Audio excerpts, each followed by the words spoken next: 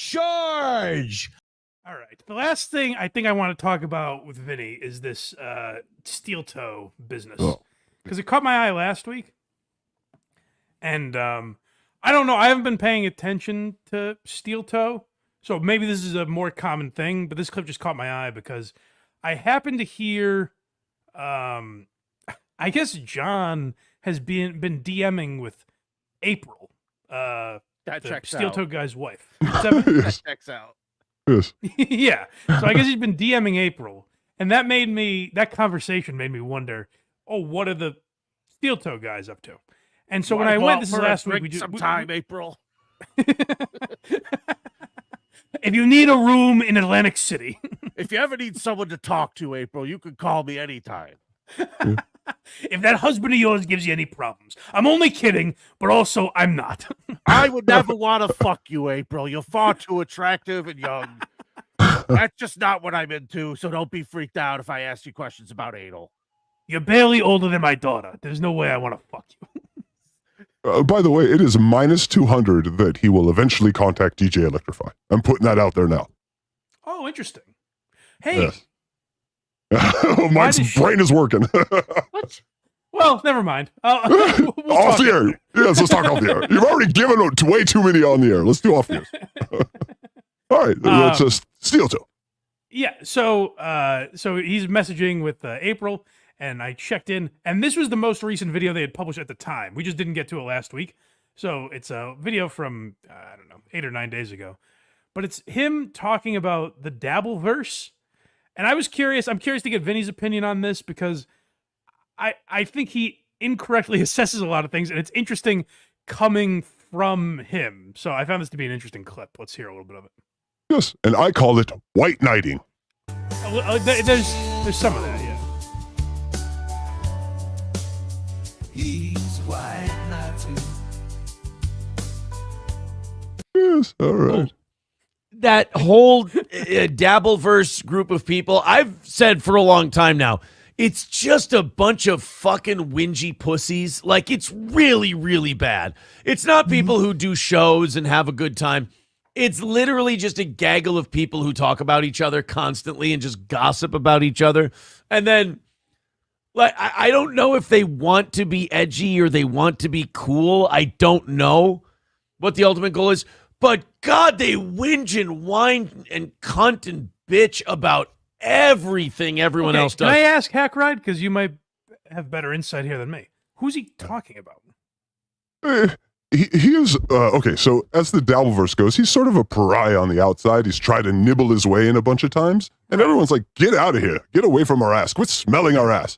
Yeah, by the way, I don't have a Aaron's his name, right? Yes, Aaron Imholte.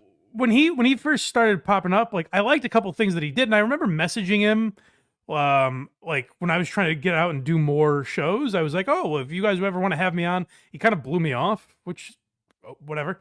So what we have here, ladies and gentlemen, it's a vendetta. Rapes. Is what we have here. No, I'm prefacing it by saying, like, I don't have I see him getting a lot of shit on Twitter. I don't dislike the guy. But when I heard this clip, my main reaction was like, is he talking about, like, Carl here? Yeah, yes, it's that side, right? So it's the Shuli Carl side. Because he has to be provocative as a radio man, so he's going to basically take just Stuttering John's side. That's what stood out to me. And maybe that's his thing. Maybe I'm just talking about this ignorantly. But to me, it felt like shock jock radio. Like, I'm trying to stir up a beef with these guys. Even though, as I remember, like, he was trying to get in with them. Like, much like I said, I tried to get on his show. He did their shows, right? Well, he was trying to be, I know for a fact that he said he was going to be at DabbleCon, and then he ended up not coming. So I know he was trying to definitely get involved. And I think that when he got involved, when he started putting his toes into this universe, he was met with a giant, tsunami of, this fucking guy's a beggar, we don't like him. So to me, like, there's no reason for this guy to say nice things about the Dabbleverse. That audience is never going to embrace him. He's got a better chance being like Kevin Brennan, being one of these people who's anti the Dabbleverse, because those people might take his side. Well, to me, so the reason that, like, my original introduction to him was I think he interviewed Kumia, and I thought he did a good job with it. Mm-hmm. And so that's how like I kind of got interested in him, and then I just fell off for whatever reason. But my knowledge of him was someone that tried to get in with Carl and Shuli and all those guys, and then like failed at it. So I didn't like when I heard this and was like, oh, is he bashing them because he can't be part of the club? Like, to me, that seems kind of shitty. And it sounds like shock jock radio type stuff, which maybe that's his thing and it works for him. But when I heard this, I was like, weren't you the guy, like, you talk about Chad Zumock and all these people from like, it feels disingenuous. It would be like if I out of nowhere was like, you know what's really gay is talking about Stuttering John. Yes, imagine that. It just doesn't feel real, you know? What's interesting to me here is it does feel like sour grapes, but if he is talking about Carl, Mike, it's a pretty ballsy move on account of the fact that people have been begged him to do a show about Steel Toe, and Carl didn't do it. Carl has never fucking done anything to rip on this guy because he doesn't like people that he's dealt with, that he's met. He just doesn't do their shows because he's met them and had any type of relationship. He doesn't fuck with them. He's never messed with this guy. So this would be really shocking if that's what took me by surprise. And maybe I'm reading too much into it. But when I heard the clip and I was like, oh, Carl went out of his way to like protect this guy and not shit on him. It would be weird if he was, but maybe I'm misunderstanding, but the more you listen to it, it sounds like he would have to be, unless he's specifically talking about Shuli. Yes, and then you would have to carve that out, and he doesn't carve it out. So he's clearly talking about everyone that's on that side. Right. Well, the only reason he would bring up the Dabbleverse is to get the Dabbleverse's attention. Exactly. Like, duplicity in the Dabbleverse? It caught my eye, but I don't know if a bunch of people reacted to this or not. Well, nobody watched this guy said this. This guy said that. How I can't believe. Like, they're all a bunch of pearl clutching pussies.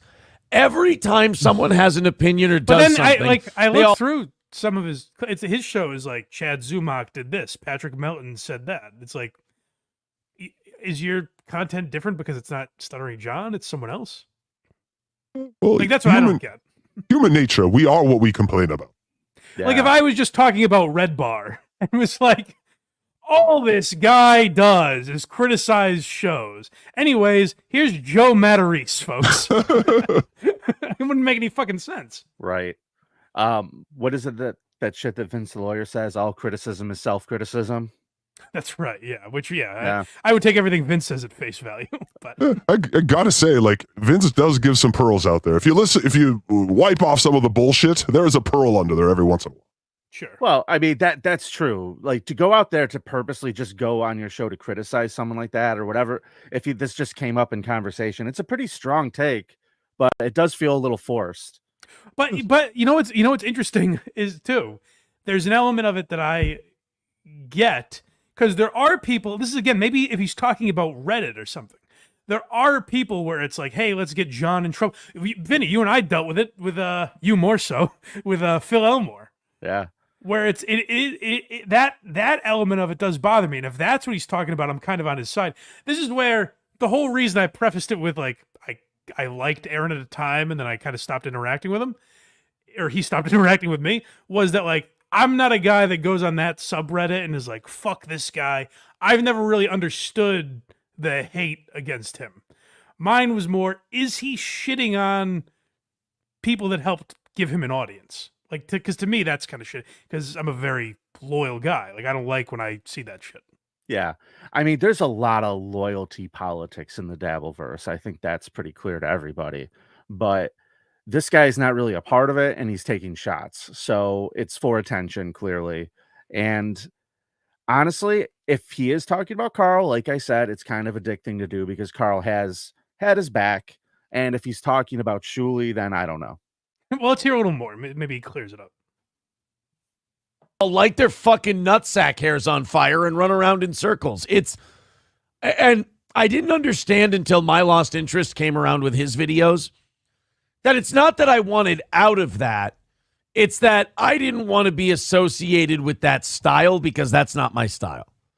Mm-hmm. My style is talk about shit, be funny, say whatever you want, cover the news, do all that. And I never really fit in. in that world because, again, and the Dabbleverse people like to get mad at me, but look in the fucking mirror. That's who you should be mad at. We here at Steel Toe do an actual morning. Steel Toot. And Steel Toe. Yeah, both of them. We do an actual morning show. I'm sorry. We cover things. We bounce around from topic to topic. We take our listener input. We don't just sit there jacking ourselves off talking about everybody all day. And once in a while, I'm more than willing to do a little clip, but then it's onward and upward with the show. These guys make their entire... Oh, and also, when we finish our show, we go out and do our shit. Like Johnny has to do a battery. I have to pay Johnny. A bunch of shit needs to... One thing I'll give him credit for is, like, I just happened to find this. He didn't label it anything to do with the Dabbleverse. He didn't say Carl by name. So as much as it seems like maybe something he's saying for attention, like, I actually just thought it was an interesting perspective he was coming from, and I disagree with him, but I did think it was an interesting take because it feels like he's talking about Carl, who does a genuine show. So I don't know where he's coming from with that. There's part of this that I agree with. I mean, there's parts of a lot of criticism that's valid. Again, that's why I presented it like, hey, I'm not being someone on Reddit who just wants to fuck with this guy. Like, there's so some he shit didn't in here label where... this Dabbleverse. He didn't put it out there as like its own clip or anything. No, it's actually, I think it's like a Chad Zumach related thing. Oh, okay. Yeah, I just happened to watch it. I mean, like I said, if he's talking about Carl, it's pretty shitty because Carl defended him, but whatever. I mean, he's welcome to his opinion. I'll go ahead and take the other side. The guy's a giant piece of shit who's already blocked me. I've already had dealings with this asshole. You may have a vendetta, HACKRIDE. He's just not funny. You try to be funny with the guy who blocks you. Oh, I do a show. Anyone that tells you that they do a show, guess what they don't do? A show. You don't talk about it. You do it. You don't say, I date models. You admit you date models. This guy is a jerk. Jerk store. There's a chance I've used that phrase before, so I'm not gonna. I won't comment on this. But HACKRIDE, don't you see? There's an element where, like I said with you earlier in the show, where like I didn't understand you were fucking with Luis J. Gomez. I thought you were telling me about a real complaint. So like there might be stuff that he's perceived as like people fucking around on Twitter, where he's like, I don't get it. Are they mad? Are they pearl clutching? What's going on here? Well, just take a break from watching your wife get fucked on the bed while you watch in the corner and do some research, Aaron. I don't know anything about that. But no, but so if this is the move from the dabblers, they get pushed out, right? The guy that peed on OJ, Phil Elmore, like whoever gets pushed out, they're like, well, not Phil Elmore, but let's say Rob Saul. That's a better example. They run to who will accept them, who will accept me in this world, and they always end up with Kevin or someone like that. But that's what he's doing. He's maneuvering here to be somewhere where he could be accepted in this world. He's not making some grandiose theme about what this world is. He wants in. We're not letting you in, bitch. You can let your girl in. I feel there's a little bit of that to this. Like I was saying earlier, like he realized that the fans of the Dabbleverse aren't embracing him, so the people who hate it might. Right, I guess that's what I mean. Is like if he was on WATP every other month or something like that, would he be saying this about the Dabbleverse? That's the part that felt disingenuous to me. But to Vinny's point, I think he's making some good points, because if he's talking about, like, again, if he's talking about Carl, that's the main issue I had with it, then he's wrong. But if he's talking about like Phil Elmore, then I 100% agree with him. By the way, where do you stand with Phil Elmore now? Has there been any have you two patched things up, Vin? I don't talk to him. At the time, I just said, Phil, good luck with your life, best of luck, whatever, go do your shit, and then I stopped paying attention. Yeah. Like, Mike, here's the thing, man. I'm so not interested and involved in the Dabbleverse. Like, Cardiff fills me in or Carl will fill me in. That's how I know what's happening. I'm pretty bad at about watching this shit and keeping up on it. I'm pretty good because I am interested in it. But yeah, there's an element that he's talking about that I understand his point. I just don't think it's the majority the way he's describing it. I think the majority of people that I've seen and that have interacted with this show, like, seem to have fun with it. You know, and I think there's a way you can talk about John that's different than how Shuli does it or Carl or whoever, where like that's the main feedback we've gotten. Like when I talk about John, or when I say, should we keep talking about John, is people say like, yeah, because you do it a little different than some of the other shows. So like if Steel Toe found a way to do that where he's not maybe getting down in the mud, like, I don't know. There was this blanket statement that was confusing to me, which is why I wanted to play the thing on the show. Yeah, it did. I don't know. If that's what he thinks, that's what he thinks. Who gives a shit? I didn't give a shit before about Steel Toe. I don't give a shit about him now. Is there how much more to this hack ride? Should we finish it? Oh, or is that yeah, we're almost halfway done. And just a little note that you Jesus. probably don't. You don't know, Blind Mike. He wears a corset. He's a man who wears a corset. All right, here we go. Well, HACKRIDE has an axe to grind. What? No, he does. It's a proof. He wears a corset because he has bitch tits. There we go. And look at his A lot of eyebrows. shit. Is a corset like a girdle or? Yes, he wears a man girdle. It's like what You see- Shatner used to wear on TJ Hooker.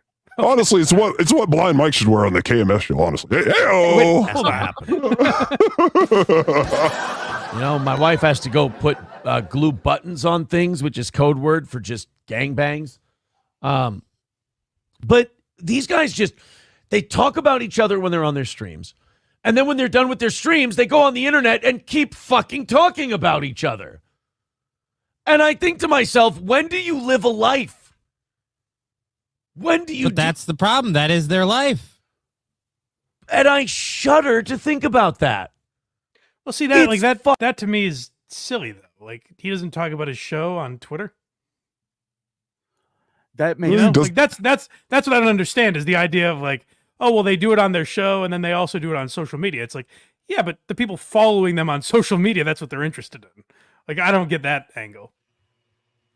Yeah, it's Fucked a up. weird that's a weird take because you expect anybody, like you said, to promote their show and talk about their show with their fans. Like you put an episode out there, and if people try to have a dialogue with you about what you did or put out there, it's fine to comment and talk about it. That's what you want. It's engagement, Right. is what he's Yeah, describing. No, hey, I take sunset photos. I don't do show stuff on social media. Like what are you talking about? So the other thing I can't stand about that world is that, and I mentioned it a little bit ago, the pearl clutching.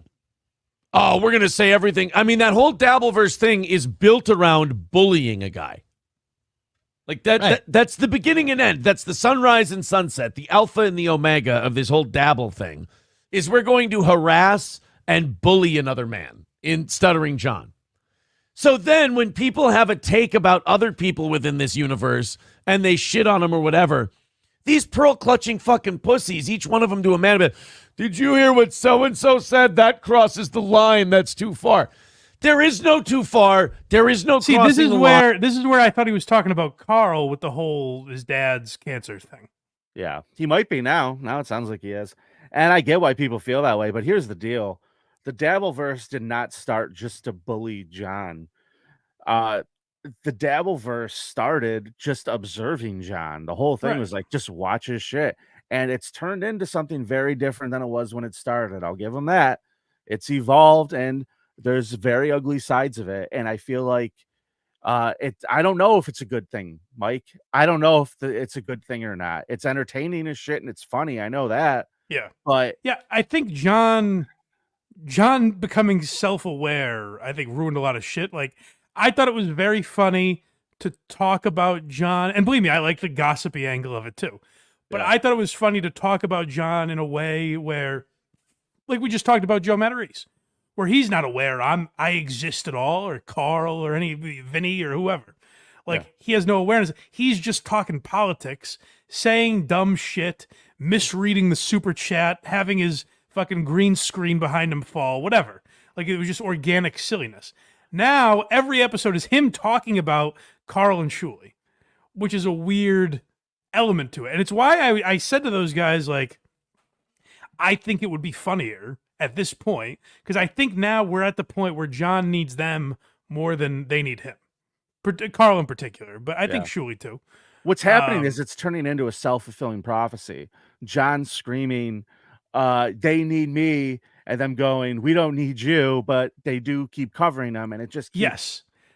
it's If they snowballing. if they took let's start with a month or however long, undisclosed amount of time.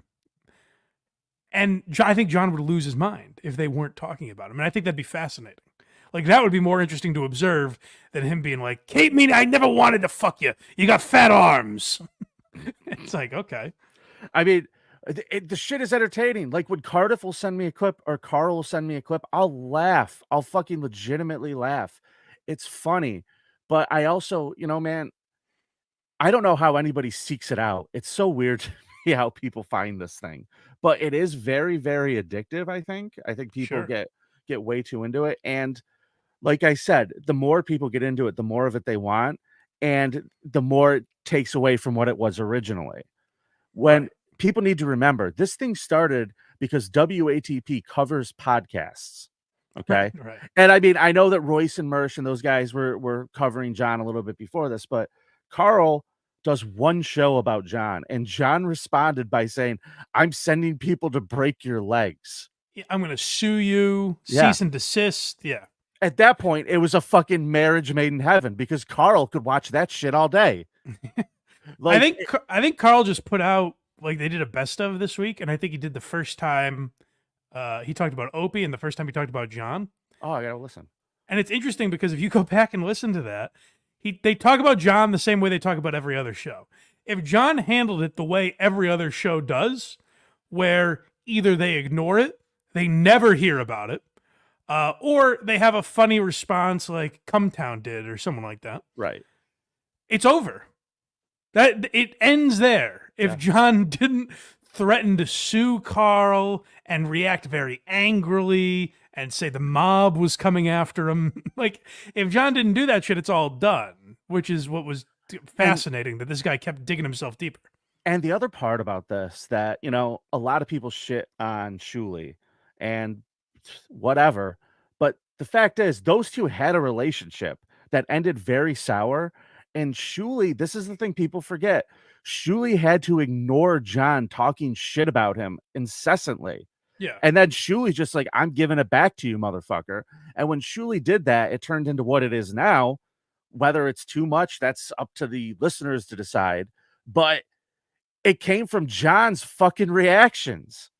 Yeah. John fucking started shit with Shuley. John called Shuley all sorts of names, and now Shuley's doing what he's doing. These guys didn't start off to bully John. Carl covered his show.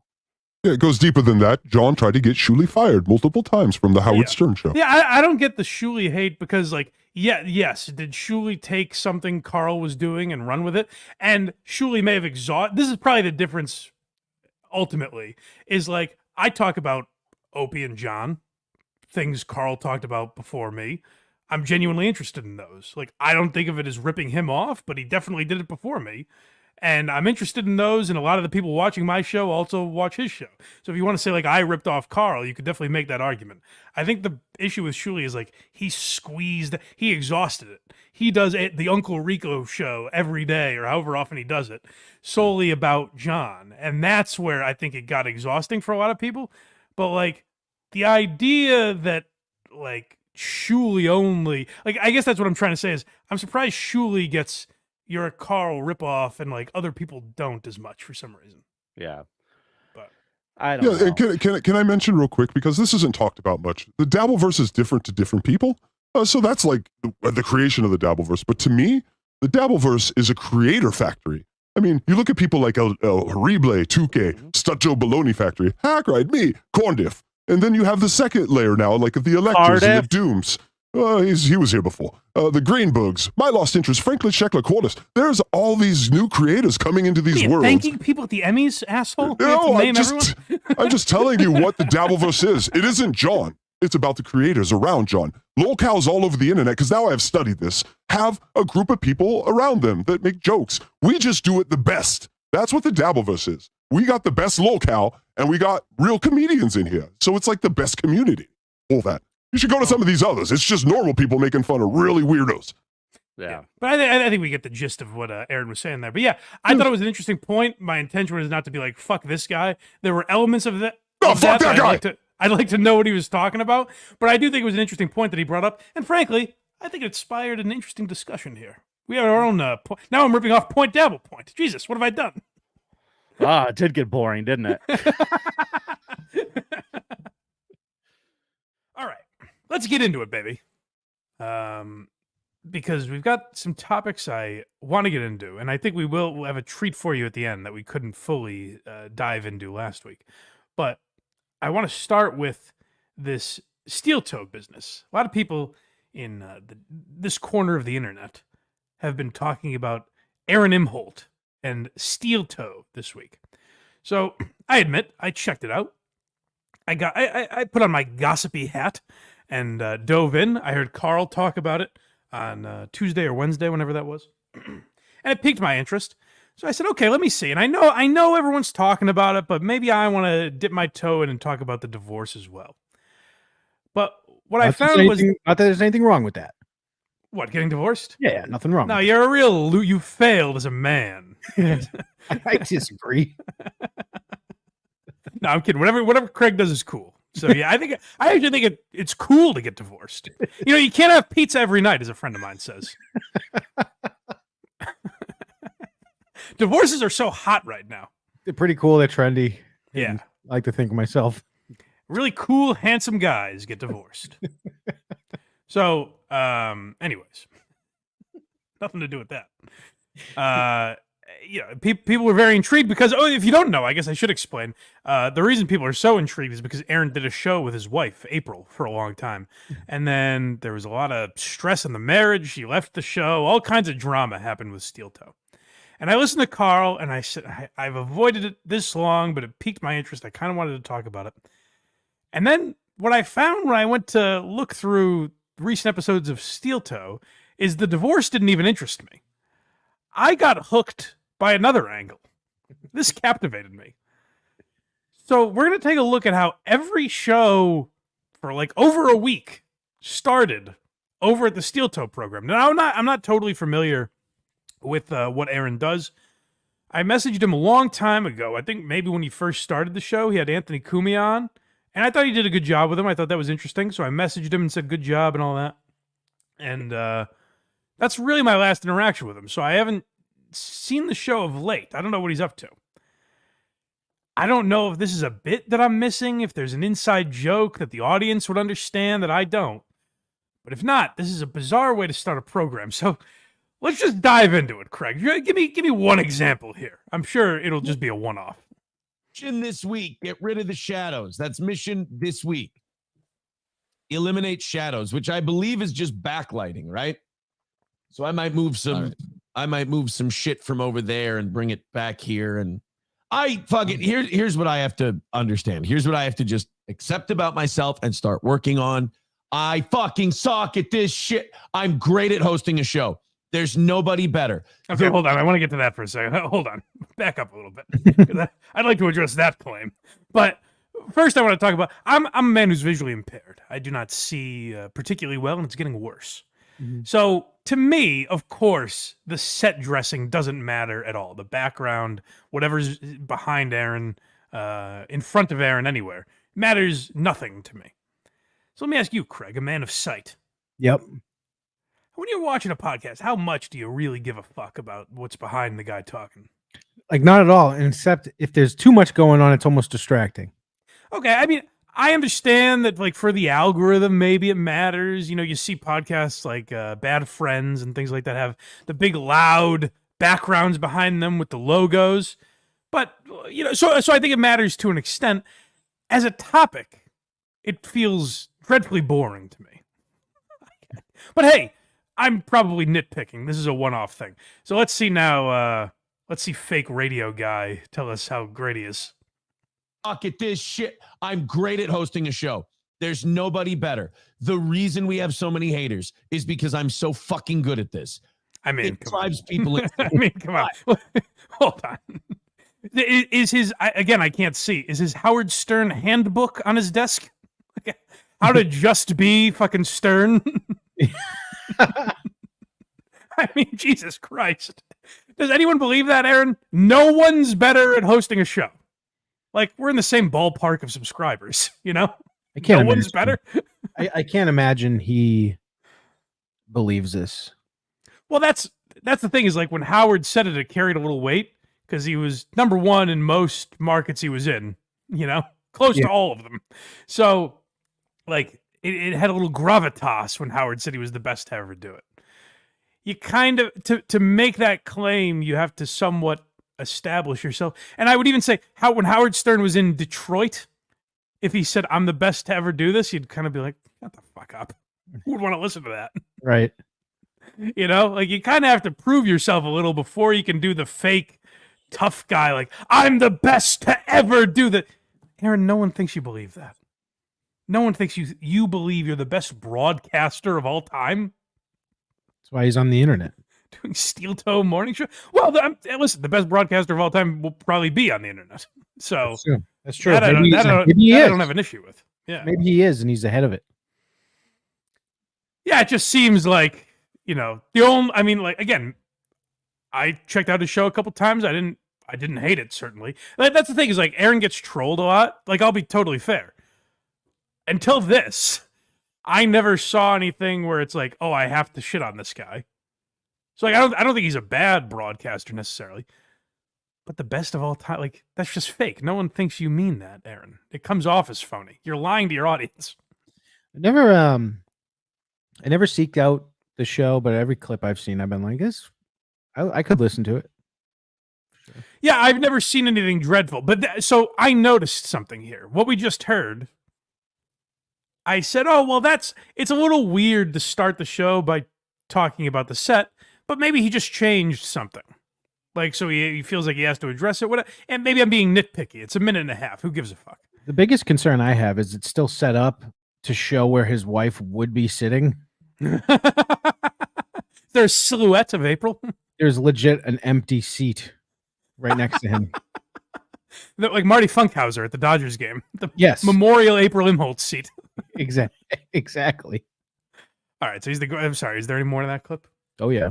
I suck at everything that's not hosting a show. I look like I'm having a fucking puppet show behind me. And all I probably need to do is take these lights back here, move them down here, shoot them up at the wall, and I can probably be done with that. But then you know what sucks about that? You know what complaints I'm going to get after that? Yo, fucking wall's too shiny. I hate this part. I fucking hate it. But I can guarantee you this, Aaron. You're definitely not going to get that now. Now you've corrected it. No one will say the wall is too shiny now. So thank God you addressed it in that manner. But he's not done. Oh, good. I love the buckle shield. I love the whiteboard. I love Mike Lindell. I love my Jesse Ventura dolls. I love all of it. I fucking hate getting it to work. I want a darker, like, radio aesthetic is what I'm fucking going for. And that'd be so fucking cool, man. Then you'd really be the best show on the internet. Then you'd look like you sound the best ever. Really, I mean, the only reason so many people watch and listen to Rogan is because of that. He put the Joe Rogan sign behind him. He was kind of nothing before that. I didn't watch until I saw the Joe Rogan Experience. In the old studio, when he had like the mugshot of Elvis or whatever it was, like, that was horse shit. You needed the bright Joe Rogan behind him, and that's the only way that kid ever made it. Yeah. But we go on to the next day, I believe. Okay, so I clicked through a couple episodes because I was trying to find something specific. So I heard Carl play something, and I said, oh, that interests me. I'm curious the context around that. I was trying to find that. Instead, I found something else because the light thing didn't strike me at first. I just thought, oh, okay, he's talking about the lights because maybe something changed, whatever. I started to notice a pattern forming. Oh, I thought I'd keep you waiting a little bit. I thought I'd make you wait. I changed a little bit of lighting. I changed a little bit of stuff with the camera. I know we've still got work to do. I look kind of like a zombie ghost now. But we'll get there. What I wanted to do is I wanted to make the back look better.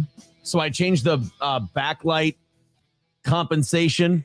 If you were at someone's house one-on-one and they were saying this to you, can you imagine you'd be thinking of ways to change the subject. Can you think of anything more boring? I'd be like, tell me about this Jesse Ventura.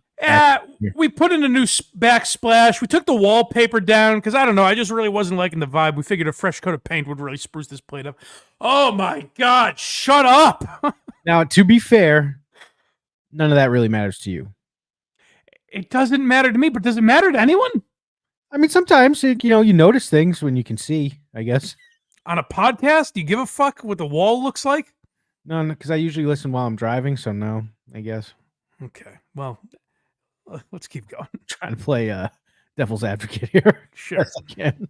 Yeah, no, you know what? Maybe you're right. Maybe it's only me, and all you sighted people watching are going to be like, Mike, this is really entertaining. What the fuck are you talking about? Craig's probably right. That's right. For behind me, I like that part. I don't like what it's done for my face. I look sick now.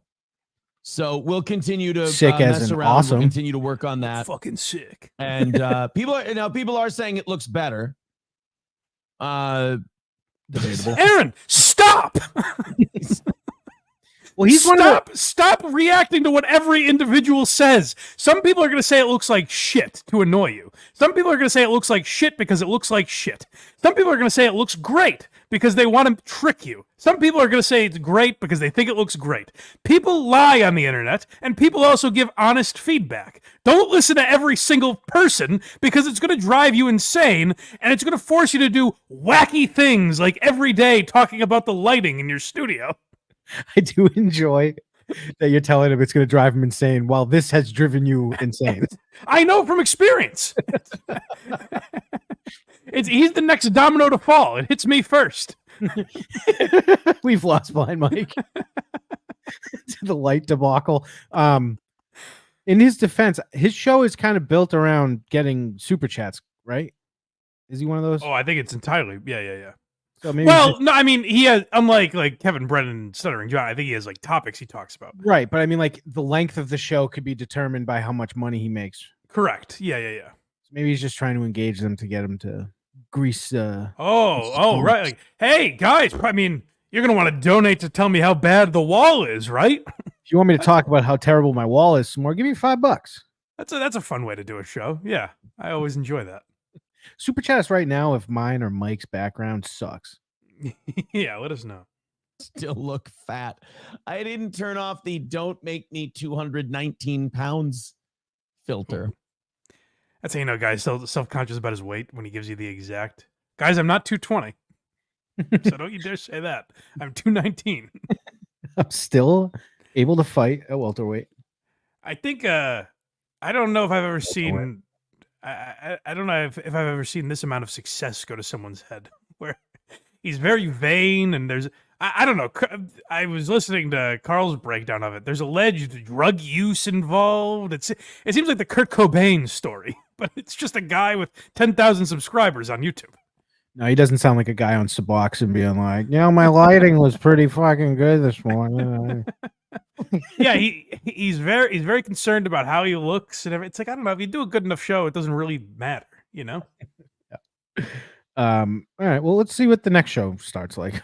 Okay, so now, we had fun making fun of him about the lighting thing. So I think we're just going to move on and finally get into the divorce stuff.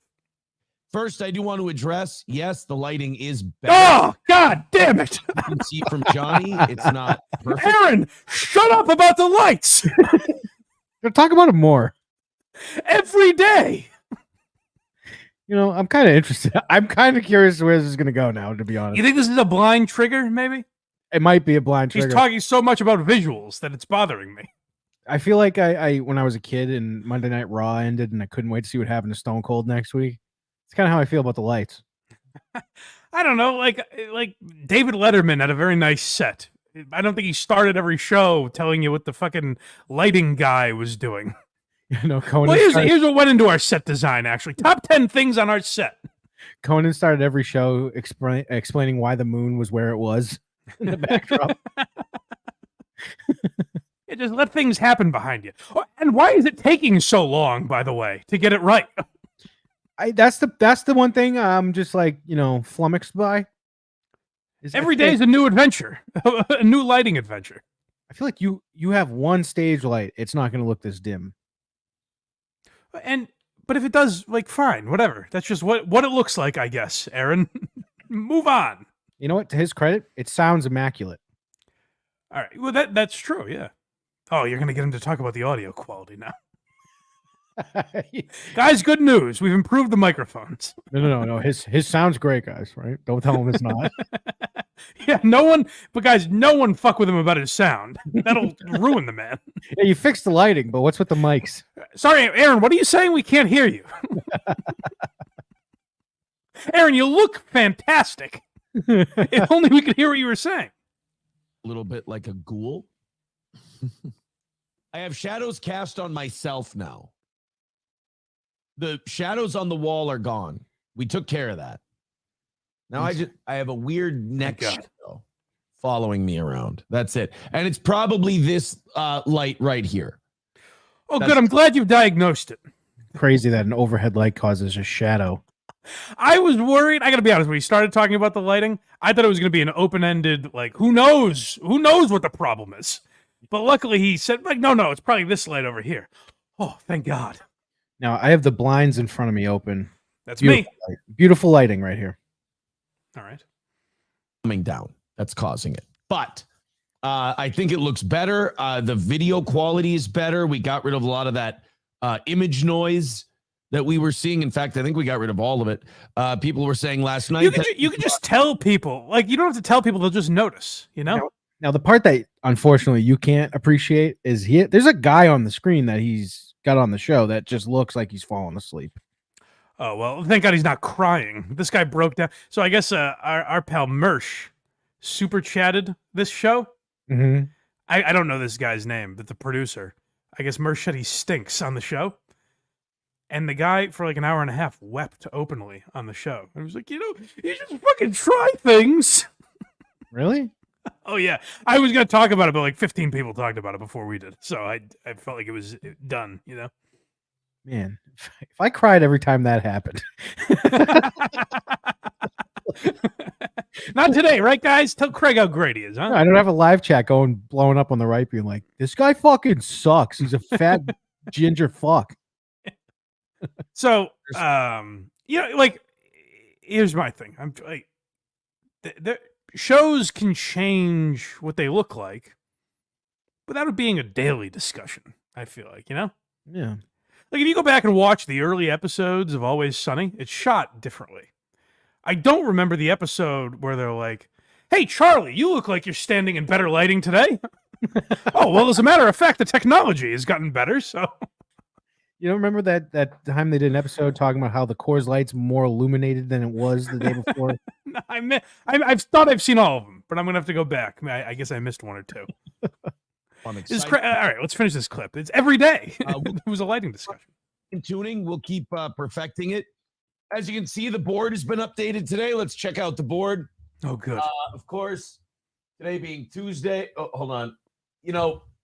Einstein couldn't tie his tie in a mirror because he couldn't figure out the reflection thing. I have the same problem pointing. I would have been a shitty meteorologist. So he's the best broadcaster, and he's Einstein. Can't you just say I'm bad at this rather than equating yourself to Einstein? All you have to do is go, I'm not an audio, the V in AV club, I suck at. Hey, I'm not perfect, but neither was Albert Einstein. Okay, I guess. No one equates the two of you, Aaron. I'm sorry to tell you. Like, I think you're a fine broadcaster. You're not Einstein, and you're not Howard Stern. I'll go as far to say good. Sure. Let's call him a good. I mean, there is a little. What's odd that I've noticed about Aaron is like, I think even he would probably admit he's doing an Anthony Cumia impression, which I have my influences, and Cumia is probably one of them. Do I have to play the beginning of their show? Beginning of whose show? Steel Toe. What do you mean? You'll hear something that sounds. Oh, Ecstasy of Gold. Yep. But I think that's an homage. Now, did Opie and Anthony do that because of Metallica? Sure. Right. And then does he do it because of them? Sure. Has to. What's funny? A quick sidebar here is Patton Oswalt was once on Opie and Anthony, and he said, "I really love that you guys play Ecstasy of Gold to start the show because it's kind of like symbolically, it's such a beautiful song, and then you guys come on with like this horse shit, and Opie goes, wow, man, I really appreciate you saying that. No one's ever understood that was always my intention." Ugh. And it was so obviously someone taking credit for something they'd never thought of before. Yeah. Yeah. Like when he was like, yeah, man, that's definitely what I meant the whole time. That's kind of like how his whole energy when he was on Rogan that we broke down a few weeks ago. Yeah. It's like that energy. Yeah. All right. But anyway, we can go to the fourth show here. All right, finally. So let's get into some of this divorce talk because I do think it was an interesting topic. Like we goofed on the lighting and everything, but finally, let's move on for Christ's sake. See, now here's the problem. Yeah, what's that? That top light bulb. Fuck you! Fuck you! You cocksucking prick! I hope somehow he sees this and just to spite you talks about the lighting to start every show. From now on. I'm gonna watch every day now. Like, there, he's talking about the lighting again. You know what? I think it does look good. Let's see how this starts. He's obsessed. This is like Walter White with The Fly. Yes. Move on, man. Okay, your meth is now 99%. Big deal. Morning, and it casts shadows. Yes. That top light bulb. Sorry, you actually start over because I just want to hear him mention the light bulb again because he's so fixated. He's like, you know what it is. Like he was telling us yesterday, according to these clips. Yesterday he was like, "Here's what the problem is. It's that light over there." Now he's zeroed in on a singular light bulb. See, now here's the problem. Yeah, what's that? That top light bulb Yes. looks terrible in the morning, and it casts shadows. Yes. That top light bulb might look great in the evening. Oh, good. Oh, this is more Steel Toe morning show. That bulb might be good in the evening, though. Yeah. Well, he does an evening show too. He does both That's true. on different days. But I'm glad. I was worried we were going to get through this segment without getting a biography on the light bulb. He's going to start going about how it's like a Raytheon light bulb or whatever. This light bulb prefers the mornings, and it prefers rainy days, cold winter nights. I had an LG in there, and it was hurting my retinas, so I switched it. That's the problem that I'm having. Our lighting issues are pretty much fixed. I think we still need to shoot a little more strategically. But the camera is much better. People are very happy about the camera. Yeah, you know what? It's crazy. I was in line at Dunkin' Donuts the other day, and people behind me were rejoicing, hugging one another. They were celebrating. A guy came out, "Coffee's on the house, gang. Aaron fixed his lights." Almost.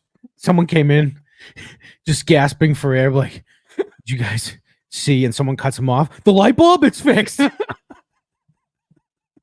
The guy said steel, and he didn't have to finish. Everyone knew he was talking Steel Toes lighting. Dude, sit down. Coffee's on me. Let's hear that again. People are very happy about the lights. Yay! Aaron fixed his lighting. Our lighting issues are pretty much fixed. I think we still need to shoot a little more strategically. But the camera is much better. People are very happy about the camera. Even someone saying it's the People are whistling down the streets. Can someone pair that with Aaron saying people are very happy with the camera and have that overlaid with like countries being liberated? So rioting after a team wins the World Series. People are real happy with the lighting. I actually almost just did a cliche you joke. What's that? Say cut to Harper Dwyer. The Gunners. Oh. Yeah, no one can handle. If there's a day 5 of this, everyone's going to do that. best camera lighting we've ever had this morning. Ooh. That's I was watching a video the other day. It's kind of, those troops coming home videos? The best. This was similar to that, but it was a 5-year-old kid, and he went up to his dad and was like, "Aaron fixed his lighting." The guy just broke down in tears. It was great. It was touching. It was both sad and, I felt joy and sadness at the same time. It was the kid's dad got back from Iraq, and he didn't give a shit because the lighting was fixed. That's all he cared about. Just tell me one thing, son. Since I've been gone, has Aaron fixed the lighting? The saga is definitely going about that long, I'd say. Large, fat, obese man. Hold on, what was that? Sounds like he was talking about me. I feel attacked. Correct the record here. That's high praise from a large, fat, obese man. Hey, how do you know we were going to talk about him? I feel like I'm going to mark that. That needs to be a drop. Just to have it. No, I think Carl, I mentioned this to Carl the other day, and he said, I mentioned the lighting, and he goes, "Oh, Patrick Melton was talking about the lighting too." So other people, thank God I'm not crazy. Other people have noticed this. It's taken over the Dabbleverse Reddit page. John's taking credit for fixing Aaron's lighting. Actually, I did that. I installed that light bulb. His wife's with me now. Oh, don't think that hasn't been tried. Stop it. Oh, you don't? I always like Craig doesn't really pay attention to all this stuff, so I always like informing him. Stuttering John infuriates me, so I sometimes just don't look at him. So Stuttering John screen shared something a while back, like when all these rumors started that Aaron and April were getting divorced. Mm-hmm. And Stuttering John screen shared something, but no one was paying attention to what he was talking about. What everyone picked up on is that he had DM'd with April Imholte. Old smooth Johnny trying to slide in there. What a fucking scumball, dude. He really is trash. Really get. Once in a while, he does admit, I'm a funny guy. Huh. Nice. Oh, by the way, that's Aaron taking credit for something he did. I guess he said that Patrick Melton was obsessed with the lighting. And then his summation of that is, once in a while, he does think I'm a funny guy. It's like, I don't think that's what he said. So he just said the lighting looks good, champ. He didn't, actually. I think Patrick Melton had the same take I did. But Now, how could you not? now we're gonna stick with this show for a little while. Here he is talking about Carl. Okay, so we actually are, bits aside, we actually are moving on, because this is the other thing that piqued my interest. So I mentioned that Carl talked about him the other day. When I hear this, I gotta defend my guy here, because it doesn't seem like Aaron's having a lot of fun with what Carl did. So Carl did what he called an emergency... It's interesting. Aaron has a problem with a word in this title. I have a problem with a different word. Carl called it an emergency mini-sode. And the episode was an hour and 45 minutes. So I don't know what was mini about it. Mini-sode's tough. I did not like mini-sode. Yeah, I don't like that. But Aaron... Carl did what he does. And Aaron was on Carl's show at one time. I remember he was a part of the Tampa Accord or something like that. So I think Carl and Aaron were friendly at one time. But Carl pretty honestly broke down the show. And I didn't hear anything like over the line, really. But this was Aaron's response to it. Who, by the way, definitely didn't listen. You'll notice there's no way he listened. To be fair, though, he's probably pretty busy with the filament in his light bulbs. Well, it's a non-stop. It's really an all-day affair. We're lucky. We only have to hear about it a few minutes every single day. But it's a non-stop endeavor. Why does it matter? People are also saying Carl from Who Are These Podcasts had an emergency show. That's the gayest, nerdiest thing ever, by the way. An emergency. Can I say, it's very, I mean, Carl is flaming, of course, but what a man does in his own bedroom is no business of mine. Yeah. I think it's very funny to get angry. Like, you're just looking for things to get angry about. That's radio guy stuff. It's like shock jock radio guy stuff to be like, he's gay because he had an emergency episode. He's gay because he had an emergency episode. I can't stand this. The guy only talks about his lights. It's like, Yeah, right. I suppose. It is funny, though. He's like, there's an emergency episode. This is about the live show, right? No, well, so the emergency episode was about Stuttering John, and he also mentioned Steel Toe. He put Steel Toe in the title, I think. Oh. Emergency broadcast! There's a man bleeding out on the floor! Well, hold on. If I can say this, I think the emergency aspect is a little tongue-in-cheek. Yes. I don't think Carl expected the authorities to come. Like, Dave Portnoy's done it a lot as well, From a water cooler podium. Yeah, I don't think anyone thinks there's really first responders on their way, It's a little tongue-in-cheek, but okay, Aaron, go ahead. Yeah, I texted Carl, is everyone okay, before I listened. And he said no, which was the crazy thing. No, it's an emergency broadcast. There's a man. Hold on. Craig texted Carl and said, is everything okay? And Carl just goes, did you hear about the lights?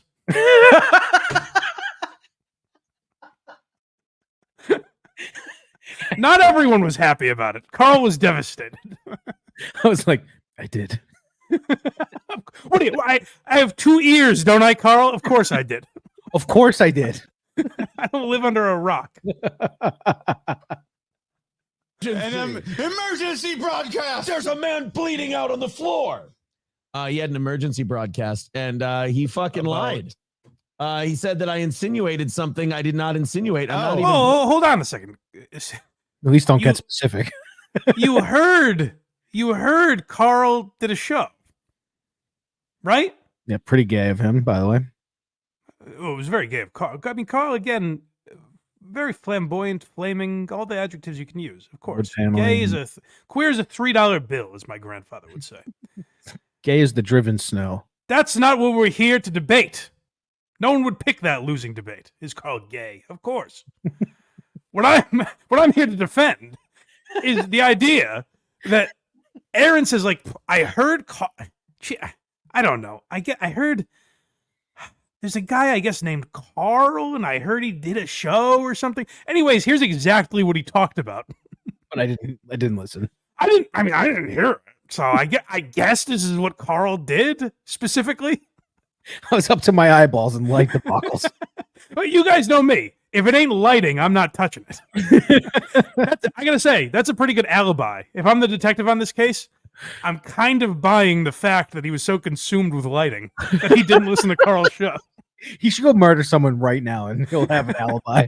Perfect. Like, Your Honor, look at how much he's talking about the lights. You think a man like that would have time for anything else? That's consuming his life, if you ask me. I don't even give a shit about the divorce. You see this lighting she left me with? We're not going to say what it is. He insinuated I said something about somebody that I did not say. This What'd is you good. say? Why not, by the way? If it's out there and you're it's just very confusing to your audience. If Carl said it and it's not true, Craig, say something inflammatory about me right now. You threw rocks at black kids in your school. It was oddly specific. I think Craig was drawing from past memories. Inflammatory. I was thinking. Jesus.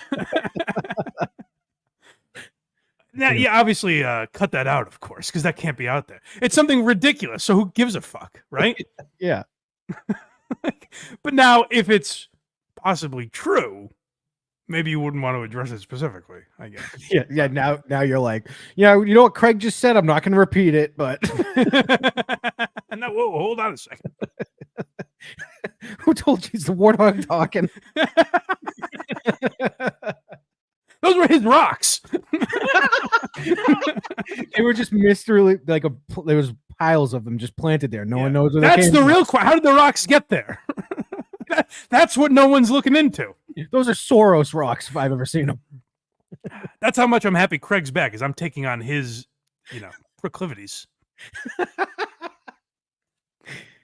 If that's look, I get that outside of Stuttering John, it's a bit of a one-trick pony over there. But see, this is what I hate. This is why I wanted to talk about this today. Don't do that. This is what I hate. Fun. We were having fun with the lights, dude. Don't go there. Yeah, go back to the lights, man. What kind of wattage we talking? This is what I hate when you just are a complete phony. Like, you liked Carl. You were talking about Stuttering John for a while until that group of people said, we don't like you. Fuck off. And you realized that wasn't the right avenue for you to go down anymore, which is smart. Good for you. You steered away from it. That's fine. But you were on Carl's show. Don't do the thing now where like, oh, Carl's a hack and I never liked him. Because again, that goes back to like, I'm the greatest radio personality of all time. No one thinks you believe that. So what are you doing it for? You say he's gay, we're not going to get in your way. Like, there's no one in Aaron's audience that doesn't remember Steel Toe being on the show and having Carl on and all this stuff. So why be like, oh, well, no one's ever liked Carl ever and he sucks. It's like, okay, don't go down that route. That just makes you feel phony. Clearly it's working, his program. Well, and that's the other thing is like, I'll defend Carl on that, is he's not a one trick. He talks about plenty of other stuff. Is Stuttering John the most popular topic he discusses? Sure, but something would have to be, right? Yeah, as we discussed on, I don't know the timeline. The last episode of Why Are You Laughing that might be out now. Yes. If someone's gonna, come at you through the law, you're gonna talk about them for sure. But also, like, it's interesting, right? Like, I don't give a, you know what I mean? Like, if we decide to talk about Coach HP more than anyone else, who gives a fuck? Oh, we haven't talked about. We have to get into that. No, there's some Coach HP news. We'll save it for after Aaron. I forgot about that. After air, there's more? Huh? Did you say after air or Aaron? Oh, Aaron, I'm sorry. Oh, I thought you said after air. I was like, oh, there's something I don't know. Exciting. No. Well, actually, yes, there is something you don't know. Oh, good. But we'll get to that in a moment. Grasping at now. Maybe it's time to wrap it up, boys. Maybe it's time to wrap it up if that's what we're going They with. did an emergency broadcast. See, don't, Aaron. You're playing it wrong. And Aaron, here's the thing: is Aaron's interests seem to be similar to mine and Carl's and all these other people that do shows like this. Mm-hmm. Like Aaron's an Opie and Anthony fan, so I feel like I have some. Just based on that, It's a brotherhood. Yeah, based on that, I have some insight into the stuff he's interested in listening to or talking about, right? Mm-hmm. Don't do the thing because you know it's phony. Don't do this thing of like, Carl should retire now from podcasting because he's talking about you. Mm-hmm. You know what I mean? Like, Aaron's literally doing the thing like, hey, we're just a little show over here. What are they doing talking about us? You know? While simultaneously being like, I'm the greatest broadcaster in the history of broadcasting. Well, Aaron, if that's true, if you're the world's greatest broadcaster, shouldn't people talk about you? And some of those people are going to make fun of you, right? Yeah. So which is it? If you're watching along, the way he's holding this beverage right now is way gayer than Carl's ever done it. I don't know. Did you hear how Carl drinks a beer? Yeah, that's what I'm saying.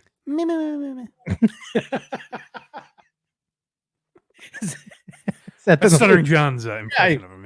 Yeah. I knew exactly what you're doing. Yeah. Everybody only wants to discuss me, so that must mean I'm Oh, discussing. go back. Oh, This- my this is corny as shit, and I want to give it a proper setup. You know what? The white guys on this show know exactly what you're doing. That's how corny it was. Oh God. But this is like, so his producer, you know, his yes man, his Craig, is setting him up here, and like, why are these losers all talking about you? When again, it actually doesn't. If you are as good as you say you are, it doesn't make them losers to talk about you. It means you're interesting, right? Which, as Aaron knows, so is Aaron a loser for talking about Chad Zumach or Patrick Melton or the people he discusses? Does that make you gay, Aaron? Are you suddenly shoving cocks in your mouth because you talk about Patrick Melton? I hate this next part so much, but I'm going to hit play. It's rough. Broadcast about you? Everybody only wants to discuss me, so that must mean I'm disgusting. But it's just me. I'm just obscene. I'm glad he got into the third stanza. He's like, this is going so well. I'm going to keep going. I genuinely thought he was going to do the rest of the song. See, You know, that like was- you've never seen a white person before.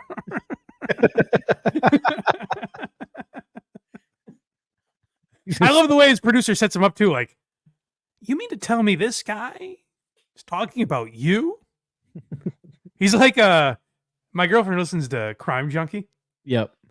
and so I'll overhear it sometimes. So I don't know the ladies' names, but there's one that's clearly a host, and the other is like the sidekick. And it's a true crime show. So every week they talk about a murder.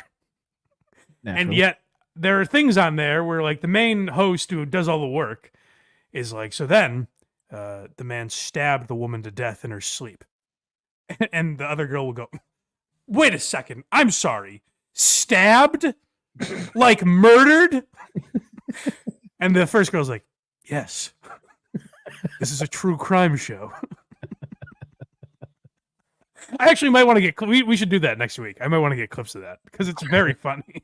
I need it. It's just going to be rubbed out clips. But that's what I like. That's what Aaron's producer does for him. Is like, hold on a second. This is a podcast that is talking about other podcasts. I mean, who are these podcasts? Hi, my name is Ticket Aaron Imholte. Will the real Aaron Imholte please stand up? Y'all act like you never seen a white. No, I did that Ugh. one already. I know. But anyways, You've humiliated us.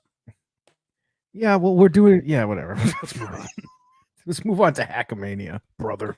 Okay, so this is the next tactic. Again, he turned the page in his Howard Stern manual, and it said, go after their numbers. Say they're not as big a show as you. They're saying Hackamania sales might be bad, and they're stirring up the steel toe stuff to sell tickets. Show was in I August. appreciate it, and I am the reason that That's a different show. Huh? That's Oh, a is different show. Oh yeah, that's right. I can announce though, right? Should I announce this? Yeah, go for it. Me and Craig will be at DabbleCon August 16th and 17th. Oh shit! Tentatively, barring something else comes up, but probably. Barring anything else happens in our life. I mean, pretty much anything important rises up, and we won't be there. But for now, I could be at the grocery store. Who knows? no, it sounds like it'll be a fun time. I'm down. Yeah. But no, Hackamania is happening next week, I think. Oh, that's right. Get your tickets. But I don't know. Carl told me they moved it to a larger venue. Right, because they I don't sold. I think they sold out the first venue rather quickly. Yeah, so I mean, maybe he's lying to me, I guess. But like, Stuttering John keeps saying it, and now Aaron Imholte say, Aaron, hold on. I just caught myself. I like Aaron. I know what you're just gonna go with.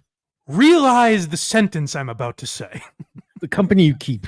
Take stock in what I'm about to say. Stuttering John and Aaron Imholte have been doing this lately. Hear that, Aaron. Sometimes you get into a tizzy, a rage. You can't see what's right in front of you. You're using Stuttering John tactics. The next clip's just going to be him saying that you can actually see. What's his IQ? So yeah, Stuttering John's been doing this thing, and I think Kevin Brennan too, probably, where they're saying like the event is failing or something. And I genuinely don't know, but that seems easily provable to check which venue is bigger because they had to switch venues, right? So yeah, I don't know. It seems easy enough to figure out to me, but Aaron's now taking this, and he keeps doing this thing. We've heard him do it twice now. Oh, people are telling me. How about looking up something, Aaron? Like, look into it before you talk about it. Oh, people are saying this. Well, how about before you comment on it, you make sure that's the case? That's a tactic where he listened to the whole thing and he's like, I heard through, whatever. Yeah. They're saying Hackamania sales might be bad, and they're stirring up the steel toe stuff to sell tickets. I appreciate it, and I am the reason that Patrick Melton even has a show that anybody watches. Okay, I'll correct that now. I think Patrick Melton's been doing his show for legitimately like 20 years. It's been a long time. I mean, he got into podcasting very early and internet radio, whatever it was at the time.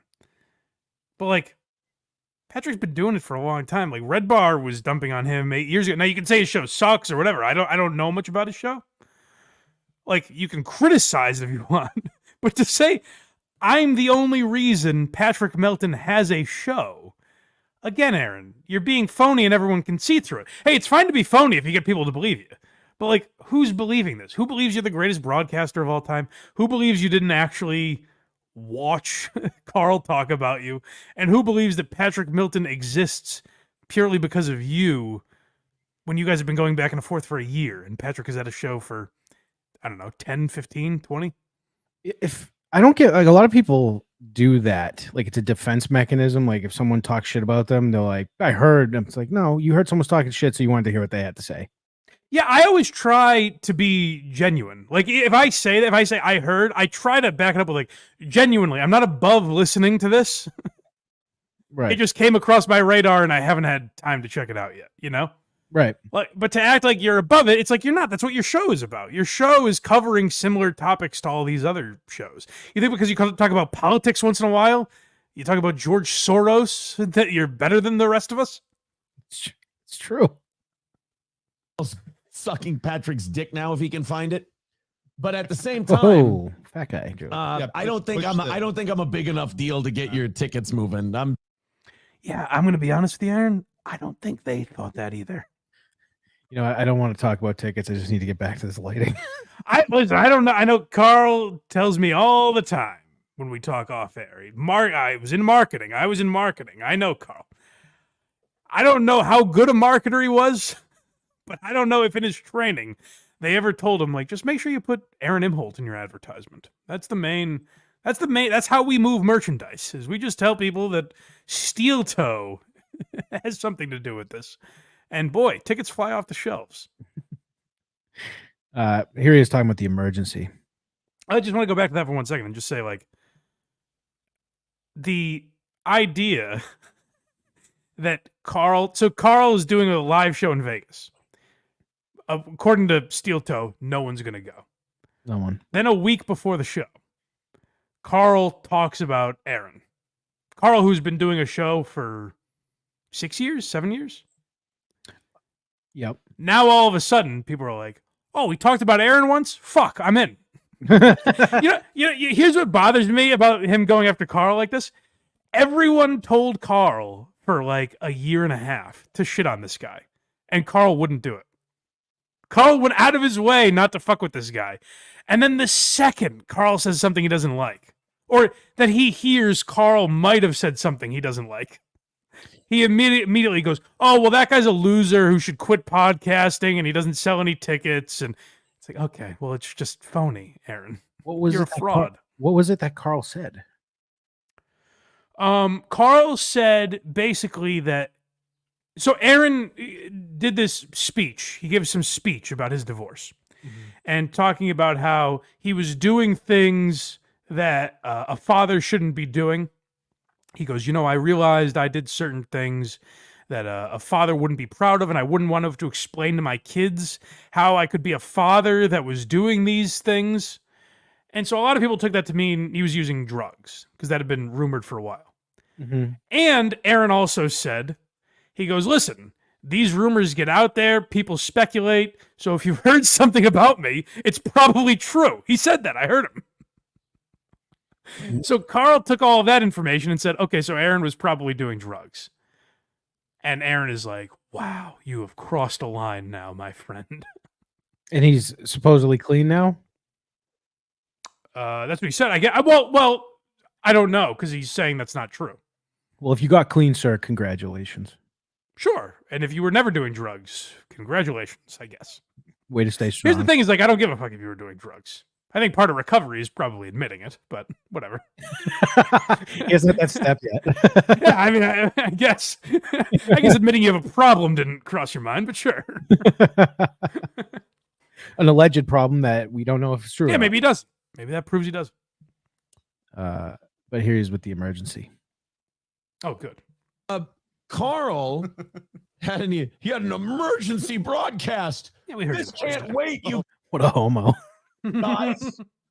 Whoa. I am putting aside so many. Go mow the fucking lawn. Jesus Christ, be a man.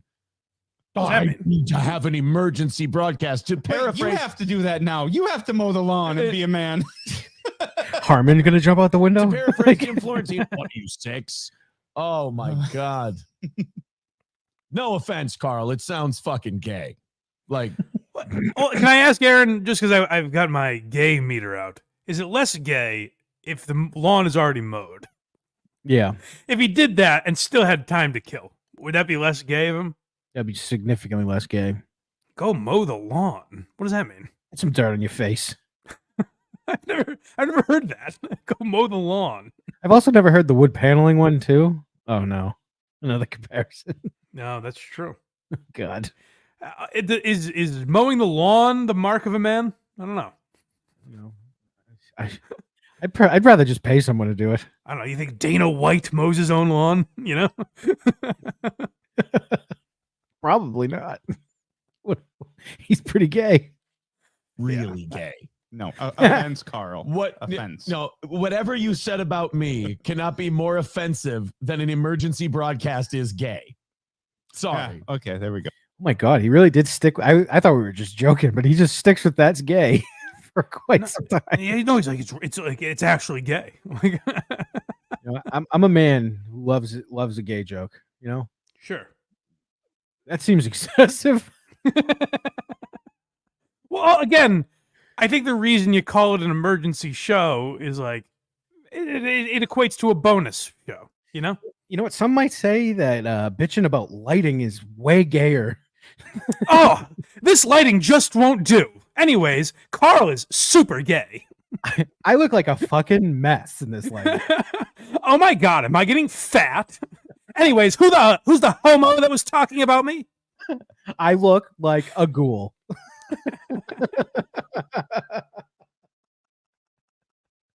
Oh, this lighting is doing nothing for my features. Anyways, who is this bitch?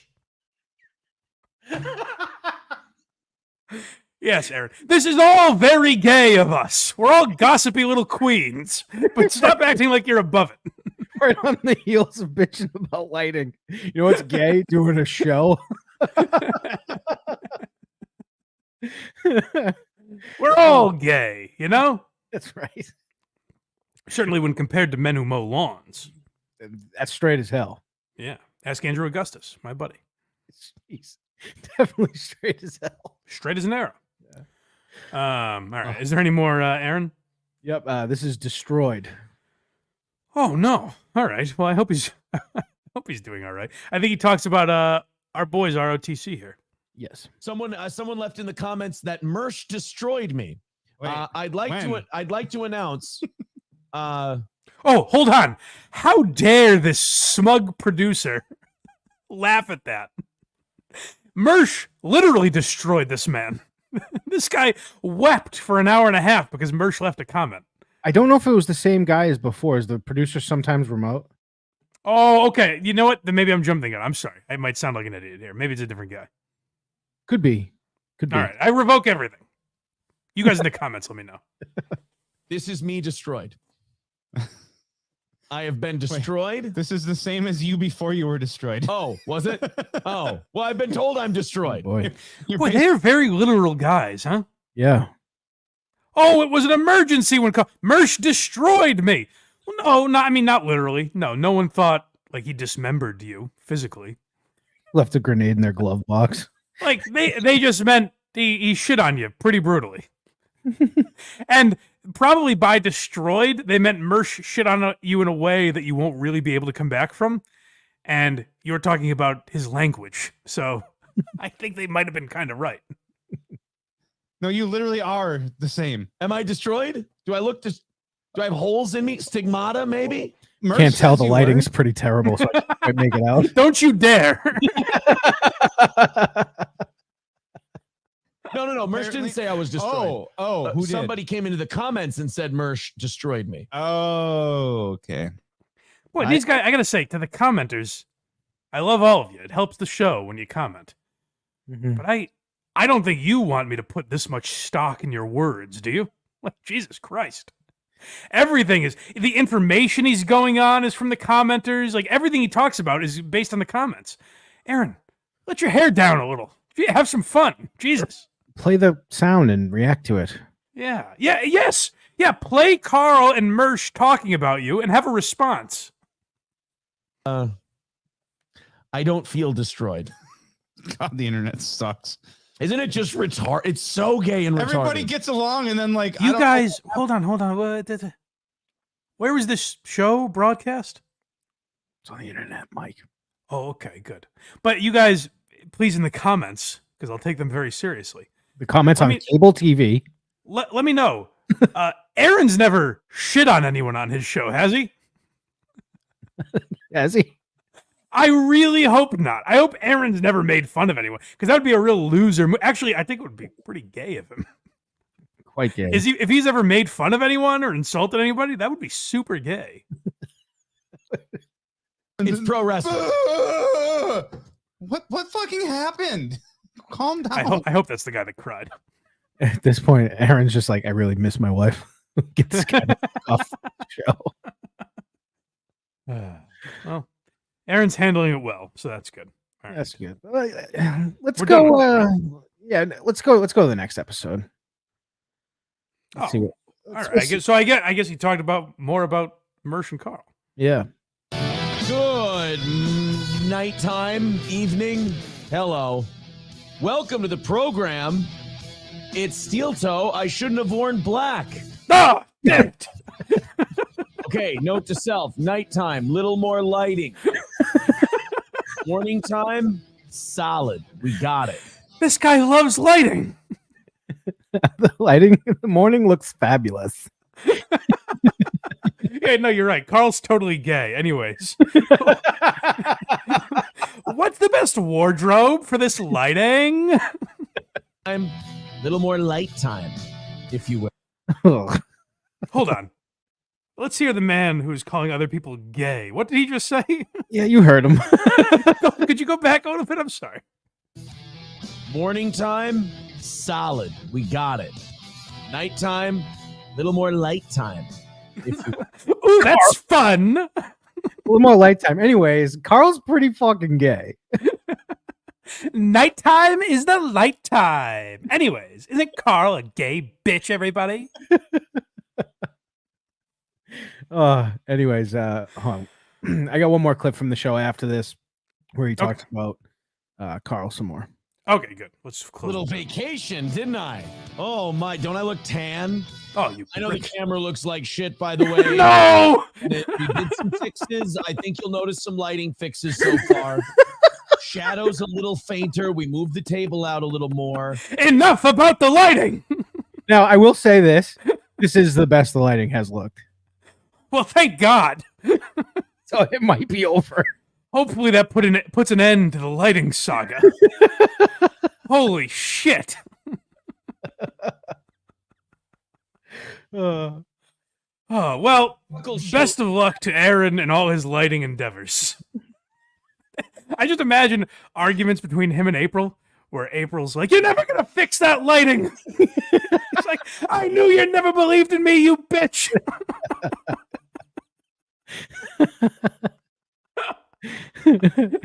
When are you going to give up and fix the heating? Not till the lighting's done. That is so funny, though, that he's calling Carl gay while bitching about the lighting for a week and a half. That is very funny. I didn't even notice that. Yeah, that is very funny. I'm in tune with gay jokes. I understand. Yes, you're an expert. Yeah. But yeah, guys, make sure you check out blindmike.net if you wouldn't mind. If you like segments like that, then support this show, like, comment, all that. Leave a comment, and I will really dwell on it. And I'll come back next week, and it might be all I talk about. You guys, the mic's away from my mouth this time. I don't know what the fuck it would be. All right, is this better, everyone? Notice how it doesn't sound as good when he does that, everybody? Yeah, that's the thing. That's the issue. Yeah, go to blindmike.net, support the show. We appreciate you. God only knows what's going to break over the next few days. We could be 2 days behind the news cycle here. That's right. But I'm excited to talk about a lot of it because it's very interesting to me. But first, I want to tell you to go to blindmike.net. When you're done supporting HACKRIDE and going to hackridethedemon.com, then support blindmike.net. That's where you can support this program. Find all of our links. As was mentioned in the intro, all of the free links are there wherever you get podcasts for not just this podcast, but Why Are You Laughing? And Who Are These Socials? You can find our links at blindmike.net. Support the show for free. The more you like, comment, subscribe, share the videos, all that stuff, it gets more people to see the show. We start popping up in other people's algorithms. So the more you guys do that stuff, it genuinely does help the show, so I'm told. So keep doing it. We appreciate all the support. And then if you want to, for as little as $5 a month, you can get even more content. Bonus content and early access. For example, if you're watching this on Sunday, you could have had it 2 days earlier. And then the topics would seem relevant. You know, if today you're watching this on Sunday saying, "Mike, we know this already." Imagine if you were watching it on Friday. Just imagine. How fresh it would seem. Yeah, so blindmike.net is where you go for all those links. It'd be pretty cool if you guiys joined. And verygoodshow.org too, right? Yeah. Go there. Go there and tell them, go to verygoodshow.org and tell them how much more you like HACKRIDE than Craig. Yeah. Sign up and tell me that. Go to Craig's Patreon and be like, "What is this horse shit? HACKRIDE would do such a better job." He would. Genuinely. Yes. It would look so much better. He cares about his program, for God's sake. He just knows everything. All right, yeah, no, you're right. Next week I'm gonna have to blow Electra. I mean, guys, you know I make fun of her, but all right. I mean, let's get into this steel toe stuff, shall we? Sure. We got I was telling Carl last night that I heard Carl saying people claim that Carl is talking about steel toe to like suck Patrick Melton's dick or something like that, like kiss up to him, which I don't understand that logic really. But I was telling him I get one level down from that. Imagine being the guy that has to suck Carl's dick. That's what people consider me. They're like, "Oh, you're just talking about Steel Toe to appease Carl. And I'm like, do you understand how much I wish Carl wouldn't talk about this subject? If he would just shut his fucking mouth and let me have one, wouldn't that be nice? Just why? You're crazy if you think that's why I'm talking about it. It's just fascinating to me. Like, we talked about Aaron a couple times over the last year. You remember we would mention him when we would talk about these shows that, like, beg for money. Yes. But I didn't, and I would ask, I was like, guys, send me, I think I even reached out to Brian Johnson at one time, because I was like, can you provide me with the stuff I should be looking at to mock Steel Toe? Because I'm all in for it. But I just didn't, I would, like, watch his show sometimes, and I was like, he seems like a fine enough broadcaster. I didn't notice anything crazy about him. And then our boy Principled Uncertainty left a comment last week, and I suppose encapsulated why I couldn't understand it. He goes, Mike, you're going through the same process we all did. The first couple times you listen to Steel Toe, you're like, this guy's pretty good. And then after a while, you're like, oh, I guess maybe he's not as good as I thought. And then if you keep listening, you're like, this man is insane. He's got something has happened. He's deranged. Like, there's something off about this guy. So let's start, first of all. Patrick Melton mentioned us, no? Oh, yes, he did. Let's hear that real quick. I caught myself watching Blind Mike Project yesterday. Blind Mike Project. You ever heard of this? Blind Mike. You seen this, folks? You seen this? You heard about this? These fucking podcasters have to stop. No, I'm just kidding. I actually liked it. I thought they did a good job.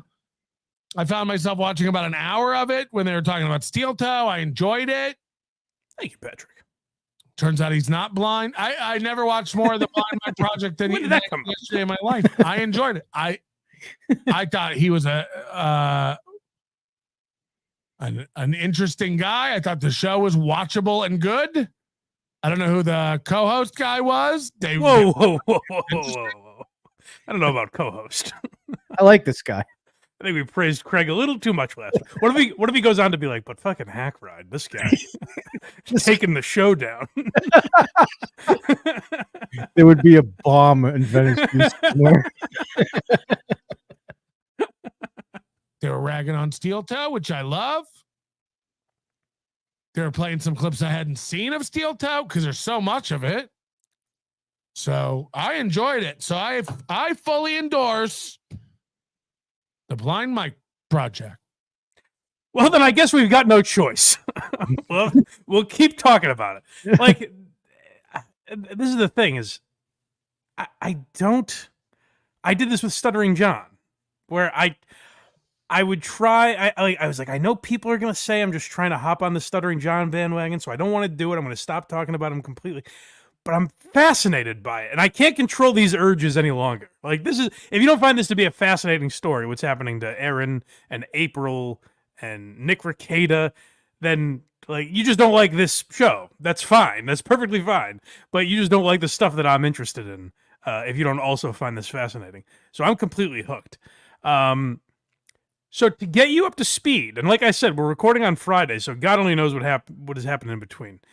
But let's hear Alex Stein get us caught up, because in order to move forward, we're going to have to go back at some point. But I want Alex Stein, because I thought he did a pretty good job summarizing it, to Tim Pool, by the way, which I'll tell you why this is crazy. This is nuts. Tim Pool is like where people get their news now. You can, I don't know how extreme he is or whatever. I don't know how respected he is, but like, no matter how you slice or dice him, this is like where people get news now. Is Tim Pool. He's got a massive following. Kanye West went disgustingly viral on this show. Yes. And now Alex Stein is on there, who's also a pretty big figure in that world, by the way. Yeah, Alex Stein is on there explaining the Dabbleverse, essentially, to Tim Pool. This is crazy. Like, you see this Nick Ricada drama. I'm obsessed with it. This is decently big news. I mean, is there any outlets that's covering this? I don't know. I haven't seen it. Because he just got arrested, right? You're talking about Alex Nick. is like, I'll tell you one. You familiar with what Kevin Brennan is doing right now? arrested for scheduled possession of a scheduled substance or whatever. But apparently, like other people as well. So his wife, and so it gets really deep. There's this guy, Steel Toe Morning Show. That's his ex-wife, April. They're currently in a divorce. We'll slow down. And so this one is Tim's like, whoa. I mentioned two names to me already. I'm lost. All right, so the part I was missing for this whole connection, I just saw. I didn't realize she was there involved. April? Yeah. Oh, you don't know any of this. Oh, this will be fun. This will be fun to teach you. Okay. So again, this is where I have to go back a little bit. Nick Rekieta is the guy. We're going to be talking about Nick Rekieta a bit today, too. If you don't know who Nick Rekieta is, do you know, Craig? No. Okay, you'll be the voice of 3 listeners today. Everyone else knows who he is. Okay. But Nick Rekieta is like a pretty big, I don't know what you call him, but like law streamer, basically. Like he covers the law. I think he was a lawyer. And guys, I'm a little ignorant on Nick Rekieta, so fill in the blanks in the comments if you want. Is he big on the Karen Reed stuff? I don't know about that specifically, but yes, like that world. You know what I mean? Like he'll talk about cases like that. Yeah. So and like I think he's like pretty well respected and has a massive following to the point where Tim Pool is talking about it. Like this isn't just some. When I watched the clip that we're going to talk about later, legitimately, the comparison that I assumed we were talking about was unique. Scion Z. Like I thought we were talking about someone like that who's just a guy that gets shit-faced on the internet every week and talks about Brendan Schaub. But no, this guy has like a massive following, I guess. If Tim Pool is going to him for law stuff. So Nick Rekieta has apparently developed a bit of an issue with substances. And so that let's go back to Alex because he's filling in some more of the blanks here. Oh, but I should also add, for those that don't know, Nick Rekieta became friends with Aaron and April Imholte of Steel Toe. And apparently, this is, again, according to like what things Aaron has intimated over the last few weeks, that there's like drug use and wife swapping going on between them. Nick Rekieta is married, but there's some sort of swinging element to their relationship. I don't know enough about the facts of it. I'm just going on internet speculation, but that's what I've read and heard. So, but they became friendly over the last few months or a year, whatever. And let's hear Alex Stein a little more. For scheduled possession of a scheduled substance or whatever. But apparently, like other people as well.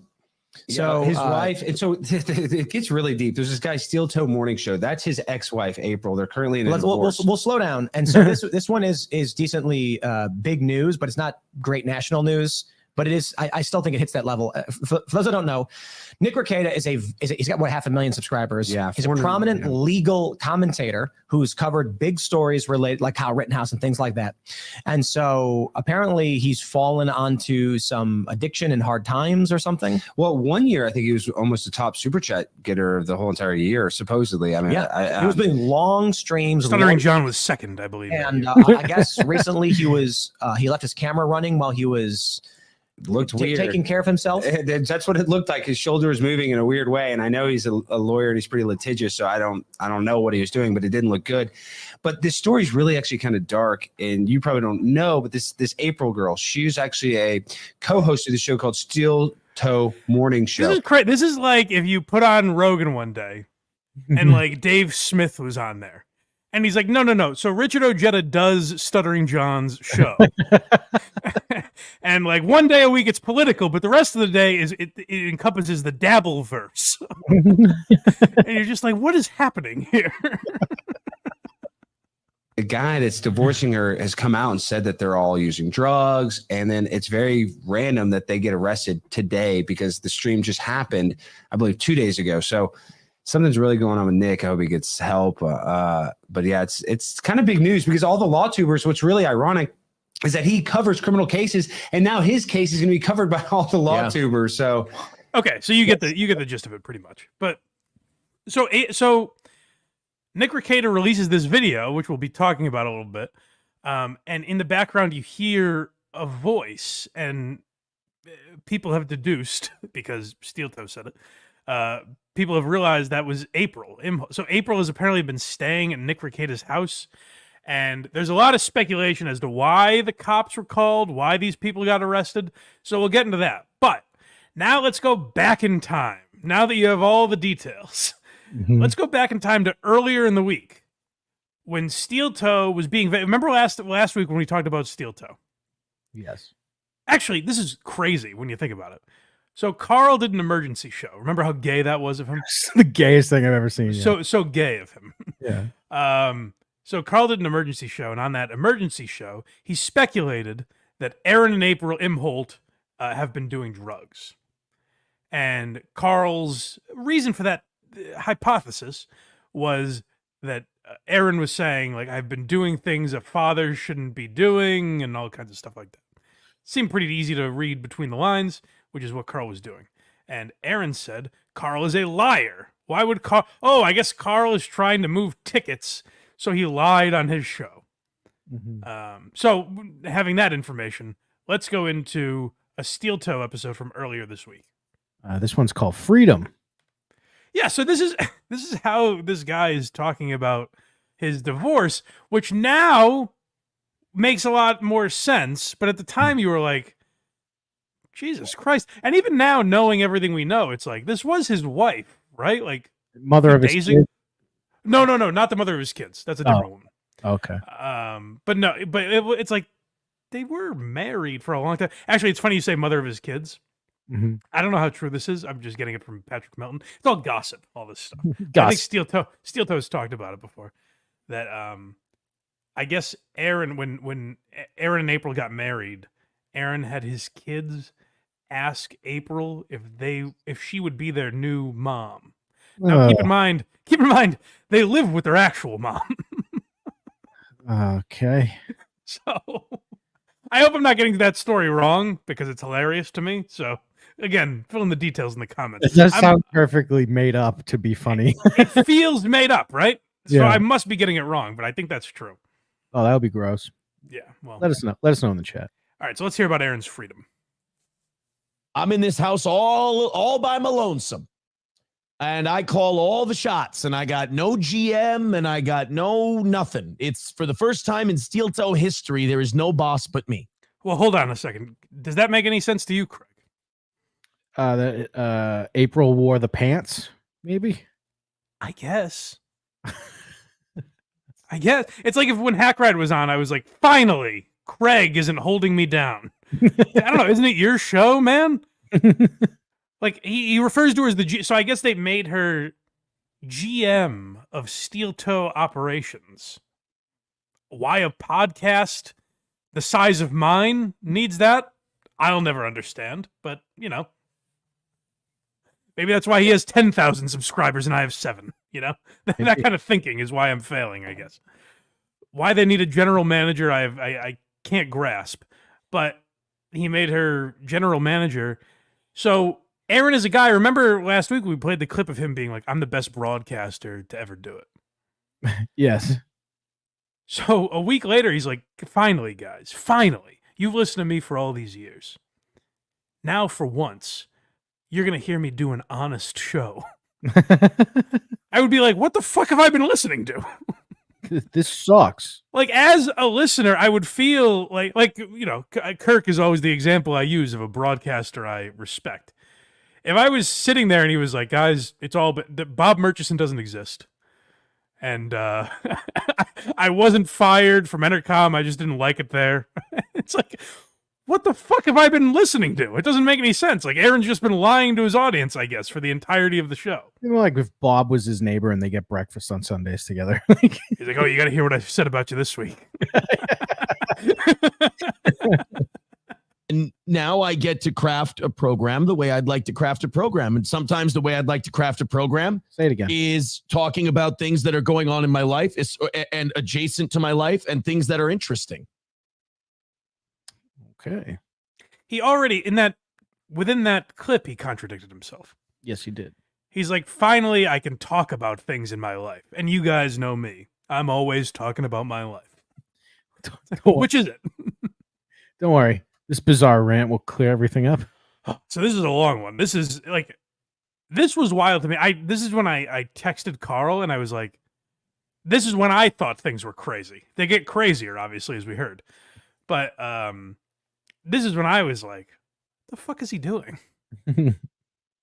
But last night, I wanted to talk to my audience a little bit about the journey I've been on. That's really kind of it's been fucking wild. If you guys don't know, again, I'm saying this to Craig because he's not fully aware of the situation. Aaron is a 17-year-old girl. That's why he's talking about the journey that he's been on. If you didn't have that detail, did he write it in lipstick on a mirror and take a picture of it? He's eat, pray, loving his way through his divorce. I ever done anything like it in my life before? I've never. I mean, firsts all over the place, but also understanding that I'm going through a process right now where maybe. Can I say what? Given the context we now know, the firsts that he's talking about are doing coke and Molly, and maybe wife swapping. I guess. Like. Other than that, I don't know what else he's referring to. He's like, oh, firsts, as far as the eye can see, like doing drugs and getting my wife addicted to them. Are they officially divorced? No. There's hope for them yet. Yeah, I think those kids will work it out. Absolutely everything I know is not the right. It's not respectful. It's not the right way to do things. But also getting things out that I want to get out that I'm not proud of when it comes to myself. And then on the flip side of that, there are a group of people that assume I'm talking about them because they read DMs that they get, or because that they believe a tweet, or they believe it. He was about to say because they read headlines and then realized he shouldn't. Because they read the Washington Post. Now, but to be fair, after this Alex Stein shit, he could go that route, and I'd be like, maybe. Yeah. Now he's got something. But yeah, you're right. He was about to say they read all the massive headlines written about me. By the way, I think he's either talking about Nick Rekieta or April. I think he's talking about April here, as you're about to hear. Or they believe something else. I don't delete my shows. I don't get rid of my shows. I don't get embarrassed of what I've done and take them down. I leave them up. So don't fucking call me. Don't fucking text me and ask me, what did you say? Now, this again is the guy who was ranting about Carl last week after supposedly not watching his show. Well, you think if his ex-wife thought he said something, she would tune in. You'd think. Sure, I guess. But if you get a bunch of tweets, I don't think that's crazy to text someone you know. You know, like, okay, if my girlfriend went on a podcast and was ripping into me, I would text or call her rather than go, all right, I've got to get my popcorn out and sit through an episode of Steel Toe, find out where he says this. It doesn't, like, she has to sit through the whole episode rather than ask him, like, hey, what did you say? God, it's 7.5 hours long. He didn't hit his goal. Fucking listen to it or fucking leave me alone. Don't go and say, yo, did you say that? I heard that you said, well, you know what? Clean the fucking shit out of your ears. Click the fucking link. Watch the thing. And so when people assume shit, the weirdest thing is when people assume shit and then respond to it without hearing it. So this is part of where Aaron made a mistake here. Is you either have to talk about it or not talk about it. You know what I mean? Like if you're getting divorced and you don't want to talk about it because it's a legal proceeding, like that's totally fine. Or if you want to talk about it and be honest with your audience and leave everything out there. The bizarre thing to watch that Aaron is doing is he's doing both. He's not talking about it. He's insinuating things. And then when people speculate, people extrapolate things from the things that he's saying, he's like, why would you think that I meant that? It's like, I don't know, Aaron, because that's what logical people do. And by the way, everyone that like, I'm sure April was right in whatever she was reading from people. Probably. Because every time I've heard someone talk about Aaron and Aaron say, well, they're just speculating. Why would they think that? the next night he admits that was true. They fucking incriminate themselves to shit I never said they did. He's a madman. And then I get blamed like I said it. What did I say yesterday? What did I say last night on the show? Hold on. I'll answer. I will answer this. He said he did things, because this is from Tuesday, I think. Mm-hmm. He said he did things that he was not proud of, that a father his age shouldn't be doing, and that he didn't want to be around anymore. He said, if I have kids, I don't want my kids to find out about this or ask me about this. It's not something I should be doing as a father. That's what he said. Let's hear his version. In the last 6 months, I've done coke 3 or 4 times, and in the last 6 months, I've done Molly 6 or 7 times. Okay, that's a little different, Aaron. A 37-year-old with 3 kids should be fucking doing. And it's not. Honestly, what did I say? I said that's what I texted Carl. I was like, Aaron is currently screaming the amount of times he's done drugs. Maybe it was on weekends he didn't have his kids. Go back a little bit. I want to hear that again. I've done coke. Go. In the last 6 months, I've done coke 3 or 4 times, and in the last 6 months, I've done Molly 6 or 7 times. Imagine having to make that admission. Like, what a bizarre state that you're in already. How do you know? Yeah, you're counting them. Like, what a weird. It's also like, so if that's true, if he did coke, what did he say? Coke 6 or 7 times? 3 or 4 times, Molly 6 or 7? Yeah. Like, that's not an addiction. So why is April in the state that she's apparently in? Or Nick Rekieta? Like, why are they... That feels a little like a guy who's slowly admitting things that happened. Like, he went from like, hey, some stuff happened I'm not proud of, to I've done coke 3 times. In his defense, he doesn't look like a junkie. Well, I mean, here's where Aaron kind of did win. He got the fuck out of there. Right. He did see the handwriting on the wall. So this is where like it gets even more interesting, because Aaron has a point to be made. Like, there is an element where he took the righteous path, but he's handling it so poorly that he's still the one being mocked, which is wild to watch. 37-year-old with 3 kids should be fucking doing. And it's not, honestly, it's not something a 37-year-old with 3 kids should fucking be around. Facts. And it is nobody's fault but my own. It is nobody's fault but mine. I did those things. I chose to do them. Nobody held me down. Nobody twisted my arm. Yet every day I go on a podcast and insinuate that it's other people's fault. That's where people find Aaron weird, is like, ultimately what he's saying is right, but then he goes on and is like, oh, what those guys are doing over there, I shouldn't even talk about it. It's like, okay. I was just going to say, like, this guy just, as an outsider, I'm like, he's just taking the blame right now. Sure, yeah. And then when it was nut cutting time, and life was getting fucking weird and hard and difficult and everything else, I said, before he says what he's about to say, just that transition, I fully take back everything I just said. Nut cutting time? Yeah. Well, Craig, what you're dealing with is what I dealt with a couple weeks ago, where I'm like, oh, I don't mind. Aaron seems fine to me. Like, on the surface, you hear parts of this rant and you're like, oh, he's right. Like, I get what he's saying. But then you pick up on little intricacies and you're like, I can't support this guy. I just can't tell my friends I like. And life was getting fucking weird and hard and difficult and everything else, I said, why don't I just stay home for a while? Why don't I? And you know what? Honestly, why don't I stay home for a while? And anyone who doesn't want to follow me is more than welcome not to follow me. That is fine. I will make my own decision. I have 3 children. Cut the fucking bullshit. Okay. Oh, was that it?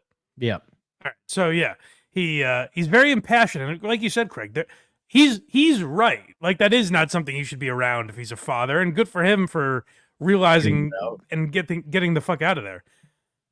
But his approach to it, as we're about to watch, is what makes people go, ugh. I can't. Even when he's right, I can't support this. Honestly, when I saw it, I cried. There was a part of me that cried when I saw the clip.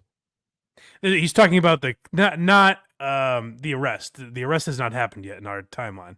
He's talking about a clip of Nick Rekieta, the one that Tim Pool and Alex Stein were talking about, where he's fucked up on a live stream.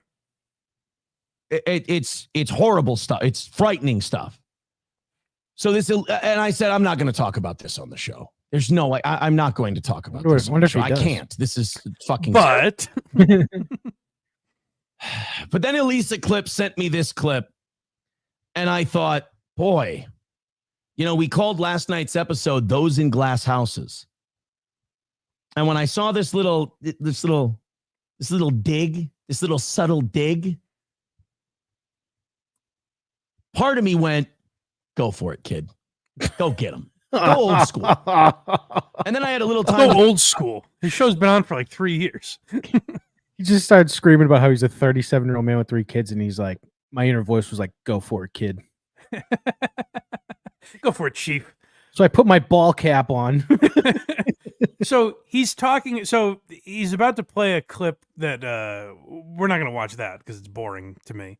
But he's talking about a clip where Nick Rekieta makes some comment about him on his live stream.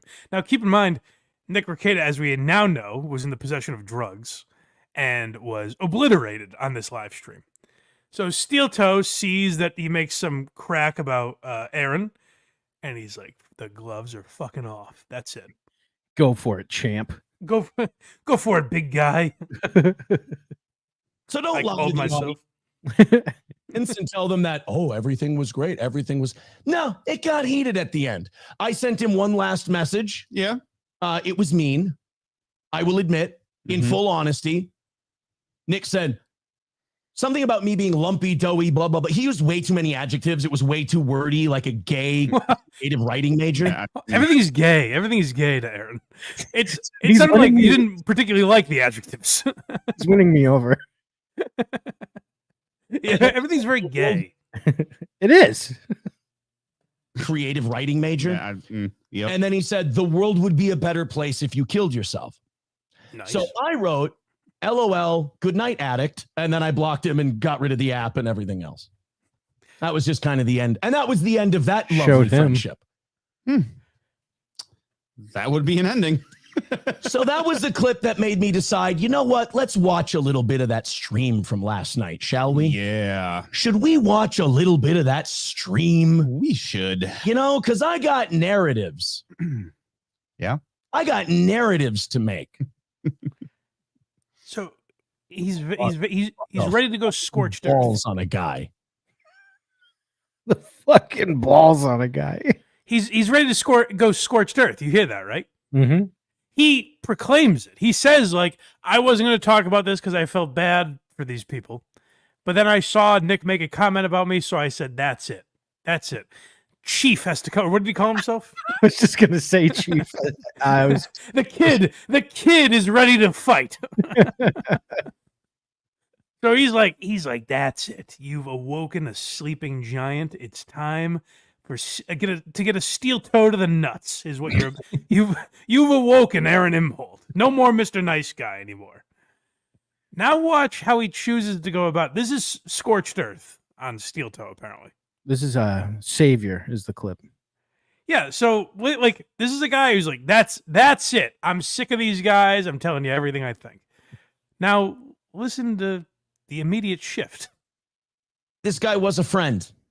We did a lot of shit together in a short amount of time. Drugs, like 6 or 7 times. And stuff I've never done. New experiences, all kinds of He shit. keeps saying that. He's talking about drugs, right? Yeah. Nick Rekieta didn't bring you to Disneyland, did he? And people will refer to like a Molly experience as like, wow, like this changed my life. This was an experience. And that's what he keeps saying. Yeah, right. You guys didn't go backpacking in Peru or something. It was you did drugs together. Places I'd never been. Mm-hmm. At his best, this could be a good man. At his best, this could be a smart man. He was a lawyer. But this guy in this stream, I've seen that guy before. Okay, now we're getting into the theatrics. And like anybody else who drinks, there's the or consumes any substance really. There's the person you know in your heart exists, and there's the person you see more often than not that that doesn't jive with that other person. There have also been times where I've had a talk with this person about, hey, do you think maybe we take it easy? Yeah. Are you okay? I asked that a few times. I'd ask, are you okay? Are you sure that's okay? Yeah, I'm sure that's okay. It's totally fine. And then this big, long WebMD explanation as to why it's fine. Oh. I'm like, okay, there but for the grace of God go I. What? And I didn't ask, what? Are you okay? Is that okay? Are you sure that's okay? Because I wanted to be some fucking nag. And that's what I always heard. I always heard, you're trying to control this. You're trying to control that. No, you know what I'd like to see? Nobody die. Here's my thing. And this is again where it's like, listening to this, I understand Aaron's point, actually. I've dealt with drug addicts in the past that I was friends with and very close with. And it kind of feels like there's nothing you can really do. You know, right? If they don't want help, there's no way you can really help them. I get that. Yeah, if you ask them when they don't want the help, you're attacking them. Here's the problem: Aaron is doing all of this on air. Yep. He is not. This is not like behind the scenes him trying to get them help. He's like, "Oh, guys, I'm such a good guy. Like, I really tried to save them because one time I said, hey, you should really get some help.' They were like, nah, fuck you." And I was like, well, I'll never see any of you again. This is the story that he's telling, by the way. It's like him trying to get us to be like, wow, Aaron, you really did the right thing. But if he was doing the right thing and really cared about these people, he wouldn't be having this out on air. Again, he's trying to be honest with his audience or whatever. I don't think he necessarily knows what that means. Because being honest with your audience would be telling them what was going on. Not this vague, like, I don't want to say anything, but I'm the good, just so you guys know, I'm the good guy when you do find out all the details. Like, that's, I think, the frustrating thing with Aaron. And maybe this is such a bizarre circumstance that maybe he learns from it and realizes, and maybe now without the GM there, they fired the GM at Steel Toe. So maybe without that restriction, maybe he will start being more honest with his audience, and maybe those shackles will be off. But he just seems like a guy who's trying to convince us how great he is. And boy, is he. He sure is. Why is my camera still on? Trying to shut the show down. I'm like, This is Nick Ricada. Play the credits. No. What we'll do is we'll sit here. Guys, here's the credits. What are we looking up at the ceiling and all this? This is... Well, I know to some of you this is funny, but this is... Hold on.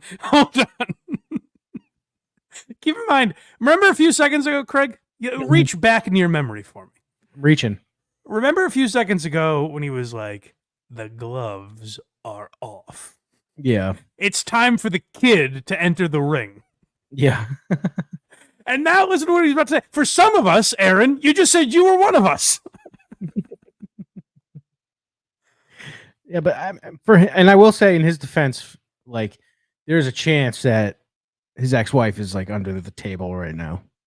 Oh, more than a chance, my friend. Oh, okay. Okay. It's time to go away. This needs help. And this needs help that I couldn't give any of these people. No.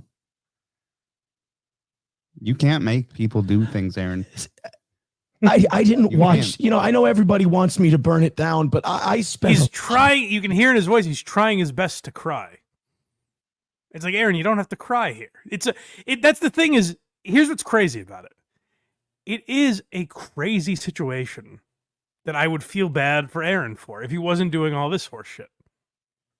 Yeah. You know what I mean? Like, that's what's interesting about it to me is like, I feel for the guy genuinely, but then he's going on his show and putting on these theatrics because he thinks he's like winning over fans or something. He realizes this is a time where a lot of people are focused on his show, so he thinks he's creating new fans, but in reality, you're looking at it and going like, oh, he seems like kind of a phony. Judging by the brief amount I know about this, Yeah. I think if he just told exactly what's going on, people would tune in.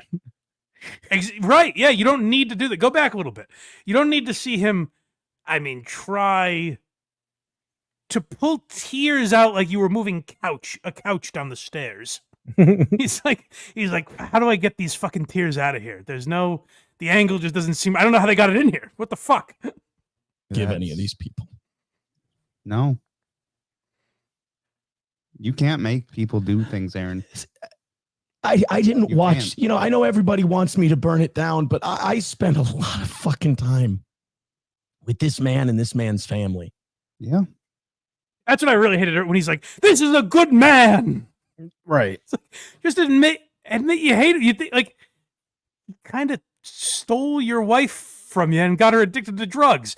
That on itself is interesting. You don't have to put on these theatrics, and that might be a thing you do cry about and get worked up about on air. But if it's not genuine, people can see right through it. That's the issue. You can go scorched earth on this guy and still not talk about your wife.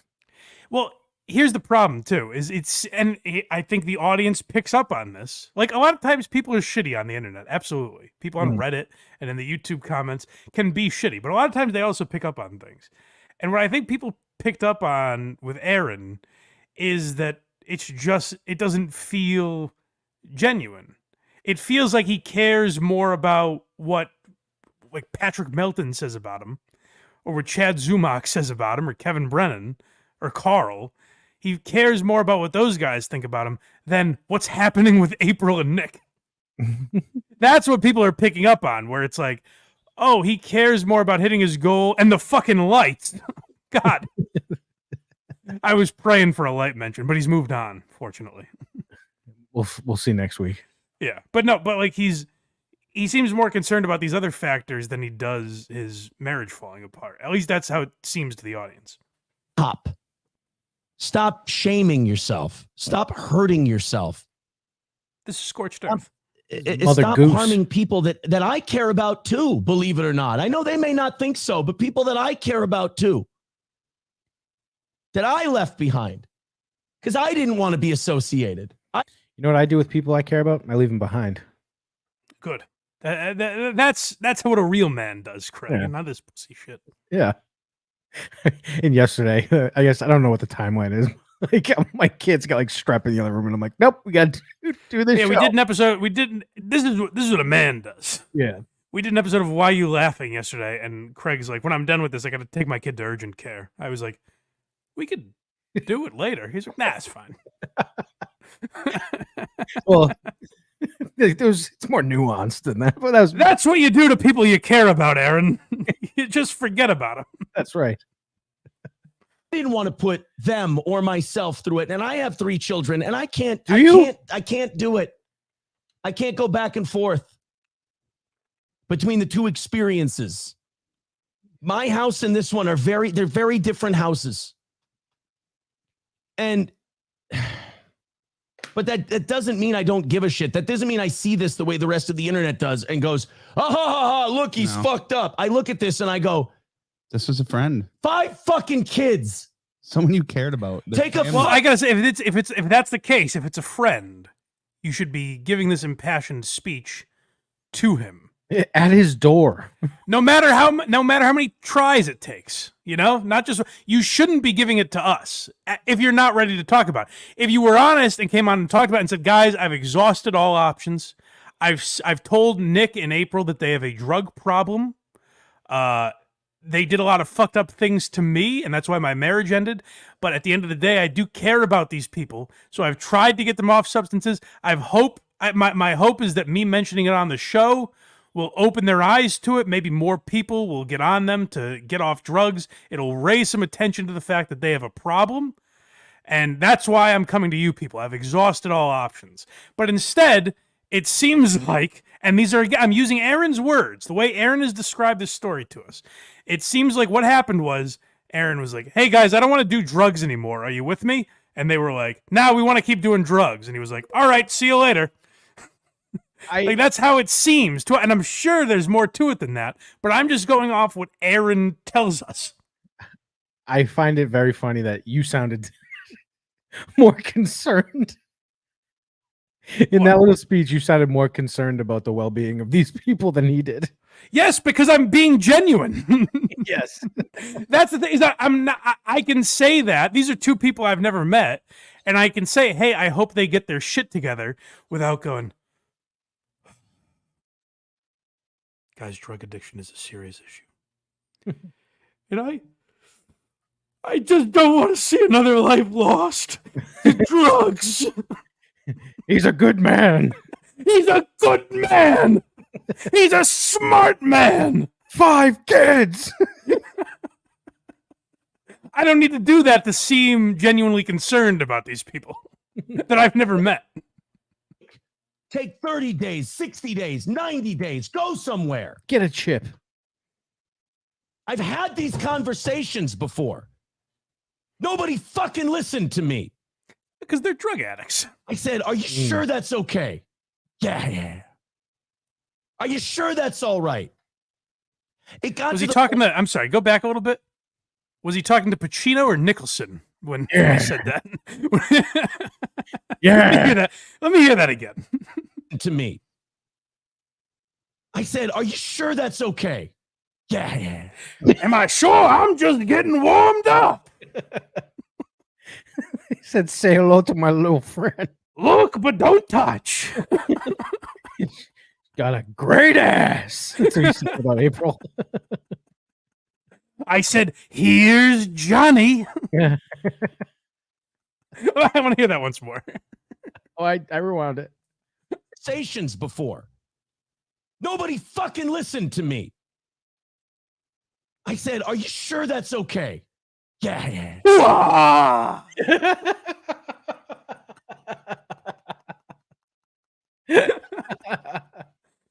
I said, are you sure that's okay? He said, I knew it was you, Fredo.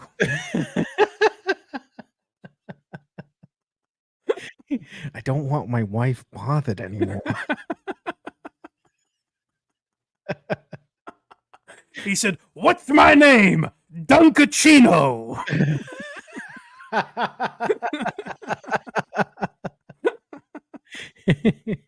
These conversations before. Nobody fucking listened to me. I said, are you sure that's okay? Yeah. Are you sure that's all right? He sounds like Caliendo doing Pacino. I know. Donnie. Oh. He's just turned into Donnie Brasco Pacino. There's a draft. Got to the point where people got angry with me. People got annoyed with me. People got upset with me. This isn't good, man. This is a good man. This isn't good, man. He went from he's a good man to this isn't good, man. Then fire me. But there's blood on his hands, Mike. Oh, God.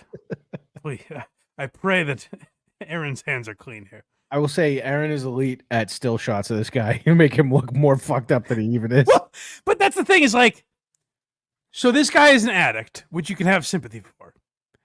Everyone, and I mean everyone, would understand that if your wife is now living with this fucking guy and he tried to get them off drugs and he was like, fuck you, and went on to talk shit about you, everyone would understand Aaron taking a victory lap over this video. Yeah. What they don't understand is him going, that's it. The kid is stepping into the ring. The gloves are off, baby. Put up your dukes. You're a good man. And I love you very much. That's what's bizarre about this. Cry for help. Conscious or subconscious, that's a fucking cry for help. And people do care, though.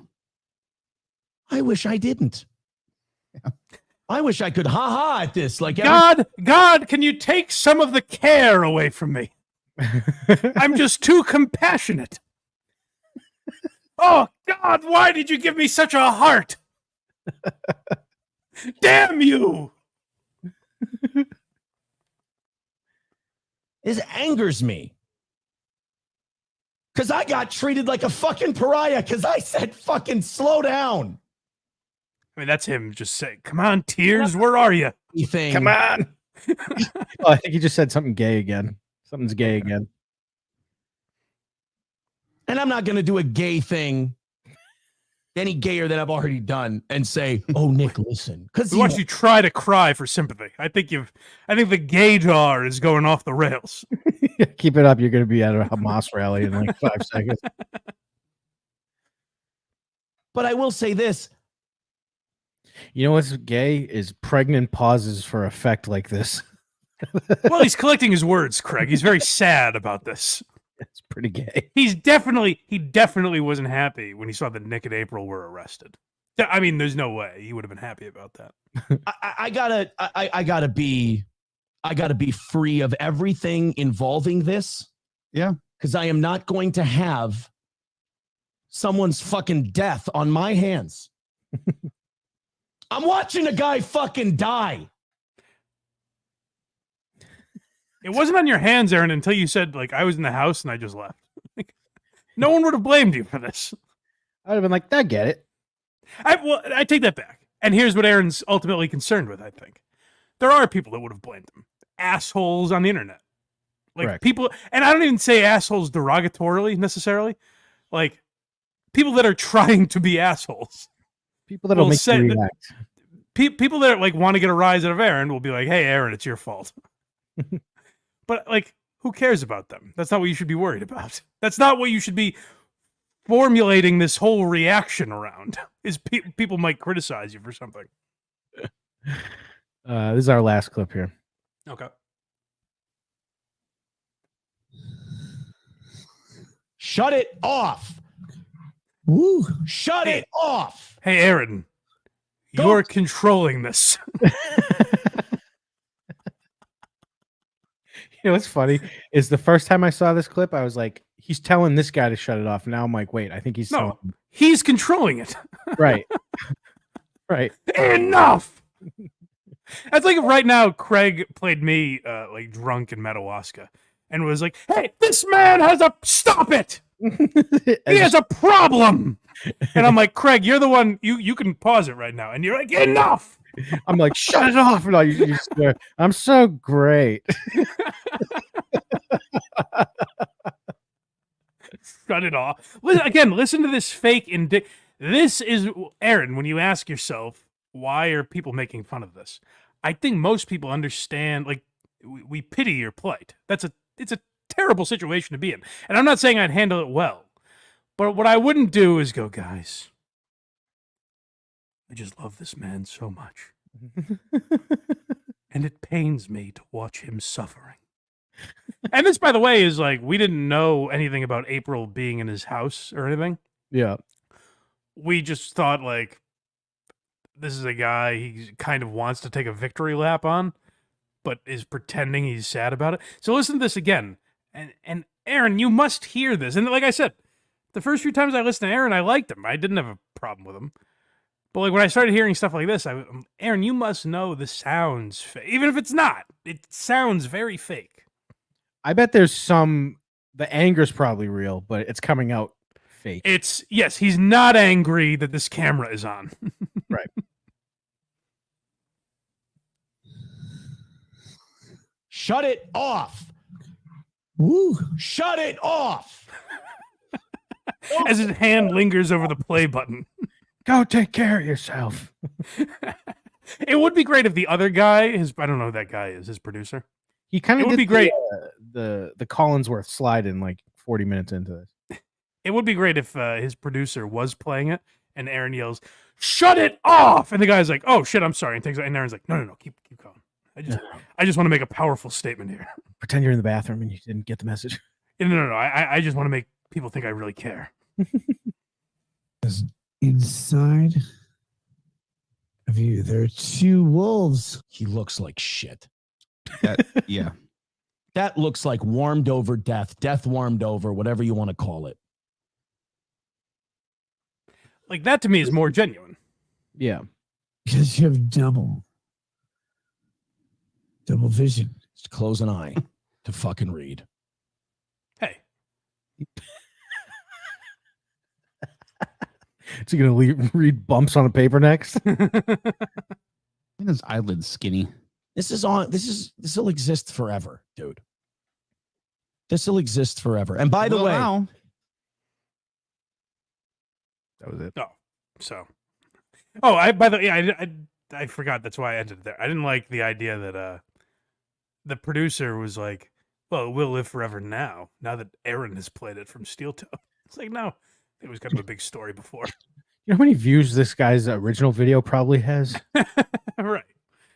Ed. Yeah. So Aaron, very. It just seems disingenuous. That would be my one takeaway from all that. But now where are we? Are we up to yesterday with MLC? Chad?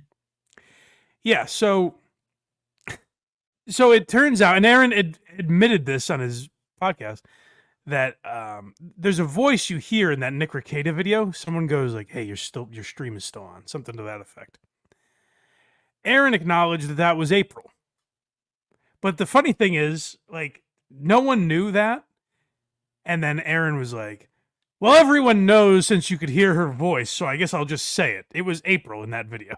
And he does stuff like that where it's like, "Aaron, you wanted to say this, so just say it. Don't look for an excuse to say it. Say it or don't." Right. Like, that has to be the rule. Either I'm going to say this or I'm not going to say it. It can't be the commenters have bullied me into having an opinion or not having an opinion on this. But we got poor Chad. Poor Chad. I mean, the guy, you tell 40 or 50 major lies, and all of a sudden, no one believes you. Hey, I'm not trying to ambush you, Aaron. I'm not trying to. How fucking dare you? But I'm getting tons of messages, and I don't know if you want to deal with this or talk about it, or if you know anything. We're not reading messages. People No, are sending you need to. You need to. This is big. Chad's like, "Kevin, a second tower is just hit." Enough already. Kevin's like, "Shut the fuck up, Chad." Everyone, I mean, I'm getting bombarded that April has been arrested today with the Ricardas, and their mugshots are online. It's all over the place, dude. You know anything? I don't believe that. Is that her? That reaction is interesting because a lot of people suggest that the clip of Nick Rekieta was out for a couple days. Steel Toe was getting ready to go on MLC. There are people that think Steel Toe called the cops on them or something to line up their arrest with his Steel Toe appearance. That to me seems a little crazy, but I've seen that speculated. I believe that he probably called to probably help them in some way, but to line it up with an appearance, I doubt it. Yeah, as do I, but I have seen people saying that on Reddit. I don't know that I buy it either, but I do think he may have called. Which, like, that makes sense to me. I don't have a problem with that. No. If you're gonna call, because like they're definitely in a downward spiral to help get them clean, definitely. Yeah, I don't think that's why he called, but yeah. Oh, that would be my reasoning. Yeah, no, I don't. I doubt that, but exhaust all other resources. Call if needed. Right. I don't think so. No, that's not. No. There's no way. I mean, I'm getting bombarded with this. I'm not joking. It's not even bombarded. That's been edited. That's for sure been edited. When Nick Rekieta and his wife are in jail for possession, along with Aaron Imholte. No, that's definitely been altered. Okay, I'm just saying. I don't believe that. That's silly. I don't know. Chad went with his instincts. I'm just telling you what everyone's telling me. He's being bombarded by two things. This looks real to me. Thank you, Gonzo. Agent Quan reminder: Snitch Zumak is a confirmed police informant. Holy shit! An enemy of the people. Make sure to unsubscribe from his Patreon. That's and YouTube pretty real before reaction. the long weekend. Yeah, and yeah, I agree. Great Memorial Day weekend, everybody. Thank you. If I'm getting these messages, Aaron is 100% getting these messages. It's also weird because right now, so something's going down. I'm just checking. It's also weird because Aaron and Chad are enemies. Do you know about this? I assume everyone's a Chad enemy. Yeah, so Aaron and Chad hate each other. And Chad started saying stuff like, you and your wife are going to be, this is about a year ago. Chad would say things like, you and your wife are going to get a divorce. And all this. Like, he predicted it almost to the day. And yet, Aaron is on MLC like, hey, I haven't seen the whole appearance. I've just seen clips. But, like, he's on there, like, with his buddies, it seems like. Like, there's no him and Chad beef. They're totally fine. And him and Chad were vicious to each other. And yet, Aaron is going after, like, Carl for some reason. They're saying Melton's fans did this. Okay, it doesn't matter what they're saying, but it doesn't matter who did it. They had it. I mean, and what Aaron's saying is true. Like, if you're this drunk and live streaming, you can call fucking child services. Yeah, just if you go on that, I'm sorry, Kevin, I apologize. If you go on that fucked up, this is what I've been telling this motherfucker for a long time. I've been telling anybody who would fucking listen. You're putting your goddamn family at risk and everybody around you. I said the guy was a fucking ticking time bomb. I said this was going to happen. I was right, most importantly. See, this is what it really sounds like. Yes. That's exactly right, Craig. That's what he should have been doing. Is like, hey, I fucking told these guys, like, if they don't get help, something like that's going to happen. And now he's on a live stream, and my fucking wife is in his house, and it's just a disaster. And I tried to warn them, and whatever happens to them, it's their own fault, because I got the fuck out of there. We wouldn't be talking about him right now, because I wouldn't give a fuck about the story. The part I find fascinating is him being like, as Al Pacino said in The Godfather. like just his horse shit reactions is what makes it interesting to me. Yeah, but that's what I'm saying though. This one he didn't have time to rehearse. Right. This is genuine.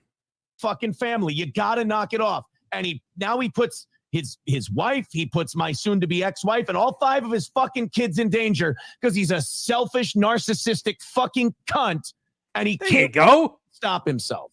There it is. There you go, Aaron. That's just be fucking genuine, and people will be on your side, I think. And again, there are people that won't be. There are going to be people that say you suck. You kind of just have to deal with that, you know? Right. And that's the problem of having, I think, one of these shows that rely on the chat. Now, Aaron has more like topics and shit prepared than Kevin Brennan or John or any of these people. Yeah. But he does like look at the chat a lot. And I think that becomes the problem with that. Luckily, I just have Craig read super chats when they come in. I can't see them. So that's where I am lucky, I guess. But that is the problem, is you feel like you become beholden to them or something. So right. Yeah, I don't know. Pretty fucking wild, and God only knows what's broken in between us doing this show and it coming out on Sunday. So that's why you get on the Patreon, folks. BlindMike.net. Become a member. All right, Blind Mike. Thank you, DJ Electra. Do you have anything else to say? No, get out of here. All right, so we're next on our journey. Let's do some steel toe real quick. Oh, do we have to? All right. I mean, it's awesome. We haven't talked about Aaron in a while, and there's elements that I don't really want to talk about. I did, but by the way, talk about this on Tukey Soup already.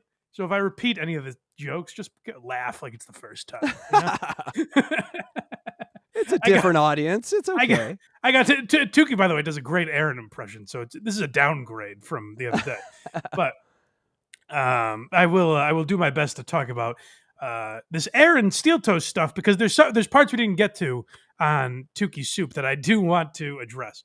So anyone that hasn't been following this, Aaron Imholte from Steel Toe was accused of domestic violence. Well, I shouldn't say accused. Some stuff came out from the court transcripts, and text messages were leaked and all this stuff. And it seems like April Imholte is talking to Aaron's ex-wife, Ashley, about some kind of like domestic violence incident, or an incident that turned violent, at least. I don't know the context.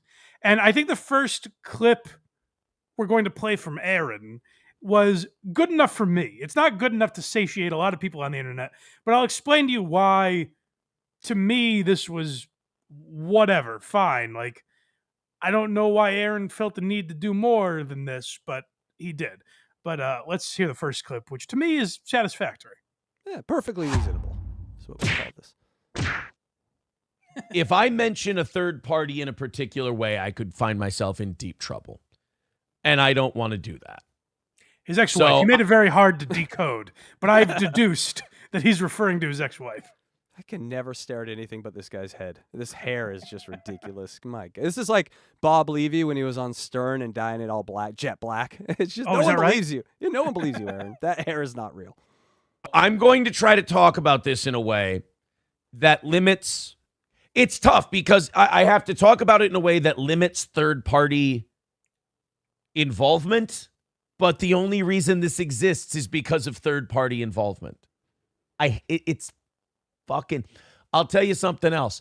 I really hope for all of you, whether you love me or hate me, I hope the worst fight of your relationship, marriage, girlfriend, boyfriend, whatever, I really hope that a shoddy description of your worst fight ever never becomes public.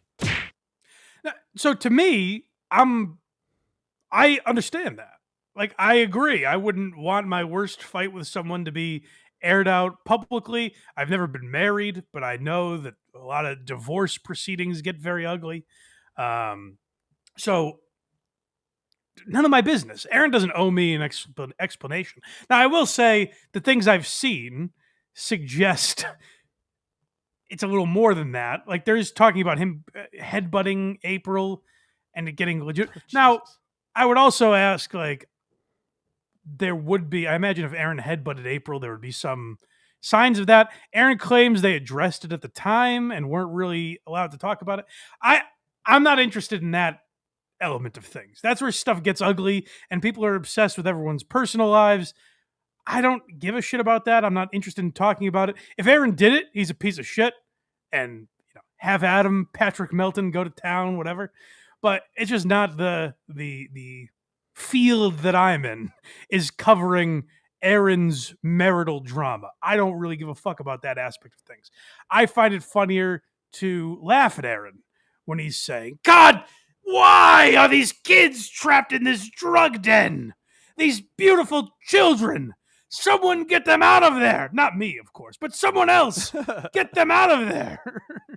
That's my favorite Aaron. So him saying, like, listen, divorce proceedings get tremendously ugly.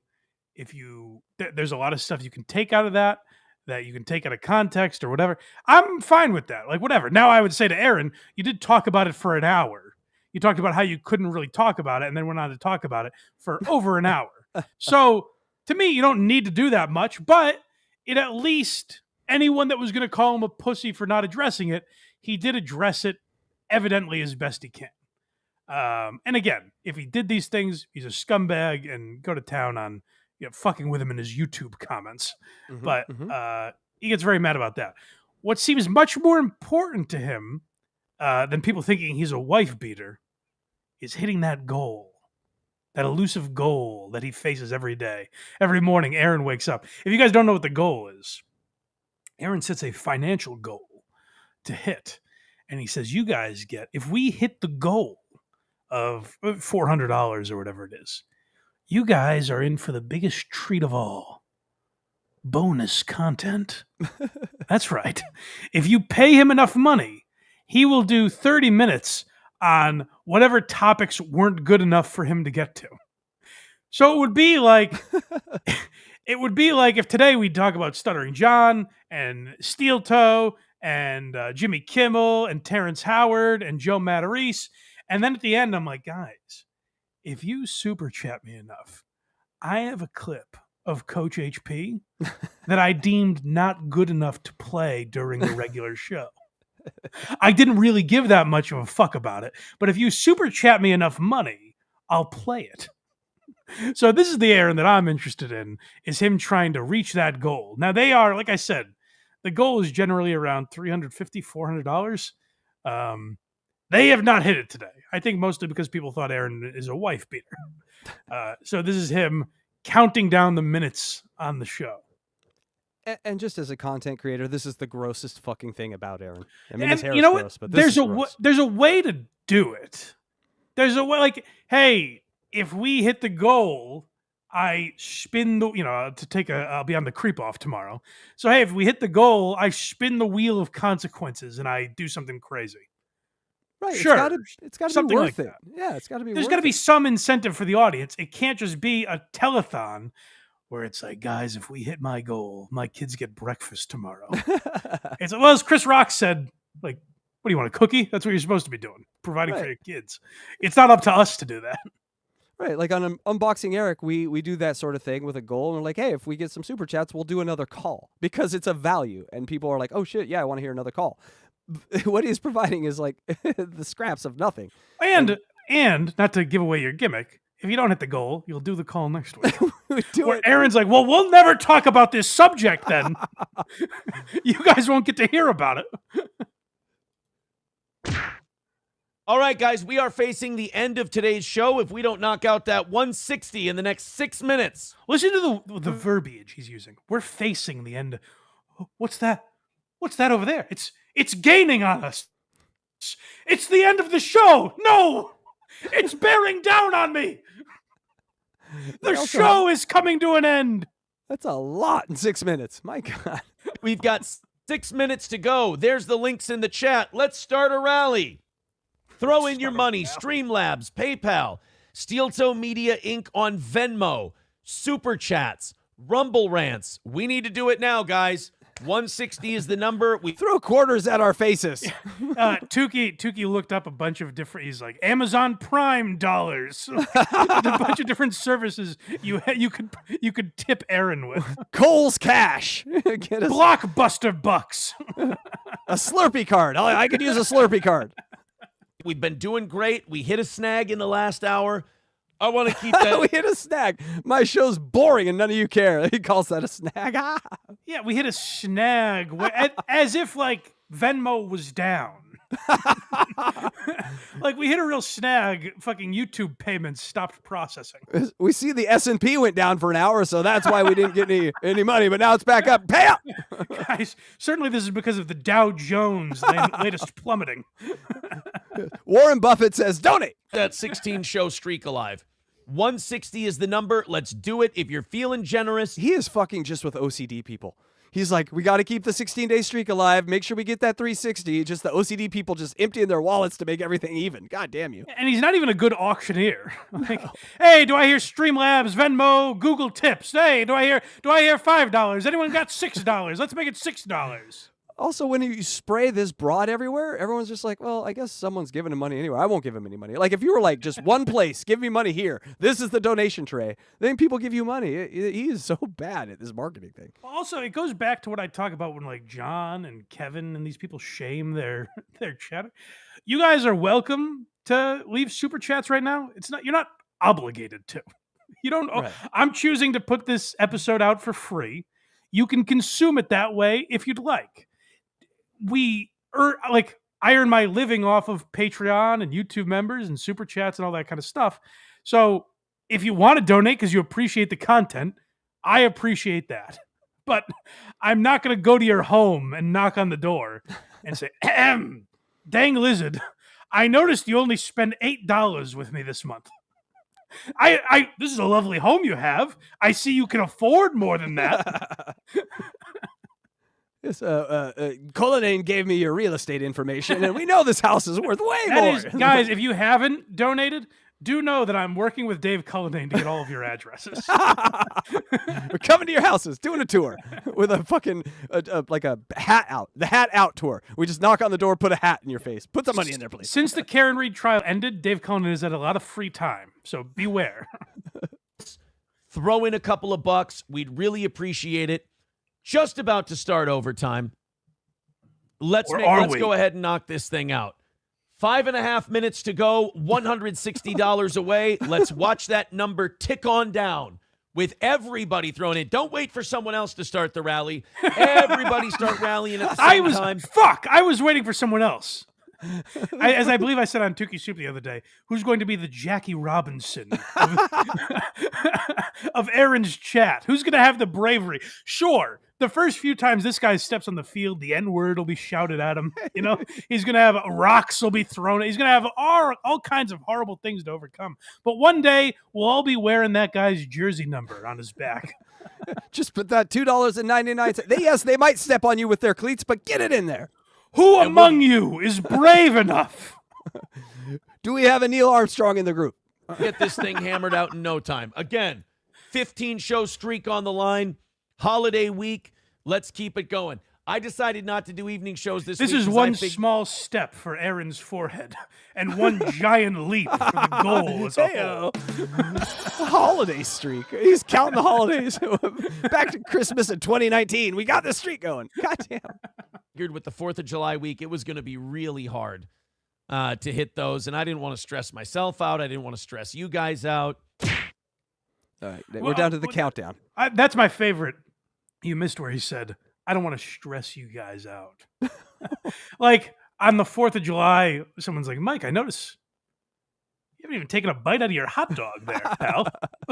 What's going on? I'm just like, why? They didn't hit the goal. We missed the goal. Didn't they hear this man? He didn't hit his wife. Marriages are complicated.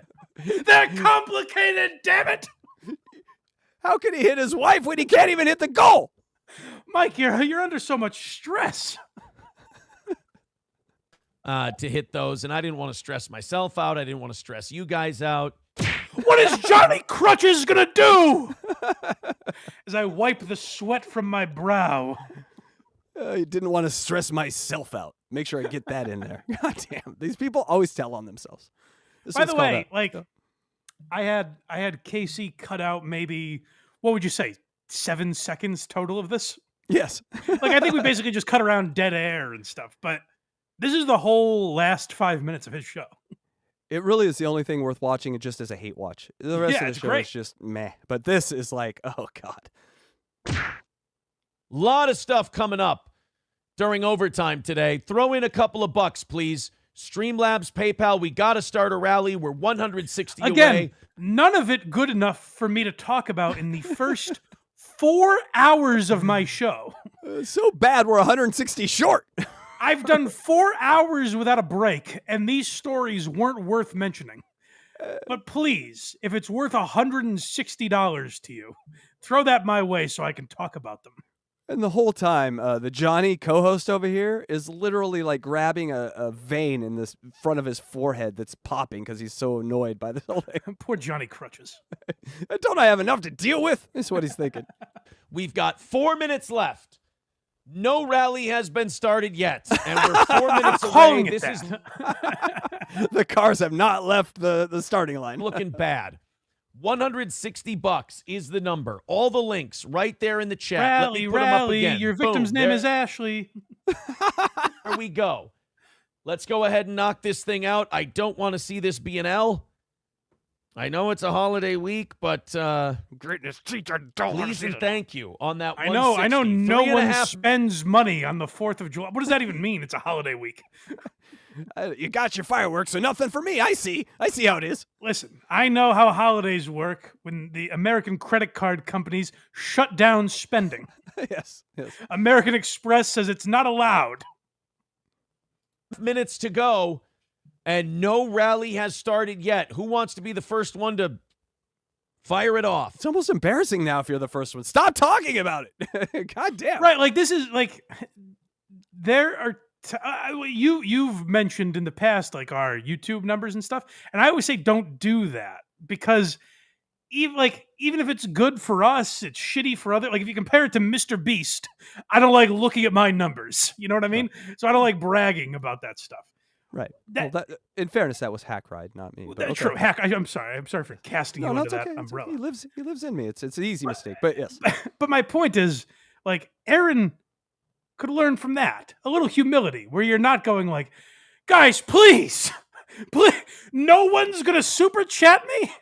It's like, Aaron, take some solace in the fact that you made $150 earlier or whatever. Like, good for you. There's a lot of channels that wouldn't be able to do that. So good for you, buddy. You know, it's terrific. We'd kill not to hit your goal over at HACKRIDE Studios, asshole. Right. Oh, fuck, man. This is bad news. Bad news. God damn. 160 The away. New York Post headline is just bad news with a picture of Aaron's goal. Yeah. Thank God this didn't happen on 9/11. Would move the whole thing down. Aaron would have been front page. Bad news. Another story, some towers fell. No one's paying attention to this school shooting because the goal wasn't met. This goddamn audience doesn't support their creator. And about 3 minutes left to knock this thing out. If you'd like to contribute, go ahead and contribute. They've made it clear. Aaron, talk about something else or end the show. Oh, God, I'd like to be able to take money back at this point. Can I take my previous donations back? This is how fascinating this is to watch a man do this. I've done this now twice this week for free on YouTube. I sat with Tukey and watched this entire segment, and now I'm doing it again because I think at some point Casey is going to play a clip for me where he's like, "I'm just fucking with you guys. You think I would really do this? That would be humiliating." I'm looking at my file. I don't have that clip, Mike. Don't have that one. It is not in the files. 60 is the number. This is looking pretty flat.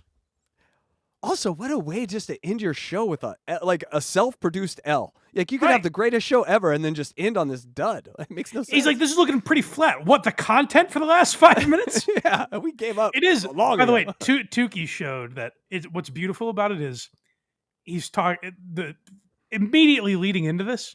He's talking about Ukraine and Russia, and he's like, it's all just a grift for money. That's what it boils down to. Anyways, we haven't hit the goal today. There's literally no separation between the two. He did take a half breath. So yeah.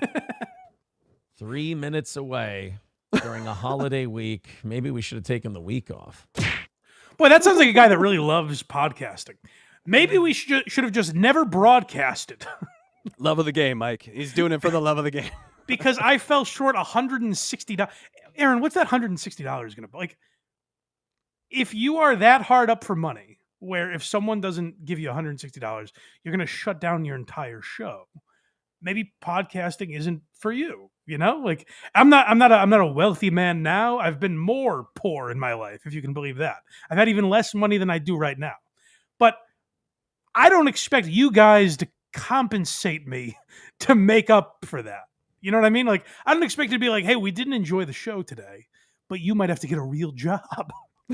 So here's $160. Yeah, we don't want to see Blind Mike bagging groceries. Come on, give us the money. Everyone, yeah, no, we hate it. We hate his show and have no interest in it. But it is kind of our fault. So we better pay him. Is there a guilt tax write-off in the tax code? That would be amazing. Right. Why do this? Is the guys, 2.5 minutes. If you're feeling generous, if you got a little extra to throw at us, boy, do we need it right now. Well, Aaron, come on, boys and girls. Maybe I'm missing something. As a new viewer, maybe I'm missing something here where he's like, we really need it right now. Put some stakes on this. If you don't get the $160, does one of your kids die? Like, do they foreclose on your house? What happens, you know? Because you just saying we really need this, to me, that means nothing. Yeah. To me, it seems like you're kind of just shaking a tin cup and literally begging your audience to give you money for no reason. But if you say, hey, my kid won't eat today. I need food for myself, and I don't have that $160 to buy this kid food. So here's their starving face. Then that might encourage me to donate some money. You got to put stakes on this, you know? Yeah, Aaron needs to take, like I said earlier, Aaron needs to take a page from Wendy the Wonderful. Wendy will just show up on a channel and she'd be like, I need $100 for spaghetti tonight. And so you know the amount and you know what it's getting. Yeah. Hey, spaghetti doesn't cost $100, but what the hell? The lady knows what she wants. Oh, no, we went over it. It does cost $100 from where Wendy gets it. We're just all mind blown that she does that with her money. But yes, at least that would be more honest than what Aaron is doing here. Right. Let's do this thing. Help us out a little bit. Help out the old toe. 2.5 minutes left, 160 away. We have gotten literally zero. I like that he's like, help out the period. Aaron, have some dignity, please. I had to stop myself from talking over him. Aaron, please. The look the co-host is giving him and the praying hands that Aaron is in right now. This is a hilarious still shot. Aaron is praying for donations. I like his marketing skills. I'll have to ask Carl to break this down from a marketing perspective, because he says, give it up for the old toe. Like, hey, don't do it for me. do it for greater steel toe, which is me. Do it for the big toe in the sky. Yeah, like what toe? I think Tukey was referencing that too. Like the toe. Oh, it might have been Carr. I forget who said it the other day, but it's like he's Joel Osteen, and the steel toe boot is God that we are all giving to. And also about this strategy, which is, not a terrible strategy if like used to satire. So over at HACKRIDE Studios, we beg for money too, and we've asked our audience for $1 billion. And so every time we ask for money, you're getting money towards the $1 billion goal, and the goal is that we have this thing that never gets full because it's so. At least have some fun with it if you're going to do it, Or even like, I've joked when we're talking about John or something, and someone super chats, I'll go, "Really? That's all you got? That's all you can afford? $2? I won't spend it all in one play." I'm kidding. Now that might inspire that person to jokingly be like, "All right, here's $5, you asshole," because they know I'm fucking around. This is Aaron going like, "Guys, you're letting me down here. Like you have disappointed. I'm not mad. I am disappointed in you." Not going to feed the kid today? On you. That's your fault. Not my fault. I'm the good parent. You're the one that didn't give me the money. 2 minutes and 15 seconds. He's counting by the second. The longest fucking 5 minutes that we've endured thus far. Tell me about it. Again, still 160. They could have had the show of the decade and then put this at the end and it just to kill the entire thing. It's also Aaron. Aaron is close enough to a comedy show that he must understand it's way funnier when he keeps reading the goal of 160 and counting down the seconds. It's so much funnier for no one to donate. How does he not realize that? You're setting it up. Again, still nothing doing. Ooh, if you hate Steel Toe, you fucking love this. You think this is a great start to the week. Aaron, I don't hate you. I don't have any thoughts on you. But it is hilarious, yes. God, you went there real quick. Oh, y'all hate me. Y'all hate me. You're not giving me any money. I don't really have any thoughts on you as a human being, Aaron. I think you're showing me more and more that you're a goofball that can be made fun of. But like I said, who amongst us can't be made fun of? But when you're like, oh, the world is out to get me, that's when it gets fucking crazy. Yeah, this dude has two major personality flaws. This one and that one where he's like, I've been in radio 30 years. I know everything. That he mentions that every fucking 10 seconds too. And it really are these crutches that he should just get rid of. Just do broadcast. If people like it, they'll pay you. If not, you'll go away. Well, I mean, you mentioned like you said to me earlier that I'm a flow guy. Like I don't like when things interrupt the rhythm of the show. Such a flow guy. If we had a chat that just hated me and was solely here to talk shit about me and type things I didn't want to read, I would probably, I'll admit this to you guys, I would probably just stop reading the chat because it would entirely interrupt the show. All right, Super Chat, you know what to do. God damn it, Mike, you just did it. Yeah, you just did what you did. You set it up. I mean, today we'll read them because that'll be fun. But my point is, I'm not going to stop Why You Laughing to be like, and listen, we'll get back to what Bob Newhart did on his sitcom in a moment. But I just want to say, dang lizard, if that is your real name, my mother does not wear army boots. It would entirely interrupt the flow of the show. You can't do a show and rely on these people to contribute, especially when you're like Aaron and you know they're all fucking with you. Why are you doing that to yourself? Absolutely. And also, Newhart kicked ass. Hey guys, 2-minute warning, $160. Please chip in. Please go to that PayPal, that Streamlabs, that like Super someone's Chat. speeding home. I don't want to break the law and do this while I'm driving, but and we started at 6, we're at 2. That was just 4 minutes of our life. We're never getting back. A guy's weaving in and out of traffic. The tone needs me. Whatever. There's the links again. Click it, rally, get inside of 50 so we can buy ourselves a little time. 1.5 minutes to go. I'm paying divorce lawyers Nothing. here. Not a fucking thing. But if he said that, it would at least be fun. If he's like, guys, I got to pay for this fucking divorce. I'm beating all my wives. I got to pay for this somehow. We got to write him lines or something. God damn. We can make you give us a portion of the amount of money at the end and we'll write lines for you. Steel Toe, how about that? Landers says, "Ayo." How am I going to beat a third wife if you guys don't contribute? There you go. Cha-ching. I'm putting $10 on that one. Good job, Light Mike. Not good.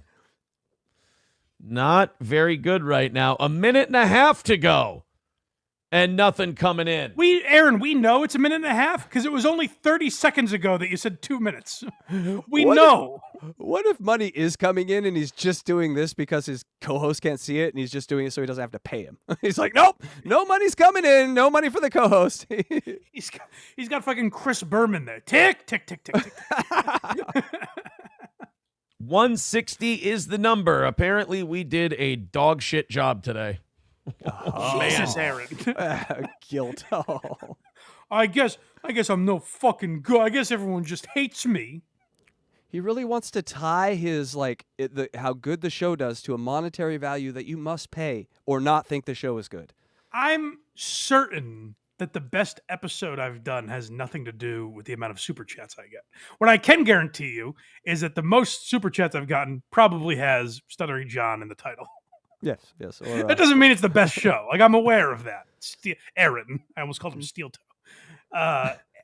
Aaron, don't beat yourself up. Do a good show. If you build it, Aaron, they will come. Yes. If you do a good show and people start saying, like, hey, this Aaron guy isn't so obsessed with the goal, but his show is great, it will pay dividends. Right, you might find that people give you money. He's like driving people out to a field of corn. Here's where the baseball field's going to here. Give me 50 cents and I'll make this baseball field. No, build the field, asshole. No one wants to see your corn. Sorry about the bad show, boys and girls, but if you hate Steel Toe, this has been a great weekend and a great start to the week for you, so I'm glad we could get you that. I gotta say, and I don't know how Patrick Melton and Chad feel, but I'm trying to think. Well, I guess I kind of hate John now. I don't really hate any of these people. But let's use John as the example. John going into a tailspin and leaving the Dabbleverse or whatever he says he's doing, it certainly didn't make my weekend any better. I don't mention it to people in my life like this guy that I fuck with on the internet. You're gonna think I'm pretty cool when I say this. He had a bad week. It makes my food taste better. He didn't get any super chats, so you can imagine him on cloud 9. That would be psychotic, Aaron. I should be in McLean with my sister Rachel if that was the case. If Patrick Melton actually has a good week because you had a bad one, that says more about Patrick Melton. Don't focus on that so much. It's ruining your show. My favorite is Psychologist Mike, helping these people out. You know, they don't listen to you, but you try. Yeah, you try. You give them the free advice, and they don't take it. You know, he wants cash, not advice. I guess. And change left, and nobody throwing in anything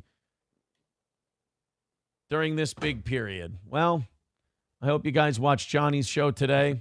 I'm glad. I'm getting about as much money as sex as I did from my last ex-wife. Hey, is that worth anything? $2? Anyone? 99 cents at least. Yeah, that's worth a super sticker. Come on, guys. Come on. I'm taking tonight off. This was a fucking bummer. You guys, we got a little. Finally, this Johnny Crutches guy speaks up. He's like, I just don't know what to. Hey, I'm sorry, man. It's you okay? My fault. God, I'm just gonna go on the roof for a while. Less than a minute to knock this thing out, to help out a little, and we got nothing. 35 I added that. seconds. All right, we'll run. I added that. That would at least be funny if he did something. This like thing down. Right. We'll say goodbye. We'll get a half hour off to start. Goodbye, the week, cruel world. It is. It's like this might be the last time you ever talk to me. Tell Mom I said I love her. That's a steel toe. Aaron is swinging from the ceiling fan, and just underneath him is a note that says Venmo, PayPal, Streamlabs. Before we get to the next Aaron, we got a couple super chats here. Let's get to real quick. DJ Electrify, you got this one? Oh, sure.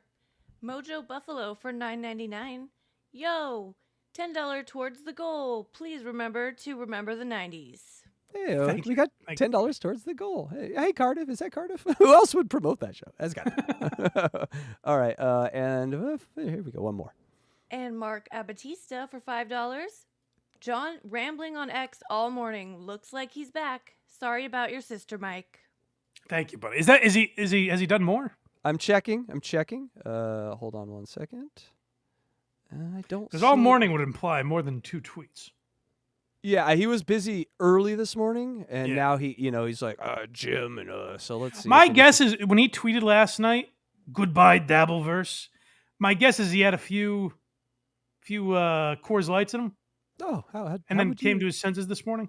How would you even think like that of that man? I don't Well, know. that's speculation. It's reckless speculation. All right, so I don't know what this has to. So it's 37 minutes ago, John Melendez. I had a long talk with the Dirty Deeds, who didn't know that MLC has repeatedly called my mother a dumb cunt.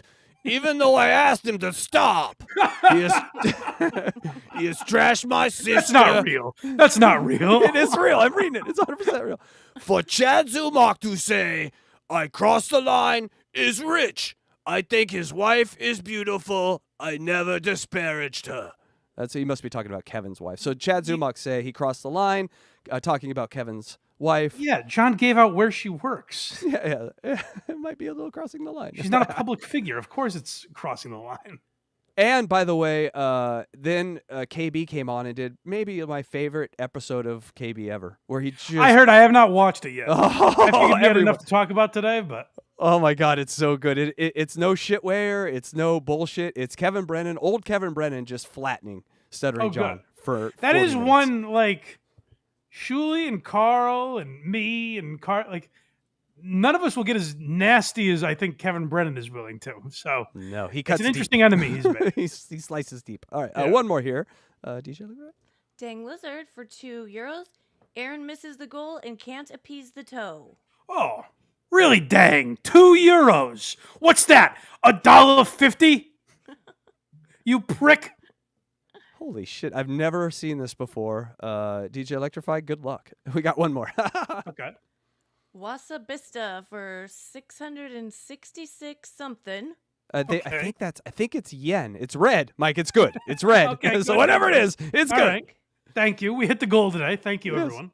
And they say that Mike's SJ has already divulged your last name. Read this super chat or I'll disclose Rachel's maiden name as well. No, come on. Wait, isn't that the same thing? Oh no, he's got you. He's got you. Shut up. You shut your mouth. Yen. Okay, thank you, Mike Ock. Yeah, it's a yen, right? So that's Japanese money. Hey, Nice. look at it. Yeah, look at us. I may need to seek seek refuge there. I may need to leave the country. Oh, you and one of those Japanese geese or whatever would be amazing. Hot. All right. Thank you, DJ Electra. All right, now on to the second steel toe video here. Okay, yeah. So this is the next day. So you know, I'm sure a lot of you guys will disagree with me. I know a lot of people hate Aaron. I know, like our boy Principled Uncertainty messaged me, and like is really fascinated by how much he hates this guy. So I'm sure a lot of you will disagree with me about the first day. Like, well, he said enough. He doesn't have to explain any more to us, and that's perfectly fine. You guys can have that opinion. What was tough to watch was the next day, when I thought he gave a perfectly reasonable answer. Whether it's true or not is a different argument. But like he said his piece. The next day he goes after the chat, and this is pretty wild.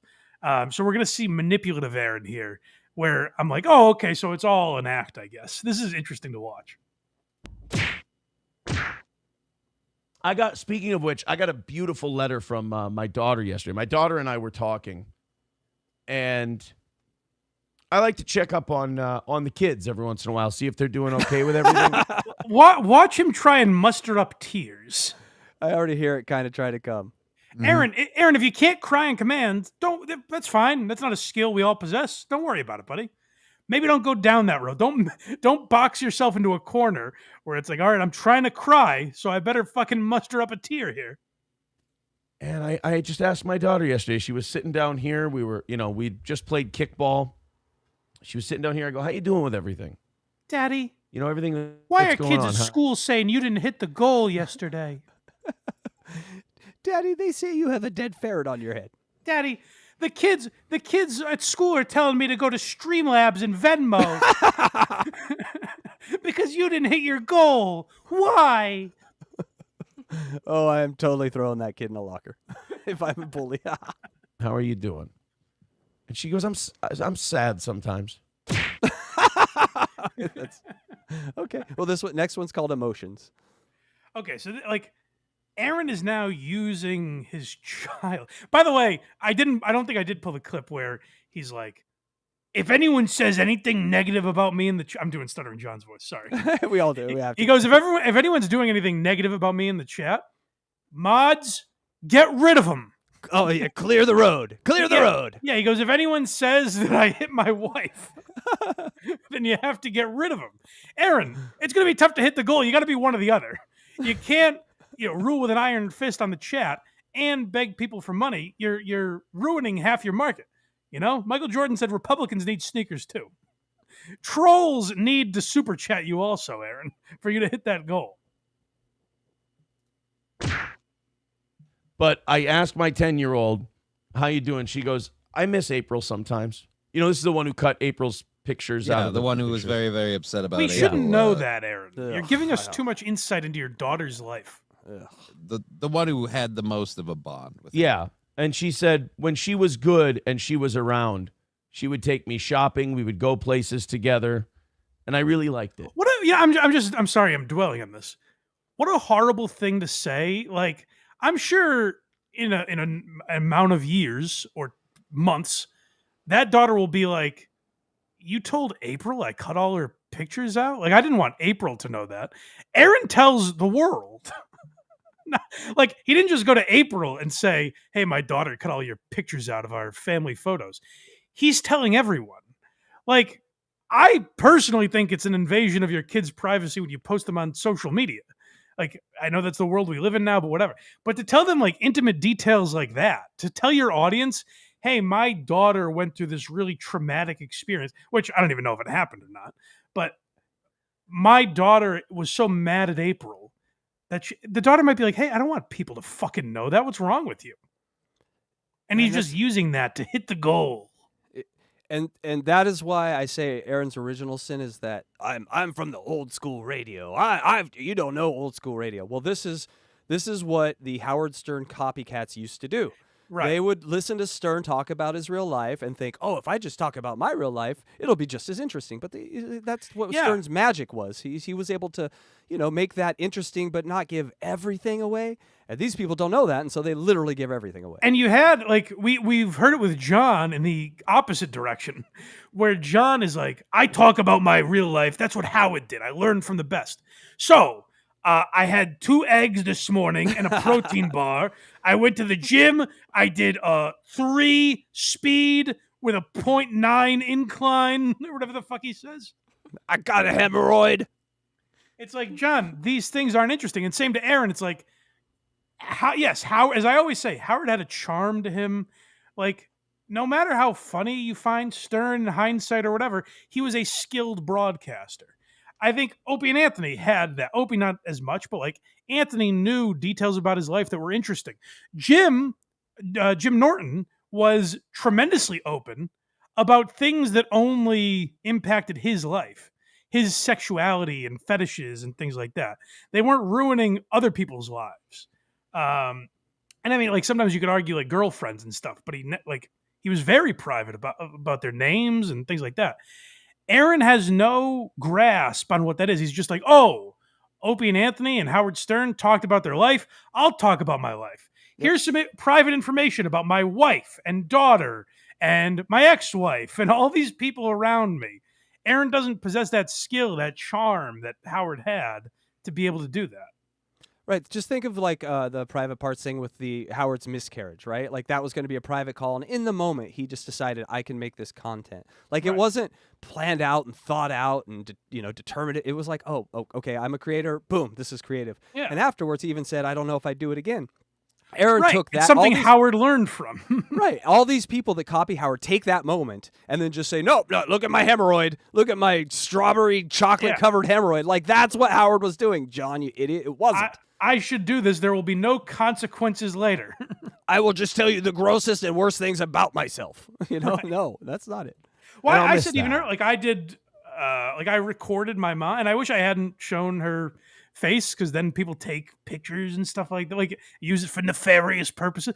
Like you learn from these things. Aaron never learns. He never learns from he's like, I gotta say, all this stuff with the Ricadas and April. It's really made me learn. Maybe I shouldn't be as open. Anyways, here's what my daughter is up to. Yeah. Yeah. The same man that was blowing Nick Rekieta wants to tell you about his daughter. Oh, Right. Thanks, Dave. And we hugged, and it was nice. And I said, honey, I miss her too. Really? Oh, well, Daddy, why did you call her a coke whore and give out all this private information about her? Daddy, why were you glad that everyone found out she's blowing Nick Rekieta and is in the same room as him, Daddy, if you love her so much? Yeah, it's a fair question. Fair question. Not going to answer that unless you pay up. Pay the gold, daughter, and I will answer. And that shit yesterday, man. Uh-oh. That was unfortunate. It was from 2.5 years ago. So what we're watching is yesterday he gave a pretty logical, like, again, you guys can disagree with all you want. I'm totally fine with that. I don't know. I'd have to know more about Aaron to know if I'm on the right path there. But from my perspective, Aaron gave a fine explanation. I don't know if it's true. Maybe it's horse shit. But for his purposes, he gave a fine, reasonable explanation. Today he's learning, when I gave a reasonable explanation, I missed all that is holy, and that is the goal. The goal reigns supreme. So what I need to do today is, even though I'm wiping out the part of the chat that hates me, I need to tug at the heartstrings of the people who love me and say, guys, look at how sad I am. Look at how sad my daughter is. Don't you want to contribute to the goal? The elusive goal? We missed it yesterday, but look I'm crying today. Yeah, some of that money may trickle down to her, even. It's not valid. It didn't happen that way. And the people who know me know that, and the people who know her know that. Unfortunately, neither of us can really speak about it because both of us are under an order where we can't really talk about it. And I've been given the leeway from another party to talk about it as much as I can. I can't anymore. I made a deal. Very confusing. But my daughter and I gave her a big hug. She gave me a big hug. And, that's the kind of And she shit whispered, smash that goal today, Pa. Do it for me, Daddy. I'm working through. Vultures. Okay, so this is, I think, where he talks about people like Patrick Melton maybe coming after him. My daughter then left me a note yesterday, and she left me some really cute stickers in it. He's trying so hard. We hear him over the shit course like of minutes, trying to And muster she said, a tear as best he can. Yeah, sorry about that. Yes, he's trying to push it out. This is maybe that was like me acting during that Rachel monologue I did. the crazy thing. Can I muster up a tear here? You did way better. You did way better than that. But it's funny because narcissism and this kind of ego people, like he'll talk about his daughter and then kind of choke up. But if he talked about his career and coming up through the radio world and the struggles that he would bawl like a little baby girl, because they think about their lives so self-centered that's what you can tell when he's crying about his daughter here. It's very forced. It's manufactured. Right. Dad, I love you. I hate seeing you sad. She said, I just want you to be happy. I love when you play kickball with us. And she basically, in her way, wrote this down, said, I want you to stay away from the internet and I want you to be happy. In her way is very telling. Yes. What that means is, in no way did she write, stay away from the internet. Also, if you have a 10-year-old, should they know you're getting bullied on the internet? Like, should that be information that they're aware of? You know what I mean? That doesn't help. You know? You know what I mean? Like, should you be showing them your YouTube comments? Probably not. It's very weird. Like, he says things that are very telling. Like, in her own way, she says, this Patrick Melton is a piece of shit. It's like, she wasn't saying that, Aaron. You think that everyone in your world is obsessed with the goal. Like, in her way, she said, today you're going to surpass that goal, Pa. She didn't say that. No. And I said, that's beautiful. So that letter from my daughter inspired me to say, just cut these people loose. Fuck these vultures who are trying to kill you. Fuck these vultures who don't care about you. Who don't care about the truth. Who don't care about trying to any- kill you thing I want to address. We've talked about this with Chris D'Elia. I've been suicidal in my life and dealt with suicidal thoughts. When I am in that state, I don't just go up to random people and go, if you don't do what I want, maybe I'll just fucking kill myself. It's actually quite the opposite. If someone says, "How you doing, Mike?" I'm like, I'm terrific. I'm great. I'm not manic at all. I'm perfectly normal right now. That's what you say when you're suicidal. When people like Chris D'Elia and Aaron Imholte say they're suicidal, it's because they want you to think like, wow, this guy is really in some pain, man. He keeps doing this thing where he's like, I guess the chat just wants me to fucking kill myself. It's like, yeah, that's not how depressed people operate. They don't threaten you. No, and it's kind of like the scoring and like ice skating. Like, yeah, sure, someone probably said that, but you just throw out the top and the bottom one. You throw out the one that says we love you and you want you to off yourself, and then you kind of look at the normal chats. Right. Right. You're focusing on the wrong end there, you know? But he's tugging at the heart. So he wants nice people to donate him money. So he's saying like, guys, I mean, that's sad, right? That these people want me to kill myself. It's like, who wants that? I mean, maybe Patrick Melton says some wild shit on his show. I'm sure Chad Zumach says some crazy shit. If they said it, I'm sure they don't mean it. But like, even if they do, it's two guys on the internet. Who cares? Don't let it fucking get to you, Aaron. Jesus Christ. What's interesting here is the manipulation of the audience. Yeah. Like, it's full. Everything we're watching is manipulation of the audience. So just pretend for one moment you're in a relationship with this man. So oh my manipulation seems to be the key word here. And so he's manipulating his audience to feel guilt about things. Imagine what he does to you when he knows you. Yeah, I'm sure this is what he would do with April and his other wife, like cry, and then maybe it leads to violence when he doesn't get his way. I don't know. No, it was just a really big hug. It was just a tight hug, Mike. That's true. He did say that, right? Yes. Yeah, maybe I'm naive. Maybe I'm naive. Hey, when have you not crushed the lungs of your lover with a tight hug? Come on, we've all That's done this. fair. Yeah, that's a good point. These people loose. Fuck these vultures who are trying to kill you. Fuck these vultures who don't care about you. Who don't care about the truth. Who don't care about anything. Aaron, I'm not under any delusion. These people in the chat, generally speaking, seem to like me and they're polite to me. I'm not under the delusion that they like care if I die tomorrow. You know, like they'll be like, "Oh, that sucks. I like the show," and then they'll move on with their days. You know, the idea that you need these people to care about you is very bizarre. And if people say in the chat like, "Hey, Mike, we do care about you," that's very sweet, but it's not your obligation. You know, that's the weird thing is Aaron is putting on his chat the responsibility of a loved one. Like, you're supposed to care for me and nurture me and support me financially and lift me up when I'm down. That's what the YouTube chat is supposed to do. And it's why he has the pattern of relationships that he has, where he love bombs these people and puts this obligation on them, where all of a sudden they're like, holy shit, I'm married to this guy. What happened? Yeah. And he does the thing that Stuttering John does, where every accusation is an admission. So when he's like, everyone's a vulture, but I talked to my daughter yesterday and let me get content out of that. You're right. Like, I had a you're the very vulture. private talk with my daughter. Yeah. And she got her red thing. It came, everyone. Congratulations. She got our monthly visitor. I'm sharing that with my audience. Please give me our goal. We got to get our goal. Our daughter has her period. I mean, that is the kind of nonsense he's done. She didn't want me to say it in front of people she knows and cares for. But I thought it would be cool in front of you complete strangers. Yeah, my daughter's name is Carrie, and they just made her homecoming queen. It's going to be awesome. But for some reason, having their fun on the internet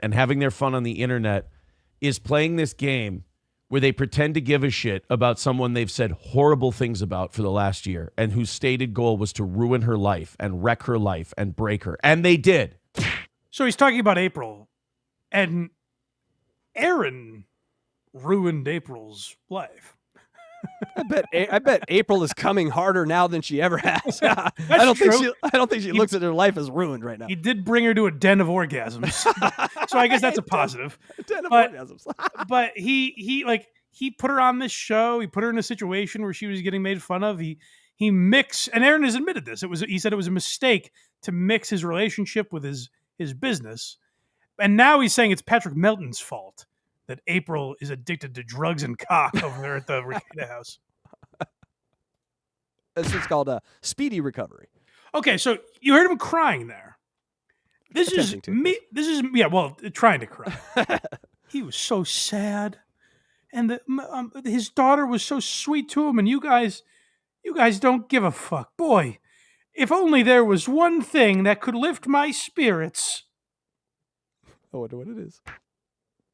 Thank you very much, Adam. He says onward and upward and throws in $30.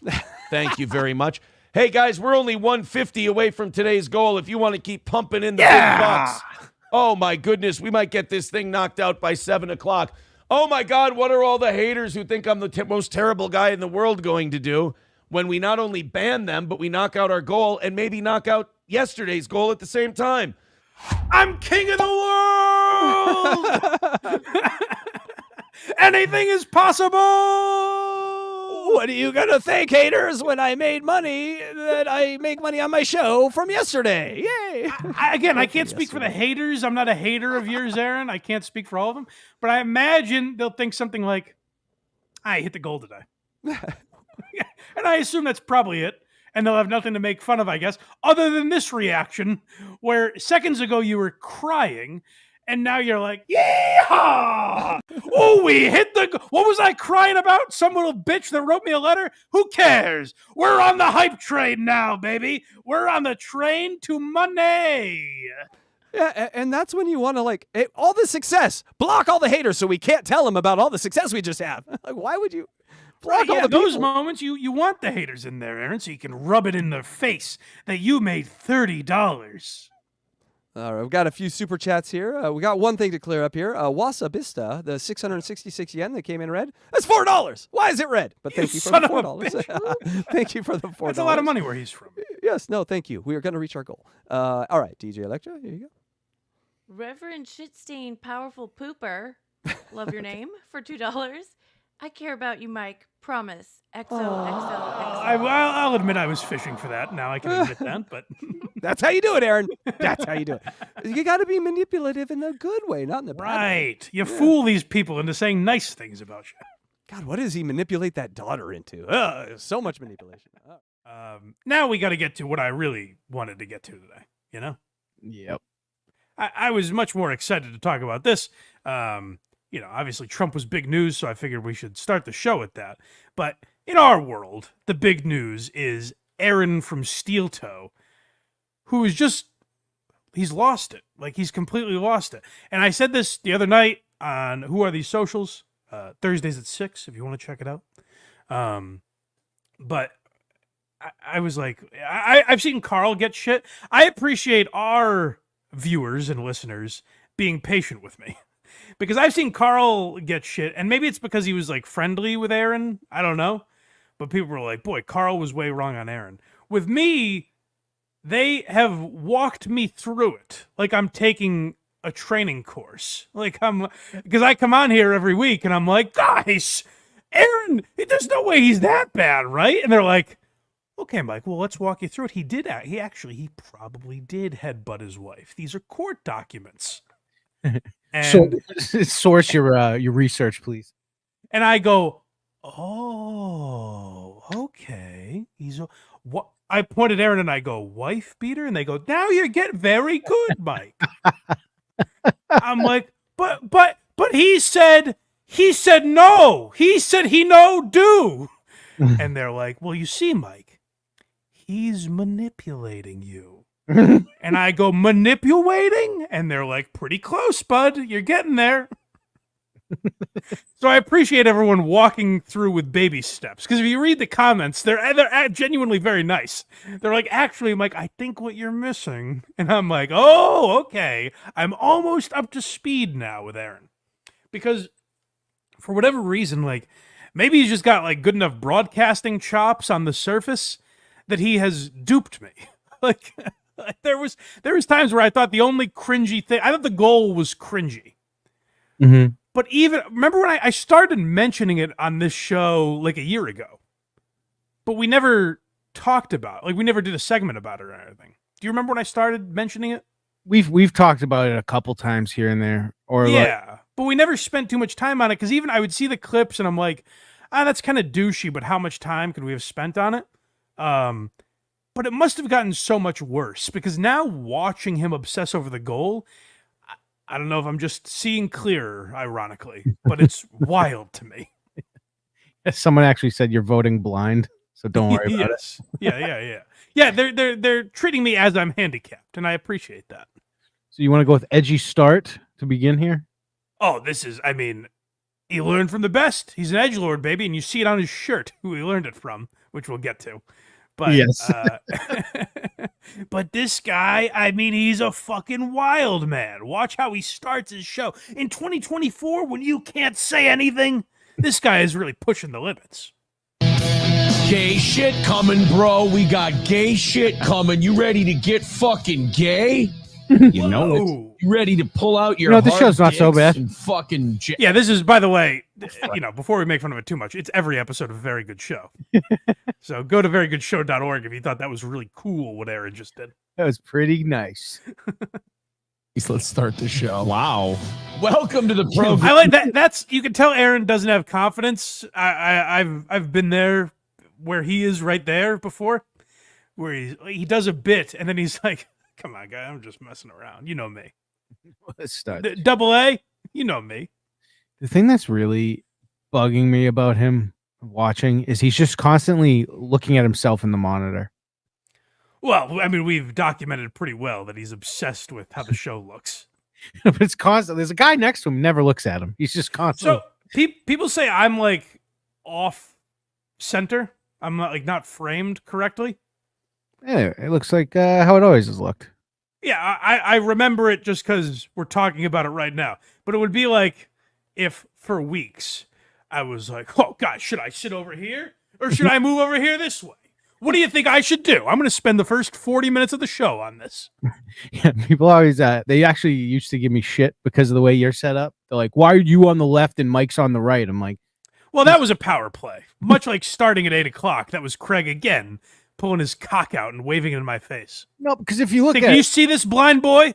If you look at the screen right now, it looks like we're looking at each other. It's kind of nice. So I could have make it look like you're looking off screen. You know what I mean? That is nice. It's nice. I just want to clear that one up. Yeah. All right. So now we've got the tone has been set. We see how cool Aaron is. He's the coolest. Fucking aggressive right away. I get excited over certain intros. Oh, all right. I don't know what to say. Speaking of gay, my shoulders and chest look good in this Anthony Cumia full sleeve. You're welcome. Interesting. I look fantastic in it. I actually look like I have muscles in my shoulders and chest region. Therefore, I'm going to keep it. I've never, guys, sound off in the comments. Do you listen to me? Clearly, I'm sure I rip off Kirk at times, and I have crutch words. I'm sure that I've accidentally taken from him, or I'm sure I have plenty of others. But do you guys listen to the show? Am I clearly ripping someone off? If so, leave it in the comments because I'm curious who it is. But when I listen to Aaron, I'm like, it's not influence. He's doing an Anthony Cumia impression. If he like the cutesy, therefore I'm going to keep it. He's trying to do Cumia. We got gay shit coming, bro. That's pretty original. I kind of there he's doing Chip Chipperson, but but it is it's like if right now I went on a rant about what a hack Mark Normand is, which we're about to hear later. But let's continue with some of the steel toe stuff from earlier in the week. We're getting right into the goal, Mike. Oh, well, this is of the utmost importance. And guys, don't forget, you were probably nervous when you tuned in. You guys were like, oh, Jesus, is Mike accepting super chats today? We are, in fact. I don't want you guys to be stressed. Yeah. So you can super chat us, But to ease your mind a little bit, you can also subscribe on YouTube. You can subscribe on Patreon. I do have Venmo as well, if you'd like to hit that up. So, guys, don't worry. There's plenty of places you can give me money. So stop stressing about it. 2:30 is the number for tonight. And as far as the number for tonight goes, if we knock it out, we do 45 minutes of overtime. Yeah. Holy shit, Aaron, stop being so good to us. 45. Quit spoiling us, will you? If we hit the goal, will you only do 45 minutes? That's what he should do. I've heard other people suggest this as well. What he should do is, like, if we hit the goal, we'll stop doing the show every day. And then he'd have a 40-minute show. Yeah. And then people would be stressed. They're like, I got to get to Aaron to keep him off the internet. His lawyer would just keep sending him the money. Stop encouraging. Please. You have made our job unbelievably difficult. Minutes of overtime if we knock that out, because we still owe you another 15 from yesterday. Someone's saying, oh, it's exactly this many months. It doesn't matter. Bullshit either way. Sorry. I want to be very clear. 1972 makes it the same. I want to be very clear about something.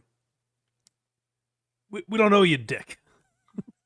If you don't like what we do on Patreon, unsubscribe.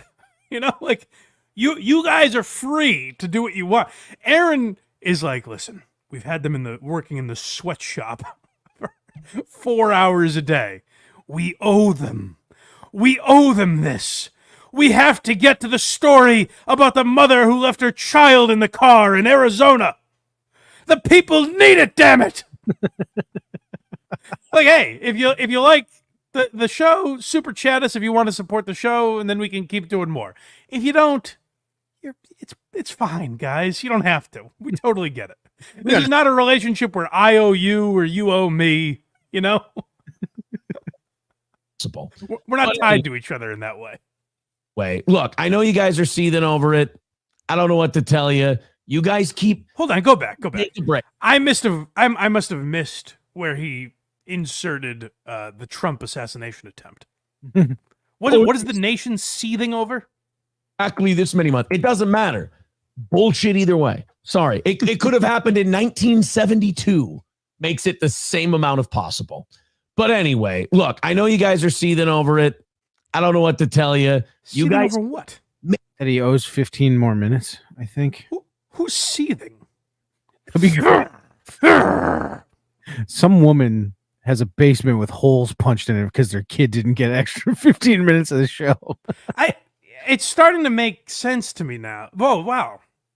I guess I didn't really realize this. It didn't make any sense at the time. But when I was in Western Mass yesterday, well, actually at the restaurant I was mentioning earlier, we placed our order, and the waitress went, fucking Imholte, 15 minutes. And I was like, what's that, ma'am? She's like, I'll get you your fucking order. And you were like, I get it. I was like, that's odd. But then I forgot the nation was seething over Aaron not doing that 15 minutes a day earlier. Who's trending over Trump yesterday? Break. Here's yeah. We'll talk about Trump after we get to Aaron skimping out on his audience. You guys maybe take a break. Here's maybe what you should do. Take a break and maybe come up with a good plan to get rid of me. Like, try something that might work someday or that's a little believable, and then maybe it'll work. You guys retard rage at me, throw shit at the wall, it doesn't stick, and then you get mad at me when it doesn't stick. Guys, how many times are we going to play this game? Okay, this is where I'm going to need you guys. You guys know, I just told you, I'm in my learning phase. You're teaching me to walk here. What the fuck is he talking about? That's a good question. Who is angry? Like, Patrick Melton and Chad and these guys that cover Steel Toe, and now us. Like, I've talked about him enough in the last few weeks that I'll lump us in here. Like, I like Aaron making a fool of himself on the internet. I imagine those guys do too. It gives them something to talk about. You know? It gives me a break from fucking Stuttering John when Aaron embarrasses himself like this. Who's trying to run you off the internet, Aaron? This is what I've noticed about this guy is that he has such a... We played a clip where he's like, the three greatest broadcasters in the history of microphones are me, Aaron Imholte, obviously a ridiculous start. Anthony Cumia, which I'll give you that. And Bubba the Love Sponge.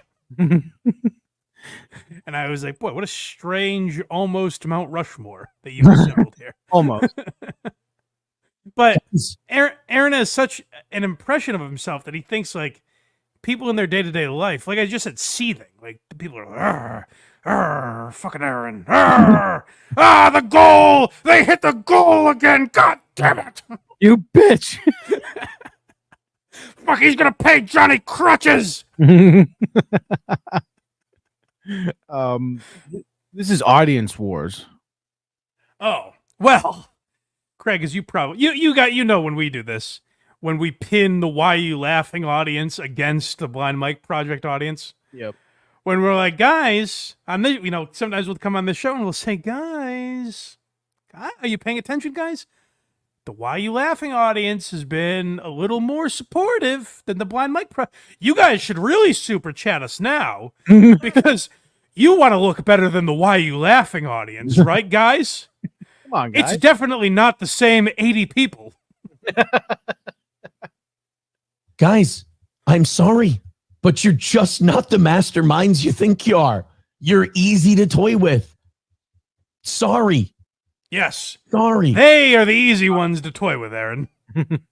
They have all turned their show into Stuttering John Light because the trolls are going. It's all. This is what the chat has done. I'm referring to, of course, not Aaron.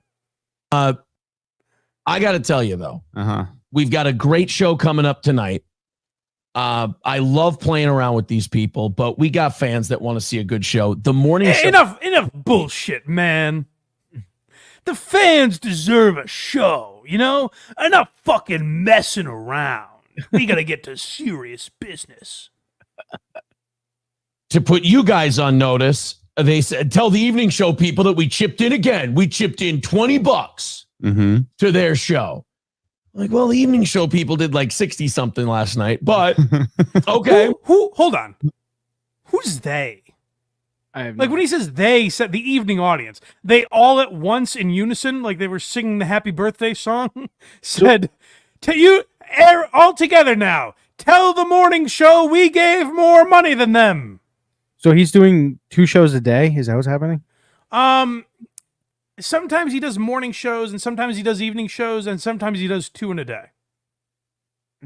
But the evening show is definitely an entirely different group of people.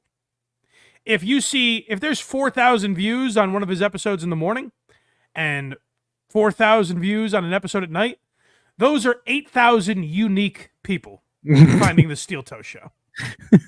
When in reality, it's probably like 4. It's totally different people, and they are at war with each other. It's playful, of course. I mean, it's playful in nature, of course. It's it's like when Opie and Anthony and Ron and Fez would fight. The audience is in on the joke, of course, but they do like to rib each other and say, "Hey, you tell those guys in the morning, you tell those pricks in the morning, we gave more money than them." And then the guys in the morning go, "Hey, quit busting our chops, evening guys. We're doing our best." Fucking loser. Morning show audience says they got you guys $20 in, and they think they're hot shit because of it. So do with that what you will. Stream. I like Aaron played it like, listen, I don't have control of what these guys are saying, but here's the skinny. These guys are giving you a little guff. So do with that what you will, guy. Hey, you know what? I think they're just razzing you. I think they're just giving you a hard time. I don't think they mean anything nasty by it. But you guys have fun out there in the comments, okay? They gave you 20 extra bucks today. That means we're a little closer to hitting that goal. Streamlabs, PayPal, Venmo, etc. Oh, good. You've never mentioned that before, Aaron. Where can we donate? Venmo, etc. 230 is the number. Whoa, hold on. I'm sorry.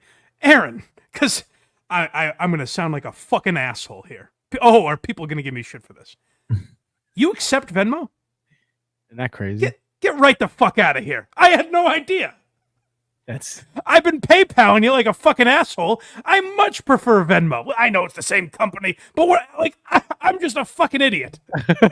I could have been Venmoing you this whole time. Well, suck me sideways. Are the links pinned to the top of the page? Thank you. You're welcome. Oh, you're terribly welcome. You're so very welcome, Aaron. Next, we got the guy just loves broadcasting. Oh, this is a man you can tell who has a passion for broadcasting. He loves talking into a microphone. He loves entertaining an audience. And that's the reason he does this. The only... listen, I'm sure Aaron would love to do it for free. Right. The problem is the goal just needs to... Like, the world doesn't keep going if the goal isn't met. Like, I'm pretty sure that Trump shooter would have lived last night if Aaron didn't hit the goal as consistently as he does. So there would be just monsters running around if Aaron doesn't meet the goal. So he would do it for free. He's just, God, he's cursed with meeting this fucking goal. Maybe if Aaron didn't hit the goal and he was still broadcasting, maybe that guy wouldn't have been on that roof. That's exactly right. He'd be watching Steel. He'd be so glued to Steel Toe. Yeah. He's like, listen, I'm a liberal man, but I love Aaron's hot political takes. When he starts off gay shit coming, I don't like that, but I got to hear what else he's got to say. It's a little much. It's a little extreme for me. I turn down the edgy meter in my house because it gets a little hot. but yeah, no. So Aaron, you can tell, is just a guy. I wish I could do it for free, but he loves broadcasting more than anything else. So I'm having a bit of a weird night. Mm-hmm. Here's what I'd like. Knock out the goal. I'll do a 2-hour and 45-minute show. Might take tomorrow night off. I've been looking into the books. Things are good for the old toe. Feeling good about where the toe is at right now. Looking into the Might take another night off because, guys, it is too fucking beautiful in Minnesota right now. And not only that, these days are so few and far between for us during a 365-day calendar year. You got to enjoy them. I was outside all day yesterday. I had stuff to do today, like brain damage. So I didn't get outside as much as I would have liked to today. But tomorrow's going to be, if it's not going to storm or anything, it's going to be another outside day, I think, for me. So, wow. That's two things to me. It sounds like a guy who really enjoys doing the show. But also, I'm so glad he brought us into his weather talk. Right. I'm glad, living in Massachusetts, I'm so glad I know, because I look up at the sky and I think, you think Minnesota's seeing that same sun? I can't be. I never quite know the answer. Can't be. That's what I think too, Craig. I think there's no way. It's got to be a whole different universe. And then he let me in on that. And I think, oh, wow. We're not so different, you and I, Aaron.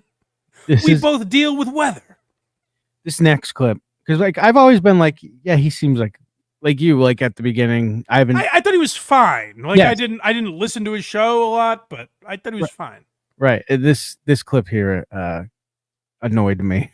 It proved to me I'm blind in more ways than one.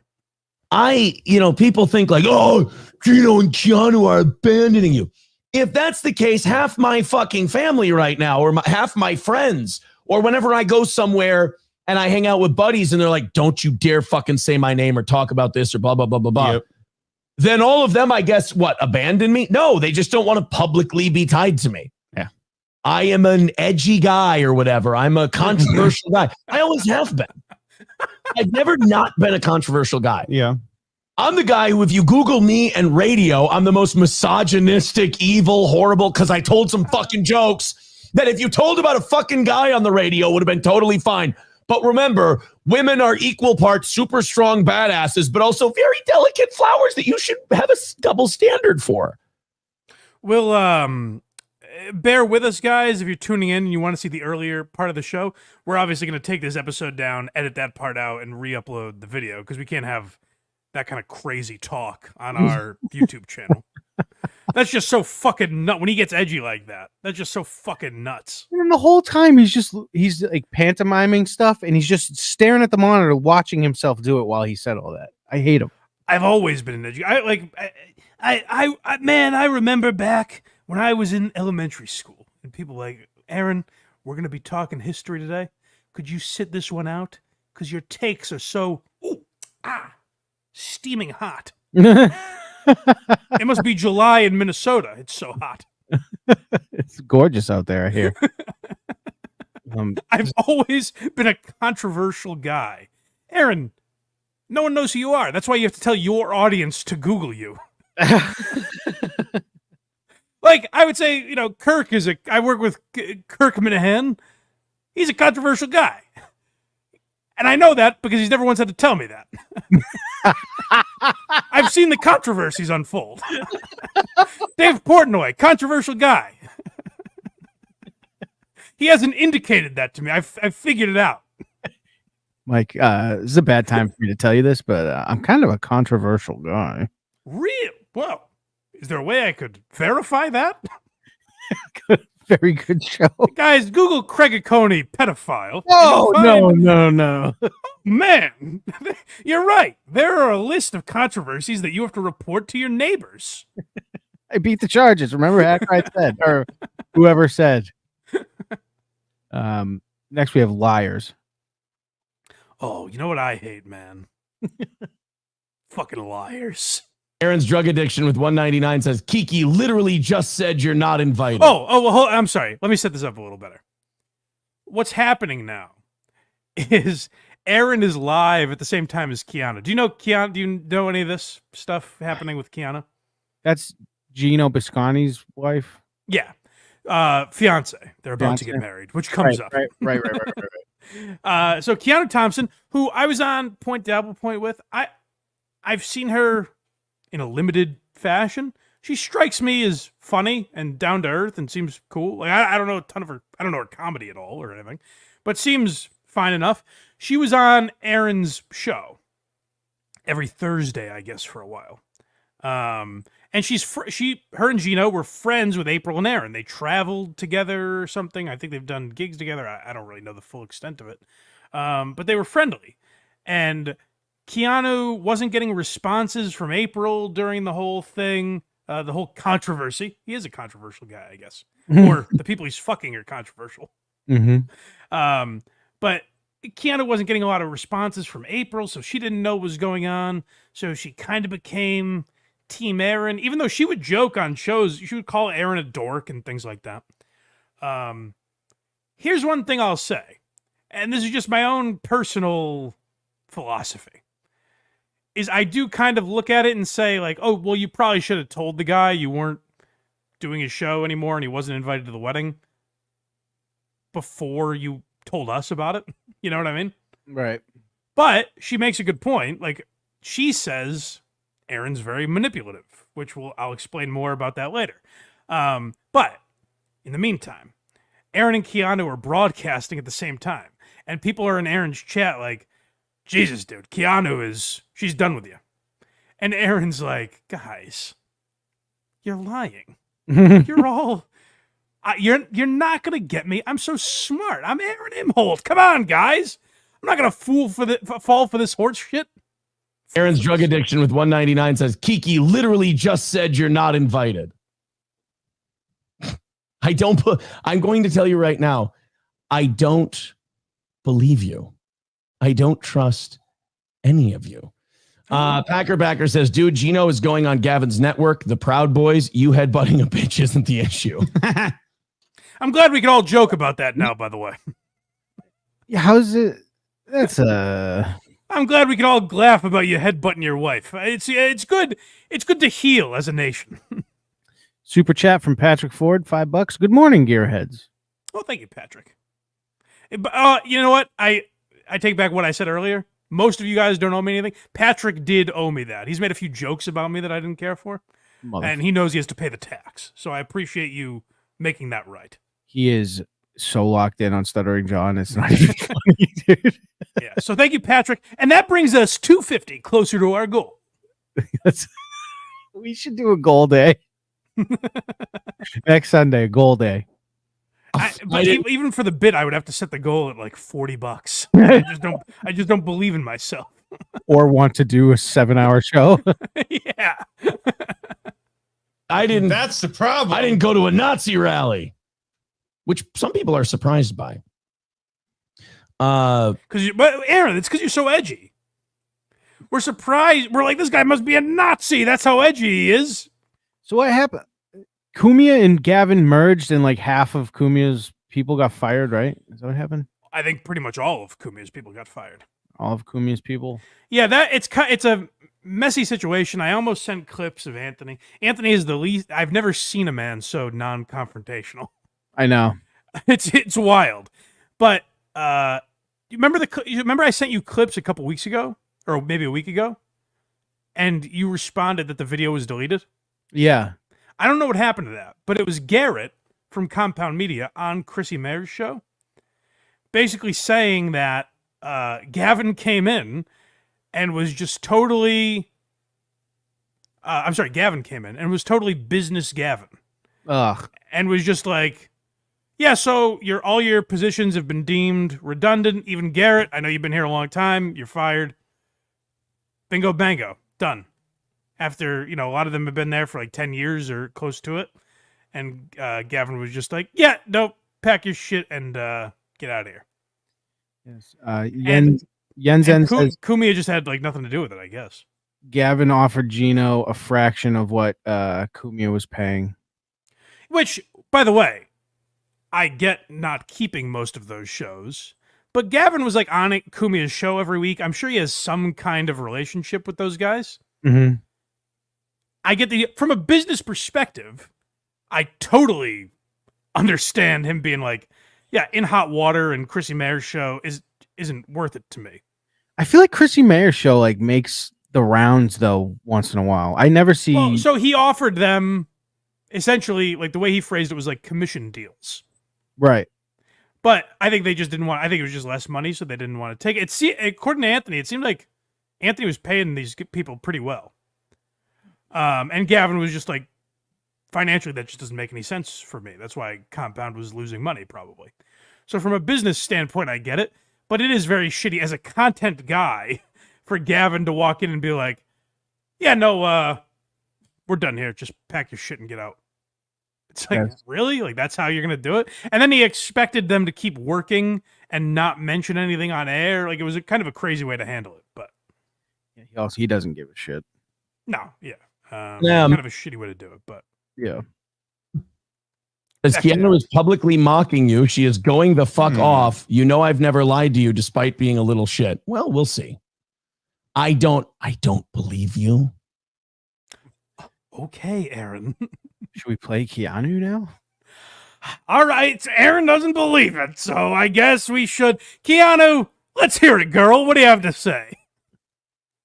It's not because you're too much of a distraction, Aaron. It's because I don't like the things that you've done. I don't like you manipulating us. I don't like the things that I'm hearing. And I hate to do this to yet another person that allegedly abused a woman, but you're no longer a part of our wedding or invited to it at all. So wish you the best, but us not being... Is that a shot at Kumia? No. Oh, okay. I would have thought the same thing, but no, he's still invited. On your show had nothing to do with the Compound merger. And you know what? It's just another win for the toe, I guess. Okay. Anyway, that's all. No Minnesota show. No wedding. Not happening. Throw your invitation in the garbage. And that's the long and short of it. She's just done with this guy. Now, again, I don't know anything about their relationship. I would say, like, for example, like with Craig, if something happened with Craig, like, we can only joke for so long, and the real charges come out, and I have to distance myself and everything.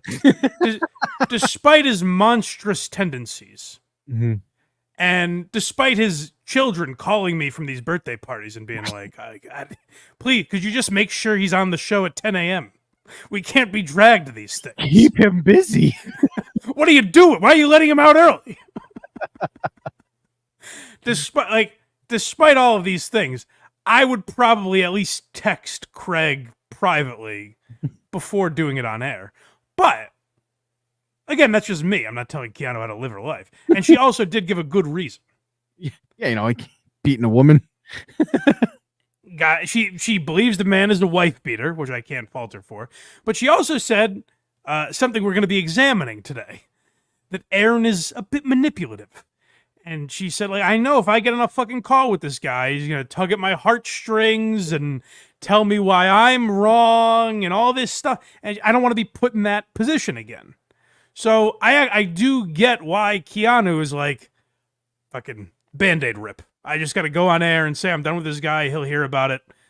Wipe my hands of it. And, like you said, she thinks he beat a woman. So there's also that element of it. He kind of admitted in the clip we played before. He's kind of admitted it a few times. but then he says, he calls it horse shit. He's like, oh, it's all, oh, you guys believe these horse shit allegations? And it's, by the way, keep this in mind as we go through these clips. The horseshit allegations he originally said is, I wish I could have April on here to talk about this, because even April, who hates my guts, she would back me up on all of this. Yeah. That's pretty interesting as we go through these, but where are we now? Abuse. Okay. And you have those Kumia tweets too, right? Yeah, do you want those? No, we'll get to those in a minute. But yeah, let's hear a little more about abuse, because that is the major thing. Keanu says that Aaron is abusive, and Aaron's like, hey, I ain't the only one, baby. I'm going to say this. I will say this about the Keanu Gino thing. I really want to leave it alone. Gino. I wish. My character. I just wish there was something I could do to leave it alone. Leave it alone, by the way, to quote the great Opie Hughes. In my heart of hearts, I wish. Let me think here. What could I, Aaron Imholte, do to leave this alone? Huh. Well, I'm just going to talk about it. Yeah, I guess the best way to leave it alone would be to talk about it on my podcast. Yes, you know what? That's what I'll do. I'll talk about it on the podcast. Perfect, Aaron. You've done it again. You're a genius.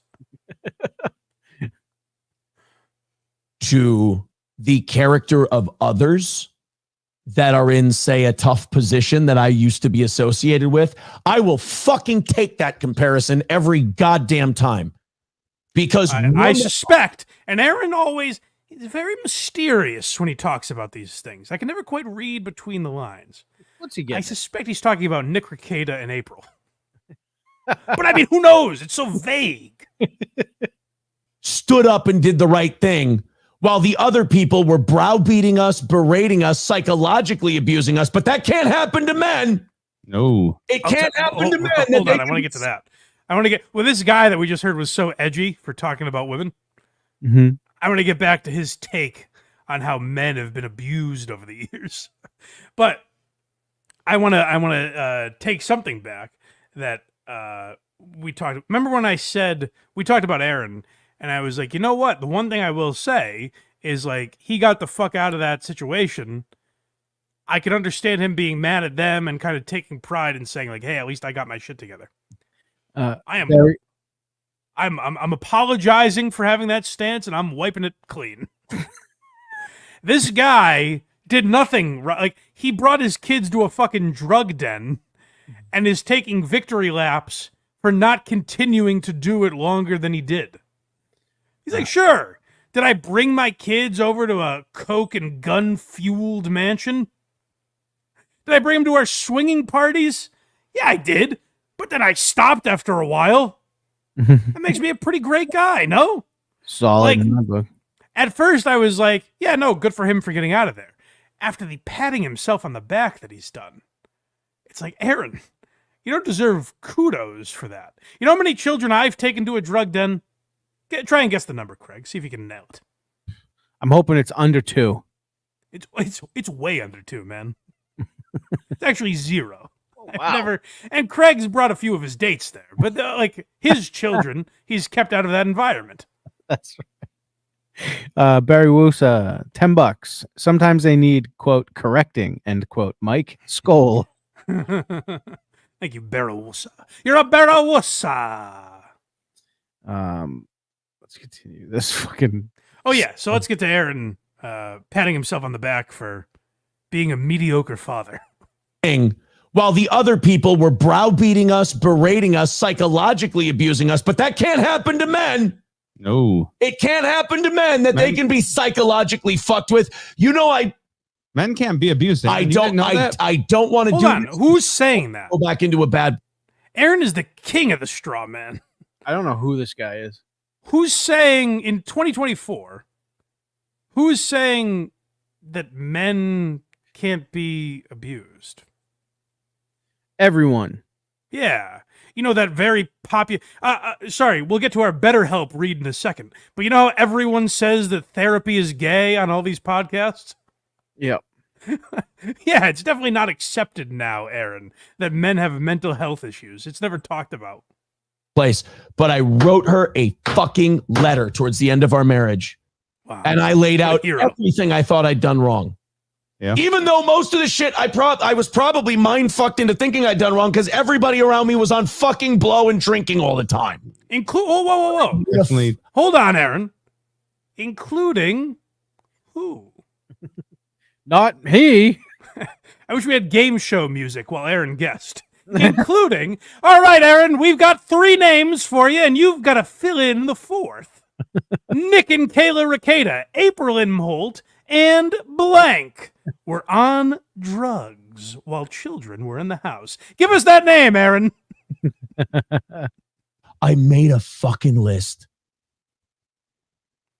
Well, you made a list. Did I get one iota of anyone else going, here's what I've done wrong. Let's talk about it. Because you know what? That's what a healthy couple does. That's what healthy people do.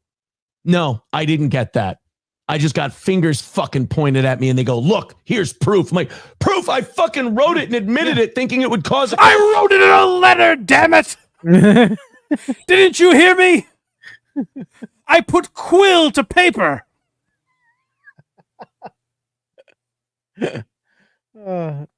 Here's the Anthony clip. Okay, so Aaron is trying to come to grips with the fact that Keanu and Gino have uninvited him to this wedding. Now, try and disregard the shirt that he's wearing that makes this hysterical. But Anthony, years ago, was arrested for a domestic violence issue. The charges that were, or the allegations that were made, were a little different than what Anthony says happened. He did admit to biting Danny Brandt. He said she was like hitting him in the face and he bit her hand or something like that. And he did admit to it. And he, owned up to it and paid his penance to society. And think you're allowed to think whatever you want of him. If you think that makes him a scumbag or a misunderstood guy, whatever you want to think of him is fine. It was very funny. That was the time that I was subscribing to Compound too. Yeah. And he went on for like 3 months and he's like, yeah, I don't drink anymore. He was in rehab and he couldn't. He was pretending. Yeah, and then once that was clear, he was back to the Budweiser. Bud Lights. Yeah. It was funny back then to think like Dan Soder and Ari Shaffir were like filling in for him when he was in rehab. Yeah. It's hilarious. Shane Gillis had a show on his network. I know, it's wild. He's just so separated from that now. Yeah. But yeah, so Anthony had a situation where like he kind of fessed up to a sin, if you will. He owned up to it. Aaron, on the other hand, said, I didn't, guys, you know me. Still keep it the same old G, Aaron Imholte. I didn't do nothing. If you know me, guys, which all of you do because you watch my show on the internet, you guys know I ain't beating no bitch. So Aaron compares himself to Anthony Cumia here. Anthony Cumia admitted to biting his girlfriend, but I guess he didn't get this same Keanu episode. No. Wearing a Cumia shirt. It's interesting. Anthony actually abused a woman. I have if you can't see it, I have a We Might Be Drunk shirt on right now. Mm-hmm. It's like if just randomly I was like, fucking Bodega Cat whiskey, people would probably get drunk and get behind the wheel, but whatever. I guess that's fine that you support those guys. Fucking Sam Morril supports Amazon that mistreats their workers, but whatever. And I'm that, you know, fanboying with their shirt on. Deserve it. Oh, Johnny, you're incorrigible. I didn't say that. Hilarious. I didn't say that. I'm such a rascal. He's such a bitch. Oh, aren't I the worst? So Anthony sees that, and Anthony stayed out of the Steel Toe fray, and he was nice to Steel Toe, went on his show. I told you, the only time I messaged Aaron ever was I thought he did a good job with Kumia. And I was like, oh, maybe this is a show I would want to do one day. Like, I like his broadcast. That's what fooled me, was his interview with Anthony. I think it was maybe during a lot of the Stuttering John stuff, back when he was still talking about Stuttering John. But regardless, like, Anthony's always been good to him. And he was on with Anthony's girlfriend not that long ago. And Missy said something about Aaron. And Aaron was like, oh, Missy, you can say whatever. Girlfriend, you can say whatever you want about me. I've been ripping off your husband. I've made a career ripping off your husband. And Missy was like, that's kind of weird. You're just blatantly ripping him off. But Anthony doesn't say anything about it. And then people start tweeting that clip to Anthony. So do we have Anthony's tweets? Yeah, it says, oh, brother, really? I haven't even commented on this nonsense. F you. It was nice because it was like the only tweet that didn't have the N-word in it. That's good. It'd be great if he called Aaron the N-word. That would have been so funny. And then there was another one. Here it is. Blow it up. Someone says, smart move. Turn on Kumia. What adult? Yeah. And Kumia responds and says, right. When everyone was blasting this guy for losing his wife to a cokehead, I didn't say anything. Then he tries throwing me under the bus as a way to take some heat off himself. Fuck that. He's an asshole. And it is funny that this is from his big Twitter account that he has back finally after all these years. So everyone gets to see it. Well, what's great about it is, like, Aaron has been a Kumia fanboy to the point where, like I said, he's blatantly ripping him off and admits it, I guess. But, like, down to his cadence and the little things that he said, he's, like, clearly trying to be Kumia, all the way down to his movie references and stuff. And then to immediately throw that guy under the bus and be like, fucking Kumia's a wife beater, so I guess that's fine. I guess that's fine. That's not a manipulative guy at all. No. So Aaron starts talking about how he's taking the high road in this situation. And I gotta say, guys, if the high road is this much of a disaster, if traffic is this backed up on the high road, you might as well start taking the low road, because the high road seems like a fucking nightmare. Yep, this is not manipulative. No, he's not a manipulative. This is the high road. This is not a manipulative guy. He's mad at Keanu. Keanu said this guy was manipulative. How dare she? Her wanting you to burn your clam radio shirt made me chuckle, not gonna lie. Oh, is that what she said? Oh, that, by the way, this guy, he's got a lot of shirts. This is a Gino Bisconte shirt. Clam radio, I guess, is a reference to In Hot Water. So he's destroying his clam radio shirt as well. I mean, I can if you want. It's falling apart rather rapidly. So, she probably wants me to take this down also. The Gino postcard. She probably wants me to take that down too. I like that Aaron thinks this is some. Keanu's gonna be like, "What have I done? Oh no! Oh shit! He's throwing out our little knickknacks that we've given him. Oh no!" Yeah, I'm sure whatever Keanu heard, I used to hear that too all the time. Don't worry. I've already heard the speech of what a fucking terrible guy I am. How awful I am. I'll tell you this. I didn't lose 5 kids. Whatever. And that's the other shitty thing about her doing that, is that I don't want to bring those guys up again and start running that shit through the mud. Oh, you'd hate to. Hold on. Let me go back to the old. Put on my thinking cap again. Let me try and think. How could Aaron avoid bringing up Nick Rekieta's children? Huh. Let me think about this again for a second. He's on a podcast. He's talking, and he has free will. How could he avoid talking about? Listen. I'm no mathematician, but I can't come up with the formula of how he avoids talking about Nick Rekieta and their children. So, Aaron, take it away. I mean, that's already a sad fucking situation. But all right. All right. Listen, I don't want to talk about their kids, but it's fucking a disgrace what they're doing over there. And again, that's not me commenting on their situation. I just think it's an abortion, quite frankly, what they're doing to those children. Now, this is the last clip from this show, and it's a long one, but they might have hit a goal or two. Get out of here. They know you're lying to me. They didn't hit the goal. A minute and a half to knock out 30. Otherwise, we do also owe you guys that 30 for getting inside of 50. But you know, we always feel more. I mean, what a sentence. What does that mean? Hammering Hold out. on. Can we start this over? If you're telling me this, David Miscavige would be like, "Well, this is a little culty for me." Can you make sense of that? We owe you. Let me hear it again. I'm sorry. We might replay this a few times. A minute and a half to knock out 30. Otherwise, we do also owe you guys that 30 for getting inside of 50. But you know, okay, I got it. I think I got it. And you guys, like I said, you've been very gracious in helping me out with the steel toe stuff. I'm learning. So don't rip into me if I'm wrong here. I believe what that means. It's actually kind of sad if I get this right. We are $30 away from hitting the goal, which gets us an extra 30 minutes. Right. But even if we don't, we owe you another 30 minutes because we got under $50, which when you get under $50 away from the goal, you get bonus time that he owes you from a previous show.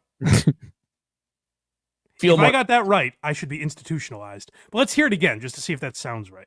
I think you are, so you might have to get ready. They just come and take me away. McLean people just burst through the wall. I'm like, no, I'm sorry. I don't know what it means. I was kidding.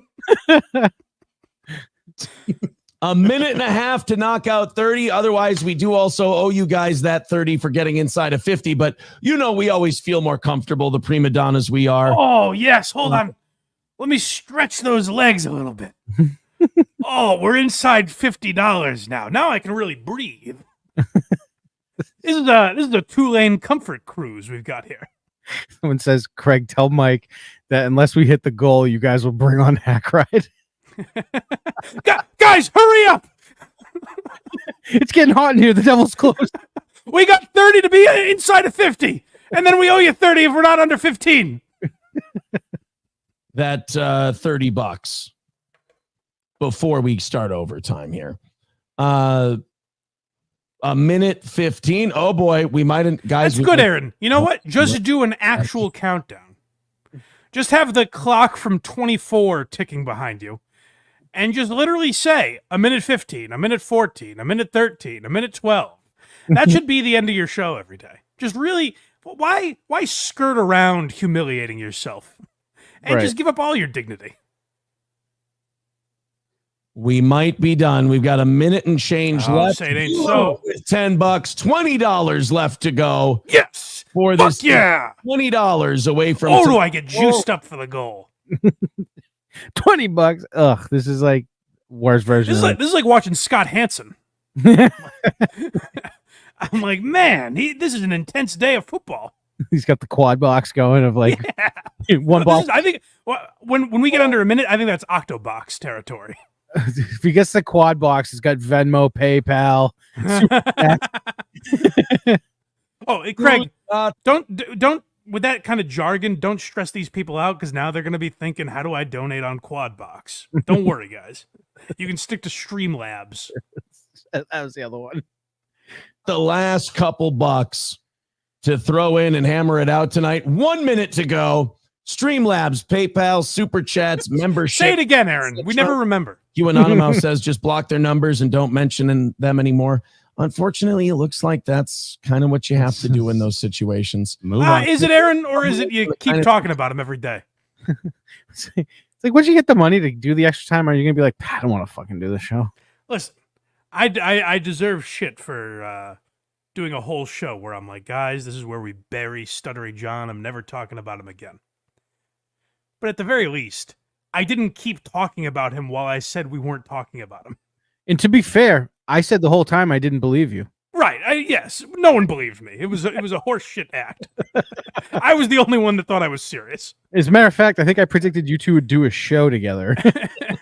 Well, it turned the other way, I guess. Yeah. But at least I wasn't talking about Stuttering John and going, guys, and remember, we're not going to talk about Stuttering John. Anyways, play this clip, Craig. Situation I got out of. Yeah, sometimes it's just you got to curate with who's got your back. You know, you got to curate your list of people. Yep. Because your brain. I gotta say, so much toxic. Johnny Crutches has made me appreciate. You can give Craig all the shit in the world if you'd like. Aaron has the two worst producers or co-hosts or whatever they are. They add literally nothing. Literally, this is not a joke. Aaron will talk about, let's say the story going on with Keanu. And he'll turn to Johnny for some support. And this is Johnny's contribution. I'm not exaggerating or joking. Johnny will literally say, yeah, I haven't paid attention to any of that stuff. I just stay out of it. It's kind of like me with Stuttering John. It's a little infuriating, but I don't turn to you for guidance. You know? Plus, you do enjoy being able to tell me for the first time. I don't need you to be like, well, for some reason, Aaron needs these guys to be like, no, man, you're a great guy. You know? It would be like if I was saying, hey, Craig, I know you don't pay attention to Stuttering John, but I am pretty neat, right? I am pretty swell. You're so cool, dude. And you were like, actually, I have no idea. I don't really know you that well. I think I've talked to you more than anyone else in my life for the last 3 years. That is a sad statement, but probably not far off. Toxicity. And you gotta flush it out. It's funny that it went from drugs, guns, and children to, clearly Aaron's the fucking problem. Yeah, clearly. It's fascinating. This guy's not I've manipulative. I was tricked before too. It's fine. Again, totally my fault. Absolutely. For a guy that says he's like an edgelord, he talks like a real bitch. He talks like he argues the way a woman does. That's right. Not He's that all like- women are bitches, but For a guy that's fucking men can't catch a fucking break in this society. He talks like a real lady. When he's like, oh, okay, I guess, she fucking, she got the kids addicted to crack, but whatever. I guess I'm a fucking asshole. No, it's fine. No, don't even worry. No, I'm not angry. I'm not angry. No, it's fine. why would you think that? Why would you think I'm angry? Just because I'm talking totally different than I usually talk? $10 from. I want to make sure I don't say thank you. Jacob with $10 says internet friends aren't real friends. It's so fucking hard for the goal. Do I hope we hit it? It turns into Misery Loves Company. Mad Gavin dumbed them down. I'm not sure what that means, but thank you. We got 15 seconds left. We got $10 to go for tonight's goal. Kind of a let's fucking rally. Symbolic number. It's not really, it's not going to make or break anything, but we've got $10 to go. If you want to throw in, if you guys want to do it $1 at a time, I think that would be hilarious. Oh my God. God, Aaron, stop it. Stop it. You son of a bitch. Just get me the money. Oh my God. Whatever you do, just get me the money. Can you imagine if everyone gave $1? Oh, you rascal, Aaron. You are incorrigible. Craig, you don't seem to be chuckling that hard, but try and picture. It's so sad. Let me paint a picture here. Could you imagine if 10 people gave this guy $1? It'd be fucking wild. I'll quit if that happens. Oh my God. With all the Trump stuff yesterday, there's a lot of negativity in this country. Mm-hmm. And I just want to say how glad I am that we can still turn to things like the goal when we need a good laugh. That's right. Oh, man. I'm just thinking, you see, I feel like you're not getting it because it's what you're watching the chat. I'm watching. And you see $1 come in from a guy. And then $1 come in from another guy. And that happens 8 Craig, not 1, not 2, 8 more fucking times. We're gonna need 10 people to super chat us $1 right now, please. Oh my no, please don't. I can't take it. I need a good laugh. So can you guys please? Thank God I can't see the chat. Frankly, thank God. I'm glad God struck my eyes down. And that I'm not able to see because I'd be laughing for the rest of my life. $1. Yeah, Yenzen says, still have Baldwin, Schaub, and Matarese to go. This might be a Melton like marathon show. And we're only only halfway through the steel toe stuff. What time do you have to be out of here? I can do to noon. Okay. All right. Time. Oh man, more of them coming in. Yeah, you know what? All right, time's up. We got to go to overtime here. There's $10 left. I would love it if you guys did it a buck at a time. That would be fucking hysterical to me. Oh my God. Oh, Packer Backer with $10 says fuck fake friends. All right, well, another win for Hacker, you bitch. That wasn't funny. The streak is now at 6. Yeah. We got there. All around America, people are taking 5s off their wall and putting up 6s. The Green Monster.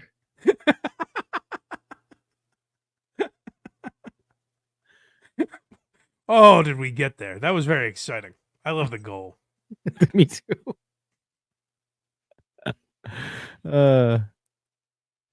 What else do we have? We got Joe in Virginia.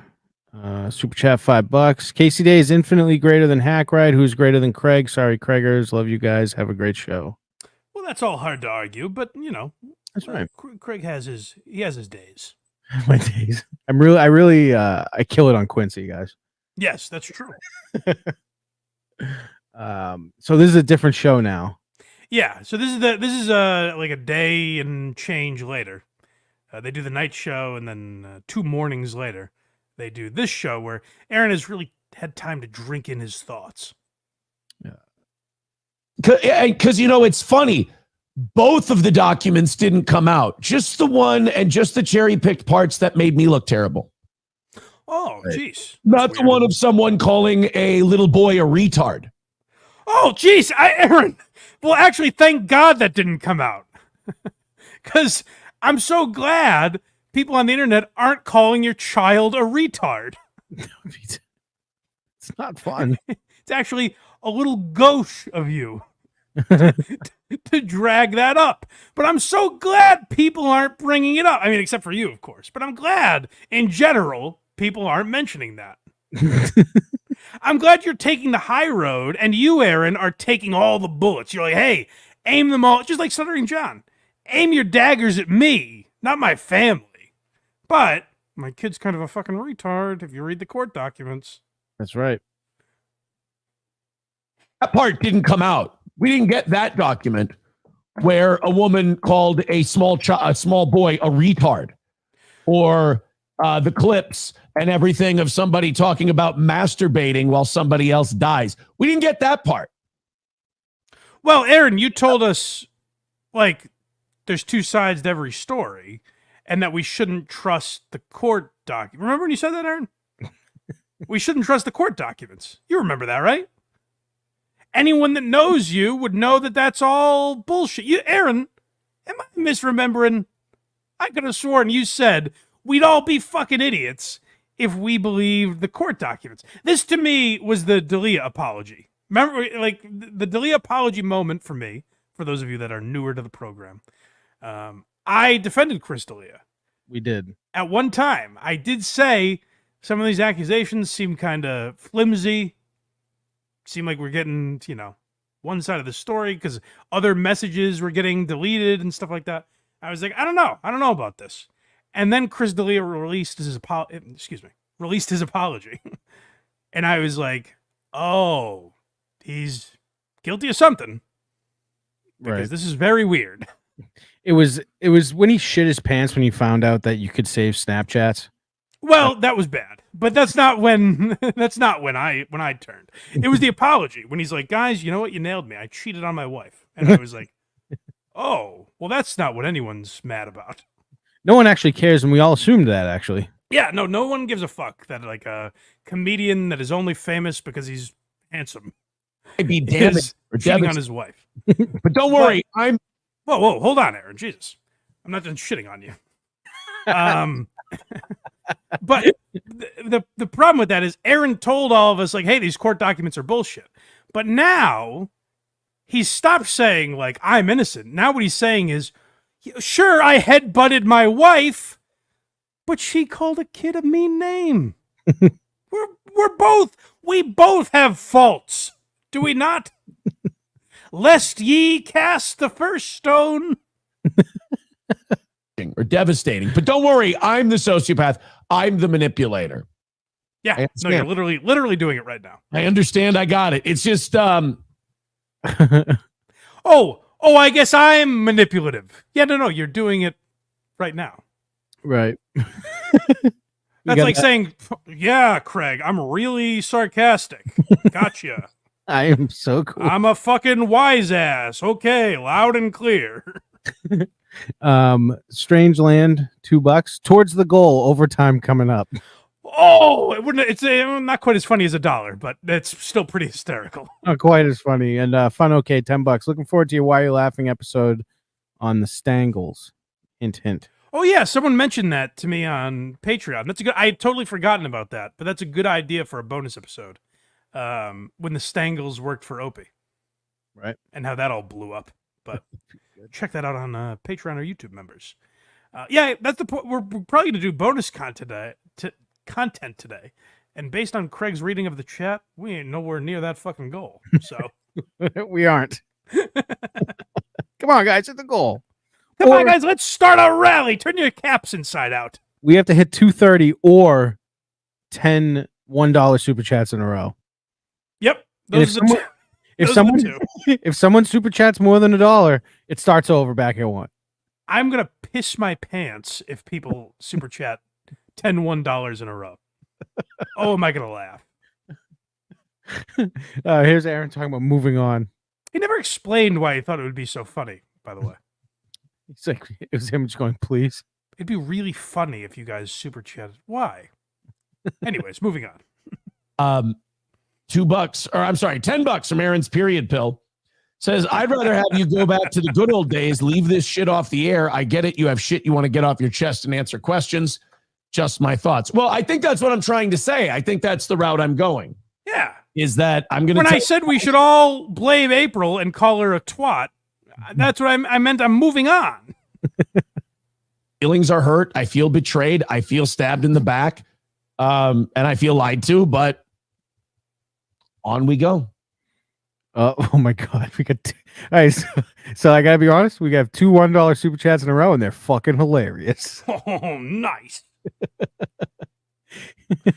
You guys are real characters. It's pretty fun. Yeah, 8 more and we'll end the show.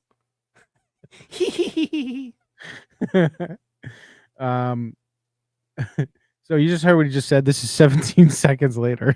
Yeah, so listen, guys. Don't even try.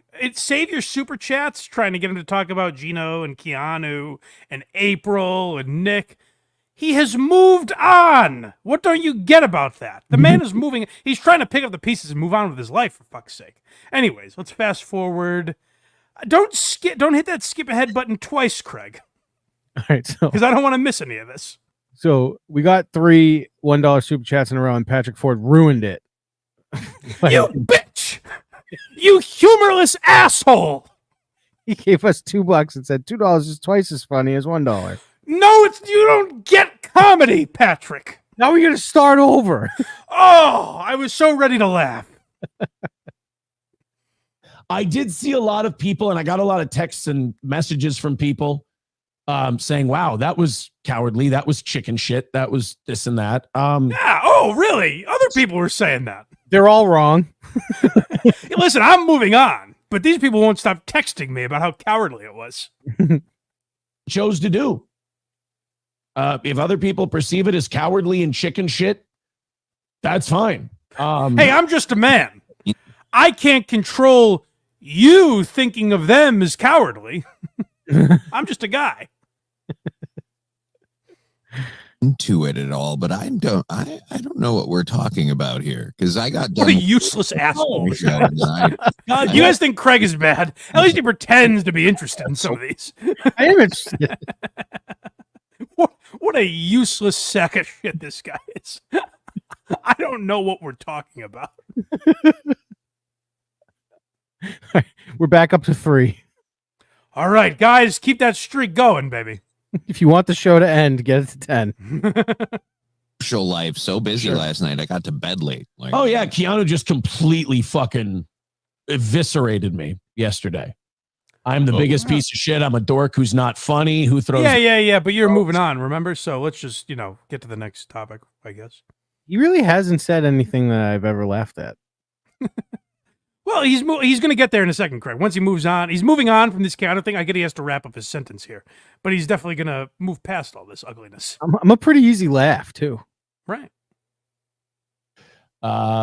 He's worse than Nick. Yeah, April just probably text her with the same fucking mind wash, brainwash bullshit that I used to. Okay, but you're moving on, so you're moving on, dude. Yeah, remember from a few seconds ago? 17 seconds later. He's like, guys, you don't even have to keep telling me to move on. I'm already doing it. Anyways, these fucking criminals that were abusing my children. This is a response from Ant here. A response from Ant? Oh, response to Ant. Sorry, my fault. Oh, yes. Okay, so this is, like I said, a day later after he saw Anthony's tweets and everything. This is him addressing those. I think Cardiff show's over. There's a lot of potatoes in the chat right now. Good, it's about time. Thank you, guys. Huck says, Kumia was trashing you on X. Any response? He hates you. Well, look, he's team Keanu and Gino. I mean, why wouldn't he get their back? He got mad. Did he completely forget that he said what he said? He that's what he does. He is a manipulator. He's a manipulative guy, which is what I'm realizing. Where he's like, well guys, I ain't never done nothing wrong, but you can have your opinions. It's fine. Because I made the comparison. I'm like, so you get the word that I might be an abuser guy. And I just made the comparison. Anthony admitted to biting a woman. I mean, yes. So Anthony admitted to what he did, which was much more mild than what you're accused of, and they think you did that. They think you headbutted a woman, which is much different than what Anthony has talked about openly in the past. And also, you're lying and calling April and your ex-wife a liar, essentially. Apples to apples comparison. I didn't. I deny it. It didn't happen. I never fucking headbutted or choked anybody. He admitted to this other thing. All I'm saying is one gets a pass, one's a piece of shit. If that upsets him, that's fine. That's okay. That is a legitimate question. That, by the way, I understand why they're upset. There's no fucking good answer to it. Well, sure there is. They know Anthony, and they don't believe he did, he did something wrong, but not to the degree that you did. That'd be the answer, I imagine. They're like, why don't I get past? Like, you're panicking and you're throwing everyone around you under the bus. Also, regardless of what the public thinks of what Anthony did, they know him better and like him, and they don't particularly like you. They actually don't need to explain to me why Anthony Cumia is invited to their wedding. It's not my fucking business. No. They explain why we're not invited. More like it. Damn straight. Can I tell you something funny? Mm-hmm. When I was on Dabble Point with Keanu, at the end of the show, she goes, "Hey, would you do my show sometime?" And it was the only time I ever interacted with her, so I was like, "Oh, yeah, sure, anytime." I didn't know she knew who and then it dawned on me. I never heard from her or anything. I was like, I think she thinks I'm the other Blind Mike. From Legion of Skank? Yeah, from Gas Digital. Because I was like, why would she invite me? She wouldn't. And I was like, oh, she's done Gas Digital. She probably thinks I'm the other guy. It's like, come on, David, yet again. All right, we need the whole chat. Everyone get Mike on Keanu's show. Sure. It's very important. This next one is Aaron reading a letter. Oh, so we talked about that. I think Casey was on when we talked about this, but his child wrote him a letter. And it really, I mean, just, it really choked him up. I mean, he could barely talk about it. But you guys didn't quite give him enough sympathy for just talking about the letter. So now he has to read. Maybe that didn't tug at your heartstrings, you soulless monsters. Maybe this will. Dear Dad, I love you so much, and I care about you.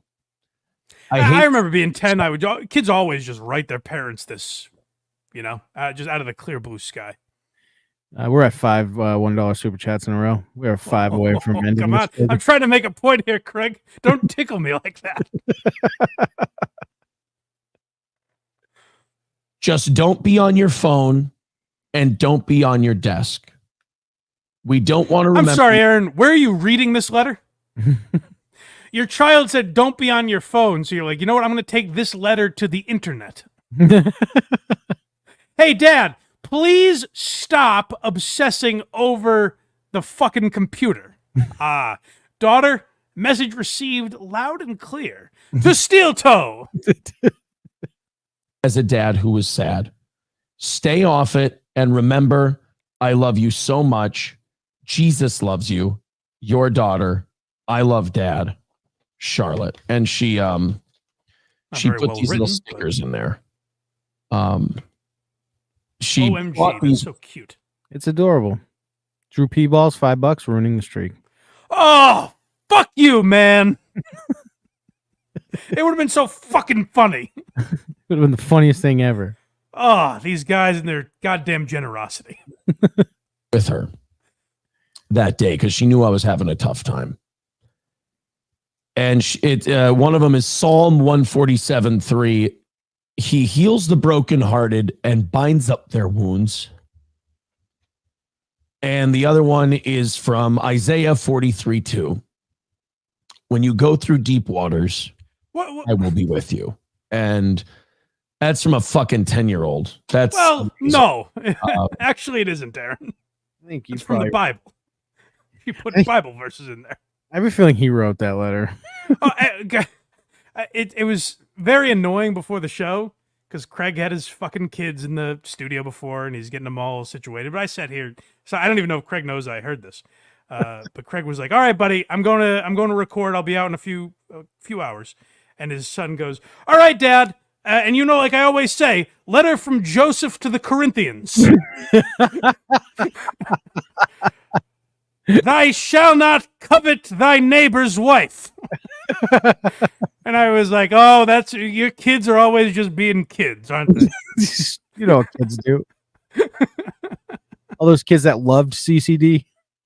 Yeah. And that was one of the things. The kid's very excited. That just snapped me right out of a lot of this bad shit. And you just you're better than that. I didn't quite snap you out. You're better than that. Oh, you're so much better than that, man. Except your entire show is about it. Come on. You're trashing April. It's like if I said I was better than talking about Steel Toe. I know Carl and Patrick Melton, these guys are doing it, but I'm just so much better than them. Anyways, next clip's about manipulation. Oh, man, what a fucking beautiful note. This guy's next we got all hands on deck. Guys, the goal is coming up again.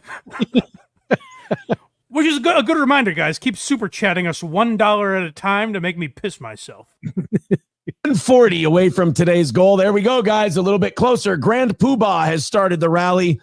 Who's going to keep it going? $140 away from victory. 5 minutes. 5 minutes. Right, we got time. At least I can breathe a little bit. Mike, Eric LeBaron just sent us $1.01. Does that count? Oh, you bitch. He just doesn't get comedy. He doesn't get what's funny. And by the way, it's definitely not funnier to have us miss the goal that we're going for. That's definitely not funnier of him to do. I'll point that out. From going home, or 140 away from going home to overtime. I guess, 5 minutes away from being sent home early today. There's all this math we have to do to watch Steel Toe's show. Come on, I'm just a regular schnook. Can I just watch him? I don't get it. We're under 50 and I'm 30 away and there's 140 and we're 5 minutes and $1 at a time equals $10. What? There's too many goddamn numbers. HACKRIDE leading by example with $1 super sticker. Okay. I've always said that HACKRIDE is a silly goose. 140 is the number. We have 4.5 minutes. I'm starting to sweat a little bit. Go ahead and throw in. All the links are in the chat. Oh, God. What are they? Everybody throw. We need everybody. This isn't like this isn't a one person thing. This is we're not fucking around here, guys. We need everybody. Guys, this is wake up your relatives. Wake up dead relatives. We need fucking everybody. Everybody. Getting close. What do we got? Getting close. All right, are we gonna hit the goal? 135. Oh, away from. All right, that's $5 closer. 4 minutes left. 4 minutes to go. 3.5 minutes to go. I'm sorry. Aaron, at a time like this, you cannot make mistakes like that. I thought we had an extra 30 seconds. 2 shows in a row, he said 4 minutes. Wait, I mean 3.5. Oh, Aaron, these are critical errors. Mom, Christopher Ullman, Mom, the toe needs you. It's mistakes like that, Aaron, that get fucking Trump shot. Millimeters off. You send people home early. They got nothing else to do but to go shoot the president. You're damn straight. Oh my God. We only have 3.5 minutes left. Stop toying with us like that, Aaron. 3.5 minutes to go until we fucking lose our 6-show streak. Don't even joke about it. We can knock it out. He's spoken into existence. What's he thinking? Oh, this is like a perfect game. You don't mention it. We got more people to read as well. More messages coming in. Thank you guys. All right, that gives me a little bit. So if there's still people there, that's good. That gives me some solace. But right now, we've got 3 minutes. 3 minutes to go. The time is going so fast. Going right now. So we Am I in Interstellar? What's happening? And if you feel like chipping in, you got an extra $20 laying around, throw it at the toe. Let's knock out that last 135 today. Let's. Zuzmak says, I kind of missed the music. Well, Zumak took it. Nothing I can do. All right, 2.5 minutes to go, guys. How is time moving this fast? That clip is 53 seconds, and I want to say like 4 minutes went by. How's that possible? Oh, big W. $1. We got 2 in a row. That's hysterical, guys. Keep it up.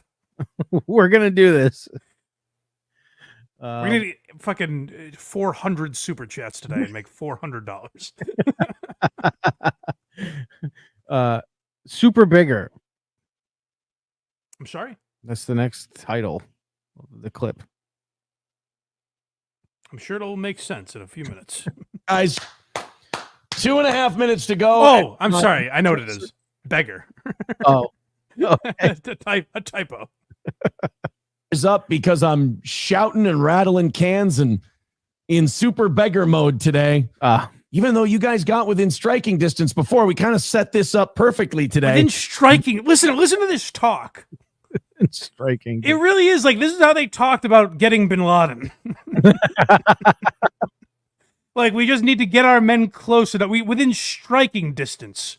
We've really set ourselves up in a nice position for this. Well, what's the difference between bin Laden and this? I couldn't tell. Well, this is way more important, obviously. Bin Laden, it was like 10 years later. Who even gave a fuck by that point? And there's a ton of controversy around bin Laden. Who actually killed him?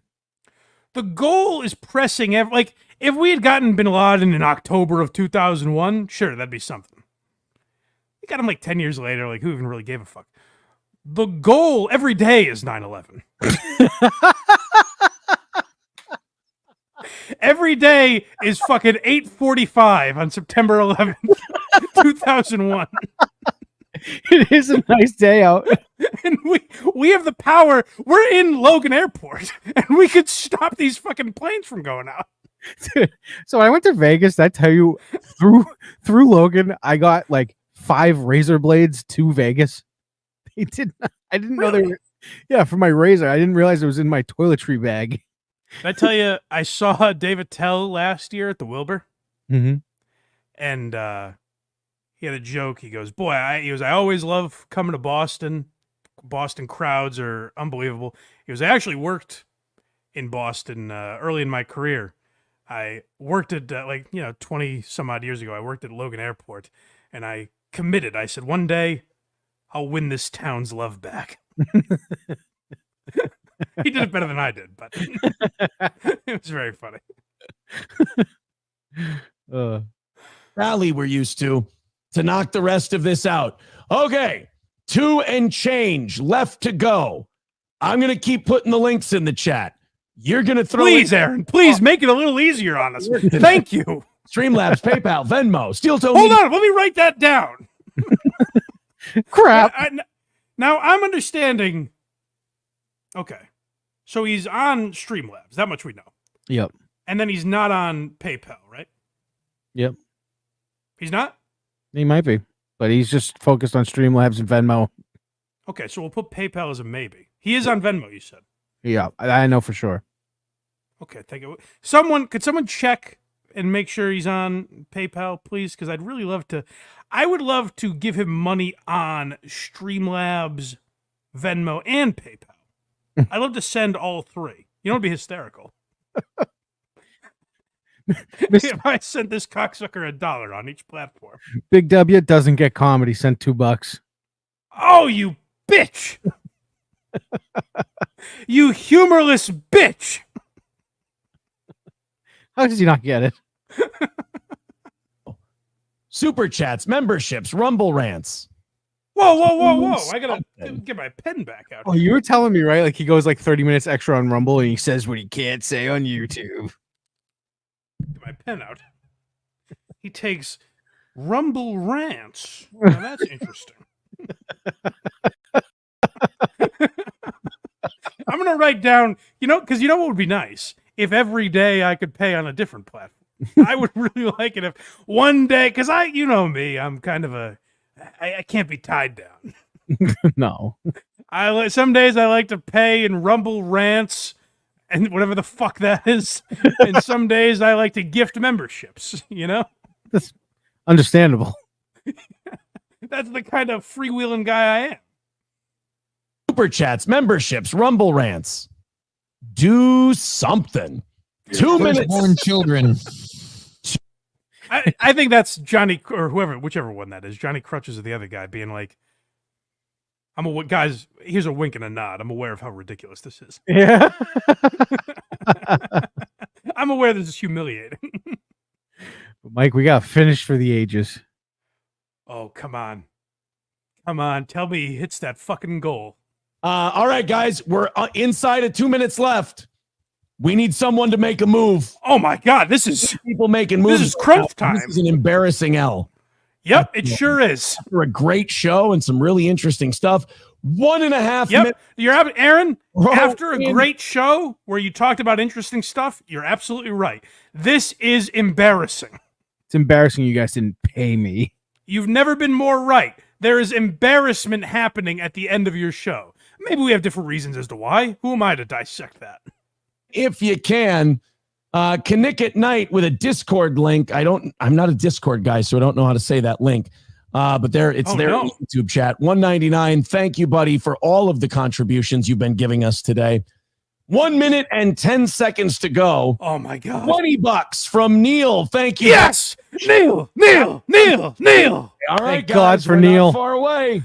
Oh, Neil, you son of a bitch. 115 is the number. Not too much now. A few more of you chipping in the same way, and we got this thing. 1 minute left. We need a battle of Alex Joneses is what we need. Nick West, $2. Goal. Throwing in a couple of bucks. 115 is the number. We've got 40 seconds left. Can we get 115 before this clip ends? Not looking good for the shouty, yelly guy over here. 115. The The ball is in Ray Allen's hands. 30 seconds to go.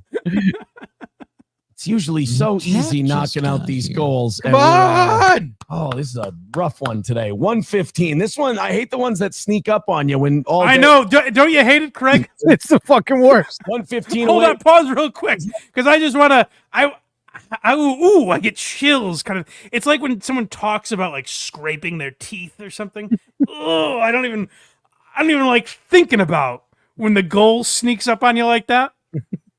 And you're like, oh man, we were cruising, having a good show. I could have sworn we were under 100. But sure enough, the listeners owe us $115. Guys, Dang Lizard just sent us £1. We got quick, convert that. We got a minute left in this clip. We need to get 9 more $1 in a row.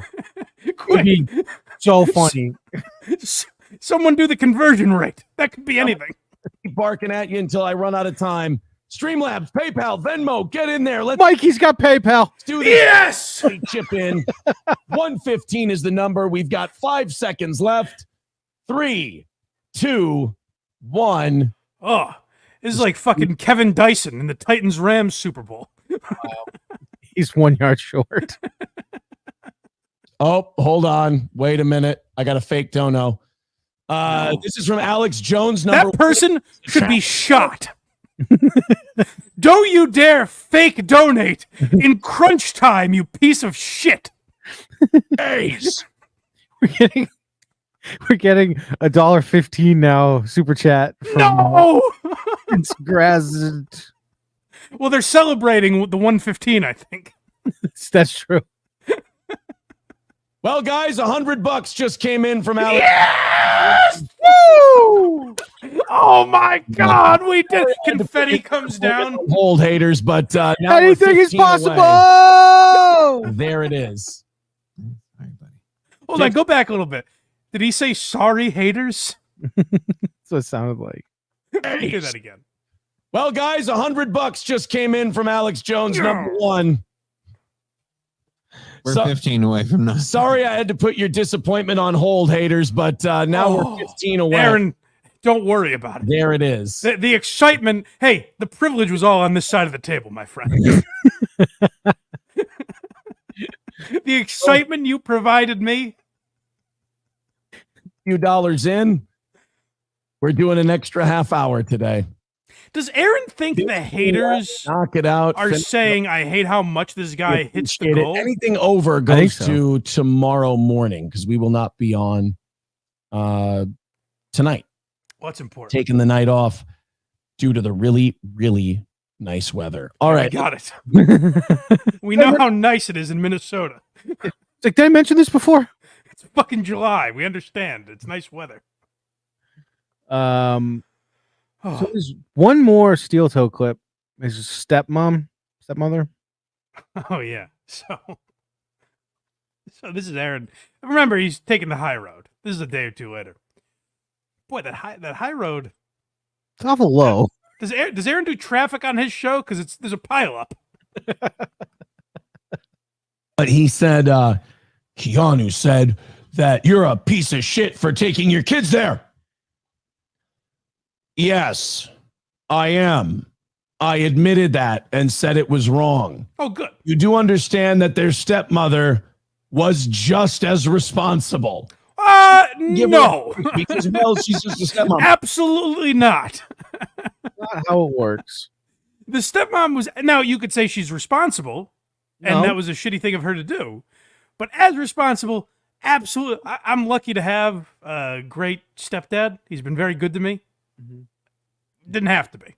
It was not his goal to fall in love with a woman who happened to have kids from some other asshole's ball bag. It's certainly not his. If I went down the wrong path, he would not be to blame. So Aaron, I don't know if it's just as much April's fault, who knew these kids for 5 years total and probably will never see them again. I don't know if you can blame her for their upbringing as much as, I don't know, their dad. When you decide to be a stepmom, you take on responsibility for those children.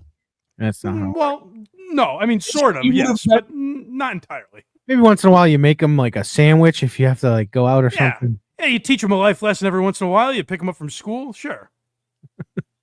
There, You're not the one. Listen, if you're a step parent, you probably should say, "Hey, we shouldn't bring these kids to a drug den." But if you decide not to say that as a step parent, I would suggest the burden falls on the father. Who's To say, there? Not only shouldn't we, we won't. But Mike, what you're not thinking of is like it's going to be like a really sick time. And I don't know what the weather was when they were over there. It was probably snowing. It was probably terrible. Right. So you got to stay inside at that point, you know. Right. The kids need to get out of the house and go to a different one. Right. Would have had the kids there and I wasn't there. Guess what? I'd still lose the kids because the stepmother is considered a form of guardian parent. Well, luckily, both of you brought them there. Thank God they had two adults to bring them to a drug den. This is the clip that actually made me just totally turn on Aaron, where I was like, because originally I was like, I've heard Carl and other people say like Aaron's a dork, which is true. Yeah. But referring to like the swinging and drugs and stuff. They're like, they were having a good time, and Aaron's a dork who was killing their buzz. And I was like, well, that's kind of shit. Like, he has fucking kids. He does have to be more responsible. And then I heard this clip, and I was like, oh, he's just a piece of shit. He wanted his cake and to eat it too, so to speak. He wanted his Coke and to snort it too. Because he wanted to do the drugs and the swinging, and then be like, I'm so much more responsible than these people. HACKRIDE says, my stepdad sucks. Yeah, well, you know what?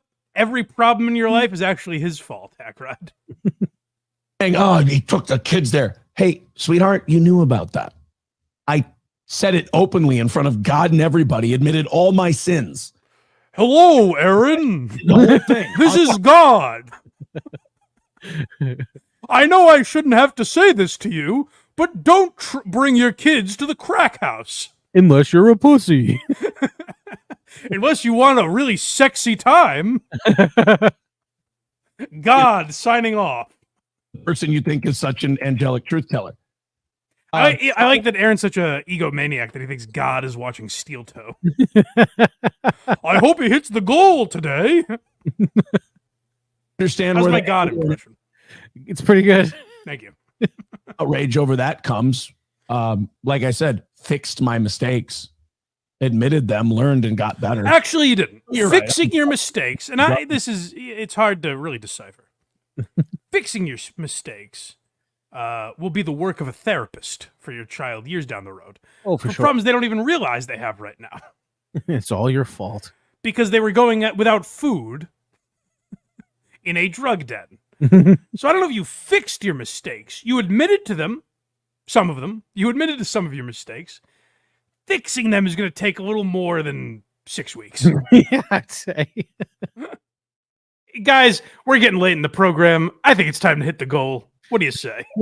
We got to hit that goal, baby. I was hoping the Tookster would stick around for this because he does a great Aaron impression. Oh, he does a great Trey Parker impression, but it suits Aaron very well. Yeah.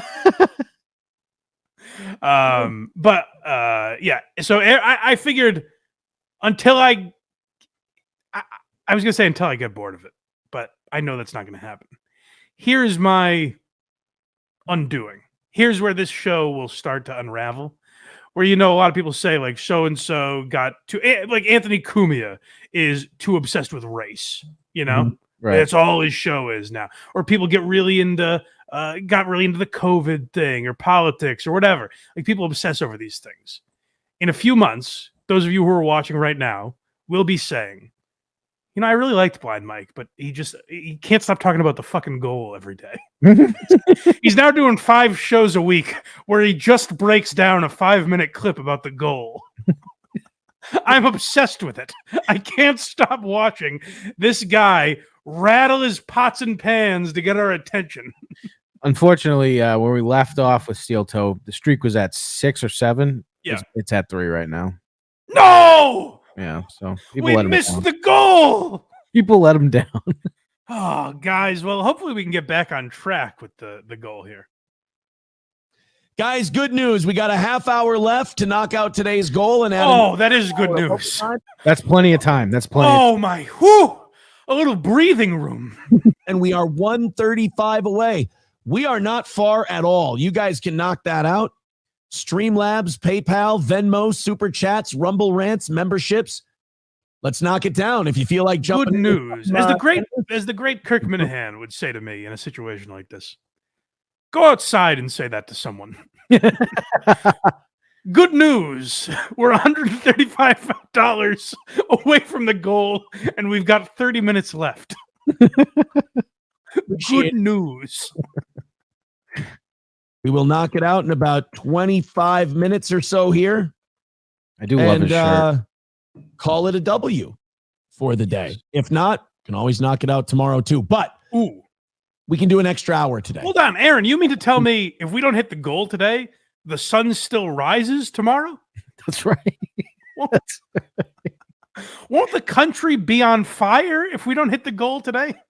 Very well could be. That's what you have us believe when you whip us as you count down the seconds. Maybe that's what he does when he's a half hour away from the goal. He pretends that there might be a tomorrow. You know, you need a little optimism. That's very true. Care of. Oh, man. I'm looking at the chat right now, and I am just not seeing a lot of things that I can read. Very terrifying. Hey, maybe I got a tip, Aaron. Maybe talk about other things on your show. Possibly. You know, maybe have topics other than relying on the fucking chat. Like, I can't today be like fucking Hulkamania. He's given these memberships, but he's not giving me content that I can talk about.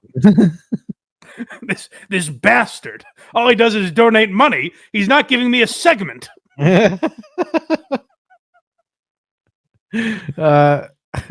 But you know, can we do it? Is it possible? You think we can achieve? Ooh, well, here's the thing. We've done it 3 days in a row. I like including myself as part of that. Like, we're all, even if you don't donate, you're part of the goal. You know, from the top 1% of the country all the way down to the homeless bums. We are all part of the goal. That's right. That is true. Crash 61. Thank you for the $30 over on PayPal. All right, guys, you ready to rally to see if we're doing this thing until see if we're going till 11 today? $85 is the number.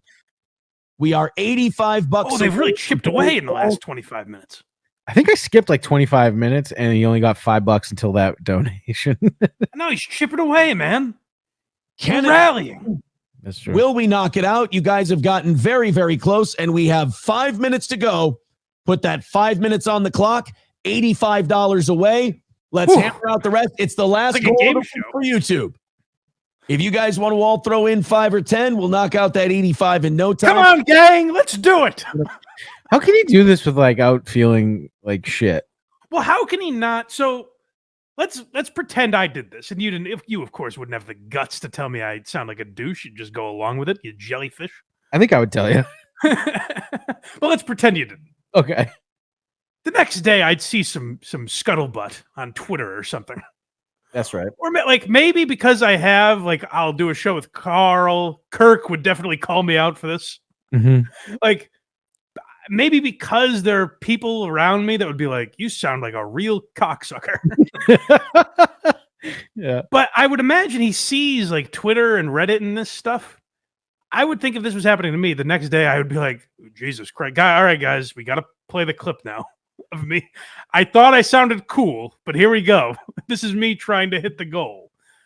Aaron never has that moment of clarity where he's like, oh, I sound like I'm begging. And I guess someone told me recently, because I've asked this question before, of why does Aaron, why doesn't he just do a regular show?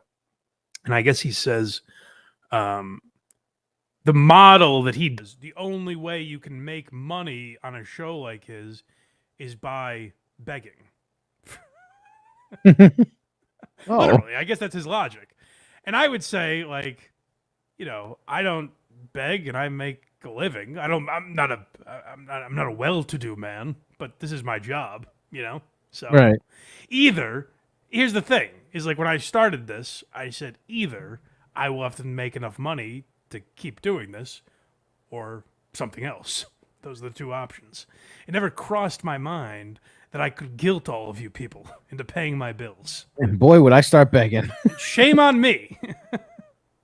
It's on today's show, and I'll tell you guys a secret. I don't like admitting this to you, but I'm having a lot of fun with you today. Oh, Aaron, thank you. So are we. Quick. The show was 5 hours long. Oh, Aaron, you know what I'm having? Here's another 5. I'm having so much fun with you, buddy. I'm having just a great time with you guys today. All right, here's the entire countdown. All right, let's fucking get into it, man. Everyone, guys, take some deep breaths. Pause. You know what? Pause this if you're watching live. Maybe do some stretches because we got to see if we can hit this fucking goal.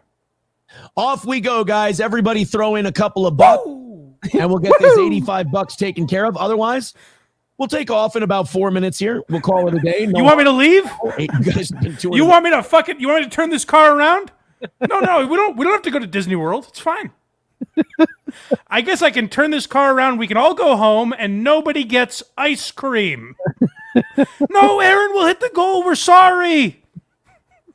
Take my last $4. This is what I've said this before, but what my father would do when I was misbehaving in the back seat as a boy. By misbehaving, by the way, I mean I was speaking, and he didn't like that. You were speaking, he was like, ew. He's like, shut the fuck up. So what he would do is roll his window down and say, Santa, I guess Mike doesn't want any presents. And I would roll my window down and go, Santa, he's lying. He's lying. And that's what Aaron does with his audience. Now they're all in their fucking 40s, but right. But what do I know? Maybe it's the right approach. It worked with me as a boy. Job this week. $85, not the worst L in the world, but I will say I'm partial to sticking around and fucking around with you guys for another half hour. Hey, I don't know, guys. I'd love to stick around. Oh, would I love it. But if you don't let me, then I guess I'll just go home. If you guys don't let me do a longer show, then... Need a prostitute site. Thank you. Puerto Rican prostate puncher says, give Aaron the $85. He will give you a midget. If I did this, by the way, we would have to end... Maybe I'm just jealous. Because if I did this, we'd have to end in the middle of every Stuttering John segment. Where I'm like, fuck. I guess we didn't hit the goal. We're out of here. Oh my God, that would be the best. I kind of want you to do this now. Everyone convince him it's not gay. I can't. That's the thing is I'm not pompous enough to put a number that these people owe me. Like I don't know what the number would be that these guys owe me to get out of here on time. $1 away. Streamlabs, PayPal, Venmo, Super Chats, Rumble Rants, gifted memberships. We appreciate all of it. If you contribute to the show, we love you dearly. 4.5 minutes or 3.5 minutes. Oh no, Aaron, you told us it was 4.5. Oh God, he does that every fucking time too. Well, I think it's to spur urgency. Oh God, we actually have one last minute. Oh, no. Honey, quick! Bring me your card. I've maxed mine out. I'm sure ones that you guys can really sink your fucking bigoted teeth into. All right, there they are. The links are in the chat, and it's only $85. I think we can get this thing done. If we get it inside of 50, we owe you the 30 anyway. We got to do it. There's so much math that goes into the show. Constantly. He should go, to MIT and start cleaning floors until he finds that whiteboard. This is why I wish Tukey stuck around for this, because I need an expert to explain. I think I was pretty close last week with the 50 inside of 30 inside of 50. We owe you 20. Whatever the fuck it is.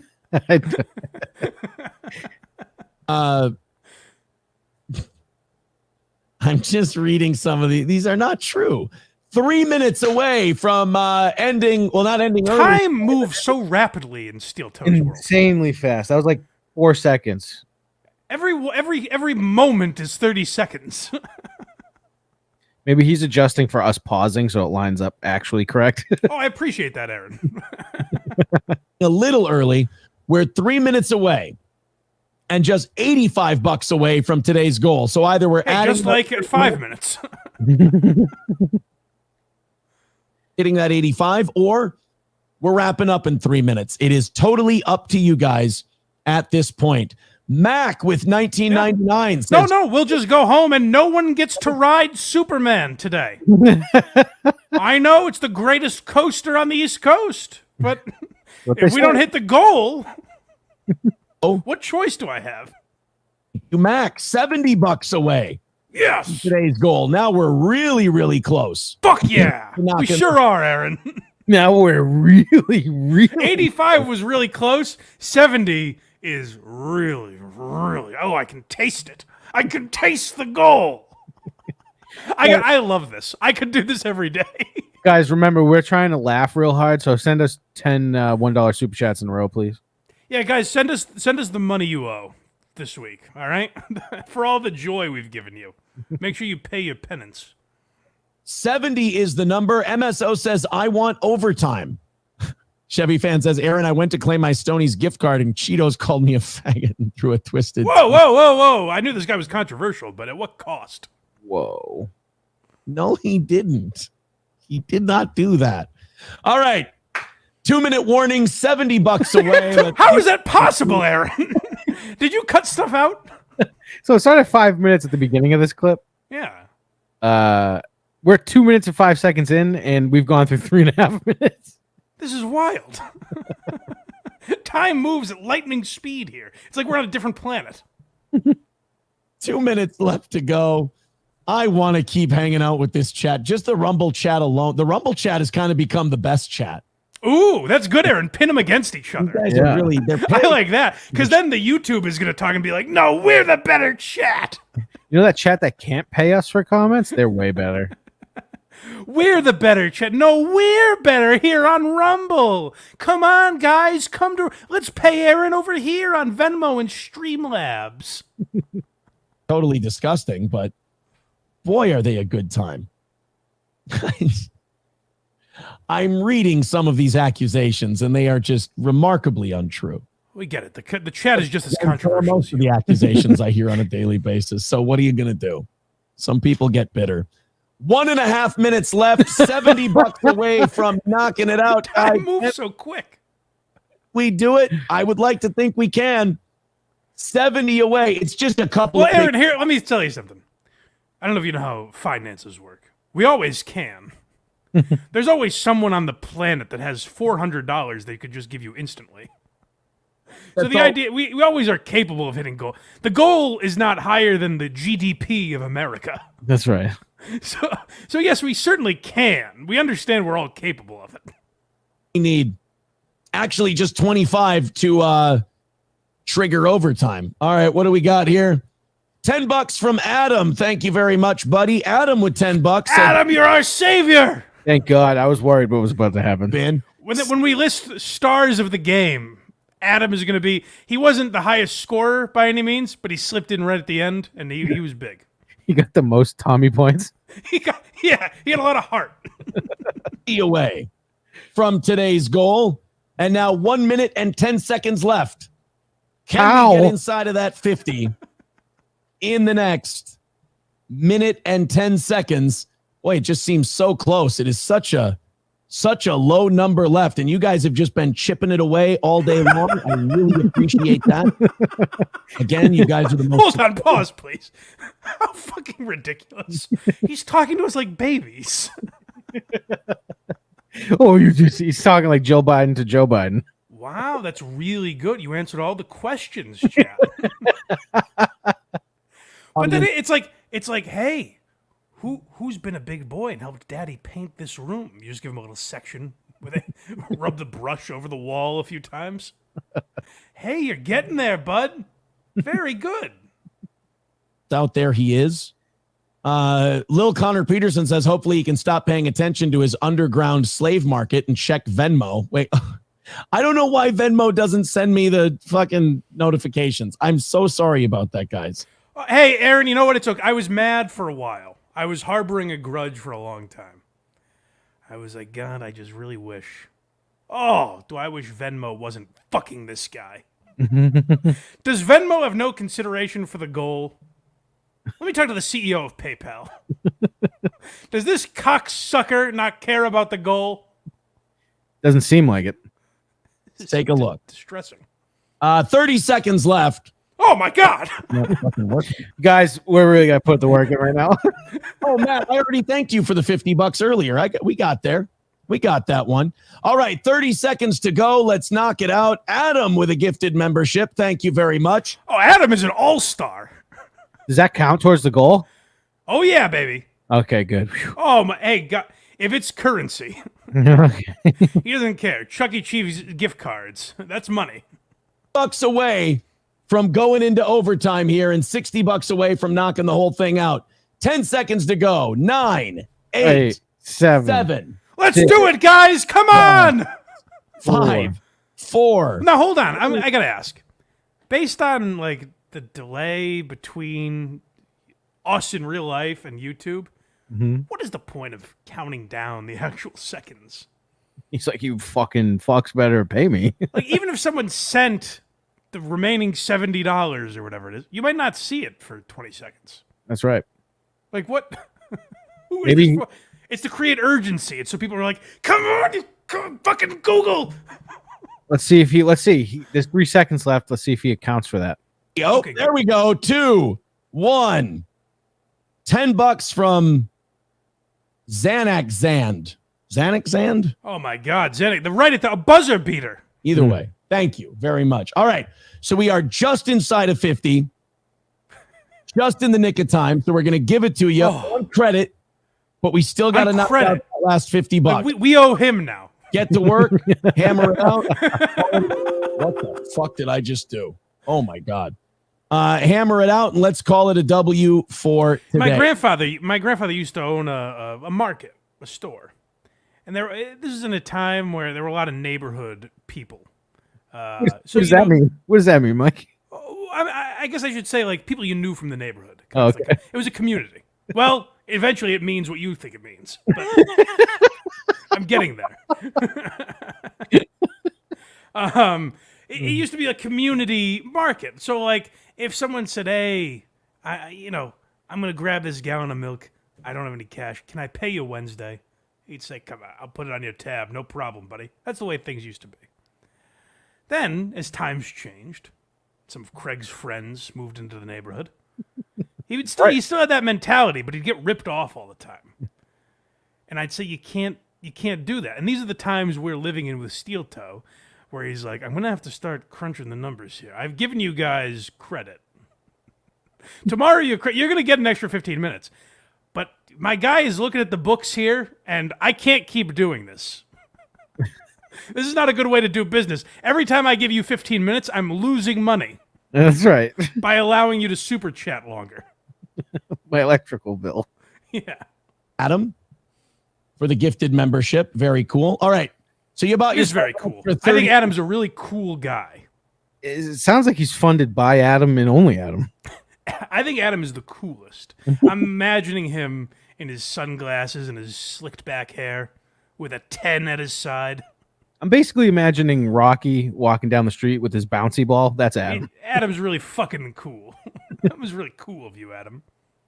To hammer out the rest of this, let's see if we get there. Going until 11, huh? What a marathon. Wow, what a guy. Steel Toe helps out so many other people.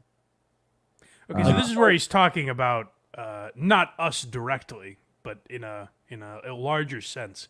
He's talking about us now who talk about him, Carl, Patrick Melton, Chad Zumach.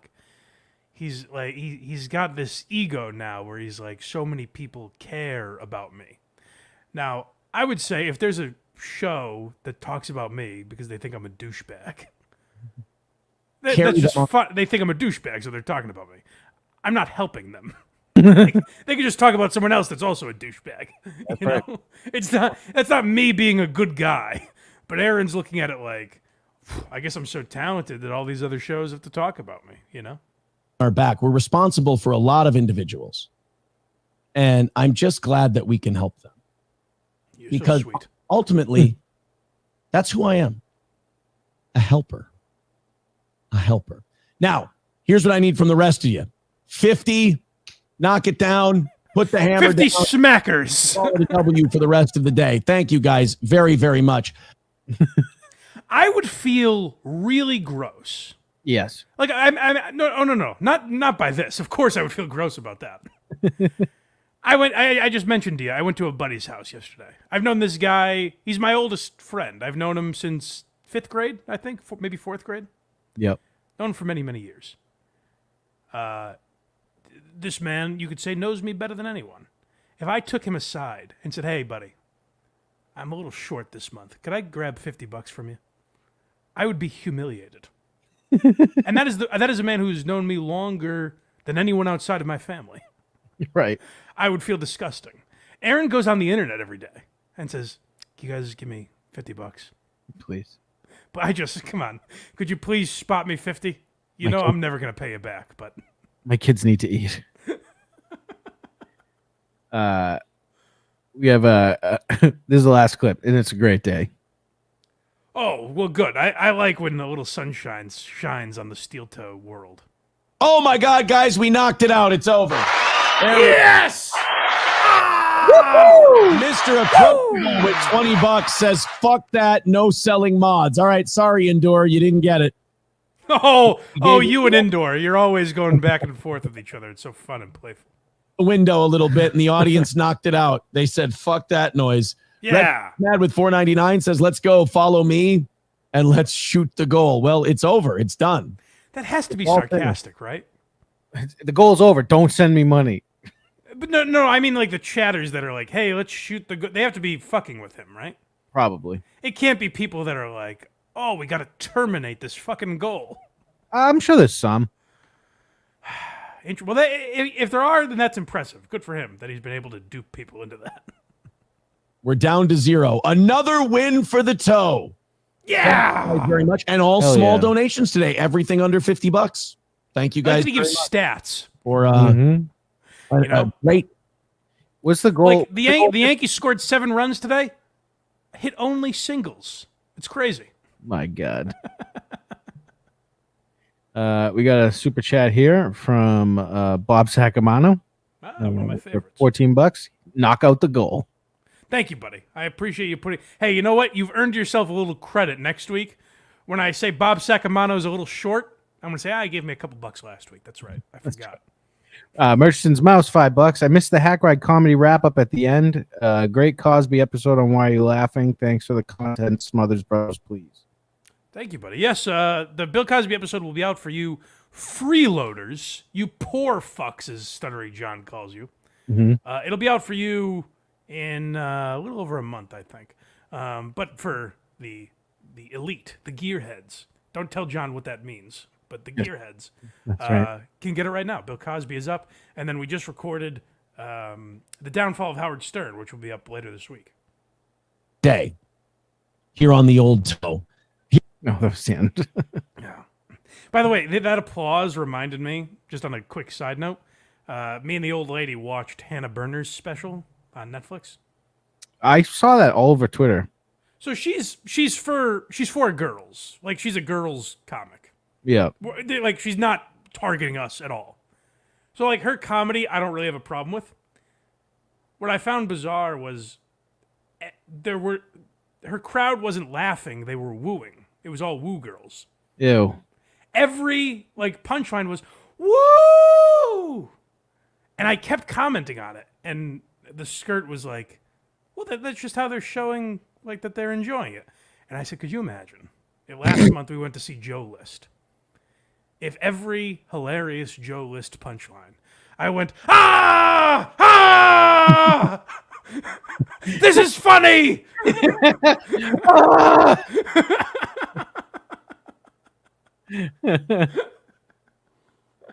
But that's still, the people in that crowd are not as crazy as those that are excited about Aaron hitting his goal. That's true. Time for some steel toe, baby. Oh, are we hitting the goal? Well, that's not up to us, Mike. That is, I mean, we can do what we can do, but that's up to the people. So I don't know if you can tell by the way they're labeled, because this was another Craig job. Are the goal clips first? What's the first clip we got? That's a T-shirt. Craig Job is a T-shirt, by the way. Hashtag Craig Job. Yeah. So I've got first one I've got. We've done well. Okay, so I think we're getting to the goal. I would have liked to do it the other way, but I feel like we can't now the way Craig did this. But not Craig's fault. He's very sick. He's a sicky boy today. Guys, pray for Craig. We'll make it work, Mike. Yeah. So yeah, we're gonna hit the goal, guys. You know what? Actually, I can spin this in a positive direction. Craig did a good job because we can hit the goal, and no matter what, whether or not we hit that goal, we're gonna get a little bonus content today. Nice. Yeah, very excited. All right, here we go. Guys, we are all right. So now we got 9 minutes left. You guys have done well. Oh, thank me not talking goals today. Thank you You've so much. done Oh, well. so here's the premise. He gets on and he's like, I'm not gonna bring up the goal bunch today because he realizes he's been getting made fun of for it. So he's like, guys, I'm not. Carl told me on Thursday. He was like, he alerted me to this, and I said, oh, I can't wait to talk about it on Sunday. He goes, just so you know, Tukey already broke this down, and I said, Carl, I don't give a fuck if no one watches. I need to do this now. I need to cover the goal because the only way I can move on with my week is when the goal is hit. You know, I've been here for a while, Mike, and I've seen you excited about things, but never as excited about this goddamn goal. Goddamn. Oh, do I get fucking hyped for the goal? I really hope we hit it. Even when I'm not watching Steel Toe, I feel kind of a tingle in me, and I'm like, ooh, I think we just hit the goal. And that's very exciting. So on last Monday, Steel Toe was like, hey, guys, I'm not going to talk about the goal so much. So the burden has been put on us to hit the goal without him reminding us. So with 9 minutes left, he's like, you know, you guys have done fine, I guess. And we say, oh, but Aaron, we can do so much better. Please, Aaron, don't criticize. I'm sorry we're not that close to the goal, but we'll get there, Aaron. Please. Yes, I see the psychological manipulation doesn't stop at the 20-year-old women he marries. Hey-oh. But we didn't get all the way there yet, so there will have to be some mentioning here in the last 10 minutes. We got a lot of stories left. Hey, you know what, Aaron? You know what? That's on us. That's our fault. I understand. You tried your best with us. You were very reasonable. And you know what? You took the training wheels off and you let us go out on our own. And then we stayed out past curfew, you know? We broke the rules. So you really had no choice but to scold us. And frankly, you're being so kind about it. I respect you more for it. Overtime. It would be really cool to get a win today the way we've gotten it to show that we can do it. Cool. Would it be so fucking cool if we hit the goal right now? Oh my God, would that be cool? Oh, my heart is a rock. We need a goal. Okay, come on. We need a goal. DJ Electra, what's our goal? We need a goal. How about $5? $5. No. How about like five member purchased? We need a goal. Yeah. Guys, we have a goal. 1,000 members. God damn you. All right. Okay, so I did want to talk about this with you, Casey. And I figured we could talk about it on air a little bit. Sure, yeah. Go ahead. I want to, maybe next week, I want to do a show where we set a goal. And I'm not allowed to get off the air until we hit it. Oh, no. Oh, you're playing with fire. Have you heard Trolls? Have you heard of the thing called Trolls? They love to do the thing you don't want to do. So if you want to get off the air, they're going to make sure you stay the fuck on the air. I want to see, and I'll have certain rules. Like if we get 30 within 50 under 15 or whatever Aaron says, then I can go to sleep, you know? Like then I can sleep that night. Can we get a white T-shirt rule for DJ Electra if we get a certain amount? Absolutely. But here's the thing. I will give that. What I'm thinking is we have ground rules. Like the only thing I can bring up as a topic is the goal. The chat is allowed to mention other. Like if the chat mentions something, I'm allowed to talk about it. We'll invite people on, and if they bring up a topic, I'm allowed to talk about it. But the only thing I'm allowed to talk about is my goal and Aaron's goal. This sounds like amazing for you and a nightmare for your producers. Well, that's the problem. Mr. Flo is going to do an anti-Flo show. This is I was going to ask if there was a way we could do it. Maybe the full-out marathon isn't the best way, but... No, of course there's a way we can do it. You're just saying, hey, can we be silly and weird? Who you asking? Yeah. Of course we can. But it's just about how do we get to a finish line? Metaphorically and with the goal money. Because we might be on for 3 days straight. Yeah, we'll have to figure out a good goal. But if you guys are in for that, if you guys are in to help me hit the goal, because people get so fucking excited for the goal, man. That they're ready. Like, if we do it on a weekend, people are like, Aaron's not hitting the goal today. What the fuck what do I do with all this time? I do like where you're going, because I've always said that you need to, like, lean hard into e-begging. Like, we're all here. We all need money. I don't do it enough, quite frankly. I'm too nice to these people. No. I say, hey, you don't have to give me your money. I was wrong. You fucking have to. Well, we do things a little differently. We ask our fans for $1 billion, Mike. We just straight up asked and said, "Hey, also put us in your will." Yeah, so put us in your will also. We just get to it, like, hey, that's smart, and I'm coming around to your side of things. So we're gonna try to hit the goal. Maybe next week. We'll talk more about the scheduling of that off air. But keep an eye out for that. Our goal is to have a show next week where we hit a goal. We may not each. We don't know what it reach is. Either of those. Yes. Hey, everybody throw in a little on PayPal, and you guys have been doing it $5 at a time. What if we make it only Rumble rants, Mike? Because I know how much you like. I liked someone said that on Tuki's show. I guess I said like I just had like a guttural reaction where he was reading off his list of where you can donate, and I just go, Rumble rants. It was. You didn't believe it existed. No, I couldn't believe my ears. It's like you saw a dragon in the sky. What's that? A Rumble rant? But he's like, hey guys, you know what? You guys are ham and eggers. You guys are grinding 5 at a time. Like he's talking. It's like he's talking about a baseball team that's hit exclusively singles and scored a bunch of runs. He's like, I mean, it's amazing that you guys were able to do that the way that you did it. I've never seen it before.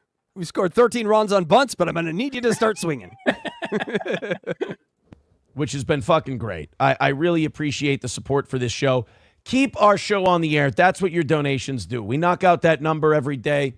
Steel tokens stay on the air. So Streamlabs, PayPal, Super Chats, Venmo, Rumble rants. Throw it in.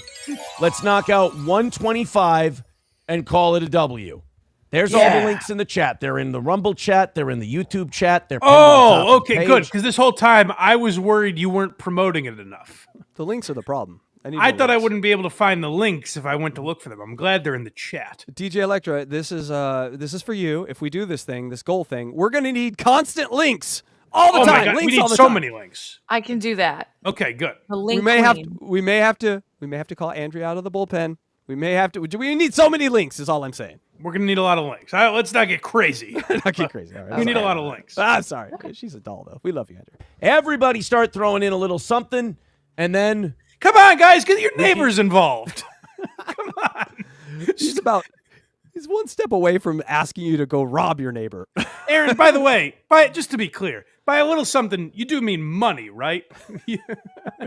He's like, everyone just throw in a little something. Doesn't matter what it is. I mean, it does in the sense that I need U.S. currency. But it doesn't matter what you throw in. It could be Rumble rants, or it could be Venmo, or it could be Streamlabs.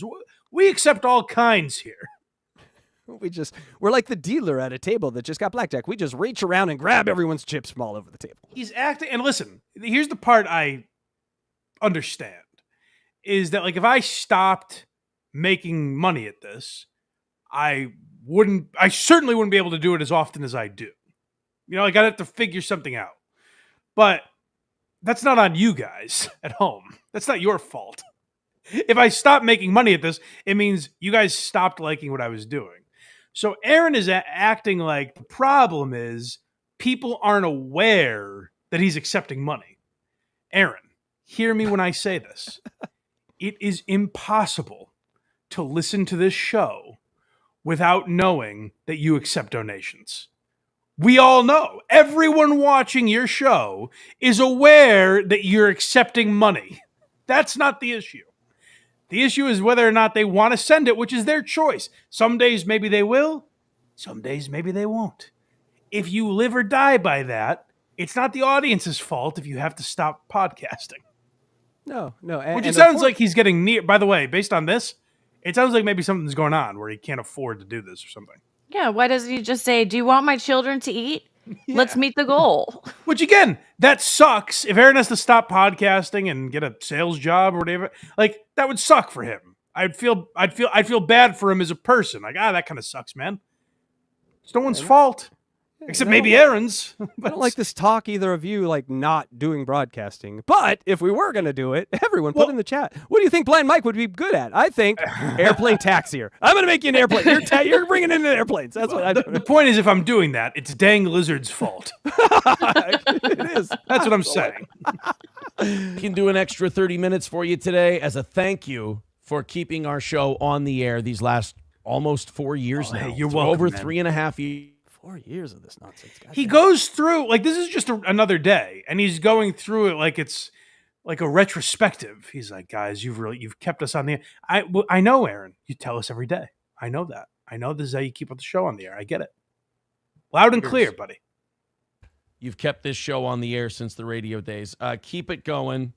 We really appreciate it. Please and thank you. Links in the chat. We know. The crazy thing is like I've donated to chats. I've seen Blind Mike donate. I've seen ELECTRA donate to chats. Like it's an emotional thing. You're like, you give. You want someone to like respect that and be thank you and be like, oh damn, we're doing something here. He has taken all of the magic out of that. Like you're just a number in the process to get me to the goal. And that's the grossest thing about it. Well, I used this as the example before, but I super chatted you guys once, and Electra's reaction made me donate again because I was like, oh, that made me feel good the way she reacted to that. Aaron's is like, you guys have done a lot, but you're not doing enough, quite frankly.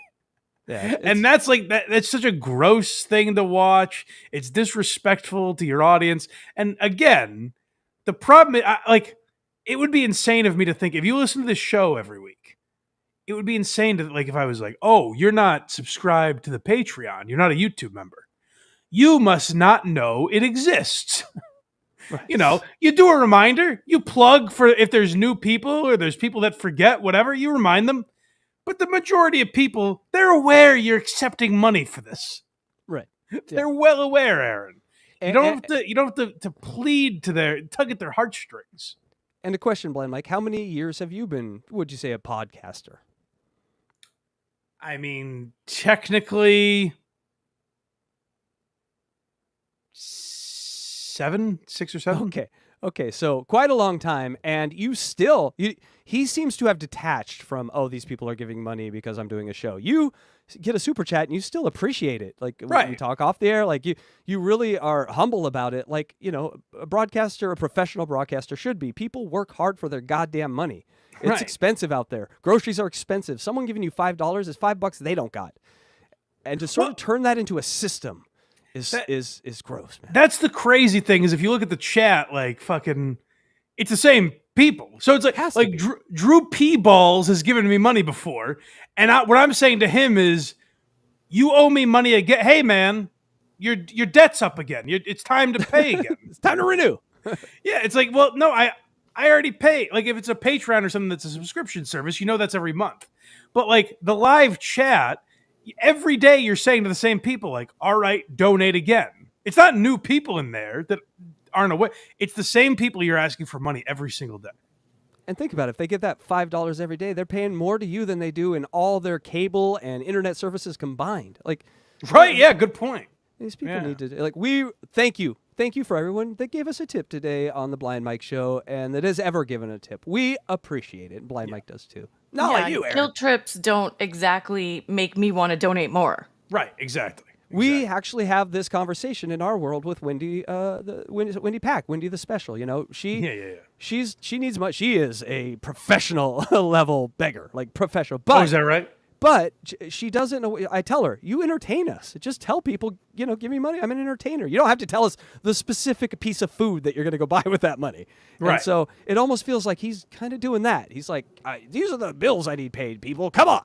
Yeah. Well, we're talking a lot, but in the back of my mind is like, goal. Do we hit the goal today? You know, we can talk about this till we're blue in the face. But what I'm really wondering is, are we gonna hit the fucking goal? We're gonna hit the goal. We'll get there.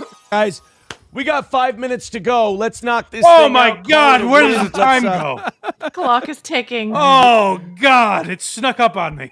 He lives in the quantum realm too. His times are off all the time. If you watch, That's my favorite part is how fast time goes. Let's do it quickly and make it effortless and painless. Yeah, And then we guys, stop fucking around. Effortless and painless for me. Taking the money out of your pocket. Make that effortless for me, please. Stop fucking around. You know how much effort and pain would go into it if we let the clock tick down to 1 second before we hit the goal. If I'm dipping into your pocket, I might get a paper cut. Do that for me. No, let's do it at 4 minutes and 59 seconds so we don't all get a hernia. just move on and do overtime. I'm excited for that. 125. This is very doable. Jump in.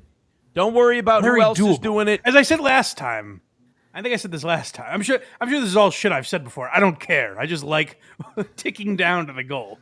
Goal's a repetitive thing, Mike. But well, that's the thing is the goal is every day. You know, like we need to repeat because we need to hit the goal. But he's like 125 is very possible. Yes, of course it is, Aaron. Yes, numbers exist, and of all the numbers, 125 is one of the lower ones, if you really break it down. So yes, of course it's possible. There are trillions of numbers. You're right, Mike. He picked a lower one. Yeah, 125 in the grand scheme of things is a relatively small number. So of course it's possible to hit it, but maybe you won't. You know, it's not the end of the world. So No, I mean, it really is, if he's doing 125 with 5 minutes left, what is the goal next week? Because we're gonna have hours. Like, oh, it's gonna be I'm glad you said that because, like, what is a good job? He's like, hey, we've got $125 with 5 minutes left. That's a good job. So what would a bad job be? $10,000? Like the goal went up over time? What would a bad job be? Why is that a good job? Who gives a fuck? Just everybody throw in. We'll knock this thing out. We'll call it a W, and we'll do our half hour. Steel Toe stays funded. We stay on the air. We get to, we get to pay Johnny. We get to pay Matt. Pay the fucking government. I'm going to bring a guest host on and then say, hey, pay this guy because I can't. What? What? Yeah, that's the thing is like, hey, guys, I've decided on my own to pay HACKRIDE $70,000 a year. Yeah! And now you owe him that. Clip it. DJ Electra, clip it. Well, here's the thing. They Another owe lawsuit you. coming, Mike. they owe you that, and if we don't hit the goal, then you can't get paid, and it's all their fault. Oh, goddamn. So that's the issue, HACKRIDE. I'm sorry. Or case of the day, This whatever. circular logic got me. Yeah. Which is always nice because they do so much for us. But 125 For us. is For us. the number. Please and thank you. Let's don't make me get too beggy and weird. I fucking hate it. It's He thinks he's Ron Swanson at certain Okay, points. so this is how it was. Yeah, right. This is how it was presented to me when Carl mentioned it to me. Is like he's clearly watched all these videos, whether it's Patrick Melton or Carl or Tukey or me or whoever. He's watched someone, if not multiple people, making fun of how cringy the goal is. He thinks that the problem is that he's too cringy when he asks for your money. The problem is all of it, Aaron. You're not acknowledging, like, the whole setup. You're not doing it well. I think there's a way to have a goal and sustain it and make it fun for the audience. Just having your hand out isn't it. So that's the problem. And him going like, I don't want to be too beggy, but we have to hit the goal. That's exactly what people... You're trying to get away from what people are making fun of. You're doing exactly what they are making fun of. Absolutely. And doing us, though, a great service because then we can then use you to say, hey, look at us e-bag in a funny way, not like this guy. So literally, you're helping everyone else. Thank you. Right. Terrible. Just support the show. Throw in a few bucks. We've done 4 hours of really good stuff for you today. We've got 4 minutes left. Oh, you get to decide that. Oh, I didn't. You get to decide how much I've enjoyed. Guys, I've been on here for 6 fucking hours today, and it's been really awesome. So awesome. We're $125 short. I haven't repeated a lot of the same takes that I've had. Craig wasn't shitting on air with a sicky wicky voice. We didn't have to restart a stream earlier because we were fucking up. It's actually been really great, and we've decided that for you.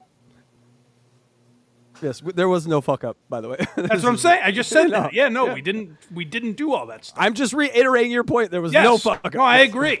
All that stuff didn't happen. And the more we say it, the more it didn't happen. You understand? Yes, We got to start a rally. Otherwise, I'm sitting here with my dick in my hand repeating the same 5 things over and over, which is always... Aaron, that's your choice. Always really fucking embarrassing. 125 is the number. This won't take much, guys. Let's get a move on. Streamlabs, I'll tell you PayPal, exactly Venmo. what it'll take. It'll take $125. Get a move on, folks. He keeps saying it won't take much. When he says, like, let's start a rally, he's implying that if I give $10, then DJ ELECTRA, who's also in the chat, will go, oh, I didn't realize Blind Mike was here and he could give $10. Then you know what? Maybe I'll give $10. And then 10 other people go, hey, Mike and ELECTRA are each giving $10? What the hell? I'll give $10.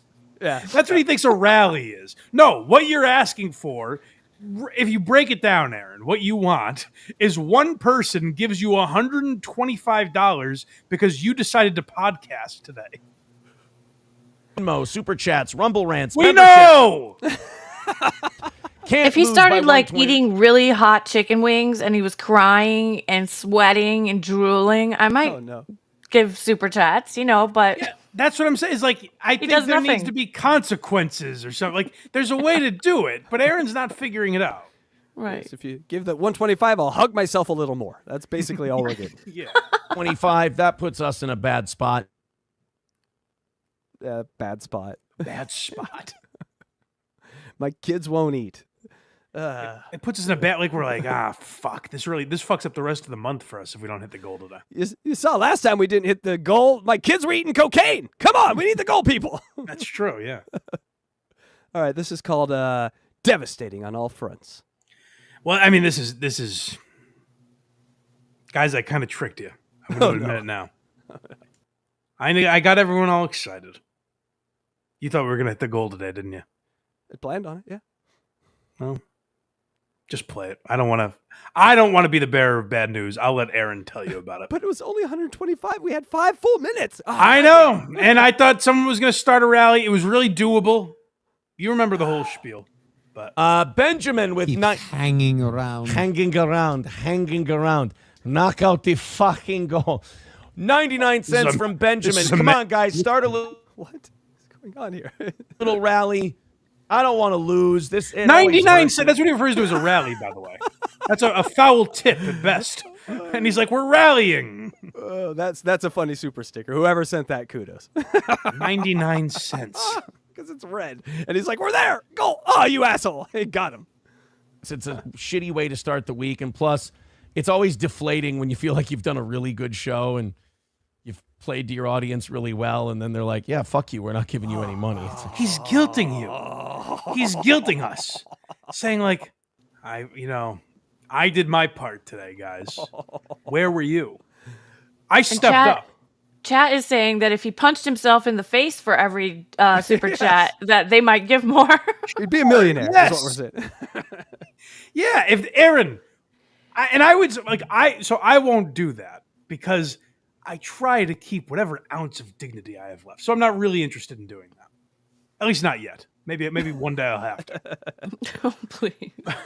But Aaron, why is what you're doing right now different than saying, hey guys, if you give me $10, I'll slap myself in the face. If you give me $100, I'll punch myself in the nuts. Like, why is that any different from what you're doing? Like, just do that. Then people might be interested. You just nailed it. He just needs to, when the show's over, he needs to climb up, get in the dunk tank, and say, hit the goal, people. Yeah. Like, that's it. Hit the goal, Spin people. the wheel. Whatever Dunk the me. consequence wheel lands on today, Aaron does if we hit the goal. But do you see the subtle manipulation is exactly how he manipulated, people in his personal life? It's the same. You think? don't change. No, listen, I know he uses this with us, his close friends. You think he would do this to someone like April? I find that hard to believe. Yeah, I mean, she literally. You have to be so bad to drive your woman into the hands of a like a crazy drug-addled, child-abusing crackhead. Like, just imagine that. Well, we've got clips about that too that we'll get to in a minute. So we're in luck. But guys, you know, Aaron did his part. He gave you a 4-hour, I mean, really fucking good show, man. Every second of it was so great. People were talking to me. Again, I hate to keep bringing up this wedding I was at, but it's amazing how many coincidences there are. Where people are coming up to me at the wedding and they're like, "Do you hear Steel Toe on Monday? Oh, was this guy great?" The one thing I felt bad about is I couldn't donate. And I grabbed that guy by the collar and I said, "You're part of the fucking problem, man. You're the problem. Why did you do this to us?"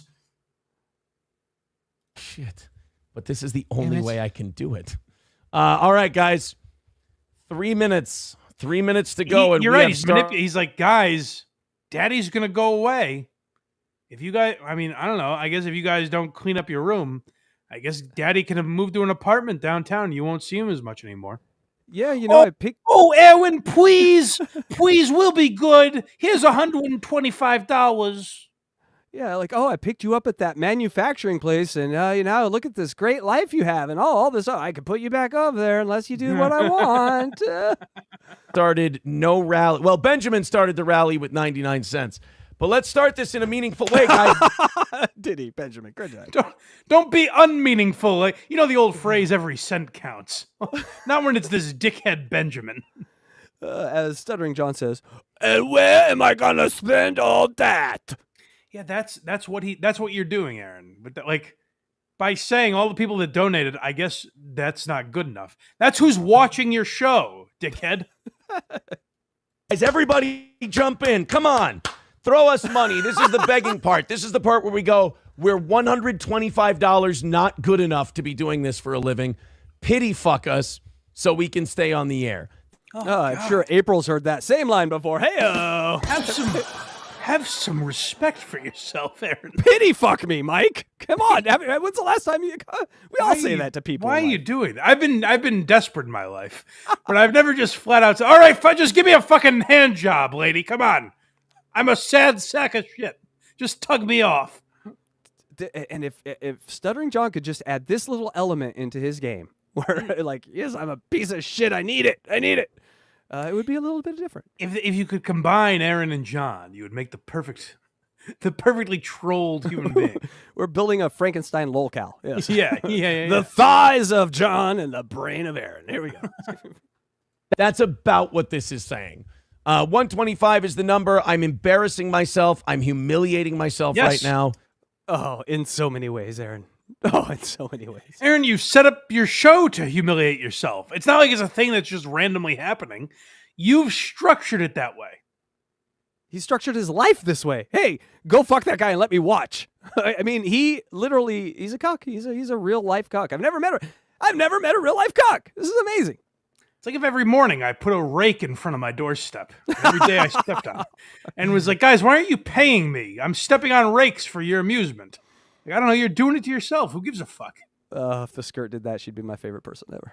Well, please throw in a couple of bucks and let's try to hammer this thing out and do an extra half hour today. I don't want to start 125 behind the 8 ball. It would be nice if we... That would be devastating. Then what does the rest of our week look like? You got 8 ball in. Good job. But here's what you're not, you can laugh and joke all you want, like this is fun and games, asshole. But what you're not understanding, Casey, maybe if you grew up and lived in the real world, you'd understand. Instead of hitting your fucking sound drops, you would understand that if we start on Monday, 125 behind the goal, do you understand what that does to us the rest of the week? So keep laughing, joke boy, but I live here in reality, where I can't afford to start the week down $125. We could just keep it up and keep her going. 2 minutes and 20 seconds to go. Now I'm sweating. Yep, the flop sweat. I can imagine. We all are, Aaron. Everyone, let's all take our shirts off. Electra, you start. The stress sweats. You guys have done great all day. I appreciate it. Just be here when you need us right at the end. I'm going to put the link. I hate this part where I just keep putting the links in. It's so fucking cringe and terrible. Aaron, you're doing it. You're doing this. It would be like if I was like, "Oh, I'm so embarrassed by my outfit today." I put it on. What the fuck are you talking about? This is what you do every day. And now you've noticed a few shows making fun of you. So you're like, oh my God. Oh my God. It gives me the heebie jeebies when I do this. Oh, I cringe so much. I don't like when I put the link in the chat. But just to be clear, Streamlabs, PayPal, Venmo, Rumble rants. Yes, clearly just like trying to. This is a little PR move, but we ain't changing the system. We need to hit that goal. Damn straight. Oh, I think I'm getting ready to be done. 2 minutes. 2 minutes. I need this 125. That was I need this. Boy, to your point, HACKRIDE, of imagine if this is what he's doing to us as far as manipulation. What is he like in his marriages where he's like, oh, I guess maybe I'll have to leave forever then. Maybe someone won't unlock the top of the hot tub tonight. Oh, well, if you don't do what I want, maybe I'll kick you out of my house and you won't get to see the kids anymore. Oh. We're not going to go to that shooting event that you wanted to go to. Just everything. Just total control over her life. Poor Aaron. Yeah. Twin. Johnny got a raise. Matt got paid. So you guys owe me. It's like Aaron's going to the CEO and being like, I gave everyone a raise, so give me more money. And they're like, what? I didn't sign off on any of this. What the fuck are you talking about? That is a great excuse. Be able to I just doubled ELECTRA salary. Guys, pay up. Pay up. afford this fucking shit, guys. 2 times nothing. Oh, Aaron, God. I know dick about business. I'm not a good businessman by any means. A little nugget I could pass along to you, though, if I can tell you one thing. One thing I might know that it seems you haven't grasped yet. If you are doling out raises, if you're divvying up the funds for each month, if you're giving people raises, I would make sure that you make enough money to be able to pay those people. Otherwise, where did you think the money was going to come from? How did you think you were going to pay them if you didn't have that money? Perhaps was it an empty promise in order to encourage people to donate to you? I don't know what that would be called exactly. Maybe manipulating your audience into paying you more so that you could keep these guys around, which it seems like maybe they're kind of at their wits' end with you and maybe don't want to deal with it anymore. So you had to figure out a way to keep them. I don't know. This is all speculation. The one thing that you hit on is there's a billion fun ways to do the goal, and he found the one non-fun way to do the goal. The completely joyless, cringe-inducing way. As joyless as the sex between him and April, probably. We're less than 2 minutes away. Really? Nobody? Was it that bad of a fucking show? Did we suck that fucking bad? Why? I don't think so. He made $200. He made $200 in super chats. I've never looked at, like, I don't know exactly how. The only way I have to tell what we made on super chats is by you guys reading them and just in my mind being like, that was a lot of super chats or not a lot of super chats today. I've never gone into the analytics and been like, oh, we got more super chats today. That must have been a really good show. No, I judge based off how I feel about it because it's my fucking show.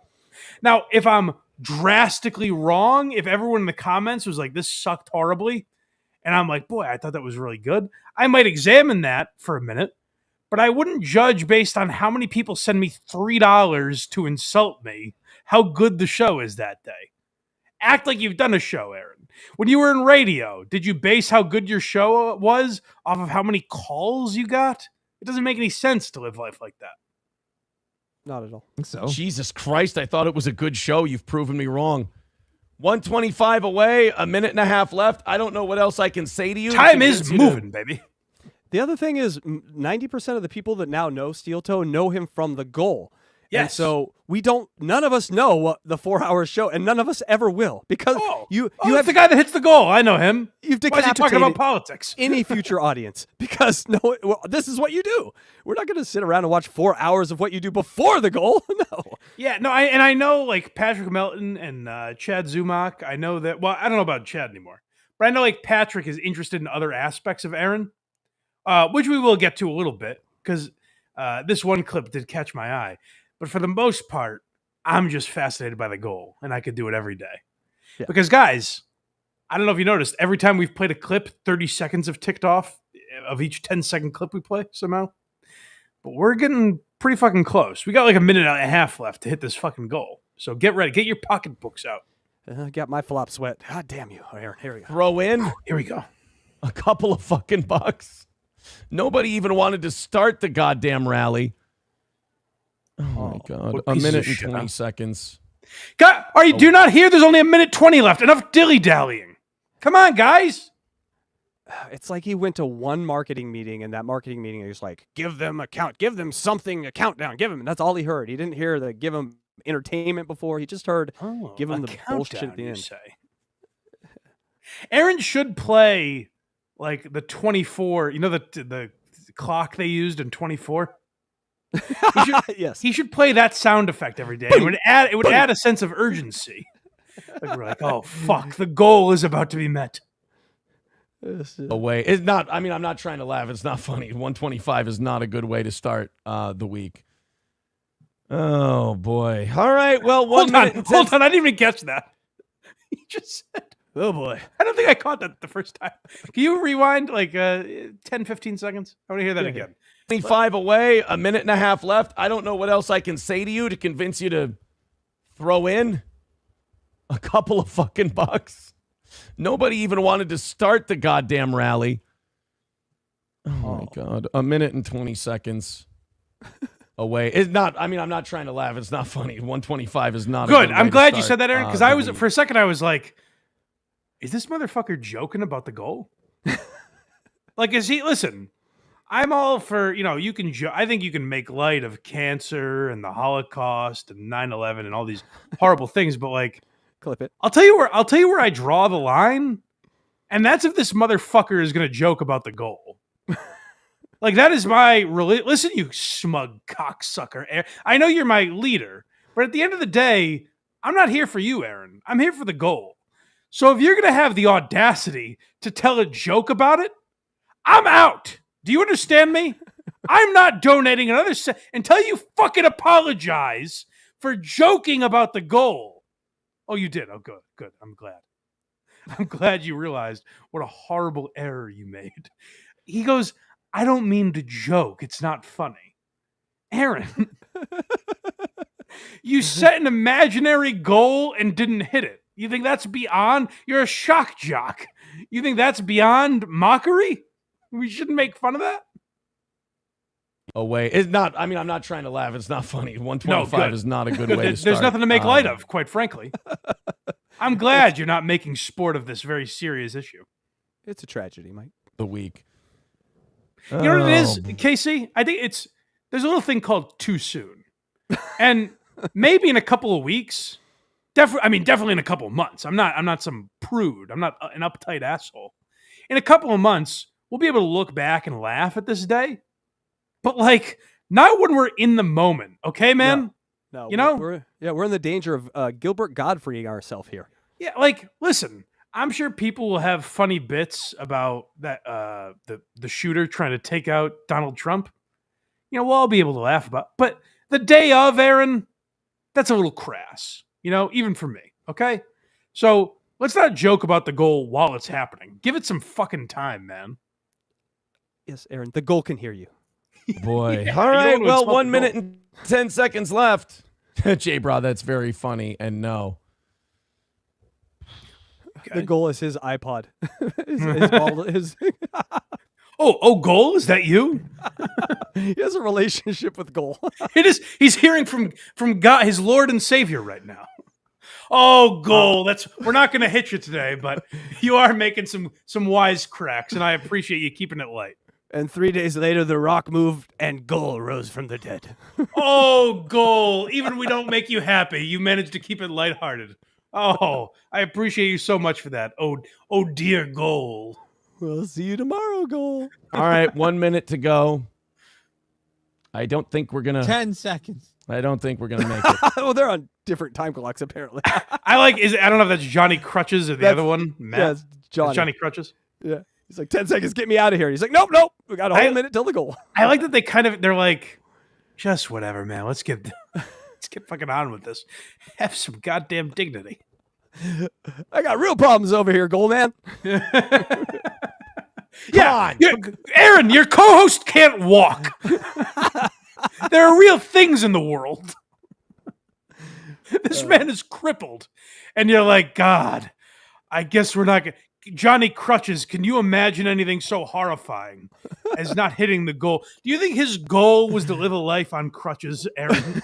Johnny looked behind him, and he only saw one set of footprints because goal was carrying him. There's some goals that Johnny Crutches probably hasn't met that he's not harping on every day. Throw in a little bit. Come Fucking on, hell. guys, let's do it. It's like the worst stripper ever. Just throw dollars at me. Come on. You see this pussy? Throw dollars at this pussy. What's weird is he'll do that. Like, he ranges emotions where he's like, I guess we fucking suck today. I guess I'm just a big, dumb, idiot loser. Loser. Fuck me, I suck. Come on, gang. What do you say? Let's all do it for the toe. Like, so what is this roller coaster you have us on? It's very confusing for a 24-year-old girl. Very confusing. Sure is. To watch this shit for free every fucking day. I get it. We're failures. We suck. We're barely hanging on. We're running the gamut of coping, depression symptoms. Yes, he went through all 12 steps in like 2 seconds. It's amazing. Didn't happen. It happened. I hate it. It's great. Help us out, for Christ's sake. Oh, man. The haters in the chat are really happy today. Oh, yeah. I don't understand being... I got to say, I'm probably one of the haters you're referring to. I don't care if... This is Michael Geary, the man that Stuttering John is suing. It's not the character Blind Mike. I'm going to break character for a second. Okay. I don't give a fuck if we hit the goal or miss it. I just enjoy the ride, brother. You know? That's just me. Now, really, Blind Mike is back. And I'm going to say that I get fucking so juiced up to hit this goal. It's the only thing that matters to me. Oh, God. So I'm with you, Aaron. We're going to hit this cock-sucking motherfucking goal, whether they like it or not. Oh, God, we're going to be here for days next week. I'm not obsessed. I can just hear you doing this. And no one giving us just 99-cent super sticker after 99-cent super sticker. I can't wait. With a show, but I do appreciate you loving me that much and needing me that badly. Guys, we're 125 away. We got 30 seconds left. Fuck you. I'm just doing the 30 anyway, but we got to hit it. I don't want to. Hold on. I thought, now I lived in a world. Now here's where I'm getting really pissed, Aaron. What the fuck? I lived in the world where we could at least look to the goal for some stability in life. I said, God, every day is such chaos, you know? You never know. You could step out the door and you don't know if that's going to be your last day on earth. Who the fuck knows? Life is so fragile. It could be ripped away from you in an instance. And you look at the political climate right now. What is real? What's fake? What's tomorrow bring? Nobody knows. But the one thing I had every day, it was not just the goal, Aaron. And that's what you're not fucking understanding. All right? Buster, are you listening to me? What you're not understanding, Aaron, is it's not just about the goal, but what the goal represents. And when we hit the goal, we hit bonus time, all right? But when we don't hit the goal, we should be punished. Do you understand me? And these motherfuckers will never learn if we just give them bonus content without hitting the goal. So, Aaron, sack up. Enough bullshit. Do you hear me? Because we got to hit the goal or else we have to pay. If we aren't paying with our wallets, we are paying in loss of content. Or I don't know what the fuck to believe anymore. God damn. Preach, brother. All right, Aaron. So the next time these cock-sucking pricks don't hit the goal, you rip the rug right out from under him and you say steel toe is over until the next time we hit the goal. All right? I will turn this car around. Oh, that was so depressing when he said, well, we didn't hit the goal, but we're just going to do it anyways. And that's the cuck coming out. Like he just in the end, he's gonna sit and watch you fuck his wife. He doesn't. Yeah, he ain't leaving the room. He's just gonna sit there. He ain't gonna complain about it. You'll appreciate this analogy, Casey. It's like, the Lakers didn't advance in the playoffs, but LeBron would be better for ratings, so they're just moving on. It's like, what? I just watched I invested my time in watching this series. Why would you do that to me? That's a great, but they did win the in-season tournament. Let's congratulations for the Lakers. It's very horrible. important. I fucking can't stand them right now. All right. I don't want to lose by 125. Guys, if you could throw in, that would be nice. Well, what's the fucking point of anything anymore, dickhead? I believed in you, Aaron. And then you go and pull some horse shit like this. He just took all the chips off the table. Like, we're not even playing a game anymore. Like, we were playing a game. We pay. You play. Now he just took him off the table, and now he's like, still pay. 5 minutes ago when we started counting down, I had something to live for. And you've ripped that away from me, Aaron. And now I don't know what to believe. Yeah, you're getting me mad about it, Mike. To go. Streamlabs, PayPal, Super Chats, Venmo. Fuck me to death. Well, hey, at least I proved once again if you... I think Nick Ricada did that last thing. But hey. Don't fucking get on your hands and knees and beg for it. It ain't coming. Why is all his terminology cuck talk? Everything he talks about, I'm on my hands and knees blowing dudes. Even beyond the bizarre imagery he's created, he's saying that what he's proved today, if nothing else, from the clips we just heard, what he has proved is at least you should have less dignity and beg throughout the entire show. That's what he thinks he's proved today.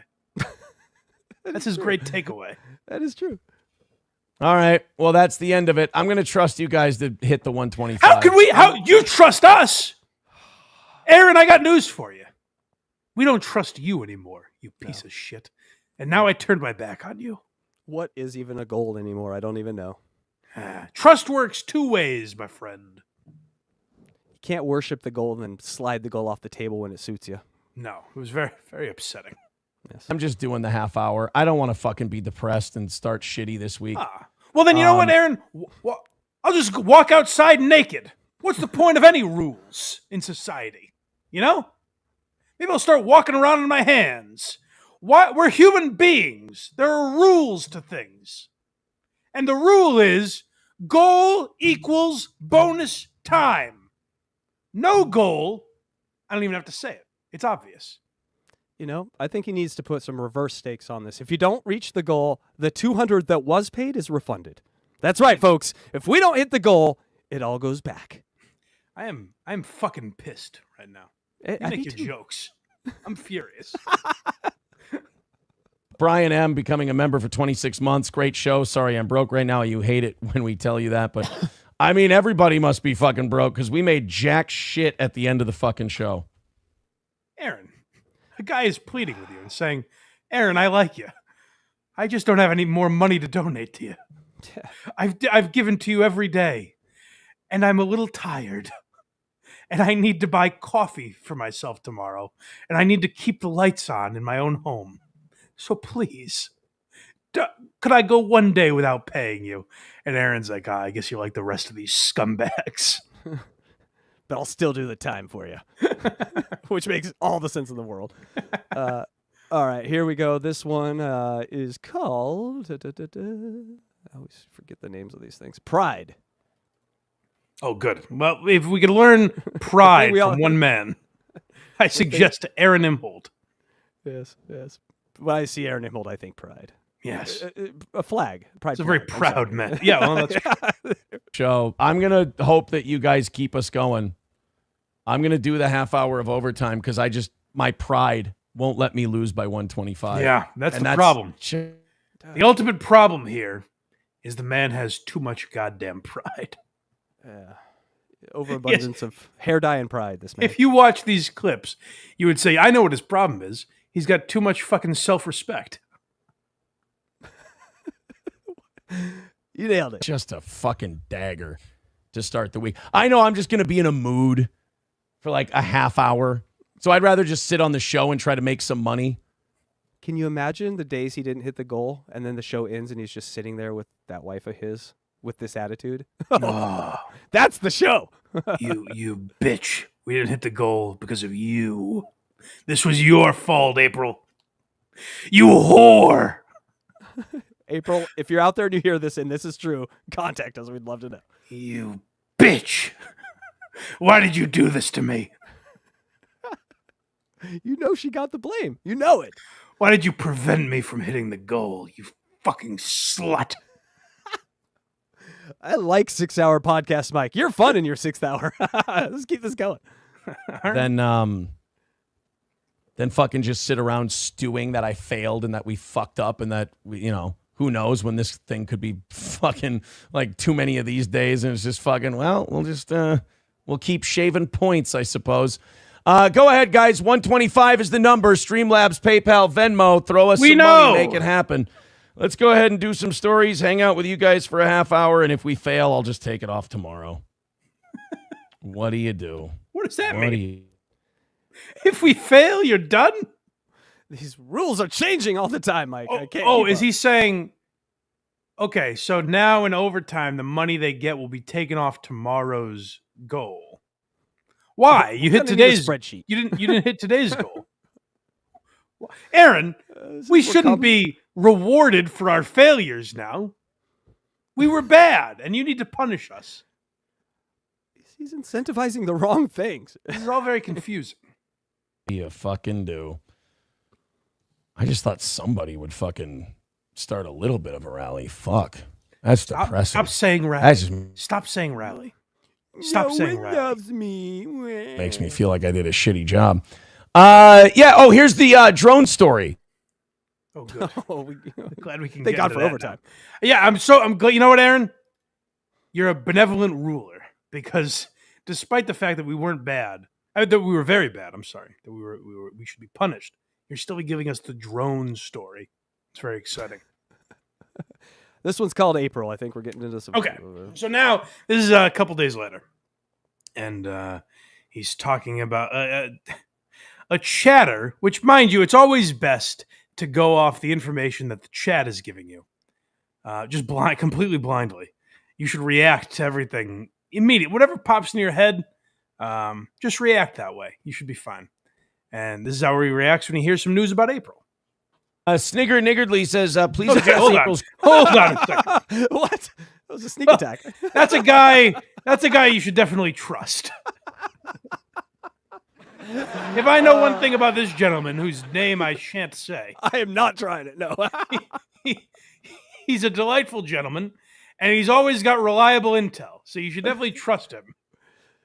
Krager's got the name on the first try. It's amazing. Snigger Niggardly says, please address April's cringy, shameless, sympathy-harvesting Instagram post about some little girl who died a few years ago, was this Devin's relative, to deflect from the drug charges. No! She is not...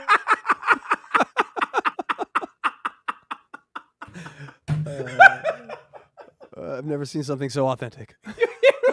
You hear him go into acting mode. Is this Instagram post of April tweeting about a dead kid, blah, blah, blah. Wait, no! No. Why? You miss the body language, too. He does that with the body, too. So it's like he's all hugging himself, and then he, breaks free. To deflect from the drug charges. No! She is not using that little girl's death to deflect from her fucking felony charge. Oh, that is shitty. Hold on, by the way. So it's it sounds like April posted on the anniversary of this girl's death, like a rest in peace thing. Like, it's sad that this little girl... Remember, the point of this story is that a little girl died. So just keep that in mind as Aaron makes comparisons to other situations. No, she is not using that little girl's death to deflect from her fucking felony charge. Oh, that is shitty, especially considering the things she's said over the years. Oh, that is Hold on, dog was April... shit. Did I miss something? Was April charged with a felony? So yes. She was. She was initially charged, and then those charges were dropped. I don't know how I know this shit. I'm actually offended at myself. Originally she was charged, but yeah, she's not facing anything now. Nope. She got recharged because I guess the prosecutors looked into why are these guys getting a tattoo at a tattoo festival together if it's just a live-in nanny, and then they found out they're a couple and she's the live-in and she's responsible. So yes, she was recharged. Oh, okay, I didn't realize that. Oh, Also- so it's back on. Yes, but also probably because Rekieta got her, after she got out of jail and had no charges, and he got to her and he's like, don't say anything, don't talk to him. And so they're like, all right, we didn't charge you because you were going to talk to us. Now talk to us. And she's like, no. And then they're like, all right, well, here's your charges back. Oh, okay, I didn't realize that. Yep. And so she probably won't be charged. They're just going to force her to talk. I will say, okay, so that changes my take on it a little bit because I didn't realize she still had charges pending. But I don't think investigators would look at her Instagram and be like, "Oh, she posted about a dead kid. I get we should just drop him. Not a big deal." Yeah, that's not going to work. She lost 3 stepkids because of her drug abuse, and then she helped lose 5 other people's kids because of her drug abuse. Okay, hold on. Whoa. I owe Aaron and Nick Rekieta my sincerest condolences. I didn't realize April murdered all 8 of their children. Jesus, a serial killer. That is, damn. You know what? Jokes aside, frankly, that's horrible. It is. I didn't realize. And then she did it with a bow, an arrow. Hey. He keeps saying she lost these children. They're all still alive, Aaron. You realize that, right? The innocence is lost, Mike. The innocence. I understand. The innocence is gone. But she posted about how sad it is that a kid died, X amount of years ago on this day. Like, is she looking for sympathy? I don't know, April. Maybe. Probably. Who knows? But does it have anything to do with you as much as you might want it to? Probably not. Probably not. I know everything in their lives now. The only way Aaron has a show is if Nick Rekieta and April are relevant. But it doesn't mean everything they do can be traced back to Aaron in some sinister way, like they're trying to ruin him. Drug abuse, and then she helped lose 5 other people's kids because of her drug abuse. And she's going to talk about someone being neglectful in the death of a young child. There was a toddler. I can't believe she would use this, but this is somebody else's family, not hers. But I'll use it so that you guys feel bad for me for dealing with April. Yeah, cognitive dissonance is what we call this. Her ex-boyfriend had a sister who had drug problems, and her kid died on her watch. And there was no conclusive, criminal charges or anything to what happened, but April insists that the mom or the boyfriend had something to do with it. I can only go by what April's told me. And she says, well, it's because she was on drugs, and drugs are awful, and drugs are horrible, and drugs are bad, and drugs are this, and drugs are that. She's fucking hurt so many children because of her drug use, and now she's going to use a dead kid to try and deflect. Whoa, Aaron, you're getting awfully worked up, and I can tell it's very genuine. So let me simmer you down a little bit. I think it is possible to be kind of a shitty step-parent and a little neglectful and maybe not as responsible as you should be. I think that it's possible to be that and also say it's a shame this child died in a totally separate instance. I think both things are possible from one human being. Now, again, if I looked more into like April, would I say she's a piece of shit? Maybe. That's very possible. But what Aaron is doing is trying to make himself the righteous one here, the good guy, the hero that tried to save all these people, and they just wouldn't listen. But it has nothing to do with him, this Instagram post. And by the way, he's reacting to a super chat from a gentleman whose name I dare not repeat. No. From her fucking felony charges? That's fucking disgusting, dude. That's really gross. That actually does upset me on a not performing for a podcast level. That's fucked up, dude. Oh, so the rest of it is performing for a podcast, you're saying? Yeah, well, thanks for letting us know. Not helping the goal, Aaron. Kind of a weird admission there, but... Snigger... oh, no, I almost had him say it again. Let's get that. I think he does say it again. No, it's just at the beginning he says it. Craig cut it out. Probably kept it for himself personally. Yes, Yeah, Craig was maybe just- practicing saying, "Oh, I can yell that out my car window." It's his ringtone now. What are you talking about? All right, this one is called Sympathy. Oh, well, I think we should have a lot of sympathy for the people involved here. Absolutely. I would think, as an outsider, definitely the kid that died that he's talking about, but maybe there are other people you should feel sympathy for. Oh my God.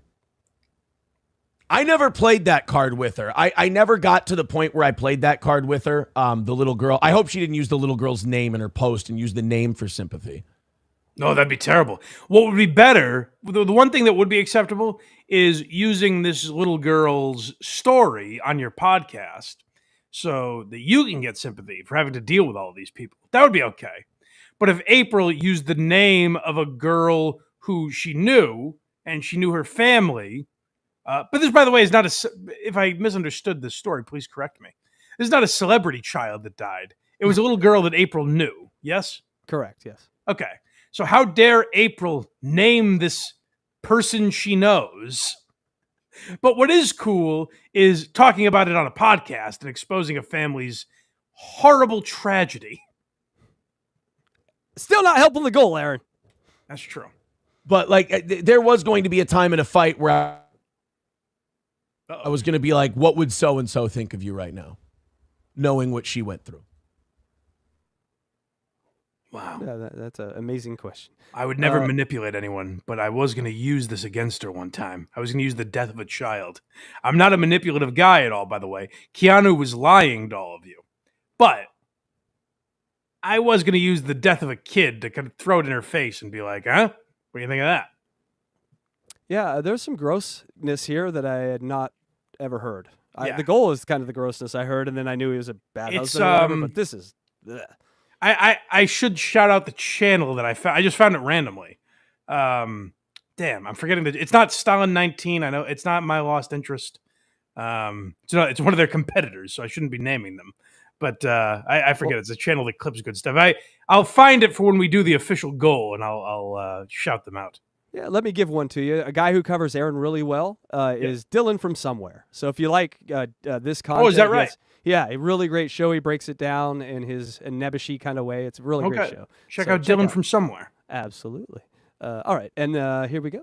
Wow, that honestly, dude, that's a new low. If did she really do that, Snigger? Because how would Snigger Niggardly know about that? That's a good question, Aaron. Black Twitter? Heyo. That's a good one. How would they know? She really made an Instagram post using that poor little girl to deflect from her felony charges. What a piece of shit. Hey, you said it, buddy. She even put a GoFundMe on there for the family. What an asshole. Oh, what a cunt. They want to bury this kid. Ugh. That's a Nick Rekieta level move right there. I've told you. God, I'm It's good to bring that up for no reason. So what do you mean? He took his pants off, you got on your knees? I don't understand the Nick Rekieta. That's the only way I know Nick Rekieta in your life, buddy. Fucking right about these people. He's so angry. I'm sure you hate. I'm sure you hate being so right, man. I'm sure that's the one thing you hate is when you're right. Thing I hate, Mike, when I'm always right. Ugh, DJ it really burns me up inside. Yeah. All right, we got two more here for you. Okay. This is a marathon. Wow. Jesus Christ. It is, and it's been worth it, Mike. I was going to wake up and jerk off and do nothing today, but I'm here, and this has been awesome. Thank I you. appreciate you guys hanging with me. I think Electra bailed about 2 hours ago, but I appreciate you hanging around. She's here. Yeah, she's here. She's just she's sitting across the room, maybe thinking of box eating dad or something. You know. I understand that, as we all do. Wow, that honestly, dude, that's a new low. Did she really do that, Snigger? Because how would Snigger Niggardly know about that? She really made an Instagram post using that poor little girl to deflect from her felony charges. What a piece of shit. That's a Nick Rekieta level move right there. Yes. I've told you. God, I'm tired of being fucking right about these people. Sorry, I had to listen to it one more time. Grinds me up. He's so mad at the end. Not performative. I hate being right. All right. So last one, a gift and a curse. Oh, this is the struggle that Aaron deals with, where God damn, the powers that I have, they come with consequences. And that's ultimately, if you dream of having extreme talent like Aaron, just know It's not all sunshine and roses, my friends. To use a dead kid to deflect from your own bull. Did I not tell you? God damn it, I'm tired of being right. Because I know I am, but I want to deny because the things I'm right about, I have to take into account really terrible, ugly fucking people's motives. And that's a really gross place to go. But when you're right, you're right. That's the sacrifice you make for wanting to live in a real, an honest world, a real world. A real world. Of Aaron Imholte. We are at the end of it. You're like Bruce Wayne. How do you do it, Aaron? You just sacrifice for the greater good. Oh, God. And we appreciate it. So, yes, that last group of clips makes me want not to give to the goal. So, yes, we should have. Yeah, right. Well, yeah, we got to see a little insight into maybe why the goal isn't hit on certain days. That's what he's getting people to pay for. Pete, you guys paid $200 for that? Fuck you! Fuck you all who did that. How dare you? Give to Blind Mikey entertains you 10 times more than that. Oh, thank you so much, buddy. Well, what you could do, and guys, I mean, we did a pretty fucking good show today. So if you want to repay me for it, the best way to do it would be going to blindmike.net and supporting us everywhere. If you want to become a member, get early access and bonus content, then make sure you go to Patreon or become a YouTube member. Or if you just want to support the show for free, we appreciate that as well. Wherever you get podcasts, Apple, Spotify, YouTube, on YouTube, if you're watching on YouTube, like, comment, subscribe, all that good stuff. Blindmike.net is where you find all those links. We appreciate you. Craig was playing Hurt today, so don't forget to go to verygoodshow.org and support the Craigophiles out there. And HackRideTheDemon.com. You want to tell the folks one more time about what you got going on, sir? Yeah, sure. HackRideTheDemon.com. We got Unboxing Eric Fridays, and check it out if you like Eric, the actor from The Stern Show. And you got to watch it live because it gets taken down by Sirius, but it will be up tonight because they just ignore us, I guess, and then it goes back up. But we do have a few super chats here, Mike, that we should get to before we get out of here. All right. Hamilton Burger for $2. Fine, you homosexuals. Here's another $2. Well, thank you so much. Well, you're getting us closer to the goal, and I appreciate that. I thought we did a phenomenal show. I thought we did a little better than $2 worth today, but whatever. That's fine. Where am I going to spend it all? They're saving for next week, Mike. People, save your money for next week. We're going to need it. The goal is enormous. All right, we got magnesium linoleum for $5. Please use $3.50 of this for your goal. I'll secretly Venmo more to you if you don't reach it today. Oh, gonna have to Venmo us, magnesium. Ooh, thank you, buddy. Yes, and by the way, that is what YouTube gives us. So you did give us anything special there. They take $1.50 out. All right, but thank you so much for that. Oh God, did I just insult one of you? Anyway, I'm becoming like Aaron. Dang Lizard for $2 or €2 actually. How come I owe HackRight $70,000 a year now? FPM. It's your fault, Dang Lizard. I thought he was doing such a good job that I gave him a raise, and you now owe him that. That's right. I will. What see you do you want from me? All right, we got Mikey for $1.99 for the goal. Thanks for the Blind Mike show. Hey, thank you, buddy. I appreciate that. We're getting there $1 at a time. We're doing it. Another. It's Mikey. really funny when you guys do it $1 at a time. That makes me laugh, just like Aaron. This is what's happening next week. Buckle up. I know. Mikey, $1.99. I might do 100 of them myself. This is $2. You take home 140 of this. Cool. That's right. We do if we're lucky. If it wasn't an apple, we get a little more. Yes. And our final one of the day. Don't put anyone in there at the last second, folks. This is the final one. Dead Juice for $10. This is equal to about 10% of what the Duke is making now. Hey-o. Oh, no. Yes. He's beat us again. Well, since we're speaking of live shows, we should talk about a live show that had equal success. I mean, people seemed very excited to be there. So earlier this week, we haven't had a chance to talk about it yet. Patrick Melton played the tape of Steel Toe's 10th anniversary show. So, and I will always give people credit for this. Like, I saw like Melton and all these guys shitting on the amount of people there. I'm stunned anyone was there. Yeah. For a Steel Toe live show. Like, I'm genuinely impressed that I heard human beings. Now, what they were chanting was unsavory, but we'll get to that. But made a great thumbnail, though. Thank you guys for that. I say good for him for getting anyone there. Like, if we do a live show, I'm not confident anyone will show up. So hats off to Aaron for that, I guess. But I was just amazed. You sent me something that made me think, like, what an amazing hypocrite. I wasn't going to talk about this until you showed me how Aaron has turned on his own fans after supporting him at a live event. Do you want the turning on the fans or the live event first? You're the producer. What do you think? What makes more sense? I think turning on the live fans makes it funnier when we watch him, how much he loves them. All right, so let's hear that. I think you're right. Let's hear that, where Aaron is scolding his audience, and you must think, oh, he must have had a dreadful time at this event. After you hear what Aaron is wagging his finger at them for doing. All right, here we go. And just a little music. No, I don't even know if there's. Oh no, sorry. This is the one I sent you. I'm sorry. Here we go. Okay. Going to be a comedy show at the next anniversary show. You guys, no offense to the audience, but you guys probably ruined that. Oh, Aaron, offense, offense. You and Johnny Crutches aren't going to do comedy. Much offense taken.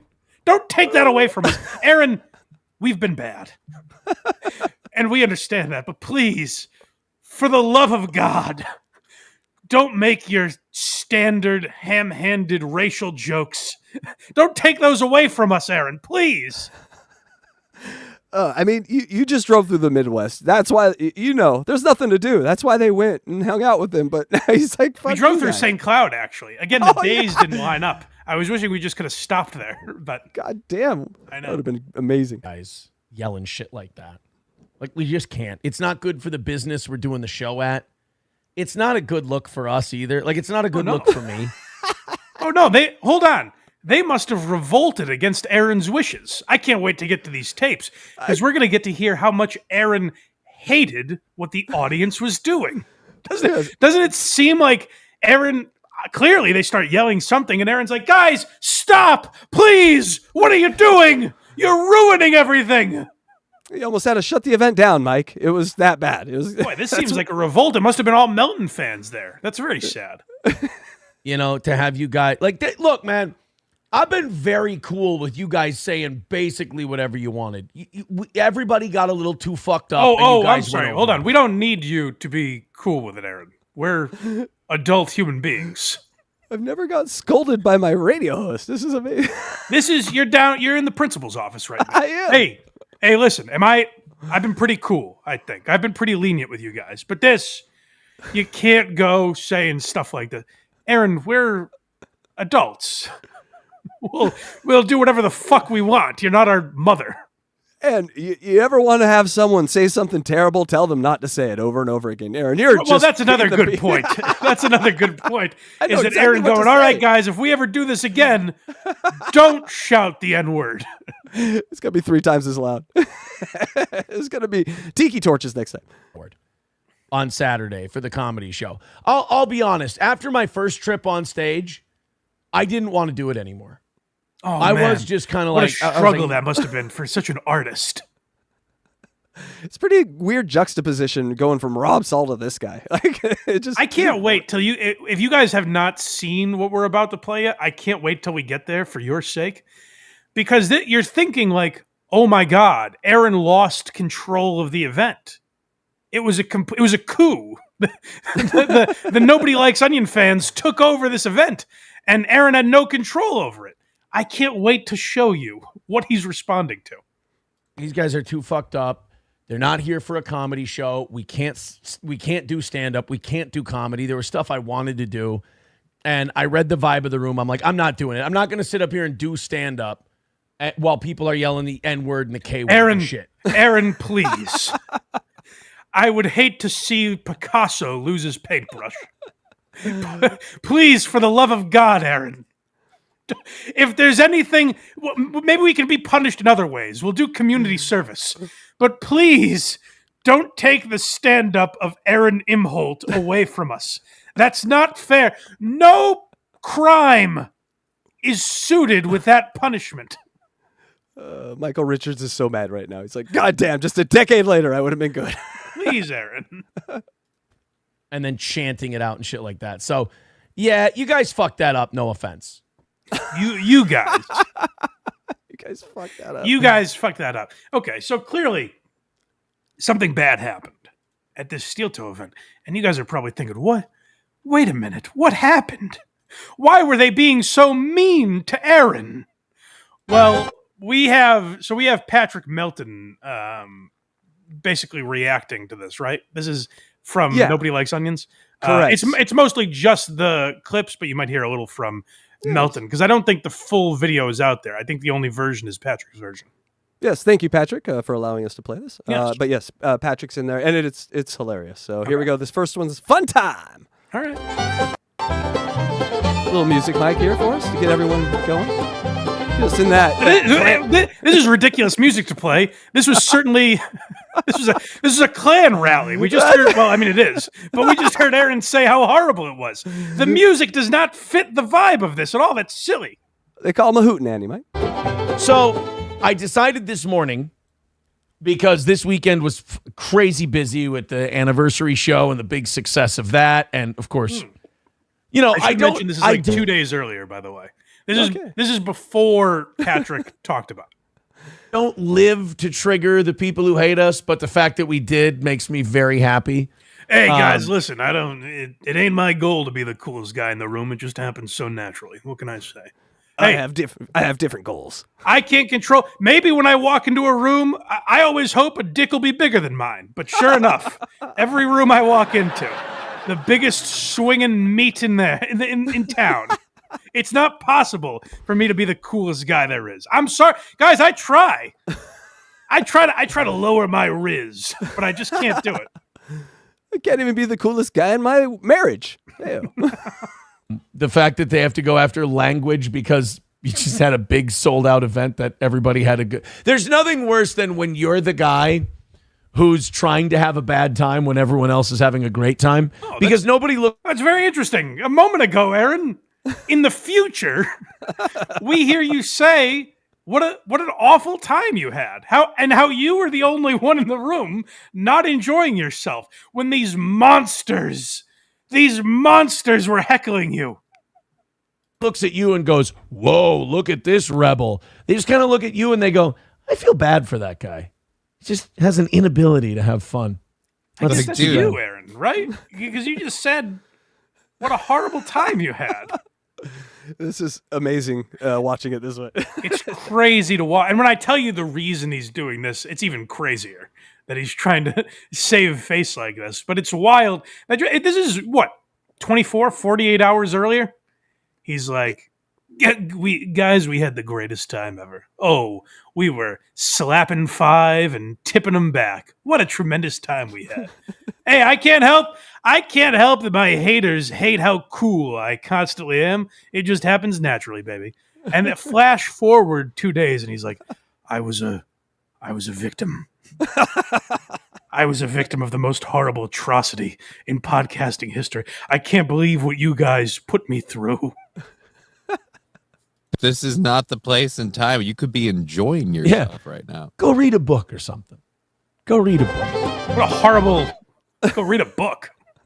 What does that mean? You got to work on your trolls, Aaron. This one's called Chance. I wonder what this is. Okay, well, now this... So we get into the crowd. Some crowd work. And you heard... Now, watch closely and listen closely. I guess only listen, right? There's no video of this. No video. Yeah, I think this is just... Listen closely, and you guys will have to be... I'm able to detect people's tone very well because I've had a life of sightlessness. So try and join me. It might be more difficult for you guys. See if you can hear the pain in Aaron's voice during these clips where he's like, oh, I wish these monsters, these utter monsters would stop the hate that they're spewing. Before we start chanting homo. Hold on a second. He's readying us for a chant of a homo. Now, where I come from, Aaron, maybe we're a different generation. Where I come from, that's sort of a derogatory term, particularly if a room of people are chanting it. Well, you got to go back to that first video, I think. He's very upset about what he doesn't like this. This is his way, and I guess, we all have different methods to get our messages across. This is Aaron saying, guys, for the love of God, please don't do anything inappropriate here. I finally understand how conservatives feel about Nick Fuentes.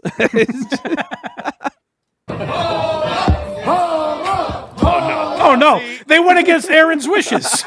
Oh no, he must be so devastated.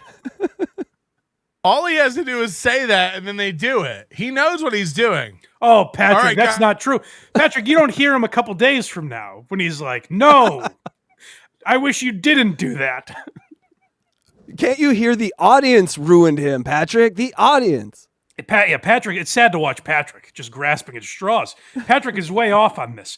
Clearly, you hear him say, let's not start chanting homo yet. We'll get to it in a minute. The yet is very important in that sense. Guys, before we start chanting homo, and then immediately... Can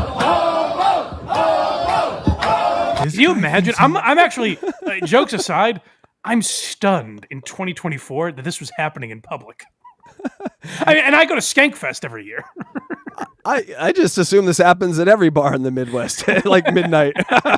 Yeah, Joe's here. That's the thing to remember is like Skankfest is a controlled environment. This is just like at a bar. Yeah, biker In bar, Minnesota. I think. Yeah. I think it's a biker bar, right? He's going back on radio with a small family broadcasting company. Okay, so hold on. What you heard right there, if we could go back just a few seconds and play that again. That's why we heard the earlier reaction.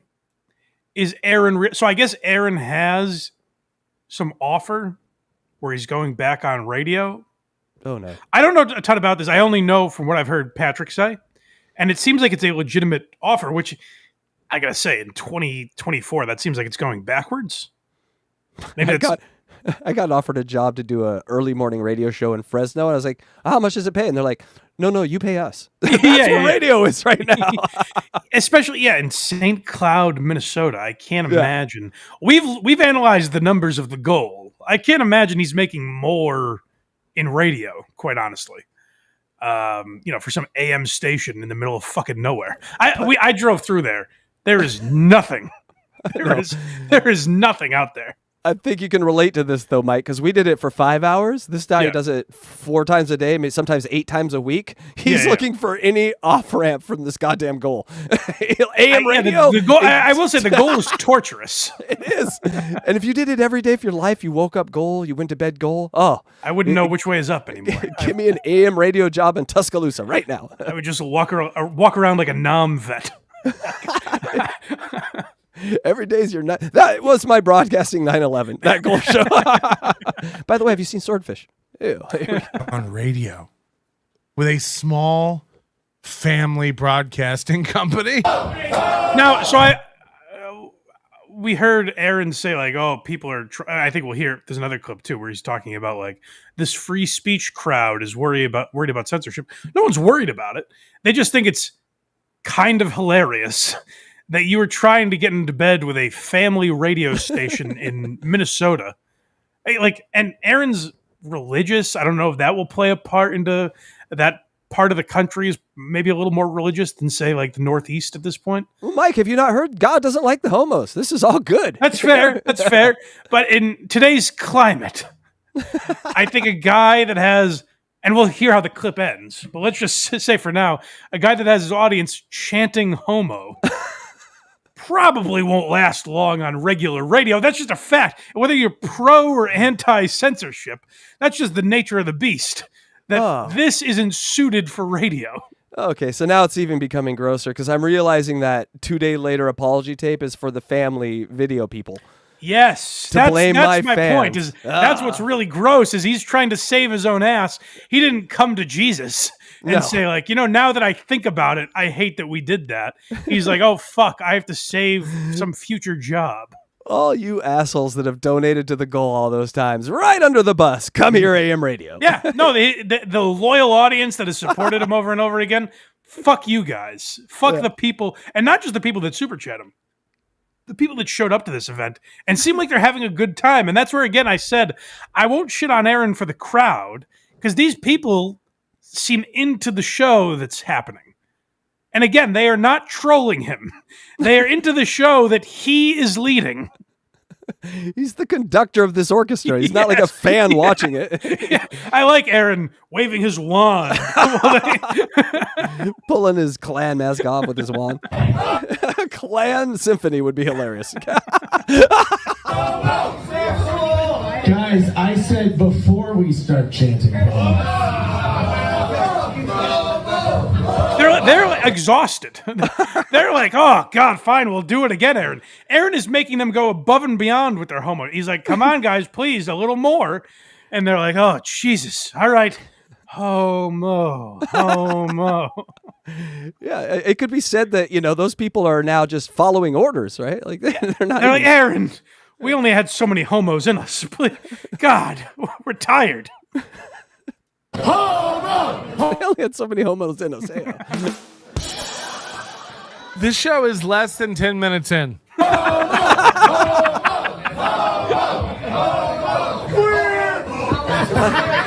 Queer! But hey, again, the guy that yells that is feeling the vibe of the show. Well, we're coming out. This is like if you were at a Minifan event and the crowd was chanting Kirk. This is what is supposed to be happening. I don't know what that is, but we'll just say the reference matches, Mike. Right. It's a good reference. Thank you. I said before we start chanting the N-word. Jesus. Oh, God. Oh, no. What comes next? We can't play. Hold on. So what you hear there, the reason it cuts off there is because this audience is like, Jesus, Aaron, no, we're not going to do that. Now, the N-word is said a few times. Thank God they don't chant it. But you do hear the crowd say the N-word because the boss is demanding it. Well, you know how comedies feel out of crowd to what level they can go to? He was just feeling them out. Are we N-word level? No. Okay. Come on, guys. Let's hear the N-word. Now, anyways, let me get on the horn with this AM radio station and see if they're still interested in me. This one's called Haters. Oh, okay. Well, let's hear about the haters because Aaron, as you just heard, Aaron, remember, we're in the future. In a couple days, Aaron is going to be very offended by that. Let's hear his immediate reaction, like a day after the show. Better than Hackamania. Yeah, we didn't have to borrow any USB cords from our audience, which was nobody nice. got bed bugs that I know of. Nobody got bed bugs, and we didn't have to borrow. Just a nice race rally. Yeah, but we had race rally with all our USB cords, guys. Congratulations. Hey, listen. At the Klan rally I was at, no one got bed bugs. Best Wi-Fi at the Klan rallies, I gotta say. Borrow USB cords from our audience, so that was nice. But I decided to check in a little this morning with some of the internet crowd just to see what was up. And I'll be honest, maybe I just don't look in the right places. Not much. Oh, damn. No, that's too bad. You couldn't find anyone shitting on this event. But Aaron, you yourself hated it. You had such a terrible time and said, we'll never do that again. You guys misbehaved. So don't you think people should have been mocking it? I'm very confused by this message. And thank you, by the way, we should have said this before, but thank you to, I believe the YouTube channel is Real Media Player for making this so I didn't have to sift through all of Steel Toe's horse shit. Because I'm sure he gave himself a 4-hour blowjob over this event. Oh, yes, absolutely. He looks for everything in the wrong places. Wives, complainers, haters. Nothing going on. I think all these podcasters and stuff, I think they're on the downslide. I think they're on their way out. You know what? That must be it. That must be it. Patrick Melton and Carl must be really struggling because people weren't shitting on your event enough. Aaron, who hated the event? Because I thought it was you. I remember a few seconds ago you saying that. I guess it took you a couple days to ruminate on the situation. Yeah, if this was a trial, this is what they call smoking gun evidence. Out. I think it's been like a year or two now of just doing the same thing over and over and over. And even the haters are kind of like, all right, yeah. We got it. It just kind of seems like they're fading away, or it's just like the same gimmick over. Well, and over. Aaron, you're in luck. People picked up on it. He's like, well, I got through this one, wiping my brow. Phew! I'm going to brag a little. I'm going to do a little strut. Yesterday, I watched a video that was titled, I'm paraphrasing, but it was something to the effect of Aaron breaks his restraining order by talking about his ex-wife, Ashley LaRue, for over an hour. Oh, no. I don't think people are lightening up, Aaron. No, That's an odd play to be like, you know what? It seems like these people can't find anything to goof on me about. They're fine, Aaron. They're well fed. I think it's, when you fart and you kind of get used to your own smell. He's used to the current level of trolling, even though it's a high level of trolling. He's like, no, I don't see anything here, but it is a very high level of trolling. Do you think that when he said this, I don't know the exact timeline. He's troll blind. when he said this, was he not aware that Patrick Melton had the video? I don't know. I mean, he has to be aware. He has to be aware that was coming out. So this is just total incorrect calculations on his part, how this would play out.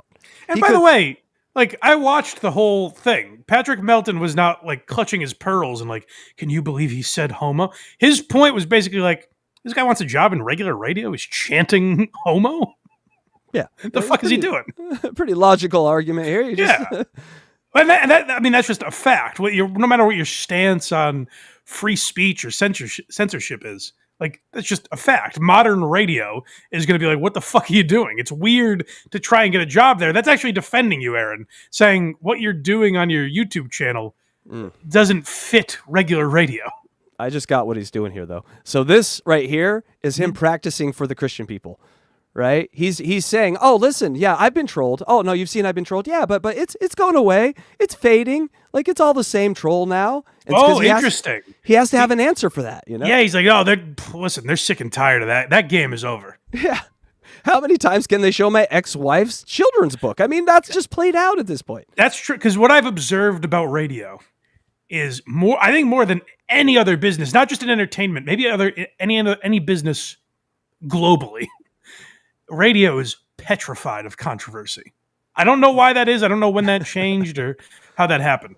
But radio companies do not want people trolling them and voicing complaints. That's the thing they are most afraid of, because they are desperate to hang on to whatever advertisers they have left. And a lot of advertising they still have are mom and pop places. So they're petrified of bad press, which is exactly what Aaron would bring to them.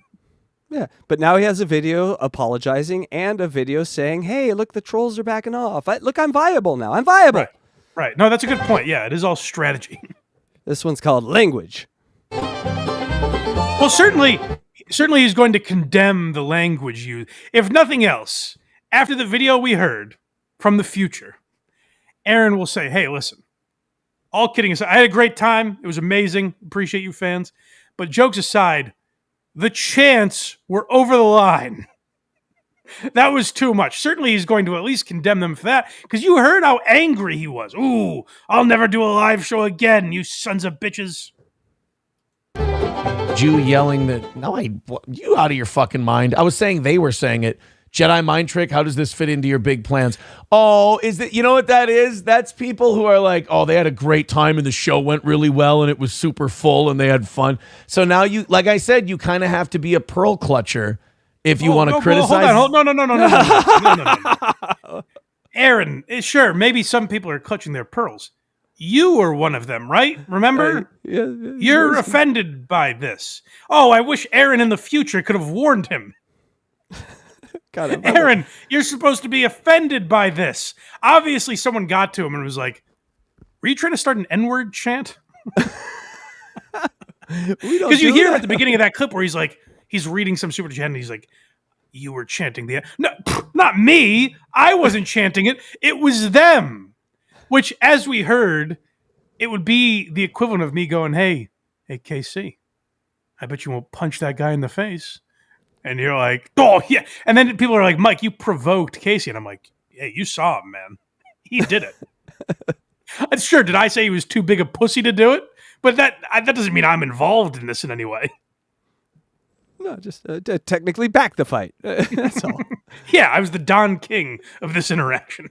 Is anything? And I'm just letting you know, for like big bad free speech podcasting and like edgy podcasting and shit like that, not a good look for you to go, but the language, you guys, the language. Aaron, oh man, I feel like Doc Brown. Aaron, wait! In the future, you're going to condemn them for language. Stop what you're doing. You're going to look very silly, Aaron. People will be able to clip this. No amount of gigawatts will save this, Aaron. Aaron, it won't be erased from the internet. They're going to celebrate your downfall. Please. I come from the future where you've been canceled, Aaron. Please stop what you're doing. What an asshole. He's like, hey, aren't you guys? You guys are pearl clutching. Oh, you're getting upset about language? Flash forward 2 days, and he's like, I mean, guys, the language you used. He literally says, I'll never do a live event again because of the language you used. And here we hear him 2 days earlier, like, oh, I'm sorry. Little bitch says what? Little gay pussy says what? You were offended by the language? It's rubber banding like I've never seen before. But I do think we got to introduce this Doc Brown or this Doc character into every element of the universe. Quick, Starting John, pull those pillows and couch back in. They're gonna use it in a month. John, get a tissue. They're gonna have a field day with this. John, hang up the phone with Kate Meany. She's a lying whore. He just shows up at random times to tell you things that you're gonna fuck up. Amazing, Mike. It's 2 days later. He's like, guys, the language was over the line. Quick money. No offense. And I know you're not going to take this advice from me, even though I'm right, because you just don't, because some of you don't like me. You come off as kind of a bitch. Oh. Hey, take it or leave it. I'll leave it up to you. But because I said it. Hating me not help you. Right. Don't let your hatred of me blind you from the fact that you're being kind of a queer. And then, unfortunately, Aaron gunned the DeLorean to 88 and saw what the future held. Oh, no! I might lose everything! And you don't see it, Mike, because, you know, the vision thing. But he does this thing where he puts his hand over his mouth and like, whispers queer. I just want to take that and then go, oh, no. The juxtaposition is Aaron's looking amazing. at a picture, and the super chats are fading away. Yes. Hey, Ma and Pa Bible Shop TV station. When you whisper queer, it's still queer. Oh, goddamn that guy. Oh, poor Aaron. If only he had the foresight. Quick, Aaron. Into the car. car. Was that it from Steel Toe? That's all from Steel Toe, people. It's crazy to watch. It's, you know what? We used to say this about Mike Francis. Are you familiar with Mike Francesa? I am. Mike and the Mad Dog. Mike and the Mad Dog. The Pope, one of the greats. Yes. Francesa would say these, like, people would call him out for things he said, and he'd be like, "That never happened. I never. I didn't fall asleep. I didn't spill my Diet Coke. You're crazy. Never happened." That's probably what made the other guy the Mad Dog. People used to always say, "Is Francesa unaware that the internet exists?" Which at that time was actually a legitimate question, because Francesa is a guy that's not that he doesn't know it exists, but Francesa is a guy that's out of touch. He was used to being on radio. He might have thought that legitimately he could just say something and the audience would think it was true, like the old Stern model, basically, where you can't necessarily call him out for things that happened because it's just into the ether. It's gone forever now. And Francesa never really adjusted to the internet in that way. Aaron, his show is on the internet. And it seems like he doesn't realize that people can just clip the hypocrisy that exposed him from 2 days ago. Yes, I don't understand that method. John's the same way. A lot of these guys, it all stems from an inability to understand the internet. Well, John's mace stems from like a overuse of whippets and just a long-term memory that's gone. I can't, and maybe the Steel Toe has just used too much hair dye, and it's. Have we discovered something? Stop touching your head, people. Seeped into his brain. You think? Yes. Yeah. Yes. Let us tell you. Think we have time to get to a little Steel Toe here? Sure. It is weird without having the super chats to break up our segments here. I feel naked. We're just flowing like crazy though. Flying through these. Yeah, this will be quick. I want to touch on Steel Toe for a minute, but you weren't here last week, Craig. So let me fill you in. Did you happen to watch our Steel Toe segment? Just I say did not. yes. Oh yes. Oh, never mind. Just pretend you're interested in the show. I have been so fucking busy. Believe me, I know. So what happened to ISO Doe and said, I gotta do some fall cleaning. He gets arrested. He's like, "Where's Craig?" Guys, Craig is in the Ukraine this week. All right, so we talked about Steel Toe last week. I'll catch you up, Craig. Mm-hmm. He had a live show recently. 10th anniversary at some bar in Minnesota. I actually passed by St. Cloud, Minnesota on our drive to the Dakotas. I should have stopped in. But Aaron did a 10th anniversary show. He was promoting this for a while, and then everyone bailed. So Aaron had to do stand-up at it. It seemed like kind of a clunky event. But hey, as I said, I give Aaron credit, and this is not... what's the word I'm looking for? This is not me... Backhanded? Yeah, this is not a backhanded compliment. It's not exactly what I'm looking for, but good enough. I'm not being smug when I say this. I'm not talking down to him. I'm being genuine and saying, like, good for him for having anyone there. You know what I mean? Like, a lot of people. His podcast is relatively the same size as mine. I'm not confident that I would get that amount of people at some bar if we, you know what I mean? Like, so good for him, I say. The thing I took an interest in was the fallout from that live show.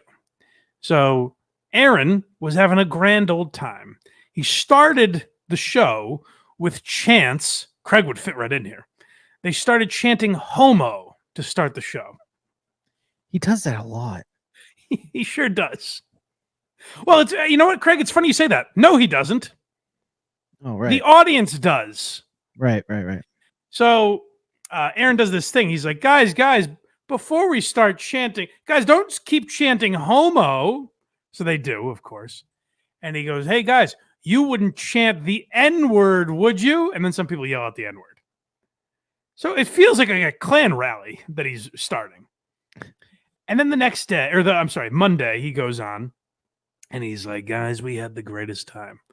Oh, don't you dare listen to the haters who tell you we had some awful time. No one was saying anything out of line. It was a hoot and a holler. It was a blast at the Steel Toe Live show. Then Patrick Melton did a show that Aaron didn't know anyone had the audio. And Aaron played all the audio. Then Aaron went on the air and he goes, you know what? I got to take a minute and scold the audience here. I don't know if I can ever do another live show again because of the abhorrent language that you people used. He's like, that is really... And then like people called him out and he was like, guys, I'm a performer. I know the line. You people don't. That's kind of a funny approach. Which is like, listen, if people are yelling out the N-word at my show, I would also be embarrassed and say that was pretty shitty. Like, I don't want to be part of that type of event. But Aaron's instinct was to provoke it and then celebrate it before he got caught. So it seemed a little disingenuous. So that was last week's Steel Toe discussion. And then I found some video from the 9th anniversary show. And I thought, well, certainly this year's show got out of hand.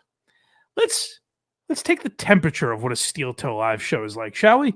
Can we see, like, this year got crazy, but let's see what a real Steel Toe Live show is going. Let's go back last year, before the world blew up, and Steel Toe was friends with Nick Rekieta, and Nick was going to come on the show. Nick was about to do stand-up. I think this is actually Aaron introducing Nick. Let's see what this show was all about. Calmer, saner times. Knicks fans are the colloquialism. Say that wrong, am I right? The colloquialism for Knicks fans are knickers. Oh boy. Okay. Well, Aaron, hold on a second. I've got to warn you. It sounds, you're talking about Nick Rekieta fans, so I know that's a strong CK sound in there.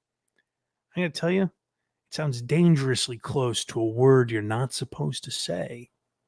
Well, my greatest fear is that Aaron finds that. I hope he doesn't realize the horrible mistake he's making. And that it's on film. That'd be tough. That'd be terrible. Knickers. Oh, they support them. So therefore, I would like you guys to chant. Oh no.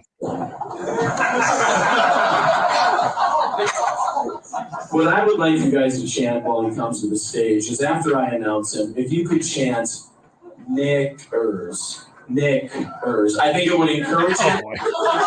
Aaron, you have no idea what you're doing. What a monster. Aaron, that sounds dangerously close to another word. Don't you understand? Does that sound okay? Fuck you! Come on, it's Southtown, Minnesota! What are you, a bunch of libtards or something? I'm trying to do a conservative. That's why it's not very popular. Dick Kerr. Wait a minute. Wait, what's that? That's why this is not a very popular place for the brothers. I can't see you, sir. I'm sorry, I'm blind. But now I'm scared. So they're just in a bar. This is, by the way, like Steel Toe sells tickets to this event, but they're just in a bar. Like people can just walk in. So there just happens to be a black guy in the bar, and he's like, Jesus Christ. You want them to chant what? Now, I'm not hearing the thing you're trying to say. I'm hearing what it sounds like. Right. Yeah. Listen, I know you're friends with this guy, Nick, but I got to tell you, it's dangerously close to another word. I'm not in the podcasting business, but sir, I got something to tell you. So keep in mind, this video is from a year ago. Now, Aaron got high and mighty this year and was like, guys, that was unacceptable. He's starting the chant. This is 2 years in a row now that we have evidence of him starting an N-word chant. Here he is doing some crowd work. Okay, good. Let's see how he controls this room. Fuck Aaron! Yeah, you don't like that. No, I'm just letting. I'm just hoping that you can hear the reaction and you'll maybe. Has anyone ever told you this? I just want to ask you a question. It's not a test or anything else. When I say these two words, what comes to mind first, right? Self-awareness. Oh, Aaron, I'd like to fill in the blank if you don't mind. I'd like you to ask yourself that question as well. What comes to mind? Steel Toe and the amount of clips we've been able to play about that very topic, self-awareness. Right. Okay, thank you. My pro tip. I was going to say my pro tip would have been end there, Aaron. Well, why does he go, hun? He does. So you know what's weird about this is like last year. I know there were Steel Toe haters out there a year ago, nowhere near to the degree there are now. No. So, but this is like if I did a live show like this, where the audience was there to fuck with me, I just wouldn't do another one. No. So, I mean, I guess in a way I give him credit, but it's like he's not learning that no one's there to really enjoy the show, which is strange. Yeah, no, you're the one on stage, though. Okay. It's like he missed the whole thing. Did you hear that, guys? I missed the whole thing. Yeah, that's what he said. Yep, we heard him. I don't have to be here. I can just ask him questions. This is like if Biden did a Q&A after a speech. I can just go, your turn, Tard. Go. All right, I really do need to bring Nick up. We're not going to do a stupid chant because I really thought with him here it was only going to be white people and now I'm uncomfortable. How big of him? He's not going to do the N-word chant now. I thought it was going to be only white people. Now I'm uncomfortable. That's what he said. Oops. Boy, this guy was trying so hard to be Anthony Cumia. But here's the thing. Oh yeah. Say what you want to be. Say what you want about Cumia. He's about that life, as the kids say. You gotta either be that or not. When you get called out for it, you can't go like, "Oh no, I didn't mean any of it." Like you kind of gotta be that guy, you know? Right. You have to. I was like, for all of Anthony's faults, I can't imagine a black guy being like, "Hey, you're a fucking racist," and him going, "Oh no, sir, I'm so sorry." Oh no. But he lost control of this room. Oh boy. But he was getting laughs for a while. He was. You know what it is? He didn't ask for a refund for his ticket. He was here for that Chrissy ass. I don't know what that's a reference to. I don't know either, but I do enjoy that this started off with him being like, I just want you to hear the reaction from the crowd. And now the same thing's happening to him. Yeah, like, oh boy. Black men. No, I already got what I paid Chrissy for. Yeah, I know, and they run so fast. That's the problem. For the women. I meant the women run so fast. Terrified. You ever seen Black Snake moan? Yeah. Anyways, Oh boy. Explain the joke. It makes it better. It's a black guy and a small white woman. Yeah. Right. Which is like as good as white men in our nightmare. By the way, anyone that wants to know why I haven't done a live show yet, this is my greatest fear. Well, I imagine it wouldn't be straight stand up. It could be. Oh God, no! What are you nuts? We should. Well, we'll see. It's fun. Jesus, it's like you guys are listening intently, waiting for me to make the point. Like Jesus, he's completely kidding. They're not our nightmare. It's his fantasy. All right, no, keep explaining it. It makes it a better joke. I love how this all stems from me asking him self-awareness. Yes, Aaron, that's the problem. You're asking the crowd questions. No shit. They're there to heckle you. What did you think would happen? And he keeps bombing and going, I don't know why I said that. Well, what's tough is, I you know what? Let's close out the clip, because what's funny about this is you forget what he's doing on stage. You need to get out of the chat right now. This guy's killing me. All right. This segment has been brought to you by Blacks.com. Let's bring him up. Ladies and gentlemen, please welcome to the stage, by far the most famous person here. Please welcome his first time doing stand-up comedy, Mr. Nick Makeda. Simpler times. Nick hadn't fucked his wife yet. Those were the days. Those were the days. But you know what they said when I hear, because I'm a big fan of comedy, watch a lot of documentaries and things like that, listen to a lot of podcasts, and I always hear guys say, when I bring a younger comic out on the road to me, what I ask him is to completely suck the energy out of the room. Yeah. And I think Aaron did a beautiful job of that. There is nothing worse than the comic before you talking to the audience, because then for the rest of the time they think contentiously. Yeah, but then, then everyone after this person is going to have to deal with people who I'm allowed to talk to them. Right. It's really fucking annoying. But the main part of that was just to show, like, Aaron can't get out of his own way. And the comparison I made last week was, you might get this more, Craig. You a Francesa guy? Sure. Well, at least the clips of him online. Anyways. Yeah. For sure. What Francesa's biggest fault was, but what also made him great to fuck with, is he didn't realize the internet existed. Right.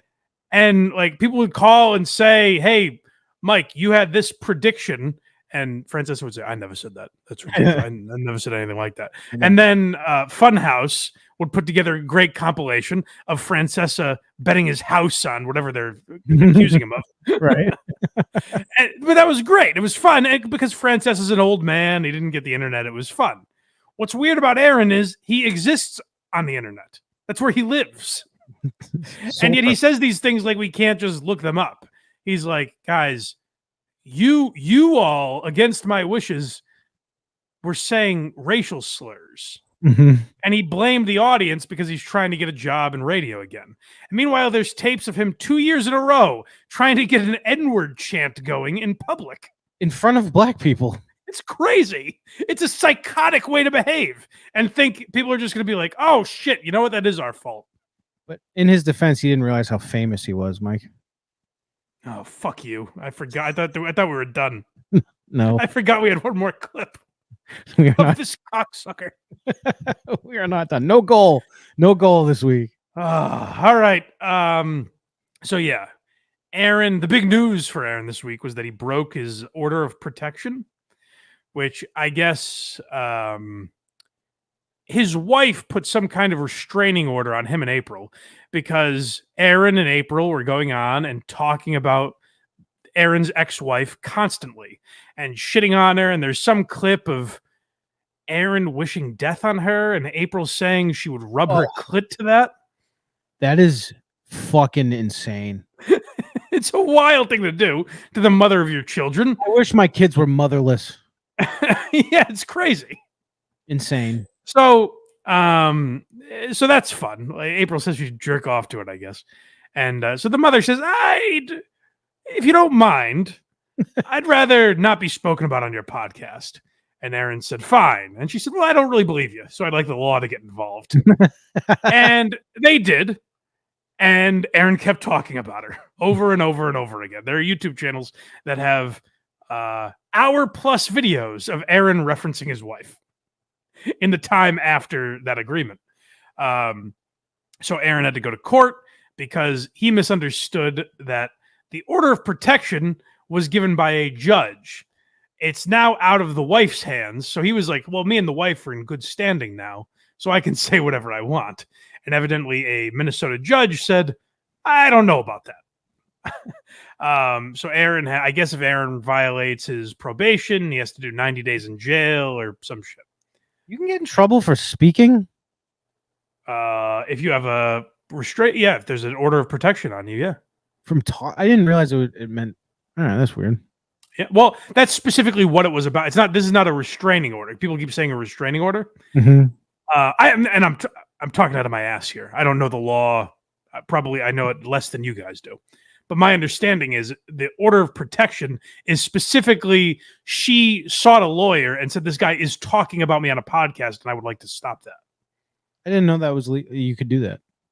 Evidently, you can, at least in Minnesota. So, yeah. So that's the order that was put on Aaron.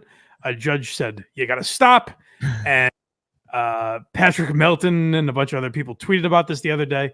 And this is Aaron spinning that into a win, which is actually kind of impressive in a weird way. You know what's great? What is when people who hate you, like Patrick or somebody, posts a picture that like somebody was waiting outside the courthouse and got a picture of me as I came out of the courthouse. Are you fucking kidding? Dude, I'm famous. I'm the man. I'm the fucking greatest thing. These people follow me all over the place. They love me. Gross. Hold on. These people follow you all over the place. One guy on his day off went to a courthouse and took a picture of you. I was just about to say something, and then I realized who I was talking about. I was like, he doesn't actually think this, right? And I stopped myself. But here's the problem with Aaron is like he's trying to be tongue in cheek, yet he has literally said this about himself. He thinks he's one of the greatest broadcasters ever. He thinks his show is constantly winning and the edgiest show on the internet. So even when he's trying to be kind of cutesy about it, you're like, well, you feel this way, so it's hard for me to have a good laugh at it. If he's trying the edgiest show, and he's like, let's get a homo chant. Yeah. Whoa. It's crazy. And now I will say a few chants like that probably break out at Skankfest. I'm not saying whether or not I take part in them, but there's a charm to what they do that I don't think Aaron has. You could scream the F word at the top of your lungs and not get in trouble. You got to take advantage of it. I don't do that. I'm not that crazy. Someone has a camera out. Fan that has nothing better to do with their life than to follow you around and watch you winning. Bro, I'm the fucking man. I really am. I can't help it. This guy next to him is not helping him. But his co-hosts are insufferable. Here's what's crazy is like we don't get into like this is not an argument-based podcast.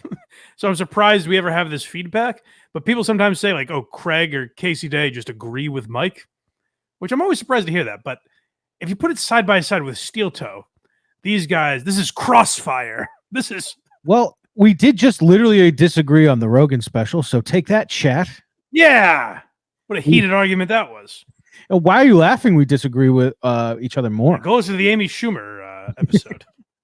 But that was a good one. I think we were but that's that's not in the same stratosphere. Like listen, I don't know if this is Matt or Johnny. I confuse the two. But listen to this guy back up Aaron and tell him how much he's winning. I can't even be humble around these people. You follow me, you take pictures of me looking fucking dressed to the nines. I look fucking stunning. As evidence, dressed to the nines. He wore a suit to court. That's what you're supposed to do. Technically to the nines. You don't look at someone. You don't stand in a courthouse and look at someone in a suit and go, "My God, is the king here today?" Matter of fact, you see someone in gym shorts in the court, you're like, "What the fuck is this?" Yeah, life in prison. Yeah. The picture online as like, "There's Aaron coming out of the courthouse." There were people who I've seen tweet at me that I'm the biggest piece of shit in the world. This is great. He actually does look really good. Now, Craig, I'm going to ask: do you believe that? Oh my God.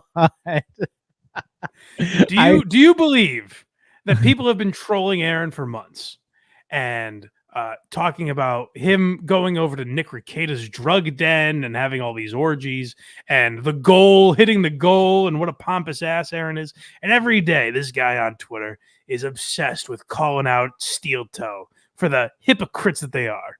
But then he sees that, oh my God, who is that? He's actually quite suave. That's not Aaron Imholte. As I live and breathe. Well, today's the day that I have to start being a little unbiased here and say that is a dapper fellow. He is. He's quite good looking. My God! Who let you out of the house looking that good? Aaron, hold on. Go back inside. You're going to stop traffic. Too many people. You're so handsome. This little town can't take this paparazzi. God, is that George Clooney? But there's more here. Good fucking suit. My second favorite suit, motherfucker. Nice. So, which one was My it? second favorite suit, motherfucker. I ain't scared of you, motherfuckers. He's code switching or whatever it's called. DJ hit me with it. Is this after the N-word thing? Oh, yeah. That's hilarious that he's talking like that now. He's like, I would never do that. Shit, I'll be looking fine. Oh, shit. Chris in the chat says, I think you guys disagree a lot. Reminds me of home. It's nice. I, as a rule, want to be seen publicly disagreeing with Craig just for later. Yeah, for when the defense comes. Yeah, like Yeah. people are like, oh, he was polar opposite of this guy. Yeah, no similarities whatsoever. The light blue shirt, with the dark blue jacket. The dark good. blue We get the pants, whole rundown. Round belt. Okay. Tied together with some beautiful high mirror shined brown dress shoes. There you go. Look great.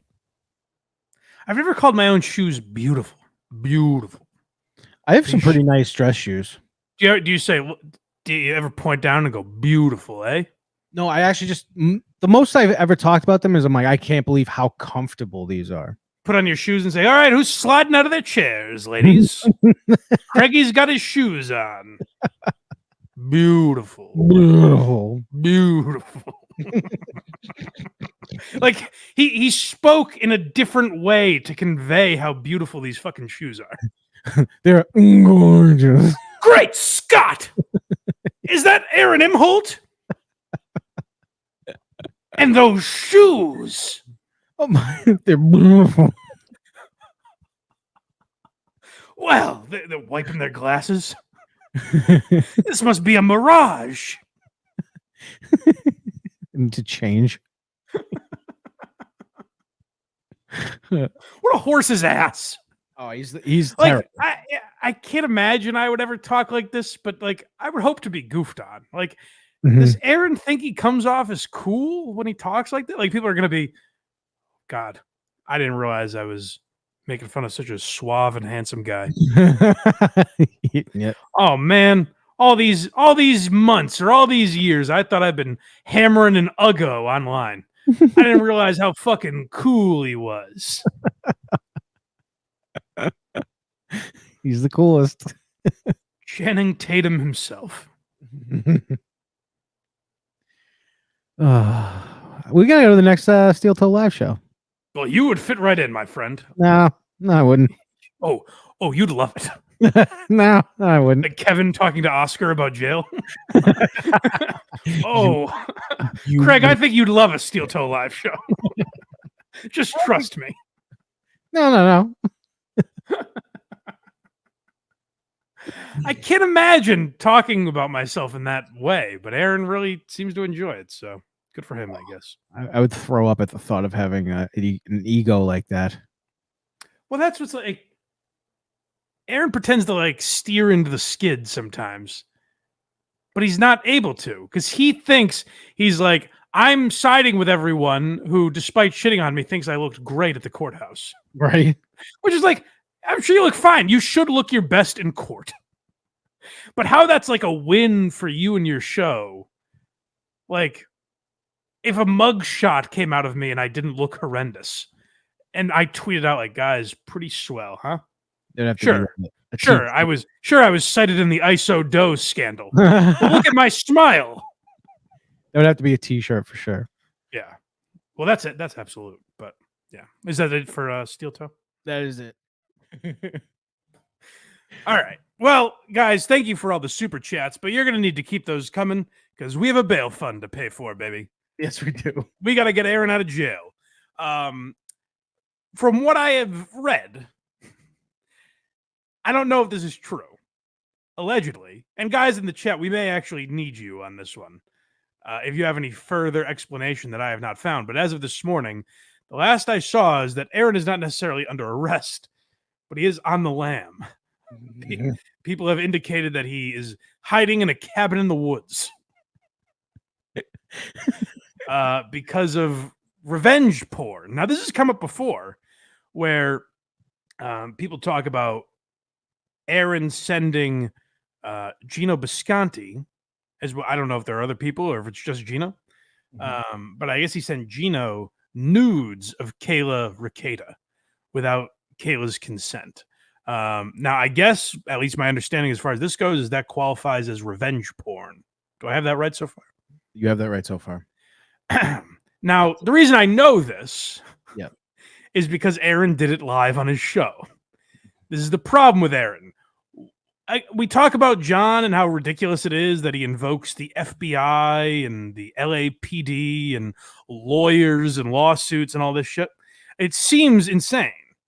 But if you look at Aaron's real life, it is constant legal battles because of podcasting, which is crazy to me that he has had this many issues with the law because he's running his mouth on his podcast. So let's start with Johnny Crutches finding out the news of what happened to Aaron. And this is very funny. Again, it's funny when you live in this world where like you have to answer everything very seriously, because listen to Johnny discover what was happening. John, there's a warrant out.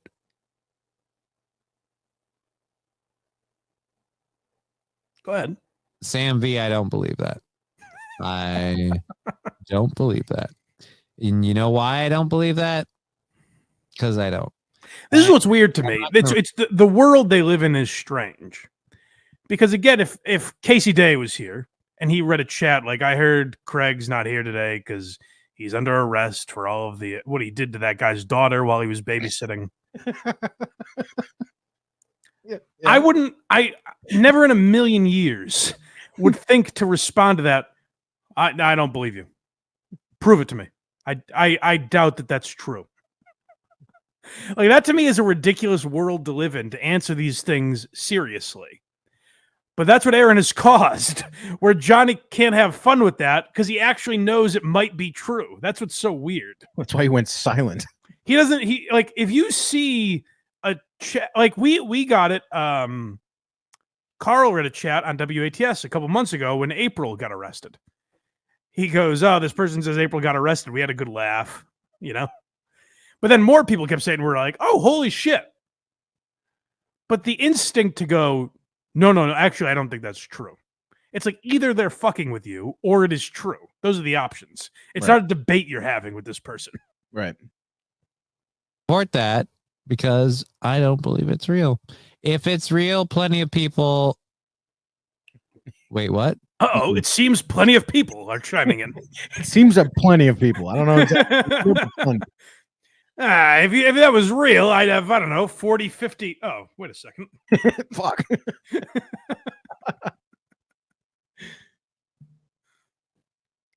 Where's Mikey's thing? Let's go back. Let's see.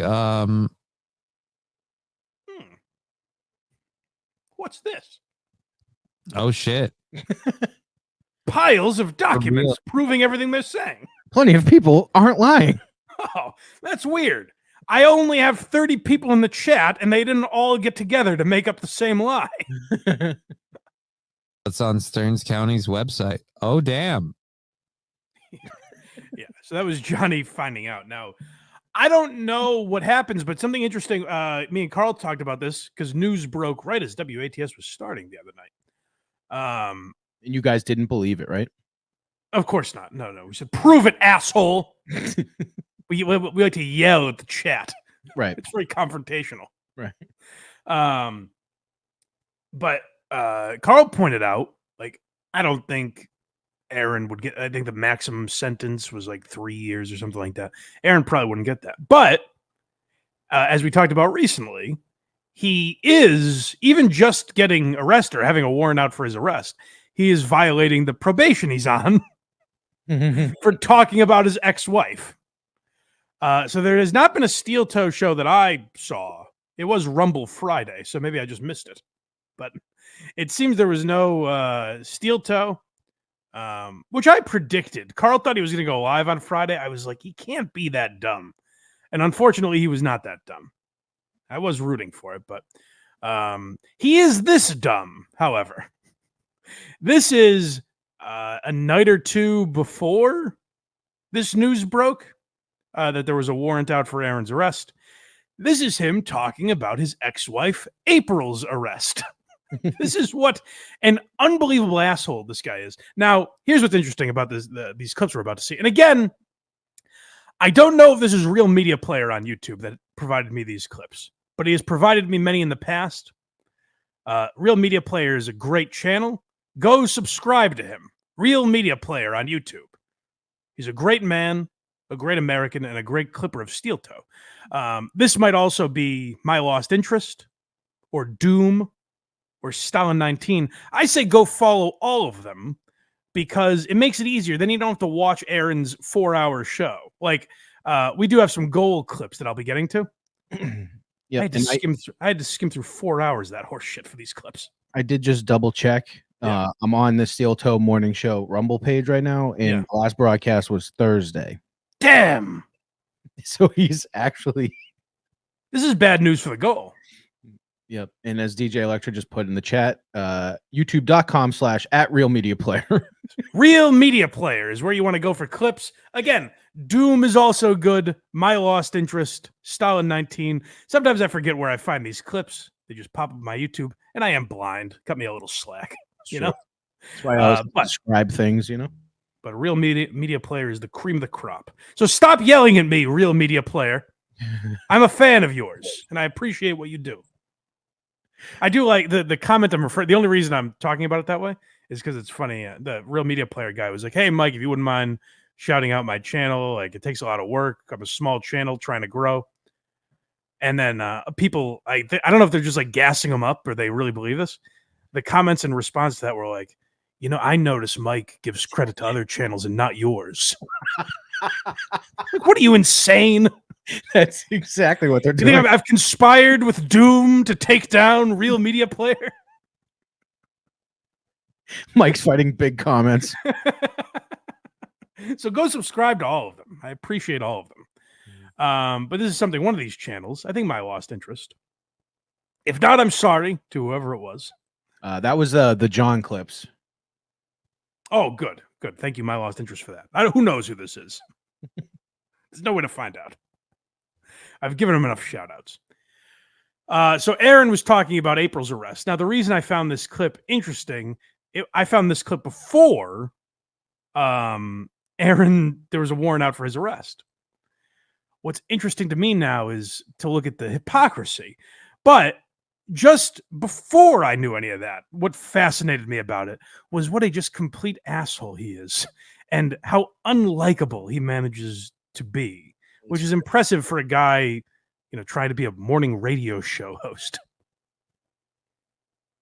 I usually hate your song talking, but you deserve this victory lap. Hey, let me clarify something. It is My Lost Interest. Do not see any of this as a victory. I see this as, do I see it as a little bit of a victory?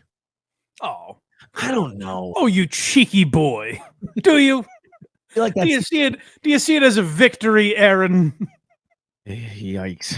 Certainly. certainly, Aaron, rooting for this. There was no karma involved in this all happening to you. You weren't behaving in such a way where you were throwing caution to the wind because you felt like you were winning over April and the Ricadas, that you just behaved however the fuck you wanted.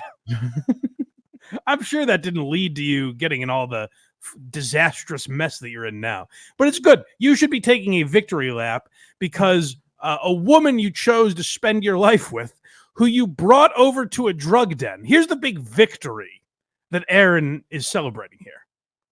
Aaron and his wife went to a home where there was swinging and drugs, and they both participated in those. They did Coke and Molly by Aaron's admission. They wife swapped. Aaron's big victory is that he stopped doing that slightly earlier than they did.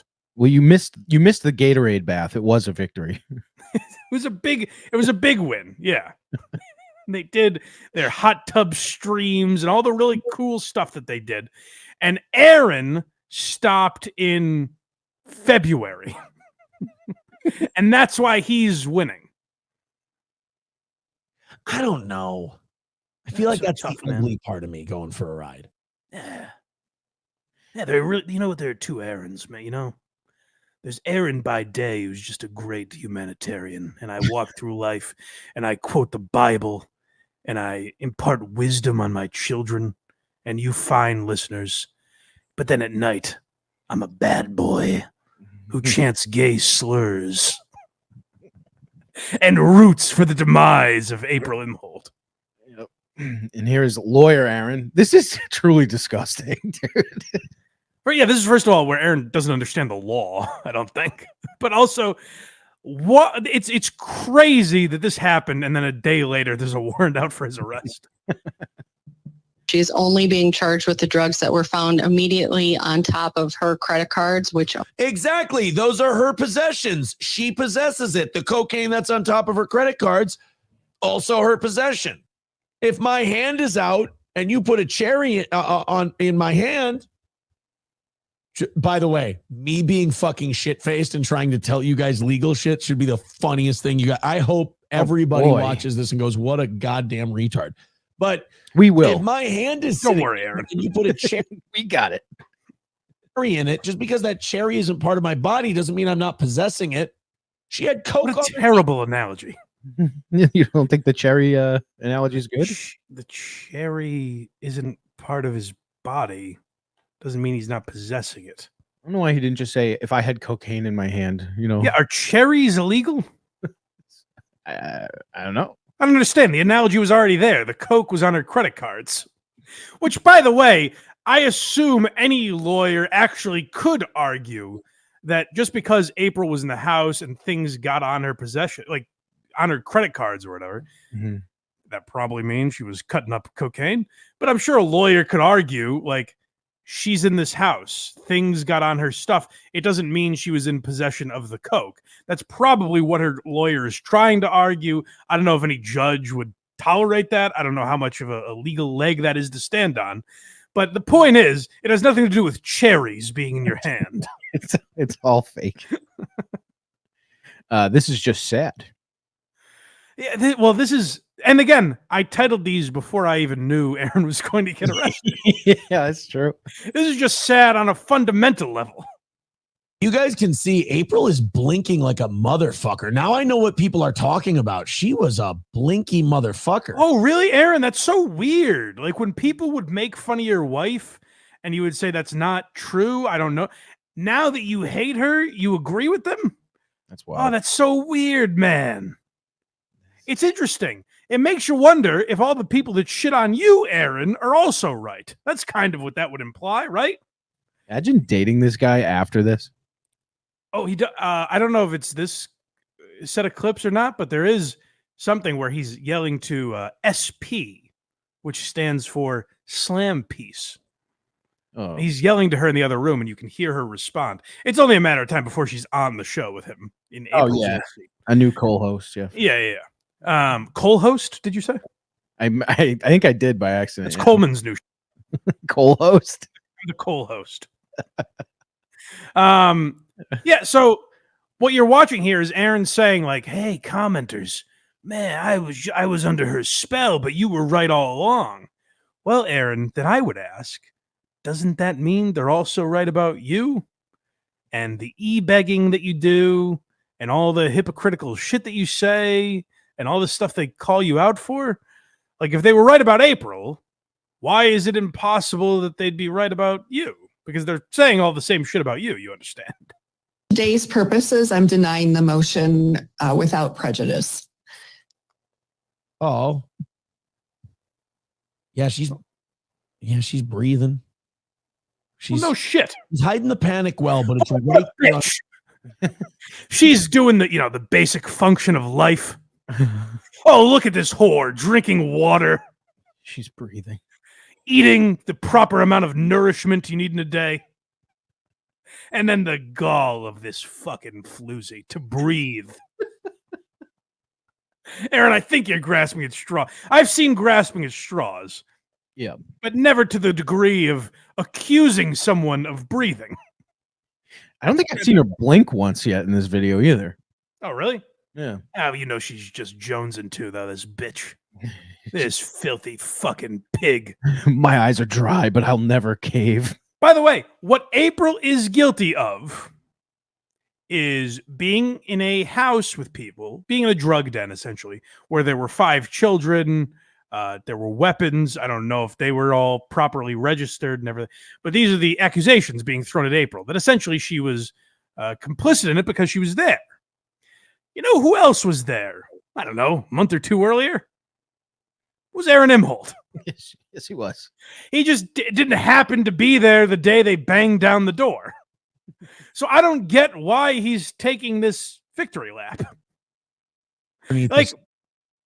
Like Craig wasn't addressed by name in a lot of the Pizzagate allegations, but he's smart enough not to laugh at them. You know, he was part of it. No, I don't think you so. You don't hear Craig saying Hillary Clinton and all these people, you know? Sure you do. Epstein's Island. Craig keeps his fucking mouth shut. You know? Gotta have my boys back, you know? That's right. She's hiding the panic well, but it's right there underneath the surface. Oh man, you're so perceptive, Aaron. You think the girl that is on trial is slightly nervous? How long were these two together for? Do you know? I don't know. 4 or 5 years? That's wild. I'm guessing. I don't know the answer to that, but you but marry April, someone and then you're gonna do this? Like, that's fucking crazy. that's crazy. Well, it's also crazy. Like, they got divorced, what, 4 months ago? Yeah. So it's like, it wasn't that long ago that you loved this person. Right. You know, I understand things transpired. I get why you'd hate her. You're watching video of her. And by the way, April is not like a career criminal to my knowledge. She's gotten, hooked on fucking coke, it seems. And now she's paying the penalty for that. She's 29 years old, 30 years old, whatever she is. Like, this could ruin her life. And Aaron's big takeaway is, look at her. She's nervous. Yeah, no shit. Aaron, I've got a little news for you. I think when you were on trial for the revenge porn, there might be a few butterflies in your tummy. You might be a little nervous. That's what's really gross and has you actually rooting for, I don't want anyone to go to fucking prison that shouldn't be there, you know? It's a waste of everyone's time and money and efforts. If Aaron doesn't belong in prison, I hope he doesn't. But then you see this and you kind of root for him to go to jail. Because he's like, look at her. Look at this filthy pig. She's nervous. Yeah. I would think that'd be true of anybody in that situation. Isn't that crazy? I just could not imagine doing this to anyone. She's nervous. Yes. I'm very perceptive. Look at what I, Aaron Imholte, have diagnosed. The woman on the stand is nervous. It's pretty genius, you ask me. Yes, almost like she thinks she might go to jail. He is a drunk retard, as he wanted us to call him. Yeah, that's fair. Aaron, you got what you wanted. You're a drunk retard. That's sad to see someone. Hey, you seem broken up about it. On the run. Yeah, I knew somebody else, you know? Oh, man, that's so deep. That is deep. Aaron, I'll tell you exactly who you knew. That is someone who was in a drug den doing coke and swinging with another couple. Well, kids watch. Yeah, while kids are downstairs getting coke in their hair, as Aaron would say. Aaron, the reason I know all this is because Aaron told us and he was there. Right. I do not understand. Aaron, the victory lap that you're taking is that the police didn't knock down the door on a day you were present, which they easily could have. Oh, yeah. And to see them in this position, you're like, this is very funny knowing he's going to it's a weird spot for me to be in because I'm having this feeling right now as I see this where I'm like, I know there was a time in my life where I would have done anything to help her. Oh, man, and that time's over. I'm going to smear the shit out of her now. Oh, man. You know what? That's probably what she's thinking when you see her breathing there in court. You know, when you see that tell that she's nervous, that she's breathing. That's probably her thinking, I just wish Aaron would save me. But it's too late, bitch. He ain't coming to save you. I see her now and I feel no need to help. Oh, that's crazy, Aaron. I mean, why aren't you helping her? You should. You should help her, Aaron. No, I mean, no, he should. Like, there's no need for him to help her, but he also doesn't need to tell us that. No one was thinking, like, why isn't Aaron helping her? I don't know. It's not his business. But Aaron, I gotta say, I don't think April's gonna help you in this revenge porn situation either. She might actually come out and be like, he did that to me too. Yeah. Sorry, Aaron. I wish I could help. Yeah, it's a shame. It's a shame I can't help you. I guess, I don't know. You reap what you sow. Does that mean anything to you, Aaron? I can only imagine that his court case will be streamed semi like he's doing by a lot of people. This feels like one of these guys, whatever channel this is, Doom or My Lost Interest, or Stalin 19, who are all inspired by my friend, Real Media Player, at Real Media Player on YouTube. It's one of these channels. And I would have thought they would have to go way back into the archives. Like they would have to find something from 3-4 years ago to be like, hey, look at this. Aaron, this is funny. Aaron's rooting for this person to go to jail. And what do you know? Years later, he ends up going to jail. No. This is from the night before there was a warrant for his arrest. It's very funny how that works out. It's crazy. This is It does say, it goes back to Carl when this all started, said, like, I think it's a work. Like April and Aaron are trying to get attention. So they're making a lot of this stuff up. When you look at their situation, it feels scripted. Like this all happens, like Aaron found out that April and Nick were getting arrested on Kevin Brennan's show. He does this random night. Like it all feels fake, even though we know it's not. Right. Sorry, what's the next one? Scrimpin'? Oh, this is just humiliating.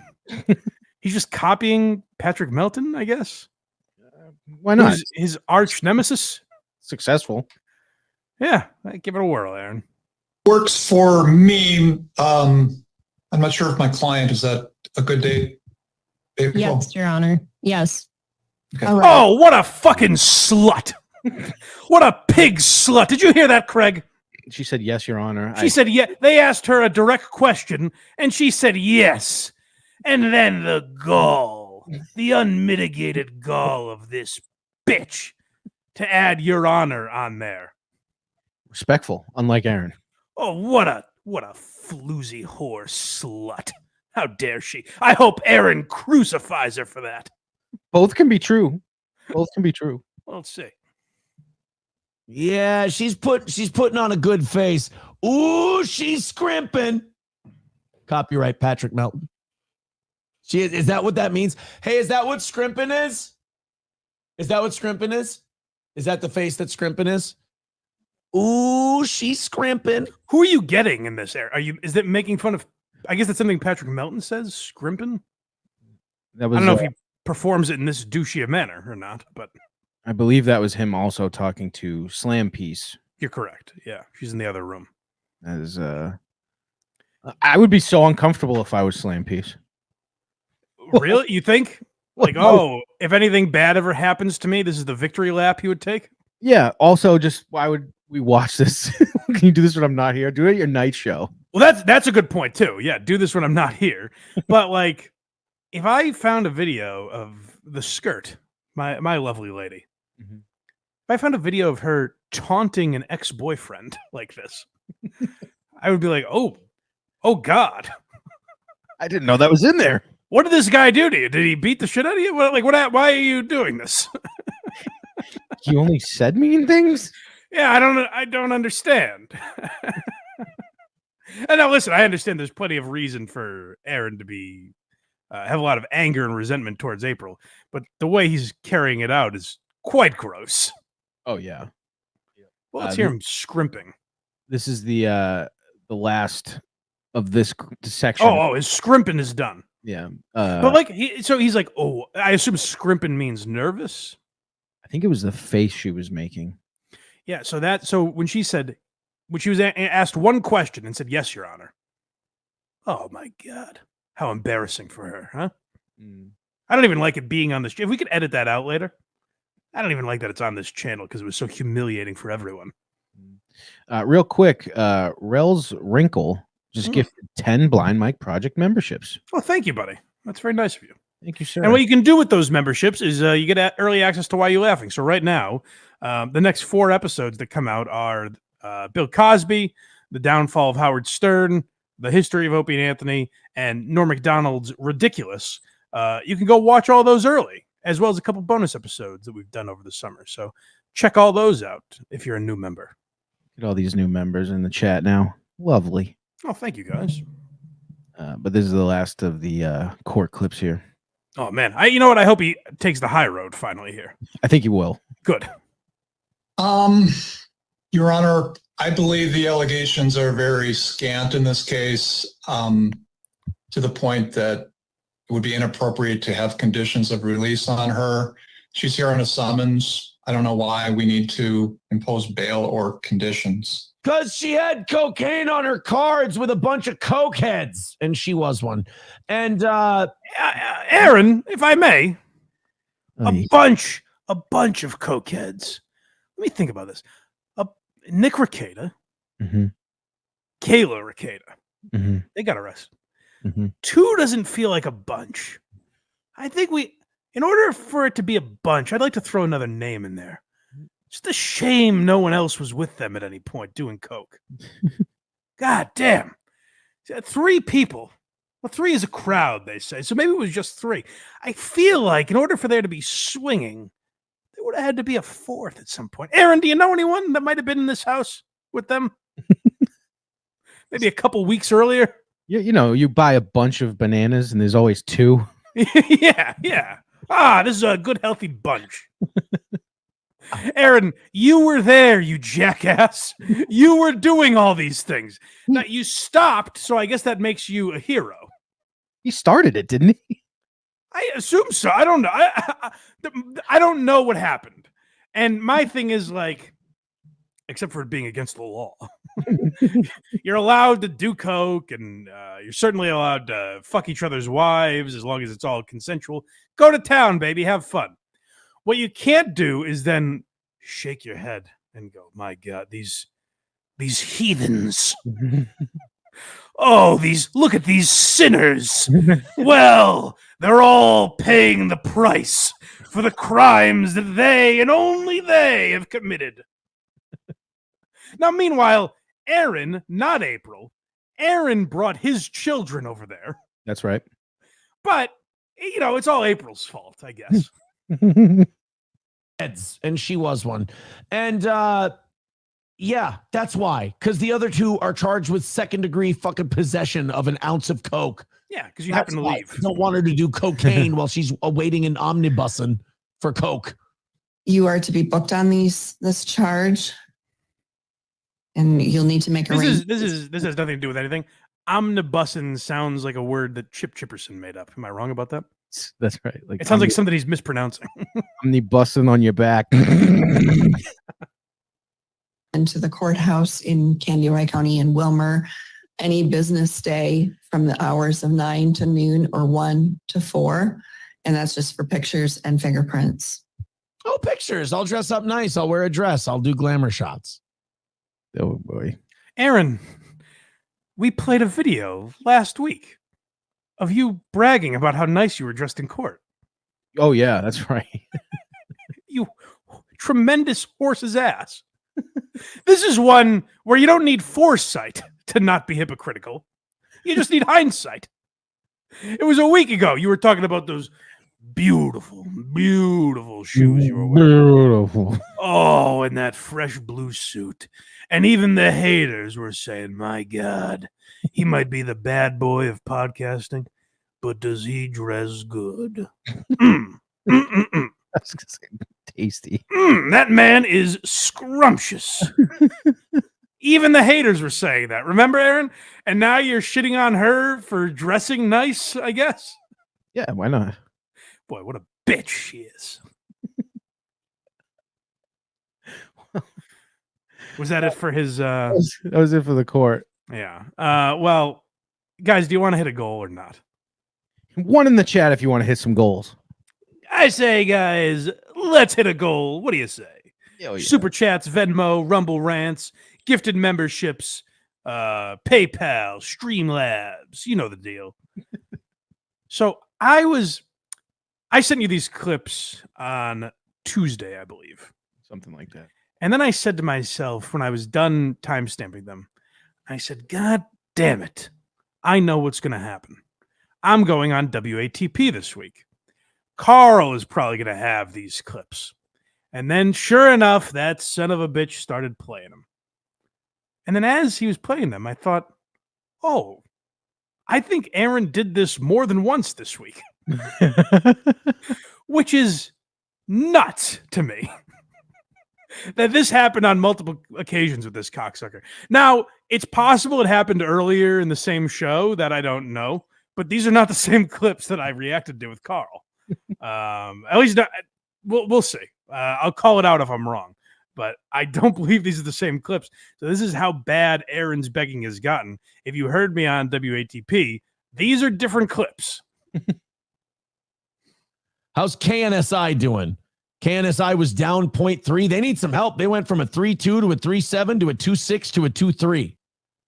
He's talking about radio ratings. So what's happening is Aaron is looking for a job in radio. It reminds me of like what we were talking about with Mutt. I don't understand these radio guys that still think radio is relevant. Like what Aaron has, love Aaron, hate him, whatever. What Aaron has right now, I believe, is more valuable than a AM morning radio show in St. Cloud, Minnesota. Like, I just think it is. I think you reach more people accidentally on YouTube than on an AM radio station. But you hear Aaron trying to get a radio job, I think because things in the super chat world may be drying up. Need a little help, that's all. Anyone who needs a little help, come holla at your boy. But Aaron, I thought you were killing it. I've heard you say that a lot. How you're killing it. How, oh my God, these haters, they don't have anything to talk about because you are winning every day. Another win for the toe. Things are good at the toe. So why would you want a job in radio if things were so good? You said any radio station can hit you up? Anyone. Doesn't matter. It doesn't matter how successful, how many people listen. Who cares? Any radio station, holla at your boy, as you say. He doesn't have anything that pop up on a background check right now. No, certainly not. Yeah, I'm sure a family radio station would love to hire this guy. Here to serve. That's all. All right, so nothing too exciting on the radio ratings front. Everything just kind of sitting there. That's shocking. The radio ratings in St. Cloud, Minnesota aren't exciting. It's not a fervent battle.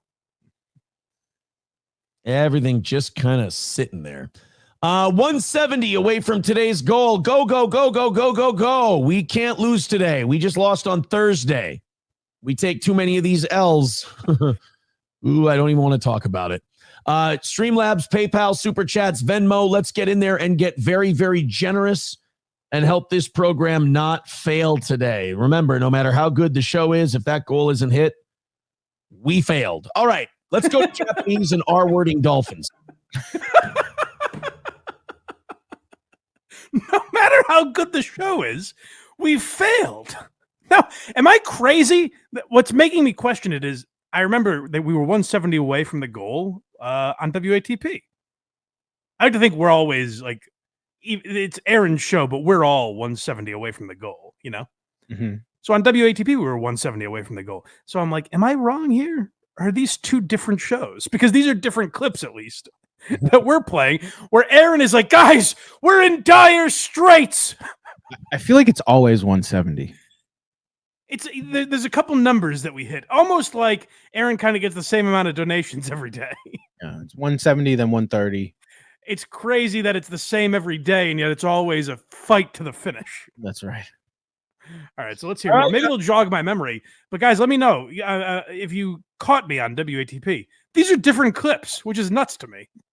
Guys, still 170 away from today. Believe you me, I've got one eye on that, one eye on the clock, and trying to do some content. So if you want to throw us some money, half hour, we got to get this 170 knocked out.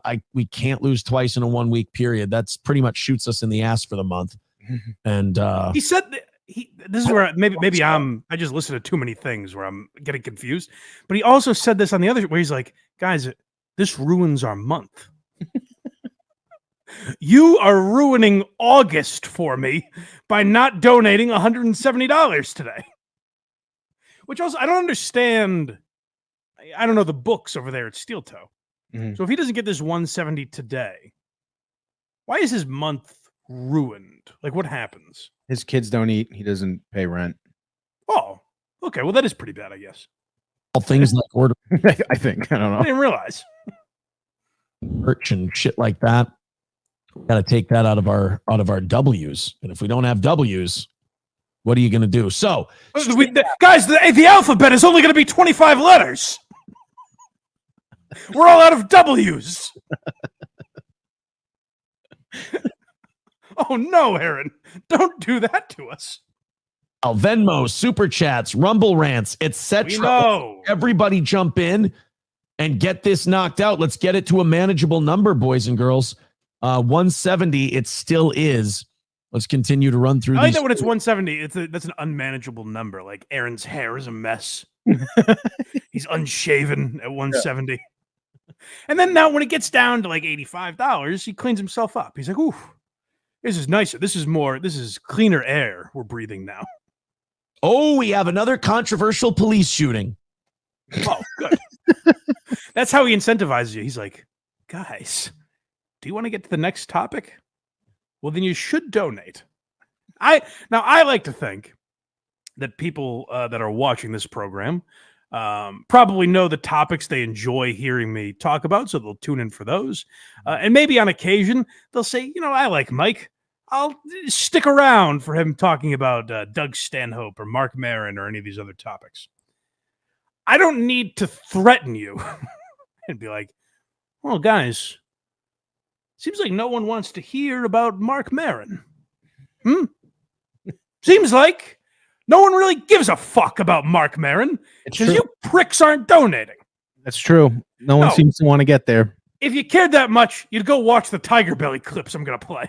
You guys, we got to hit 170 goal by the end of these clips or else we don't get Mark Maron. You figure it out. Fucking Aaron goes, police shooting. You You guys want to donate now? Want to see someone die? Huh? There's a police shoot. You definitely couldn't just find it on TikTok. You got to watch me play it. Let's go ahead and check out this Oklahoma City police shooting.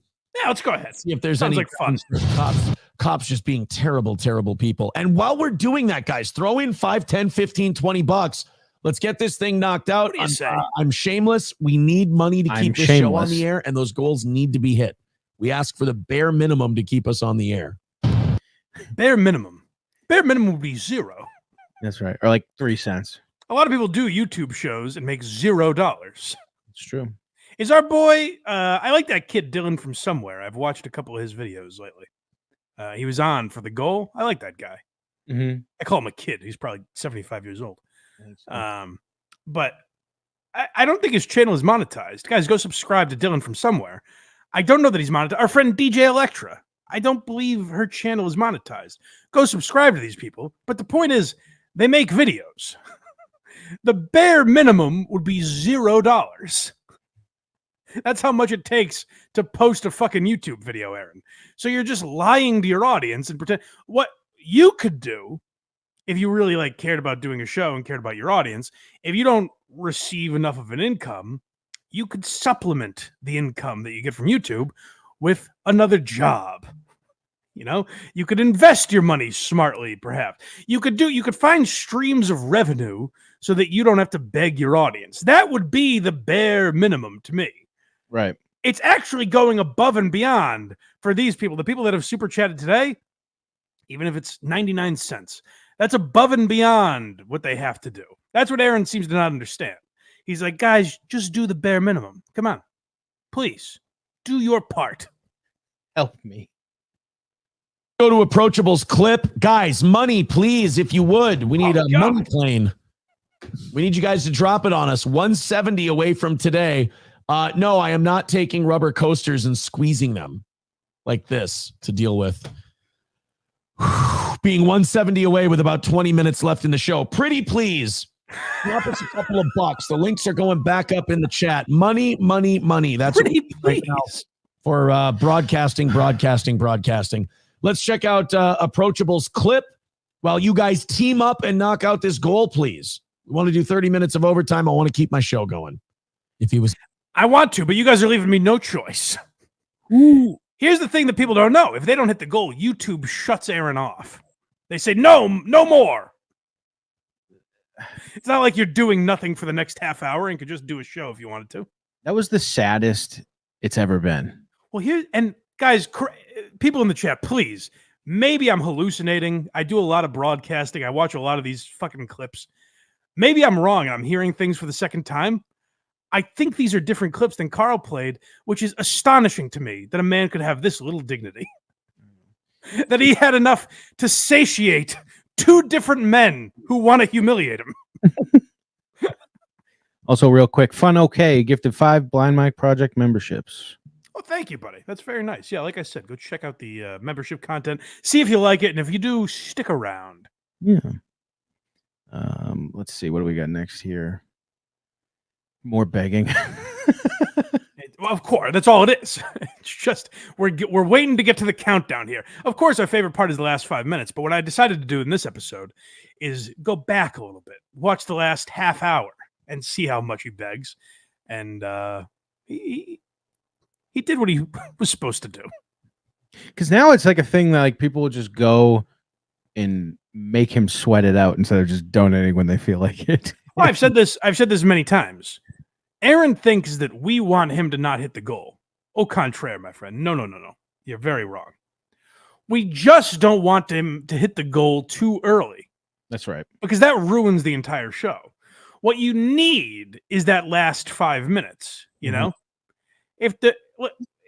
Listen, if the Patriots just get blown out every game this year, who cares? Right. But if they lose every game in the last 5 minutes, I'm watching.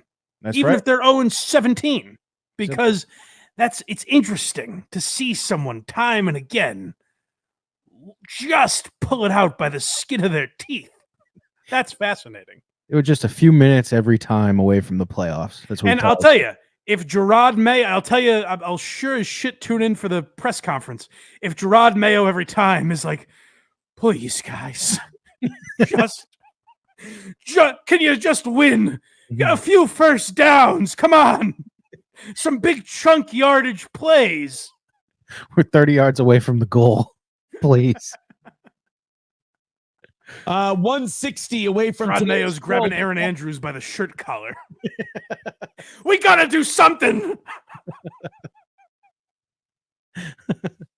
60 away from today's goal. We got 20 minutes or we're fucked. Contribute, chip into the show. I would have. Fucked is quite strong. We're fucked. I gotta tell you, like, we now have a pretty regular audience. We're still, small and mighty compared to other YouTube channels. But like when we started, fucking no one was watching episodes. And never once did I feel like we were fucked. Like that seems like a pretty hopeless feeling. What you do is you think like, hey, I'm going to keep doing a good show, hopefully find different ways to grow the show, go on different podcasts, maybe promote it, talk about things that new people might be interested in checking out. Like I noticed we talked about Are You Garbage last week, something we don't usually talk about, but I'm interested in it. And a lot of new people found the channel, and a couple said, hey, never heard of you guys. I subscribed. I want to check out more stuff. Aaron, maybe do that if you feel fucked. Instead of saying over and over again, donate! Donate now! It's not working, Aaron. What can I tell you? August is fucked. We all know that. We're fucked. August just bent over and took it in the shitter. That's right. So that we know. I'm saying in September, maybe try a new strategy. Appreciate it. I feel like we've done a good job today, but I could be wrong. Let's not miss This today. is so Please, pretty gross. please with cherries on top. Get us down to that. Cherries on top. Uh-oh. We know what that means. Now he's being extra sweet. Yeah.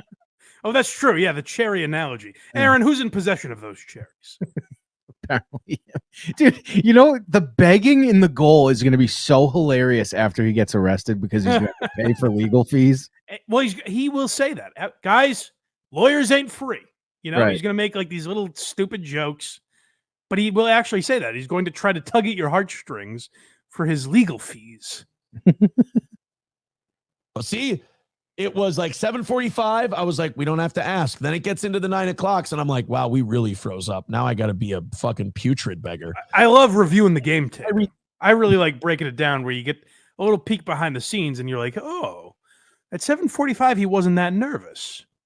Maybe you can track like the beads of sweat rolling down Aaron's forehead. Oh, at 7:45, he's in pristine condition. He's totally fine. Now, if you look here at 9 o'clock, that's when things take a turn. 9 o'clock, we got 4 or 5 beads. Excuse me. It continues. This is just a quick little Can't possibly. quick little guy here. I'll tell you why it can't. Because I was on another show that played clips of the same ilk. There can't possibly be more. Oh, there is. Let's go to this Tyrese Gibson clip, and then you guys, money. Fuck, please.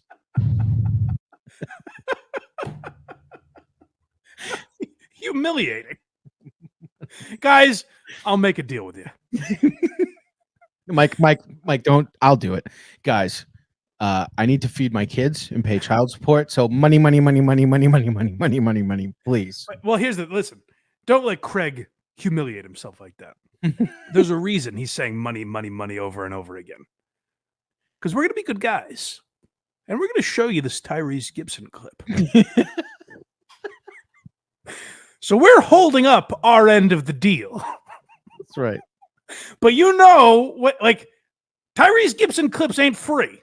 Nope. And by that, I mean they are, because I've seen it. You can just watch it anywhere. It's on TikTok, YouTube, Twitter. Get it wherever you'd like. Or you can watch Aaron make racist comments about poverty while he's watching the fucking... Here's what's great. Have you seen this Tyrese Gibson clip? The one with $1 million worth of game? I'm not sure. I don't know what podcast he's on. Was it that? I didn't realize. It was one where he took someone's clothes. Is that the clip? That's the only one I've seen lately. No. So Tyrese Gibson was on a podcast, and he talked about how when he was a kid, his mother would take him down to the welfare office and make him pretend to be mentally retarded. It's a funny clip. It's like Tyrese Gibson telling this story. Yeah. Aaron's spin on it, and I think you'll get to hear a little bit of it. Aaron's like, isn't this so sad that they're leeching off the government in this way? Oh my God. What money does to people is so ugly. Now, Super Chats, Rumble Rants, Venmo, money, please. money. Tyrese Gibson. Tyrese Gibson. Sam Show says the whole scene is pretty great. Black people game the stupid system set up by white people. White people seethe and don't get it. No, I agree with you. Yeah. Get these It's dumb motherfuckers. it's those no good black people. HACKRIDE will have fun with that clip. I was gonna say that's a tough clip to have out there. Very clean.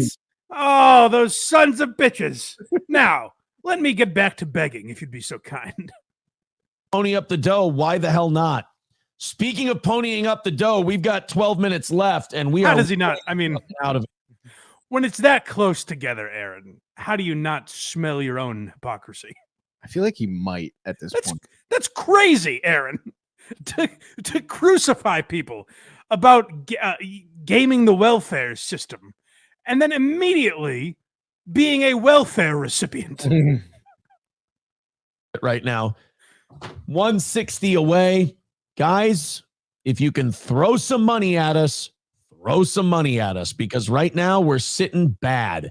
160 is the Aaron, look at someone who gets welfare and is like, what a rotten piece of shit. That's a drain on society. Then when he, leaves the welfare office and walks down the street and sees a bum begging for your money, he's like, a respectable American. Finally. I think I asked this, but I forget the answer. What's his goal usually set at the beginning? 350 or 400, I think. A day? Yeah. Dude. That's what it costs to keep the lights on. Yeah. Yeah. Yeah. It does.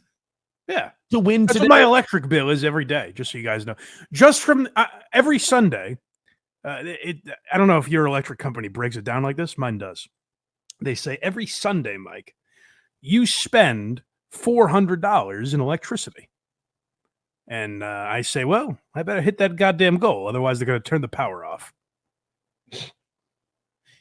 Yeah, we just posted a loss a few days ago.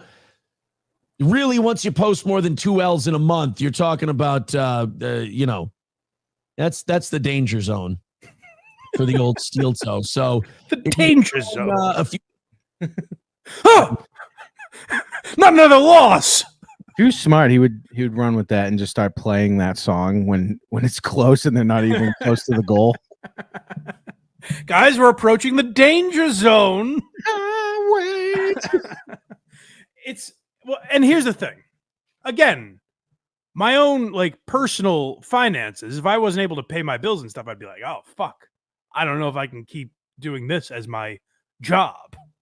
I might have to find other means of income. I'm telling you what I would say privately or in my own head, not on the show, because it's not your guys' fucking problem. $2, that would be great. It's going to have to be beggy quite a bit here for the last 10 minutes. Aaron, it doesn't have to be. I got to tell you, you're in complete control of that. Right. He's acting like YouTube. The Mr. YouTube is like, Aaron, begging time. We'll take your channel away. You saw what we did to Cardiff Electric. I don't think Aaron could handle that. Oh my God. Looking good for a while, but I stopped asking for money, so it stopped coming. Click one of those links.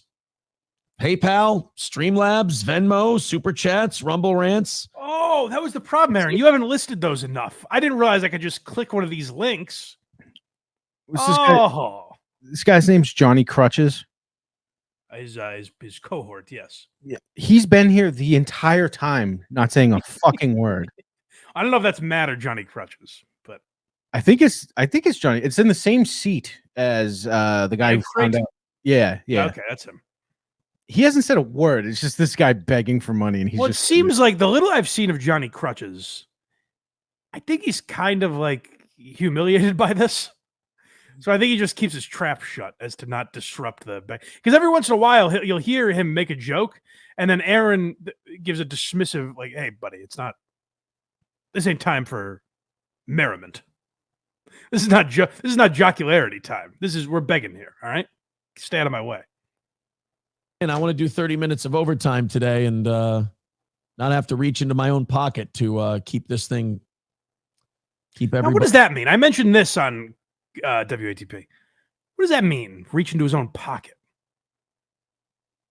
Is he suggesting? Is Aaron suggesting that he could pay himself $350 and that would make the goal. Does he do that? That's what he's saying there, right? That's He's like, hey, don't make me reach into my own pocket. What would that do? Then I hit the goal every day as long as my bank account stays the same. Why would I pay for my own lunch? He's reaching into his own. He's paying himself. I don't understand that. Maybe It's very confusing. people have said that they think he has been mystery donors of himself. Oh well, that yes, yeah. But I wonder that would be great if he was actually Venmoing himself or super because like super chats. I think YouTube takes like 30% or something. Mhm. Aaron's losing money to make the goal. So let's get this 160 knocked out. Pretty please. If you got something to give us, it is begging time. We got about 5 minutes until we really get aggressive. Did you know that there's? I like that he warns us. By the way, I'm gonna be disgusting in 5 oh shit! You know what? I don't want him to get aggressive with us. I better donate now. I can't handle being yelled at by this. Yeah, it seems. You know what? He said he's gonna get aggressive, and it seems like he means business. I don't think he's fucking around right now. So I'm gonna donate right now. Avoid that whole mess. I don't need the wrath of Aaron. No. See what he did to his ex-wife? Imagine a stranger. Aaron, the jokes were made when Craig outed someone's wife for unsubscribing to our Patreon. I didn't. Craig humiliated a family. Jokes were made that Craig will show up to your house, right, and interview you as to why you left the Patreon. Aaron might be on the brink of actually doing that. Yeah. Fleck is dating RFK Jr.'s daughter. Well, I want to hear more about that. That's the end of the clip. I want to hear more about that. I better donate. Shit, that seems pretty spicy. Oh boy, gossip much? Color me intrigued. Here, Aaron, is $150. A tiny sum for the reward of hearing about who Ben Affleck is dating. You're not curious? You're trying to tell me you guys aren't curious? Oh, certainly I couldn't Google Ben Affleck and it would be the first thing that comes up. It's rally time, Mike. Yes. Oh, do I love a rally? Hold on. Let me see if I'm ready. All right, let's do it. Professor Tie-Dye with $5. Jesus Christ. Thank you, buddy. We need Professor Tie-Dye, you are a lifesaver, my man. What can you give a $5 these days? No, it's really like $3 or That's $3.50 true. or whatever it is. That's Because, like I said, YouTube takes their cut. That's true. But yeah, you're right. $5 is barely a cup of coffee. And Aaron's like, oh, yeah, Professor Tie-Dye, you have saved me. I thought August was ruined until Professor Tie-Dye interjected. Now we got to win today. Professor Tie-Dye with $5 says, I used to do case management in Hennepin County, and the system is jacked. The moment they go over the income limit, they lose every benefit. So there is no incentive to even seek part-time work. These worthless pigs. The fuck? Suckling off the government teat. Affleck is dating a Kennedy. You're right. I want to hear more. Well, then I want to hear more about it. So let's shut up and hit the fucking goal. Is that you put these income caps on shit and then people only work to that level. That's the biggest problem I'm having with disability right now is that there's income caps, and the minute I hit one, something gets turned off and I have to find a way around. This is interesting. There's a man who can actually offer perspective on this topic. He's disabled. Johnny Crutches. Not now disabled people. We need money. Maybe they'll have an in-depth conversation about this subject. But not during goal time. Not during goal.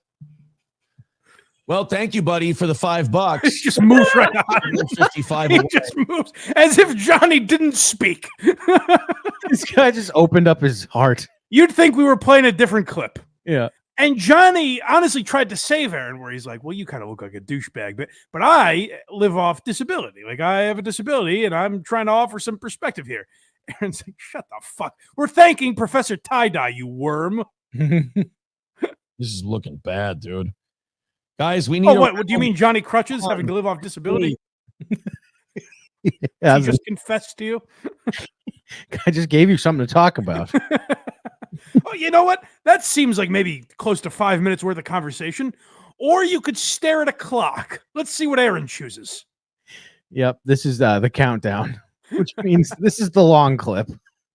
All right, guys, are we ready?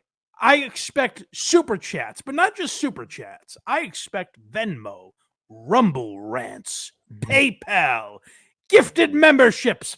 Let's go. And if you want to be extra funny, make them all $1. Oh, that'd be a hoot and a half.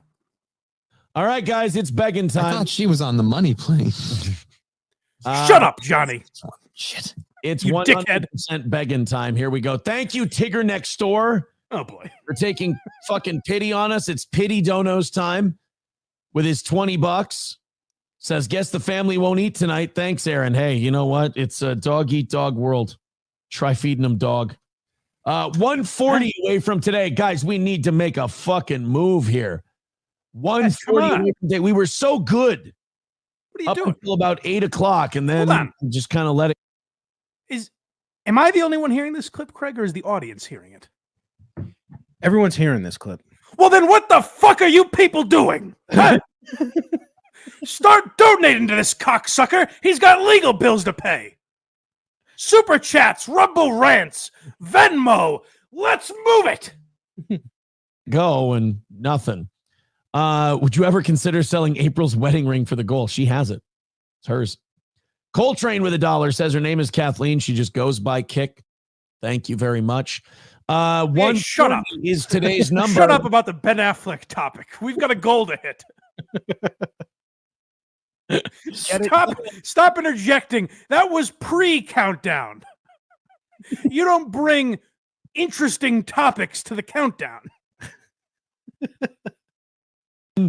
We've got to win. MSO thinks he's got this shit in the bag. I hate to say that's always the greatest. Guys, don't let MSO win. Is this the nighttime show or the morning one? Interesting. I think it's the morning.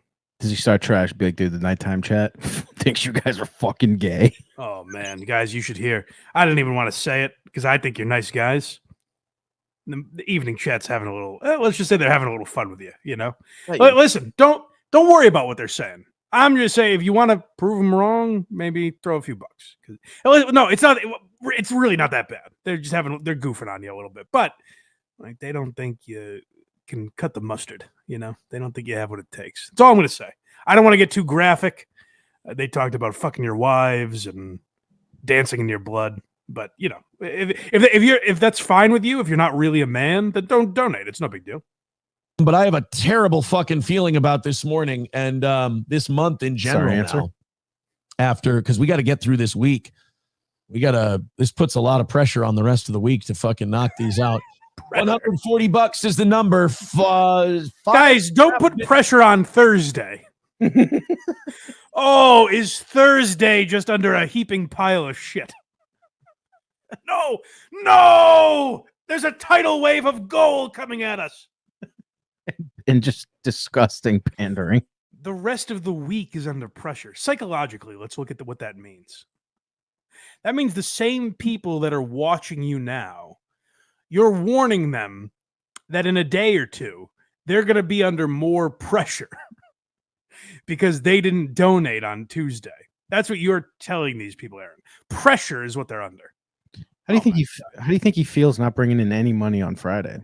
That's You know what I think about sometimes? I never thought this way until I found out Aaron and the goal and all this stuff. Until I learned the ways of the goal. I never thought this way, foolishly. But now I think of the money that exists. Like when you look at, Amazon or Tesla, these companies are worth trillions of dollars. And I look at that and say, I don't have anywhere near that much money. Mm-hmm. You do a little quick math and you say, the pressure that Elon Musk has never once donated to me. Nope. What do you think every waking minute is like for that guy? When he's like, fuck, if I waste another day, then I got to donate to the goal tomorrow. And I have so much money burning a hole in my pocket. Like, what do I do? So when you think of the amount of money that exists, the pressure that they must feel, because so much of it isn't going to Aaron. And that's just pressure that these dirty money holders feel every day. It's left to go. Click the PayPal. Click the Streamlabs. Click the Venmo. King of all Yetis, I don't feel like playing a song right now about This is business time, you dick. I can't have fun. I'm begging. King of all Yetis is such an asshole. He's always trying to get Aaron to play content. What a like dick. a jerk. terrible I am. Maybe I'll play it later. I don't know if you've caught the vibe the last few minutes. I'm very nervous. Hey, what do you think? This is a show? We're just gonna play song? You think this is a comedy show, you dick? This is like when you have to get, you have time with your kids where you're fun and silly, and something real is going on and they don't understand. Yeah. They're like, Daddy, come play with us. And you have to be like, hey, not right now, bud. Seriously, not right now. Let's not forget this a few seconds ago. Let's go to this Tyrese Gibson clip, and then you guys, money. Fuck, please. You already didn't listen to him once. See what happens. Now it's getting serious. Hey, I'll play Legos with you. I'll distract you with Tyrese Gibson for a minute, but then I've got to get back to business, and you can't disturb Daddy while he's working. All right? Fall on our faces today and have a shitty show and fail. Like, again, the show can sound good and people can be entertained by it. To me, it's more of a money in the miles kind of a thing. This is if it doesn't make fucking dollars, it doesn't gross. make sense. I don't know. He's pissed at people for not liking him enough. Well, that's the big thing is he's like, well, I guess it wasn't a good show because you didn't throw money at me, which I don't know. Like, I like Matt and Shane. I've never personally handed them money. I have. I have. I subscribe to their Patreon. Oh, well, there you go. But I am a grandfathered in poor, so it's only $1. Yeah, and that doesn't count to the goal either. But it's hilarious. It's a hilarious amount of money. I guess my point is, like, you can be. I don't know. I've been on a lot of Kirk shows. I've never seen anyone walk in and just hand them $20. Actually, that's probably happened. But no, someone sent in him like a letter that had like $100 true. in it. Yeah, I think I ended up with that. Yeah, So, you know what? That's a good point, actually. So I guess it does happen. All right, I'm talking out of my ass. I apologize. Jon Stewart. That's right. He did hand me money. Then you handed it to me, and I handed. You know what? I think Aaron's onto something. Let's hit this fucking goal, baby. Who am I to question it? This person writes in, I hope Ben Affleck doesn't relapse. Hardcore boozer. It's why the first gen left him. That's true. Thank you very much. You really added a lot to that This is conversation, all I Aaron. got. I'm glad you read the comment. He's checked out. That's true. By the way, is it? That's true. I don't think I've ever heard that being the reason. Like Aaron knows them. That's true. Yeah, anything fucking helps right now. Yeah. All right. 5 minutes to go. 140 away from today's goal. 5 minutes from fucking failure, and haters get to be happy today. That's for sure. Aaron, let's we take. want you to hit the goal. Oh, is that great? Isn't that so much fun when at the last second? This is us dealing with what April had to deal with. It would drive you to drugs. Yeah. I guess you don't want this tonight. Drugs and orgies are the only thing that can get my mind off this fucking goal. Yeah. The only thing's extreme enough. Let's see. Thank you, Ryan the Garbage Man.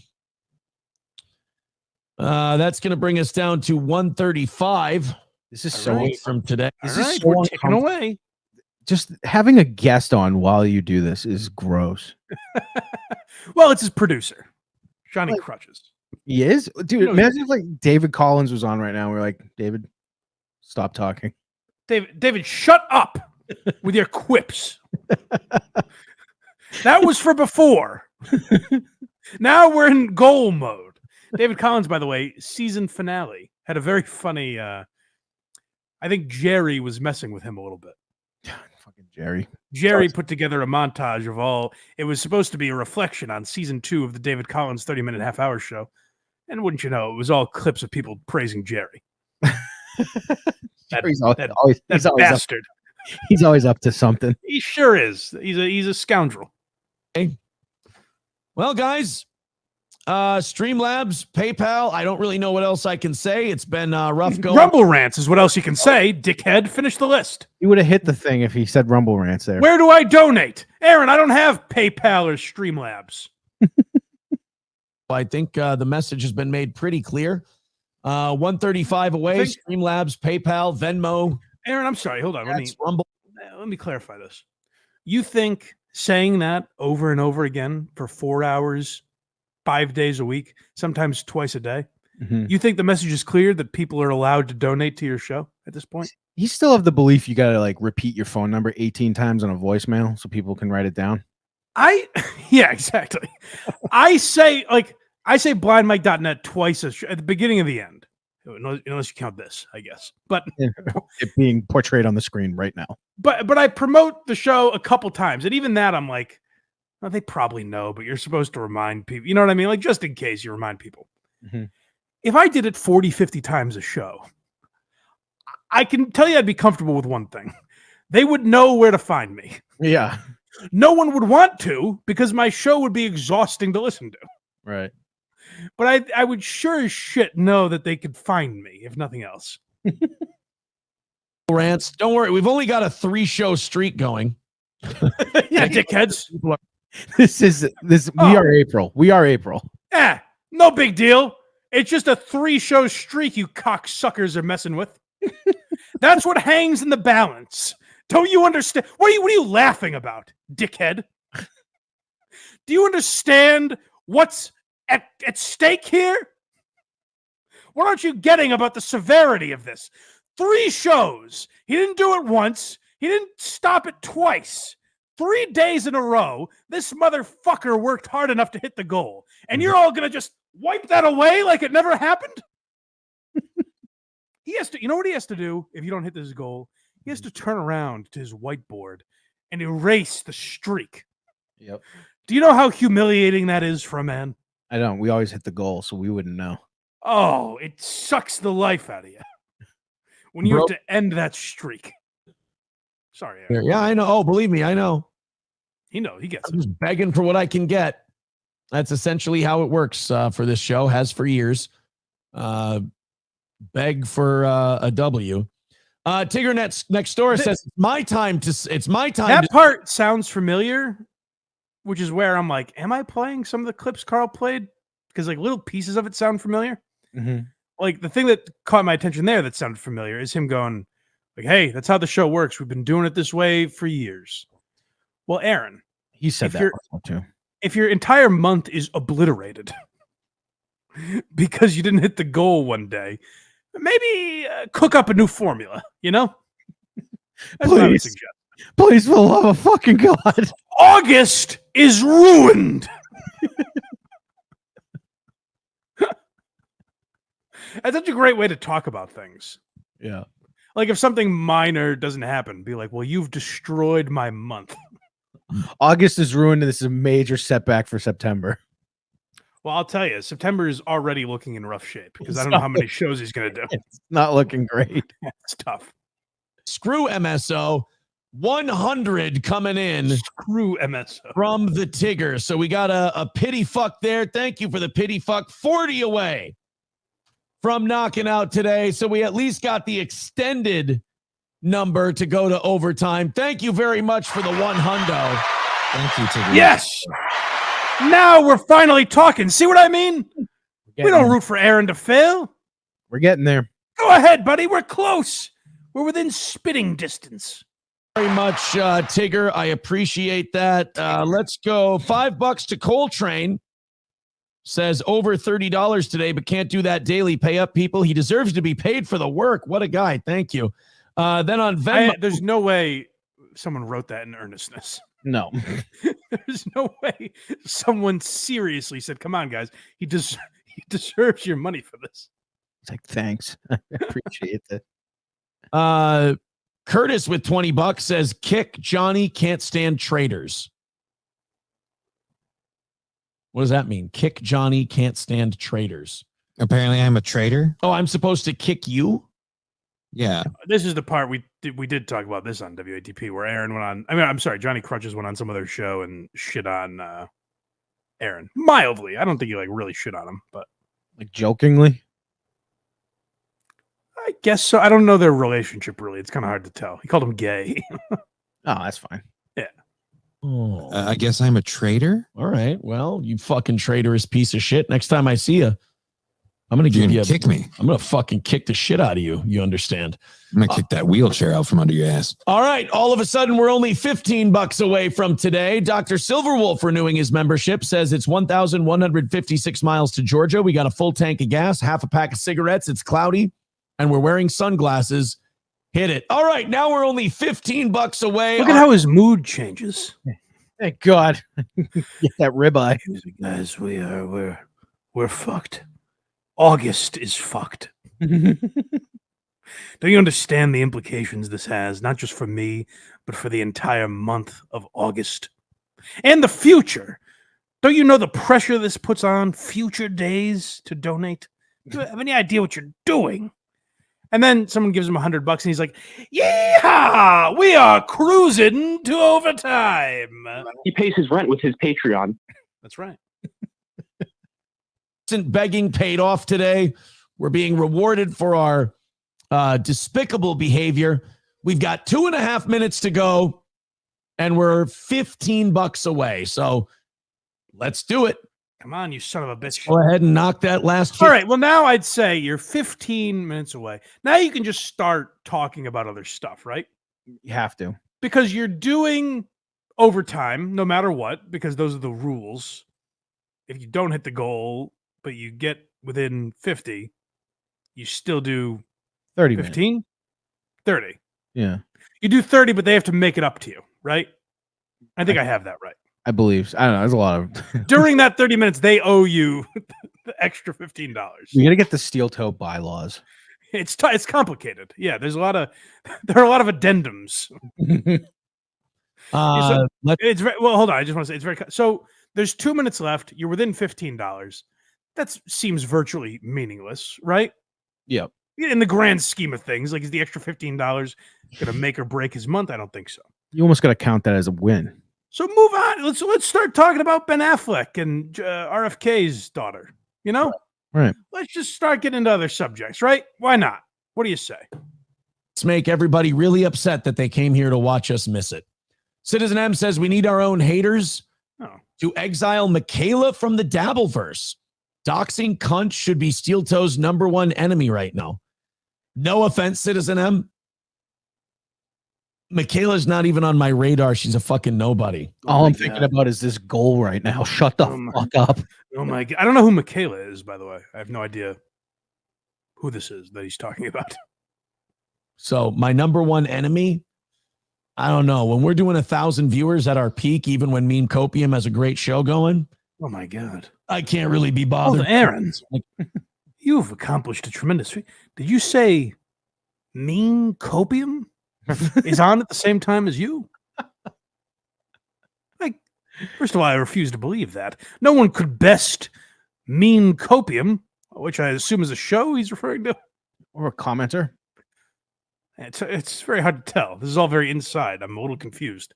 But you're telling me, Aaron, that at your best, you have 1,000 live viewers?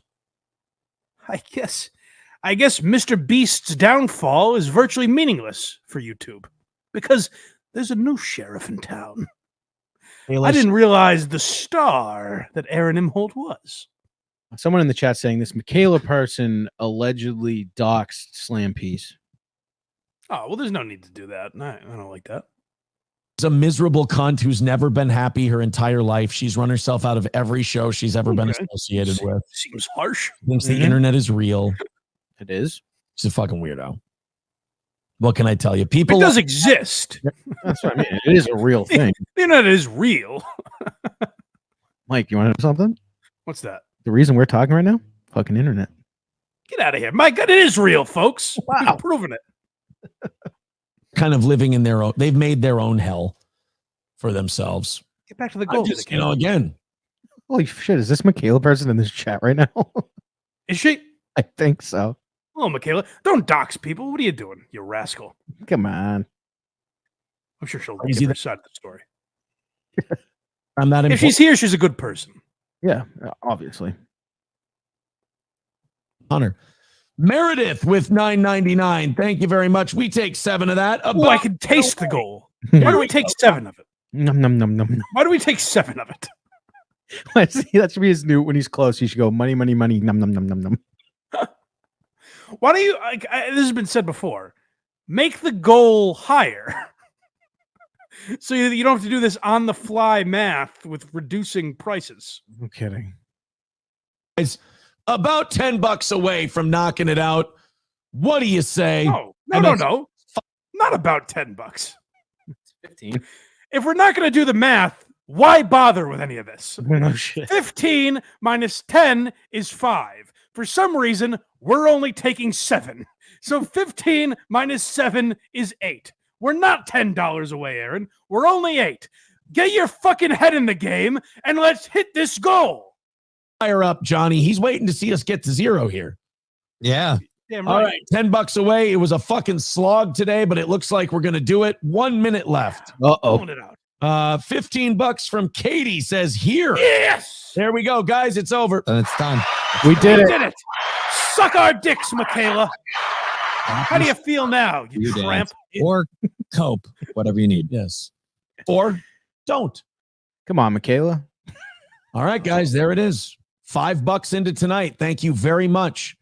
Michaela, I don't want to, pour salt in the wound, but how's it feel to have the goal hit in your fucking face? Oh, Michaela, you might want to utilize the microwave because the dish you're eating is quite cold.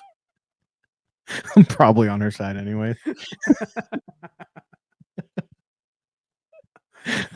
Oh, Aaron. So we hit the goal. That's exciting. Yes. You see, Aaron, it's about the journey. That's what you don't understand. We can be appeased when you hit the goal. It's just about how you get there that entertains us. Aaron doesn't understand the great product that he has on his hands. But sadly, it seems we may not get a steel toe for a little while. Yeah, we have one more clip though. Oh, do we? Yeah, Oh, is this him talking about the dabble verse? Yes. We'll skip it. I think Carl. It's Aaron being a dickhead. Got it. He's very jealous that he was not allowed in the Dabbleverse. It's him shitting on the Dabbleverse, even though he tried to do a show centered around that, and he wasn't very good at it, so he left. And Chad and fucking Patrick Melton have beaten him down over the last couple of years. It's just him sounding very jealous and petty. So, Guys, money, money, money, money, money, money, money, money, money, money, money, money, money. Fuck, please. can we add that to the outro? Yeah, I'm gonna have to save this. We haven't one. had a good outro in a while. We got to throw that in. Let's get into some steel toe, baby. Yeah. Because this guy, sadly, I had to come back and I said, I want to talk about all the stuff that happened with Aaron since the last time we talked about him. Because he had to go to court. The Fox affiliate in Minnesota covered him where they had a great line. Did you see this, Craig? I did not. They had an amazing line in there where it was a typical local news broadcast. And they say, this shock jock is used to going right up to the line. But lately, it seems he's been crossing it. Oh, no. He's going to love that. It keeps on the air another year, that fucking commercial. God damn them. You understand how much he just came from that? I know. sentence? I know. He thinks he's the bad boy of Minnesota now. I knew I was the Frozen Stern. Frozen Stern, that's what we should call. But I said, enough people have covered that. I'm sure it's been a week, whatever. I said, let's just check in to Steel Toe yesterday and see what he's up to now that it probably wouldn't be wise. Although I did hear that cocksucker whose name I won't mention, my former co-host of WATS. I heard him mention Aaron came back the next day and again was talking about his fucking court appearance like an idiot. So I said, what is this guy going to do? Like, is he going to keep talking about his personal life? And it seems like maybe he's trying to pivot away from that a little bit. And if that's his plan, it's going to be rough for him because it seems like he's got absolutely nothing to talk about without that. So let's start talking Steel Toe. And don't worry, if you're wondering, are we going to get to the goal? Don't worry. We're getting there. We always get there. So he starts with Young Turks. Oh, so this is big for Aaron. What's her name? Anna Kasparian or whatever the fuck. He'll mention Yes. it. I'm sure Craig's a fan of hers, right? Sure. So I get it. Aaron does something very interesting where he doesn't play clips. Someone will mention him and he's like, oh, I hear so-and-so talked about me. He doesn't play the clip, which I find very telling. So I guess Anna Kasparian, it crossed her desk, the whole Steel Toe, Aaron, April, Nick Rekieta drama. For real? Like they're covering it? They're not covering. She mentioned it on a podcast she was on. I don't think the Young Turks, a different podcast. Oh, okay. I was like, come on now. So she mentioned it. It seems like with the same tone that we all have. Like, can you believe this fucking guy? And what a douchebag he is. And how horribly he's handling all of this. And so this is how Aaron spins it into yet another win for the toe.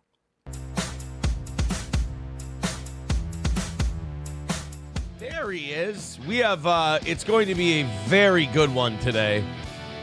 Plenty to discuss, plenty to talk about, plenty of things to feel about. We'll make you have feelings today. If you don't want to have feelings, I apologize. Welcome to new Steel Toe fan Anna Kasparian of the Young Turks. That was fucking See, he's doing this wild. thing where it's like, if you pay attention to me or you know who I am, you're a fan. And he thinks that's like tricking people into being like, oh, wow, Anna Kasparian knows who you are. Nice. Find out about. I'm reading the old Kiwi Farms yesterday, and I find out that Anna Kasparian was on a podcast this weekend or last week sometime, and she was just quoting and ripping off like all the drama, all the stuff that's been going on the last however many months, and yeah, you're a freak show. You are a freak show for people to point and laugh at. You have made your life into a spectacle. That's what you've done. And now you're bragging about it. You're a father. You're a man who claims like, you know, he's taking his personal life seriously. And yet you're celebrating when people are like, can you believe this loser?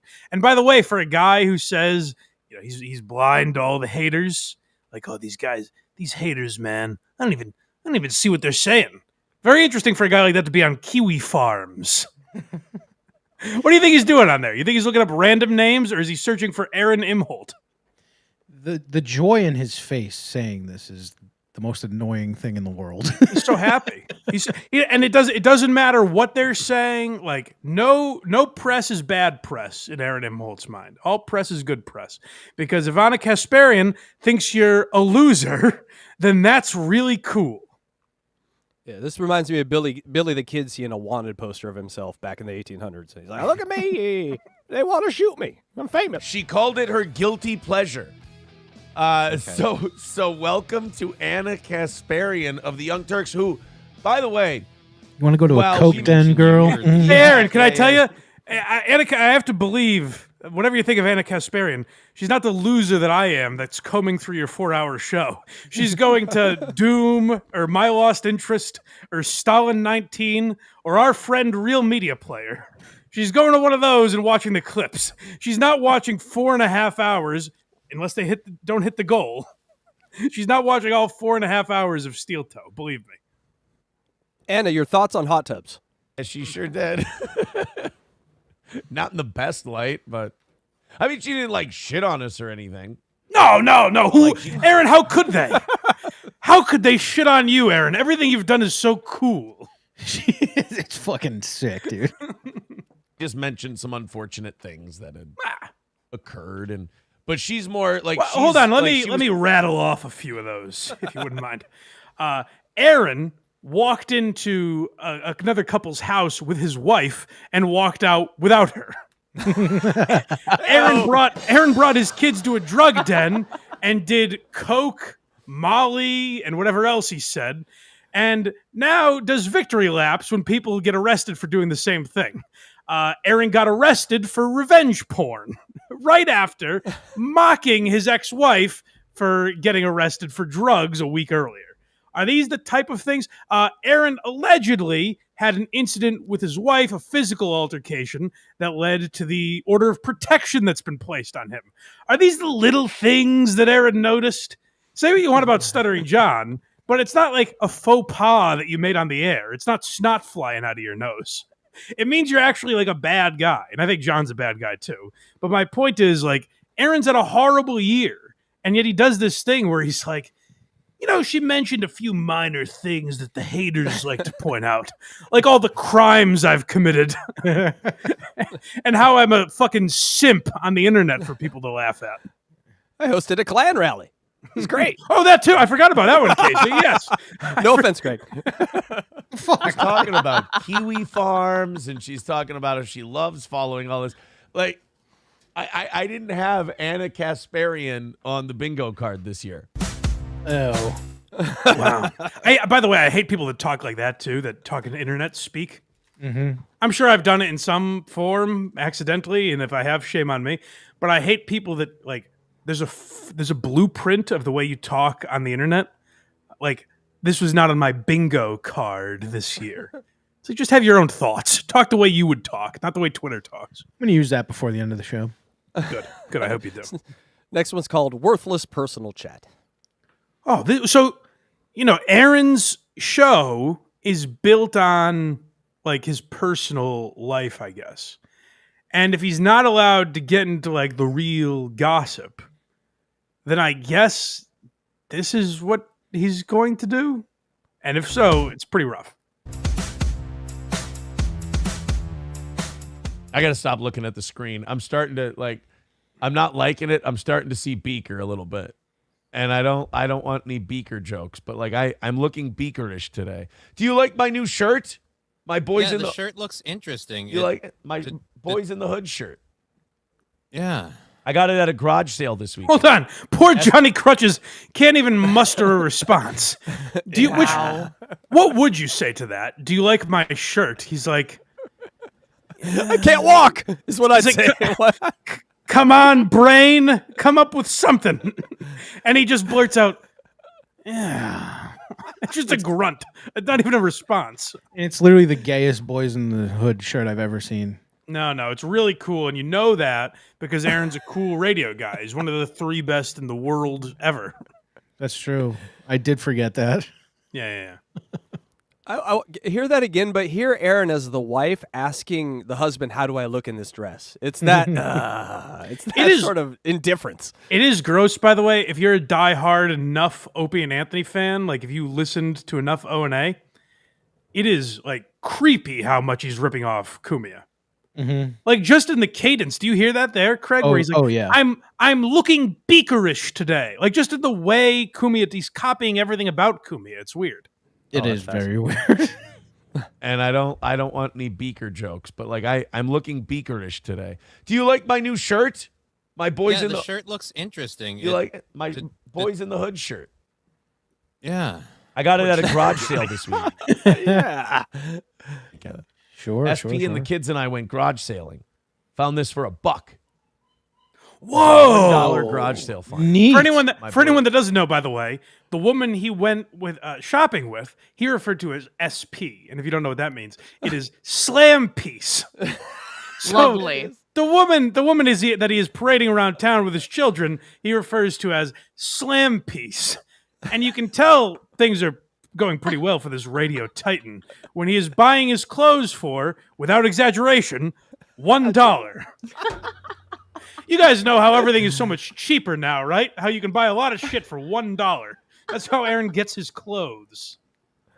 Boys in the hood shirt. And then I picked up a pair of American flag swim trunks for $1. I was very excited about that. Of course, inflation is real. Yeah, and then I also found a pair of And One gym shorts for $1. Holy fuck. What is this?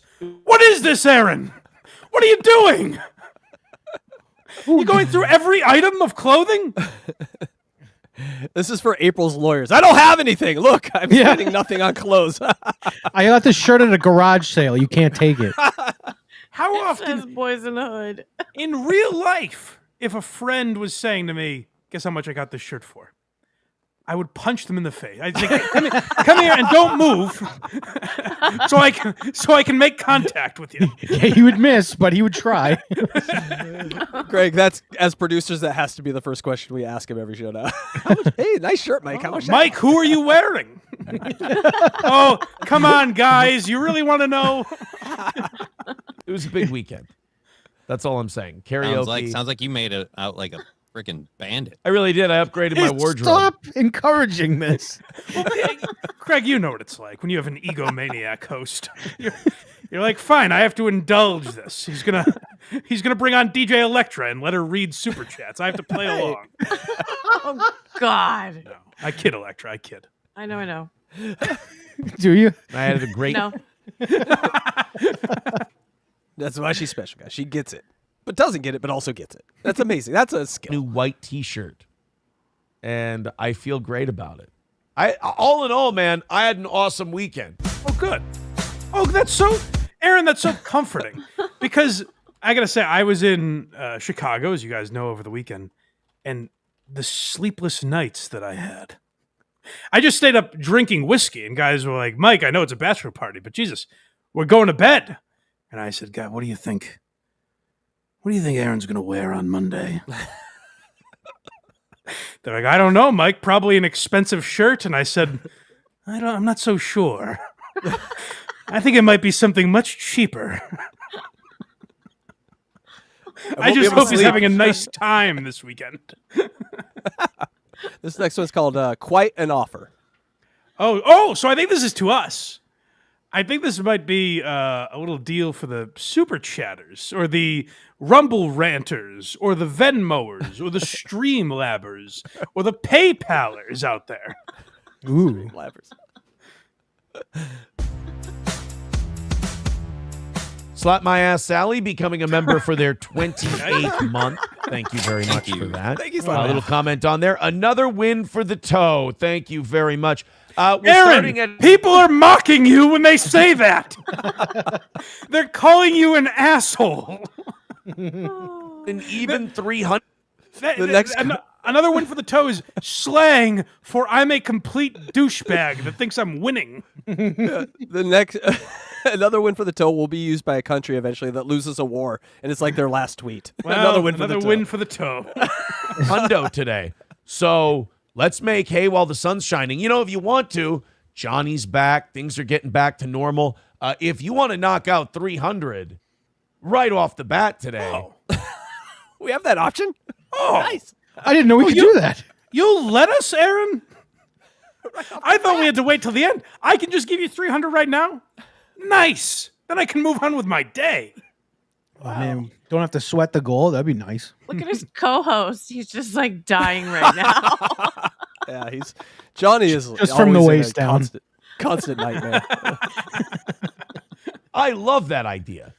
I love the idea. Now, the audience hates it because they go, no, if we knock it out early, you're going to mail it in. And never. I know. We really do, don't we, gang?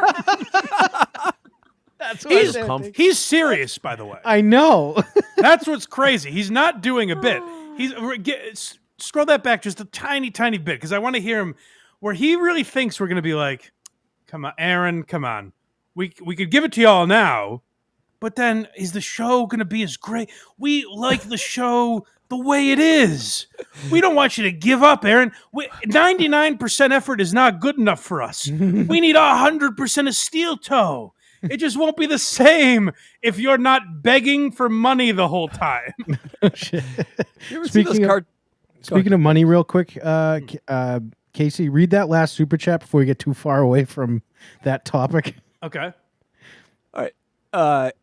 Red Force, DJ Electra, you want to read that? This is your job. Okay. Hey, one of you idiots can read it. Let's just go. Red 473 for $4.99. Anna was on the Sitch and Adam show, and she was completely disgusted by Aaron. I was watching live, and it was surreal. What am I doing with my life? No. Oh, Red, you fool.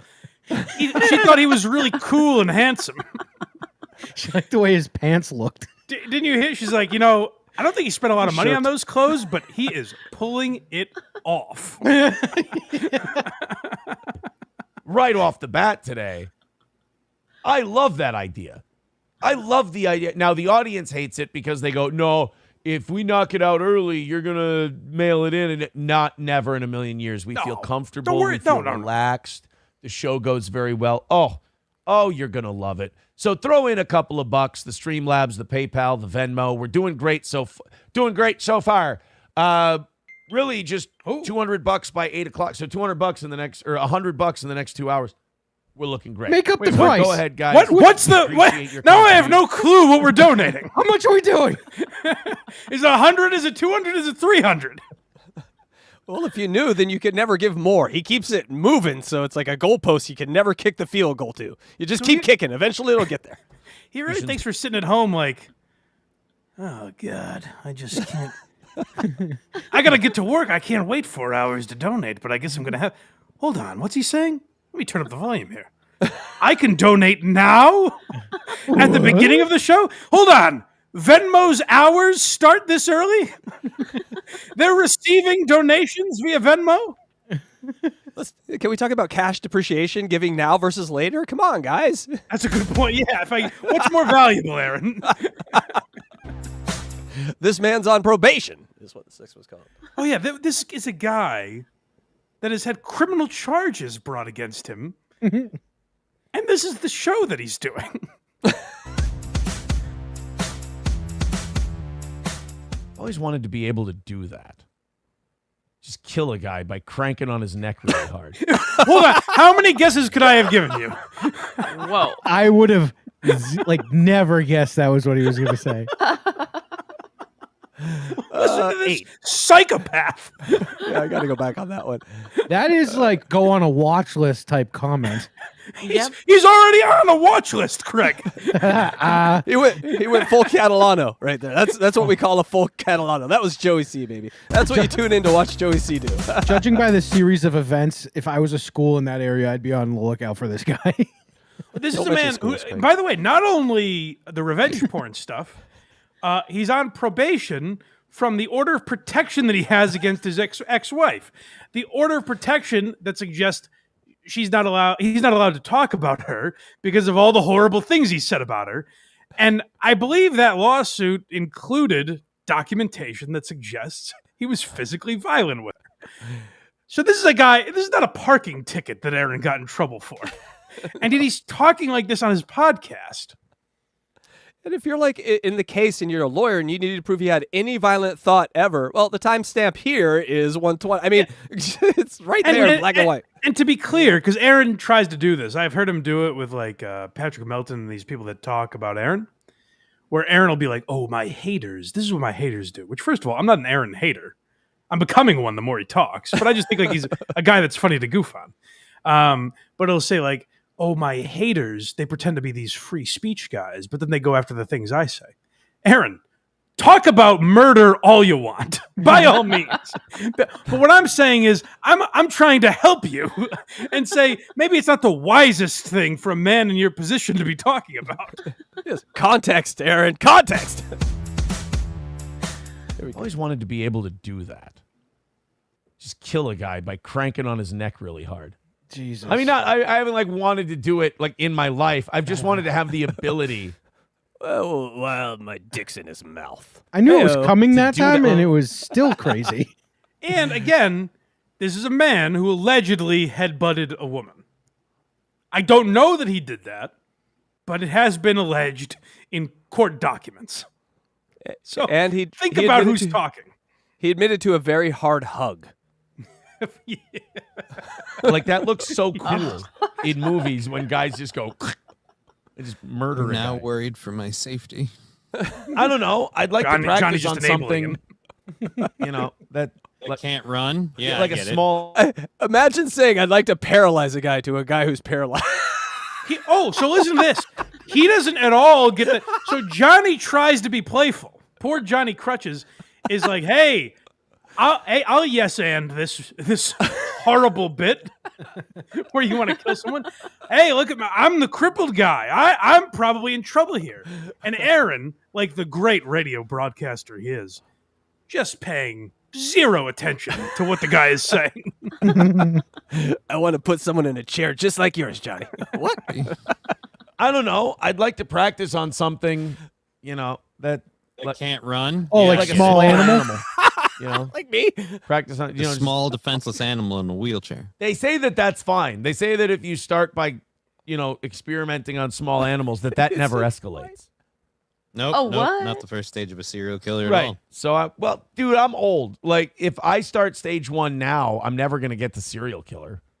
She was stage Or at 4. least Hold on by a the second. time you do. Could you go back a little bit? Because Craig was just yammering over it. But What a joke. what he did, but what you missed, what he did was Johnny was giving the out of like, yeah, you could fuck with a poor defenseless animal like me. But Aaron has his head in the clouds, excuse me, where he's going, I could fucking kill an animal. He's not even acknowledging that the other guy is trying to like make comedy out of it. Aaron's like, what if I start just murdering animals? Yes. Yes. Stone. He said that's a good place. They say that's a good place to start. Who is he talking to? What? Who says that's a good place to start? All the anything? serial killer groups that he joins. Also, everyone stop what you're doing right now and look at the camera or look at your phone and watch when he says serial killer. Watch his eyes. They dart to his camera. He never looks at his camera unless he's asking for money, ever. Watch. Experimenting on small animals, that never escalates. Nope. Not the first stage of a serial killer at all. So, dude, I'm old. Like, Right if here. I start stage 1 now, I'm never going to get the serial killer.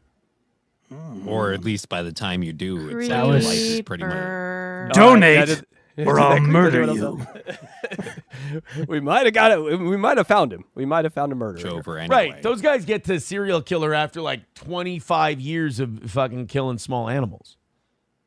I don't even have a magnifying glass, dude. I'm not going to do anything. What does a magnifying glass have to do with it? Isn't that where they start Burning with the ants? Oh. They take the magnifying glass and they torture ants. I've never done that. I think I'm in good. Yeah, I've always just used Roncinol.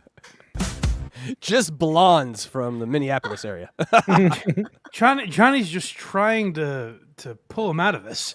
And Aaron's like, I know how to kill it. I think Aaron's going to start going door to door in St. Cloud and just give that look that you guys were talking about. Have you given to the goal yet? Oh, please, do you accept? I know you take Rumble rants, but I only have cash on me. If I was a cop in the area, I'm going to swab his trunk right now. Swab everything. Think of the cognitive dissonance. The judge goes, no talking about your case. All right, get on the air. What are we going to talk about? I want to murder animals. What? Like, Hey, that's the first Your thing- Honor, I am not on trial for having murdered an animal. Norton talked about making different kinds of poison. Let's do it, folks.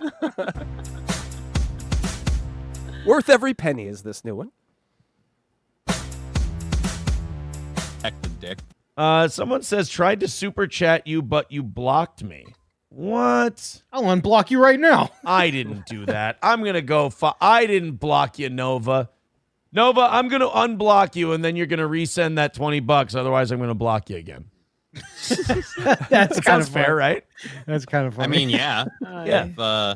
If you got the unblocking because, you want to make that donation. Yeah, I'm going to go. I'll unblock Nova for $20. What the fuck? I'm going to go unblock you, Nova. And then if in the next 25 minutes you don't send that $20, I'm going to block you again.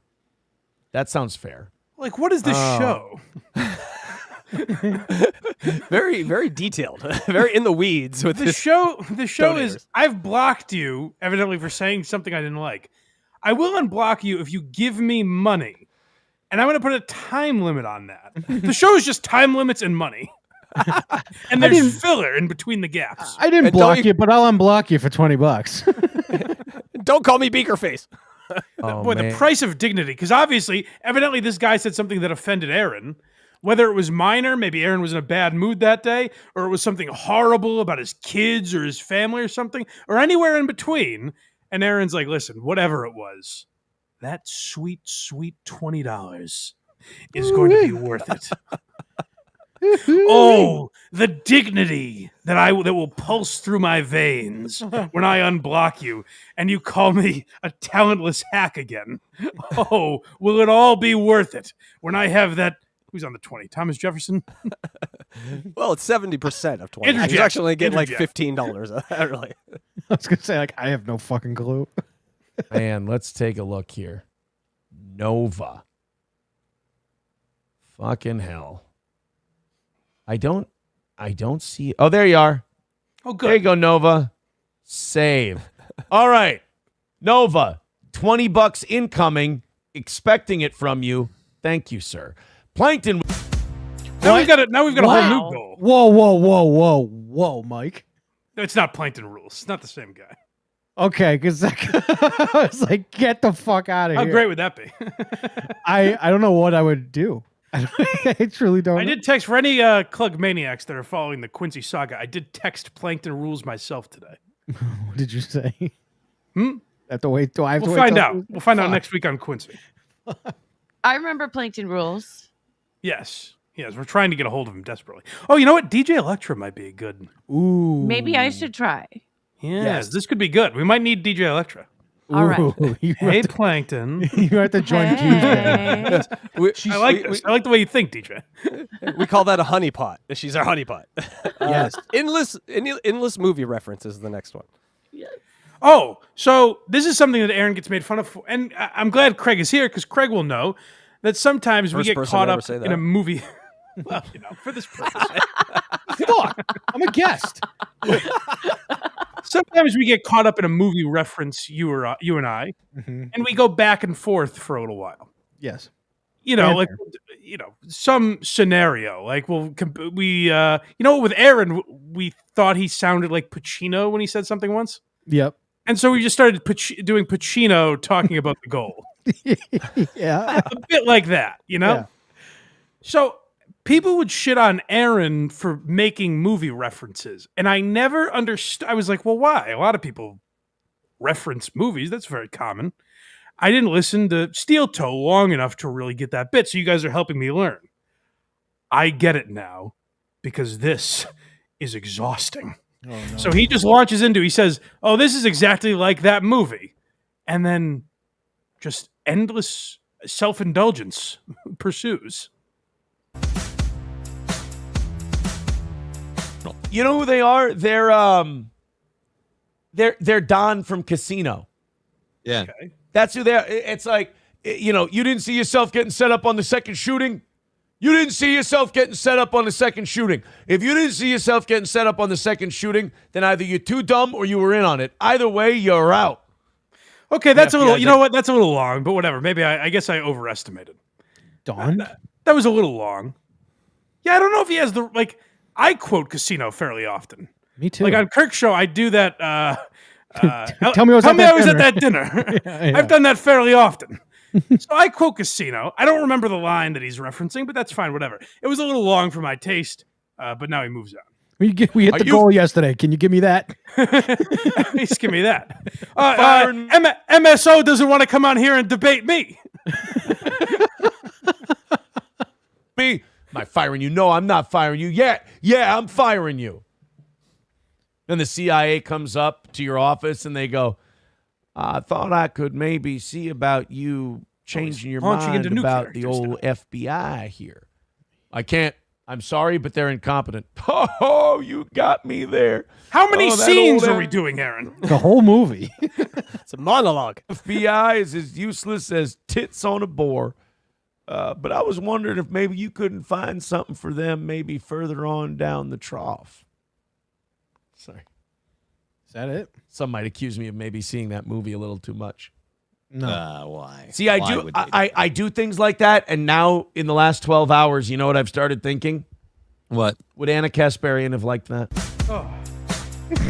That was painful. Imagine if that just made Anna soaking wet. He does these impersonations. But again, me and Craig just did it right there, where it's like you kind of twist the reference and make it something related to the show. You don't just do multiple scenes in the movie and then go, hey, guys, didn't I quote it really good? Hey, guys, you can tell I know the movie now, right? Next one, Mike. Sorry. Well, here's what bugs me about Aaron is I didn't goof on him for a year. And I'm annoyed at myself now because I thought he was a fine broadcaster. I listened to him a couple times and it was whatever.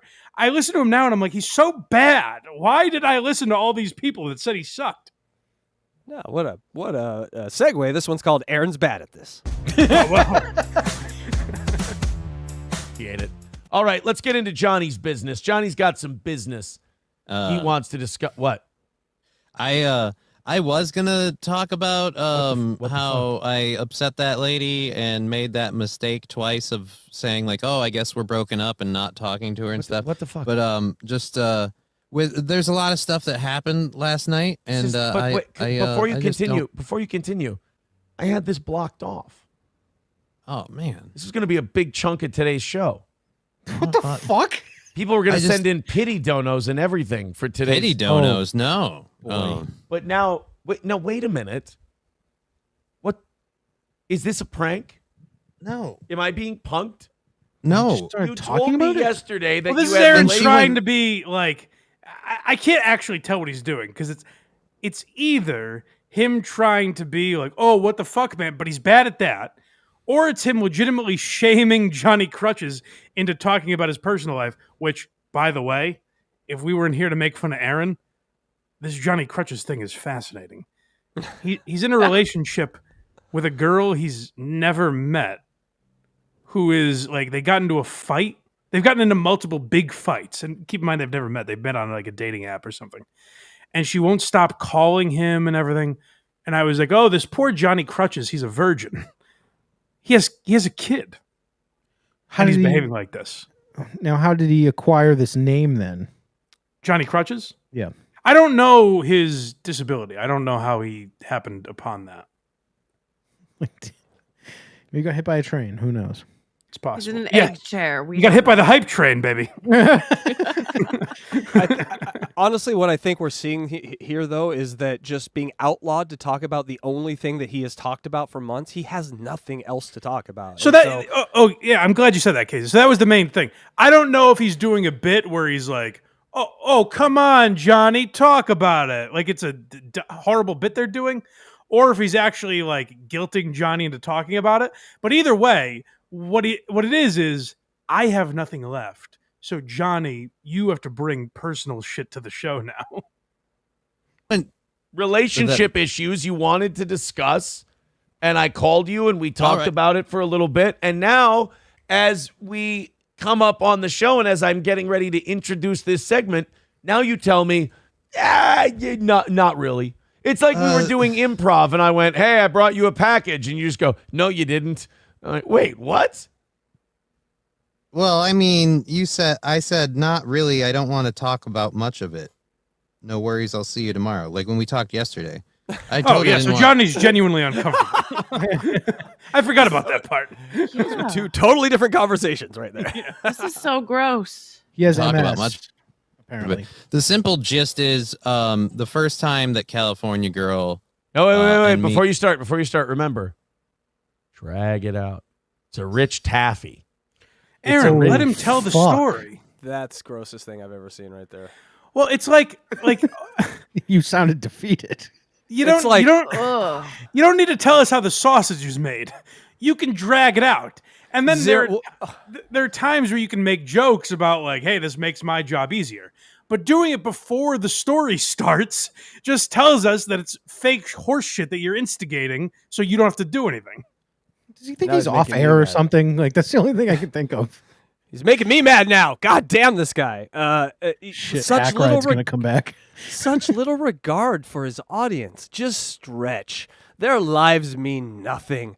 The hours that they spend listening to this show are trite compared to the amount of money we get out of them. Stretch. Stretch the That's story out. awful. We're gonna get pity donos. What an asshole. Pity donos. But again, I can't tell if that's him trying to be like affable, like a wink and a nod, like, hey, see, I know what you guys say about me. But then when you actually do it, that's what I say about self-deprecation. Self-deprecation is useless if you make no effort to change or better yourself in any way. Yeah, it's supposed to be self-deprecating against him, not against somebody else, making somebody else feel guilty. Ugh. I figured out what he's doing here. Okay, you remember back in college when they're like 10-page report and you just increase the font size? He's just like, we have nothing. Slow down. We have nothing. All right, Aaron. The girl from California has been very, very, very, very mean to me. Rich Taffy.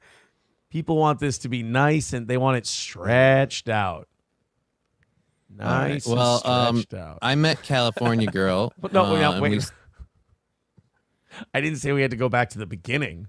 Make up your mind, dude. You just told you can't do that in the same sentence, Aaron. Stretch it from 22% in. Come on, man. What's the deal? Pleasing you. What's the deal? Because I honestly, I went to bed and I slept the sleep of the saved last night because I went, you know how much fucking content I'm going to have on just Johnny just taking the stick and going for it today? Tomorrow. I'm so excited. And then you come in here and now I'm like, oh shit, I might have to do a show. Yes. Which I have one Well- ready, but I thought your thing was going to be way more fascinating than the shit I got. Well, it could be, but I don't want to go in. Well, Electra is looking at it from like she's a nice woman. She's looking at it from a human perspective and saying it's abuse to Johnny. I look at it as abuse to the audience. I agree with that as well. Because what Aaron is saying is, I don't want to put any effort into my show. What I want to do is just make Johnny suffer, and we can call him a gay virgin for 2.5 hours tomorrow, and I won't have to bring any actual content while the donos pour in. Oh, I am so excited for this next clip. I have no idea what I haven't seen. Chip Imholte. Hold on, wait a second. It's gonna be really funny. Stretch, Mike. We need you to stretch. And I don't get it. Bring it home, Is it his sucker. kid or something? You got 5 minutes left, sock cuckers. So she got upset with me again and texted me saying that she didn't think it was going to work out and she wanted to pull the plug. And I told her I didn't want to cancel our plans and everything. And she's like, I don't either, but this doesn't seem like it's going to work. And so when she said the pull the plug thing, I assumed we were done. And I made that assumption again on Sunday without talking to her. And she got really, really upset with me, which led to a tirade of phone calls where she informed me that I'm a liar and a jerk. Time out. Can I guess? Did she use the word narcissist? No. They all do. Okay, that's coming. Hold on. Listen to this idiot. Listen to this jackass. First of all, he does the Opie thing where he's like, whoa, hold on. Whoa, whoa, whoa, whoa, whoa, whoa, whoa, whoa, whoa, whoa, whoa. Everyone move out of the way. Aaron has something to say. Wait. Does she not know your disability or something? Everyone, because timing is everything. So the best way to nail that timing is not to seamlessly weave it in, not wait for your opening, not try and talk louder than Johnny in a point where it fits perfectly. Just go, hold the phone, everybody. Aaron's coming in with a Gemarino. And then here's Aaron's insight where he's like, guys, I got one. What did she say? Narcissist? And Johnny goes, no, actually. And he goes, well, she will. But hold on. If you think that's where the Chip Chipperson comparison ends, it hasn't even begun in my book. Good. Yeah, I had to see this one. Really, really upset with me, which led to a tirade of phone calls where she informed me that I'm a liar and a jerk. Time out. Can I guess? Did she use the word narcissist? No. They all do. Okay, that's coming. Don't worry. Well, she didn't. He's not even listening to. He goes, no, they all do. It's coming. You ever fuck a dude in a hot tub? Oh, it's coming. It's coming. Well, she said I was a liar and a jerk and all this other stuff, and she kept calling me to berate me, and no matter how much I apologized, how's she your said she hair? didn't believe it. What? Oh yeah. Okay. Fucking a home run, Imholte. What? He said braid. You get it? Yeah. Now hold on. Again, that I could see myself throwing out one line like that, but he just had the trampling of this man, and has to again say, "Wow, how's your hair?" Cocksucker. But I'm sure he's done now and will let Johnny get this fucking story out. It's that not he over. begged me to tell, by the way. It's not over yet. Calling me to berate me, and no matter how much I apologized, How's she your said she hair? didn't believe it. What? Oh yeah. See, she called to berate you. But yeah, so that all kept going, and You didn't like that. You didn't like that. Chip. I did. It's just I know you're focused. I'm trying to knock you off your game. I'm being an ass. I'm sorry. I'm just being Yeah. cute. I'm just babe. It's in the explaining. He does sound like Chip, like explaining everything. So But she's doing your hair. Go. Well, let's also say this. Like, if Craig was like, I need to tell a story about my personal life, I'd be like, what? Okay. And then I would probably try to like throw in some quips or something throughout. Aaron made Johnny do this. Last time I told a personal story, it's kind of stuck with me ever since. It's like, Craig, let's hear about your divorce. No, I'd really rather not. Come on, Craig, let's hear about your divorce. No, it's really a very personal thing. It's still very fresh. I don't know. I have kids. I don't want them. Come on, Craig. All right, fine. Well, here's what happened. You're a pedophile. No, it'd be like then if you got mad, you're like, I went to bed, I got the best night's sleep because I was like, we're just gonna talk about your divorce. You know what? We didn't spend enough time on that. The fact that he said, my friend Johnny Crutches has entered a point of turmoil in his relationship status. And boy, did I sleep like a baby. This guy looks so upset too. One day he's going to say, my crutch Johnny friend instead. It is Johnny telling the story of a middle school dork, but nonetheless, like, listen, I'm Johnny Crutches has his plight in life.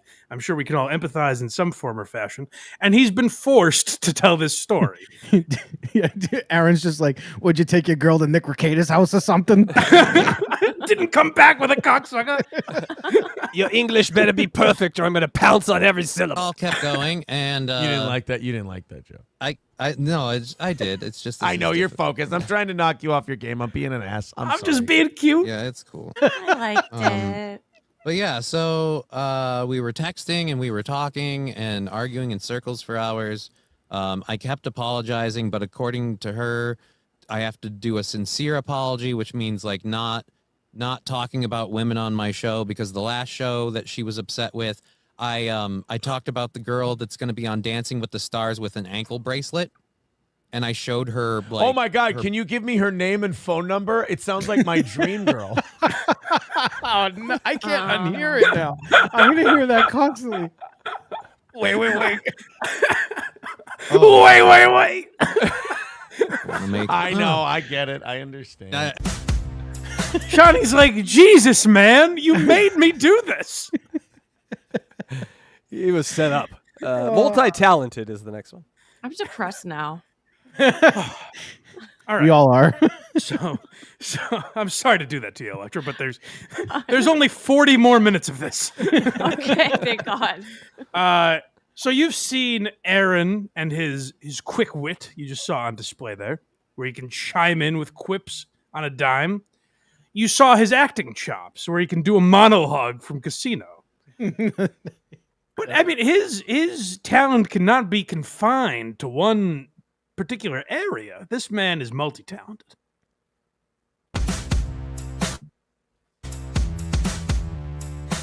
I'd say allegedly, but I don't agree with that statement. Other than the kid part thing was a line that she crossed for me, where I told her my kid was crying to see me, and she says, "Yeah, sure." Oh, hold on your one kid's second. trying I'm to see sorry. you." I know said, people "No, hate when we crying." pause. This is not going to help DJ.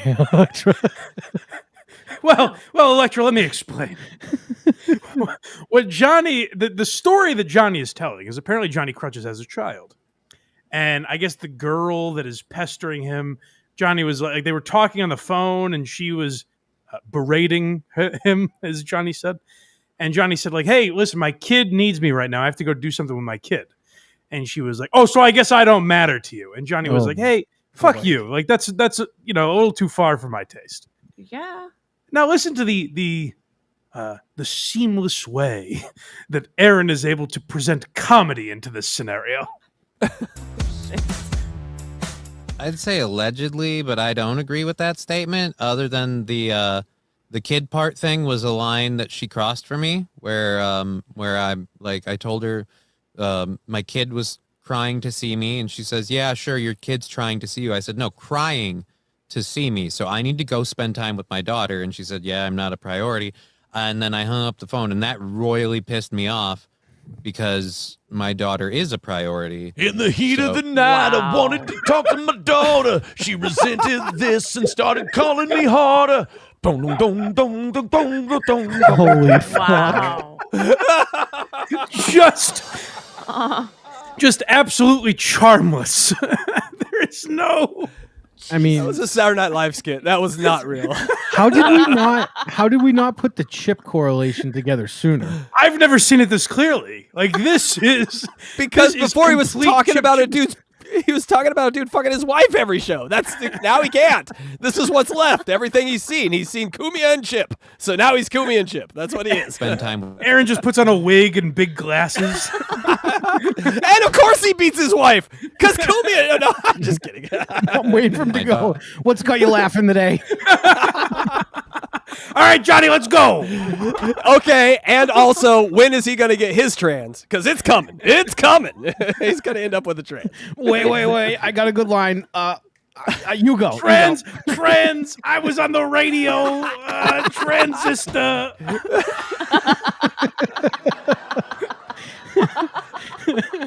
Daughter, and she said, "Yeah, I'm not a priority." And then I hung up the phone, and that royally pissed me off because my daughter is a priority. In the heat of the night, I wanted to talk to my daughter. She resented this and started calling. It turned to South Park all of a sudden. I swear to God. He also looked down right before this happened. So this is not improv. This is him doing a script. Fancy Mortimer in the chat definitely probably just came up with the show title, and that's Toe Towerson. I like that a lot. Did you want to say something, Mike, before this? So that's why our boy Tukey or Rocco Burrows' impression is so good of Aaron, because he does sound like a South Park character. Like, listen to him. He's a Trey Parker character, and that's why it's so funny to me that Tukey's impression is basically just Trey Parker. Like, I tried for these kids, damn it! But listen to him sing. Like, he's doing this is an annoying South Park character.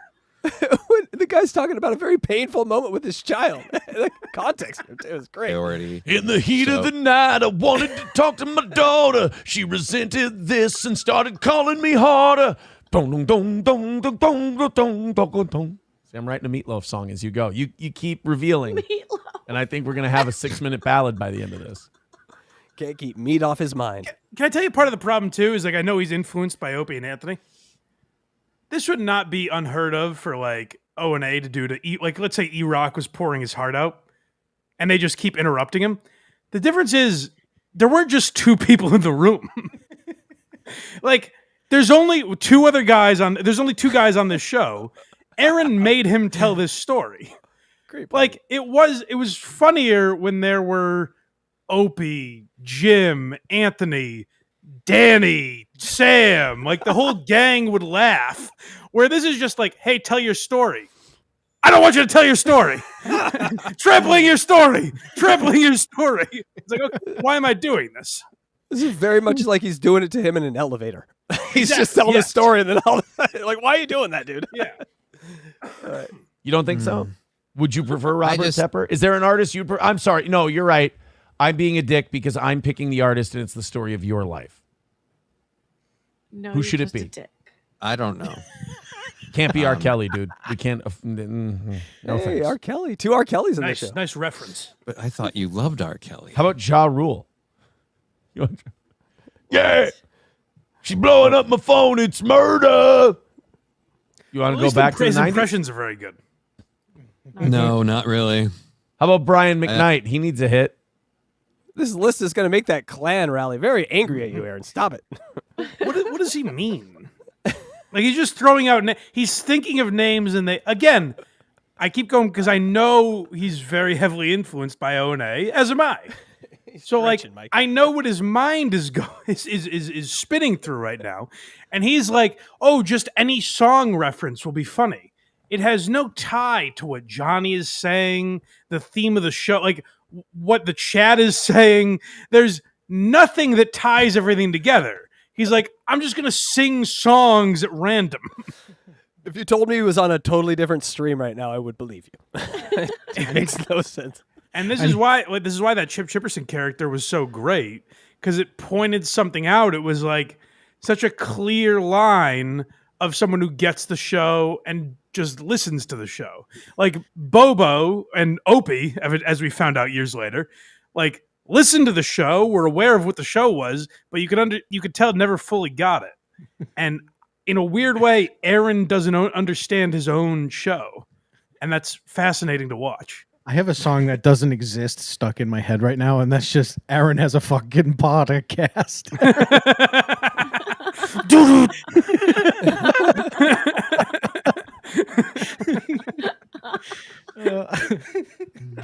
George Strait, you want to go old school? I don't think. Well, like George All Quip. He's actually crying, this poor guy. He's about to Help me pick an cry. artist to mock your pain with. No, hold on. George Gay. What do you got, Electra? Electra, hit me. Wait. Coltrane, thank you for the $1. You know for a fact I can't fucking read that. All right, here's one's called Aaron's Job. So we're hearing about. So Is that if the I joke? remember right, this is Aaron saying, "Listen, you don't understand what it's like to steer this ship, man."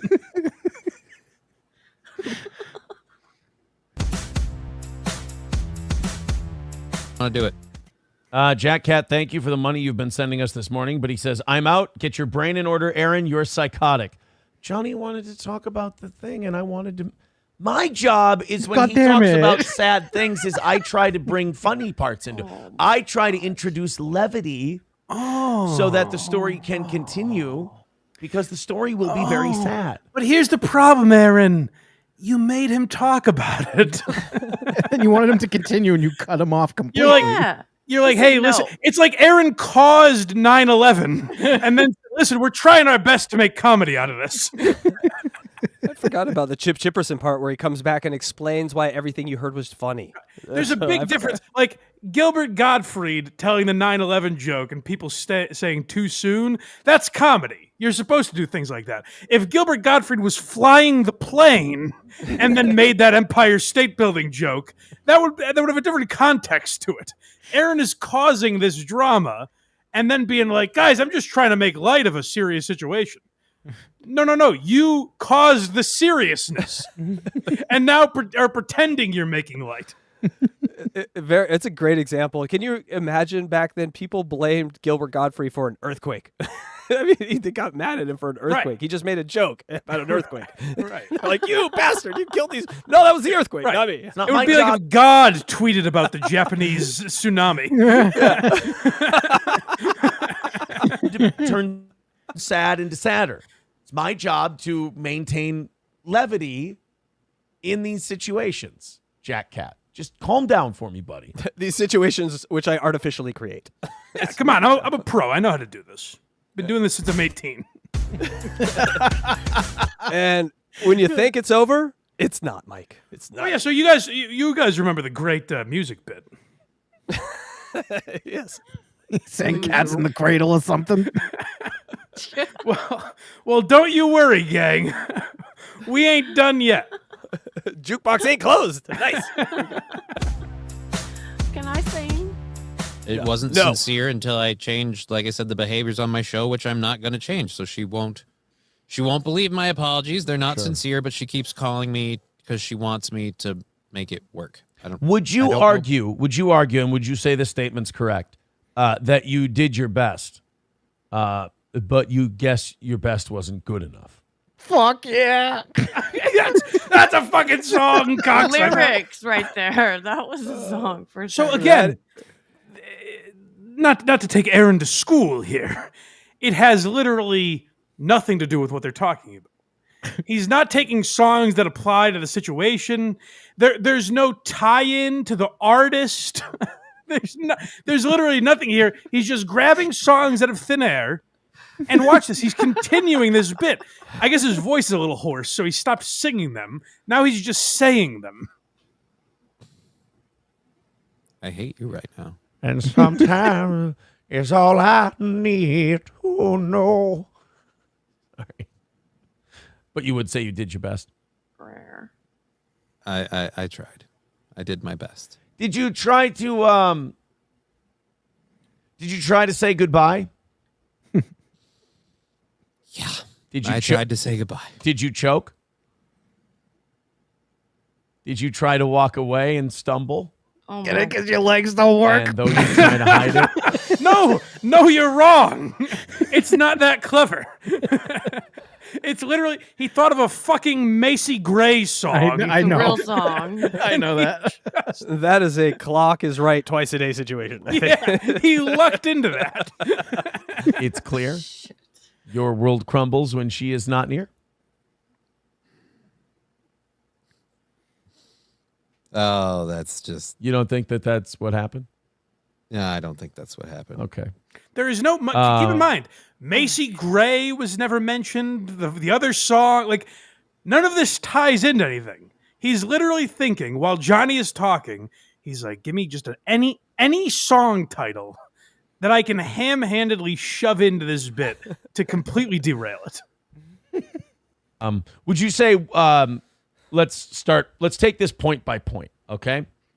Would you say that 1, she's like a dream come true? 2, she just want to be with you? This isn't edited, by the way. This is just all back-to-back. No. Yeah. Would you say you were on slippery ice, baby? 3, that it's plain to see that you're the only one for me. I didn't have a rhyme. This is hurting me. Like 4, in my soul. it's immersion therapy.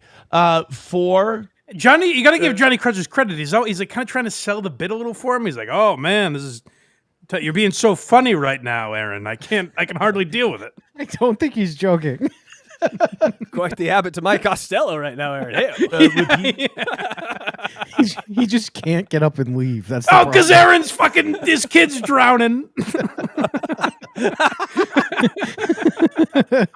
like drowning pool, bodies hit the floor. We're doing music still, right? Steps 1 through 3. 5, do you think it could make you fall in love with her? If ever she believes her work is done, then she's starting back at 1. Ironically, Johnny, she is starting back at 1, but that's just because that's the digit you have to dial before the area code. It doesn't even... Not what does that have funny. to do with anything? He enjoyed himself on that one. Would you say my mother was a marvelous woman?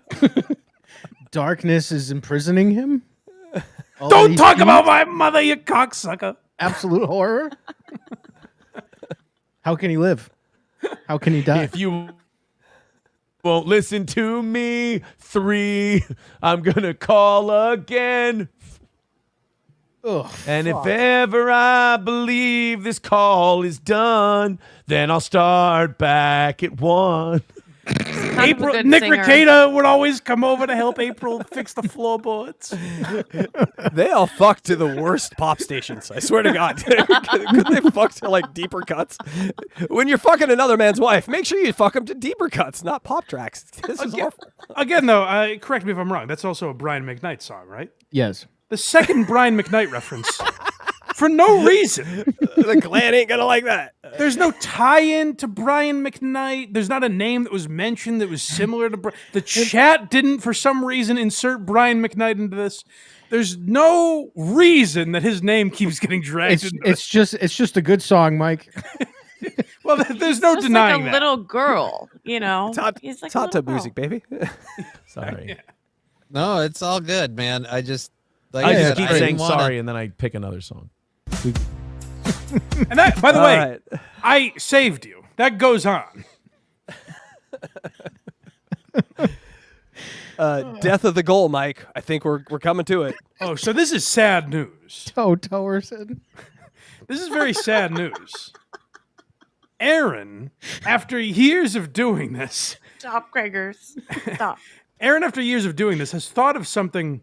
I don't know. You guys all do podcasts and are involved in podcasts of varying levels. Tell me if you've ever thought of the concept that Aaron has stumbled into right here. Like, he does the goal, and listen, do we all love donating to that goal every day.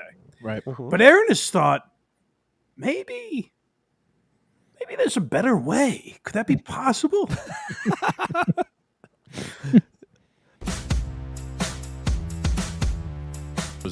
I will say, speaking of merch, I've got to you got to remind me, and I got time now that the kids are back in school. We got to get set up with Rumble Studio because they've been telling me that they count YouTube and Facebook and Rumble views on that, and if we're at 1,100 people at a time, that would really take a lot of pressure off this audience goal-wise, I feel. Oh, my God. Aaron, don't tease us. I can feel my schedule loosening up already. Thank God I can shut this off. Oh, my God, the burden that's been put on us. First of all, he's going to explain, but why would that ease the pressure on us if we can count all the views? Oh, my God. People going home, honey. I just don't know. Aaron has to do the math every day. And he's adding up. There are people on Facebook and YouTube and Rumble and all these different apps. Aaron has to calculate that at the end of the day and think, where are all these people viewing his program? I don't know. And she's like, I don't care about this Aaron thing. Do you want dinner? What do you mean you don't care about the Aaron thing? You can shove the pot roast up your twat, you bitch. I'm trying to save our family a few dollars. There goes the monetization. Worth it. Worth it.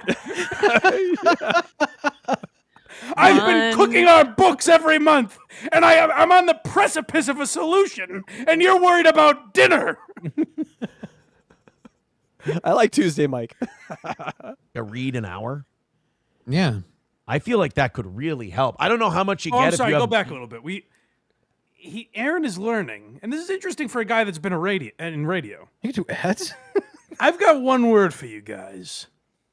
And I apologize, Electra, if you're dripping after I sound like Don Draper here. Advertising. Think about it. Casey, you got to get a slipping sound effect for That's my slip and slide. That's also the sound when Blind Mike gives a gift, or we get gifted memberships on our These channel. gifted members subs are making me hard. And then he comes all over everyone. We accept gifted memberships, everybody. Yes. Gang Lizard gifted 5 memberships a little earlier. Oh, that's very nice. Thank you, buddy. Yes, thank you. Now, well, hold on. Let's get back to the right frame of mind here. What if I told you you could choose to debase yourself? Let's hear a little bit about podcast advertising. Wow. YouTube and Facebook and Rumble views on that, and if we're at 1,100 people at a time, that would really take a lot of pressure off this audience goal-wise, I feel. If we were doing like a read an hour. Yeah. I feel like that could really help. I don't know how much you get if you have, 1,100 people watching you or whatever at a time. Probably $40 million, Aaron. Probably a lot, and I mean a lot of money. Quite a bit of cash. Because that's what all the biggest podcasters do. That's what Alex Cooper and the Smartless guys and Joe Rogan and Bill Simmons, they all make sure that Rumble rants are turned on and that Facebook, YouTube, and Rumble views are all calculated so that they can do one read an hour. That's what they all do, all the pros. I think DJ Electra should message Aaron, ask how much for a live read to promote the Blind Mike project, and then send a 1-minute compilation of us doing this and see how much money he says no to. Start low, DJ Electra, start low. $5. You would get for a Rumble read. But let's say we get $50. I don't know if we do. I have no idea what the number is. Let's say we get $50 for a live read. And you do that once an hour. So Rumble gives you a live read to do? Yeah. And let's say we do that once an hour. That's $200. That drops. Okay, so I've watched Rumble My with God. thousands of Cardiff Electric has over 1,000 on Rumble because he got kicked off YouTube unfairly. Boom. Does he know about this? He doesn't, because if he did, he would work a lot less hard if you could just read an ad about a Trumpy bear and get paid. Sweet Skrilla. There's the goal down to $150 a day or $100 a day. Oh my God, I say- Aaron, run, don't walk. Do it and see what's this what. asshole has been in podcasting for 4 years, was in radio for 10 or whatever before that. He just learned about advertising today. This is yesterday's show we pulled from, and he's like, I gotta tell you, Johnny, I'm hearing something about these are ad reads, I understand. And they give me copy for a product, and I tell the people about them. I couldn't make heads or tails of it, but all I know, I speak in terms of goal. The goal will be less. And then finally, the viewers can go home to their families. Now, Mike, I know I'm in the coffee business, right? Sure, absolutely. What if we, me and him What? collaborated with Steel Toe Morning Joe, right there. I think he has a coffee, by the way. Yeah, it's not great, is it? Well, So I'm currently blocked by Steel Toe. And I'm blocked by Steel Toe on Twitter because I happened to question if he was a good broadcaster or not. Like, this was a year ago when I was like going after everyone and stuff. But his number one defense, was, I've been doing radio for 15 years. I don't need to listen to this. Sure. How does a guy who's done 15 years of radio not know what a goddamn ad read is? Talking about it like he just discovered it. You're not being totally fair, though, because they didn't have advertising in radio until a couple of years ago. Fair point. It was introduced when Aaron started podcasting, so we had two ships in the night. I stand corrected. Moving on. No, but you're right. Like, I think he wasn't he a salesman for a radio station? That's all he bitched about. That's why I was complaining to him. I'm like, how long have you been in radio and you're this bad? And he's like, I've been in radio. I don't need to listen to hear this. But what's in this ad reader thing again? Headphones. What are those? Like, I like him coming in with like, hold on a second. If we make money, the goal is lower and thus more likely to be reached. Like, he only thinks in terms of goal. He doesn't think, we could make money in advertising. He's like, the people won't have to pay as much and this will satiate them. And then they may send me more money. Yes, the goal. This all works towards the goal. I can't imagine Anna Kasparian is approved of this show. I just love how he doesn't even know what advertising is. That's so hot. Fox Eating Dad says VGS had more ad reads. And it did. That's definitely the way to go. CNN commentate. I love this clip. You're gonna love this. But I left that part in on purpose because I like the little taste of what you get if they hit the goal. Like, guys, CNN put out a clip. Are you ready for this? We're gonna talk about it. Isn't that exciting? If you pay me $138. It is exciting, but Mike, not as exciting as the goal. We're here. We're at the goal. Oh my God. We're not even at the fucking goal. I'm sweating already. 10 minutes. 10 minutes of goal. Here we go. Oh yeah, I forgot. So I sent KC. I sent him the goal and then realized later that later in the show he talks about the goal again. So this is really unbelievable. But listen to him. And I feel it's important to keep playing the goal. Because yes, did we hammer home our point when we did our goal? Sure, you could argue that. But what is interesting to me about this? Did Mike buy a jet ski? Yes, he did. It's none of your business what I did. I was closest, by the way, on the guess. But what's interesting to me is that Aaron does this every day. Like today, we picked a random day. Usually we will go with a clip that is circulating around the internet and people are making fun of and catches my eye. Today, we just went with a totally random day. And sure enough, Aaron delivers with making himself look like a jackass. All right, guys, we got 4.5 minutes left. We're going to get back to all of this once we knock out today's goal. We're only $75 away. Pretty please, let's knock out the rest of it. That is a small number for the last 5 minutes. I hope that you all feel like chipping in. This is going to get... What's that? What's that? What's that? Knocked out by one. Hold on, go back. We might not get through this clip. Oh, no. Check out today's goal. We're only $75 away. Pretty please, let's knock out the rest of it. That is a small number for the last 5 minutes. I hope that you all feel like chipping in. This isn't What's going to that? get knocked out by one person. Everybody throw in Streamlabs, PayPal, Venmo. It's all in the chat. Thank you guys very much for your contributions thus far. Let's push forward just a little bit more and knock out this last $75 and do 30. I think Nick Ricada said that to him. Hey-o. Let's push forward just a little. Oh, ow, ow, it hurts. Minutes of overtime. The show either ends in about 4 minutes or the show don't want picks that, up do you? for an extra 30 as a thank you for your donations, keeping this program. Aaron, who doesn't get this as a concept at this point? No kidding. It's the whole basis of your show. Like, you can't explain the show every day. We know that happens. You know, your hardcore audience is saying, no, we know you humiliate yourself every day, Aaron. Come on, just continue. We're watching you until the last minute where we maybe throw a $2 donation and make you dance for us. On the air. Those are the links. Streamlabs. What are they? PayPal. Steel Toe Media Inc. on Venmo. Those are the 3 best ways to do it. Super chats are great. Rumble rants are great. Gifted memberships are even better. But we've got a little bit of time to knock this thing out. Let's make sure we do it. Isaac Walmart with $5 Canadian. What Thank about you Stu very Target?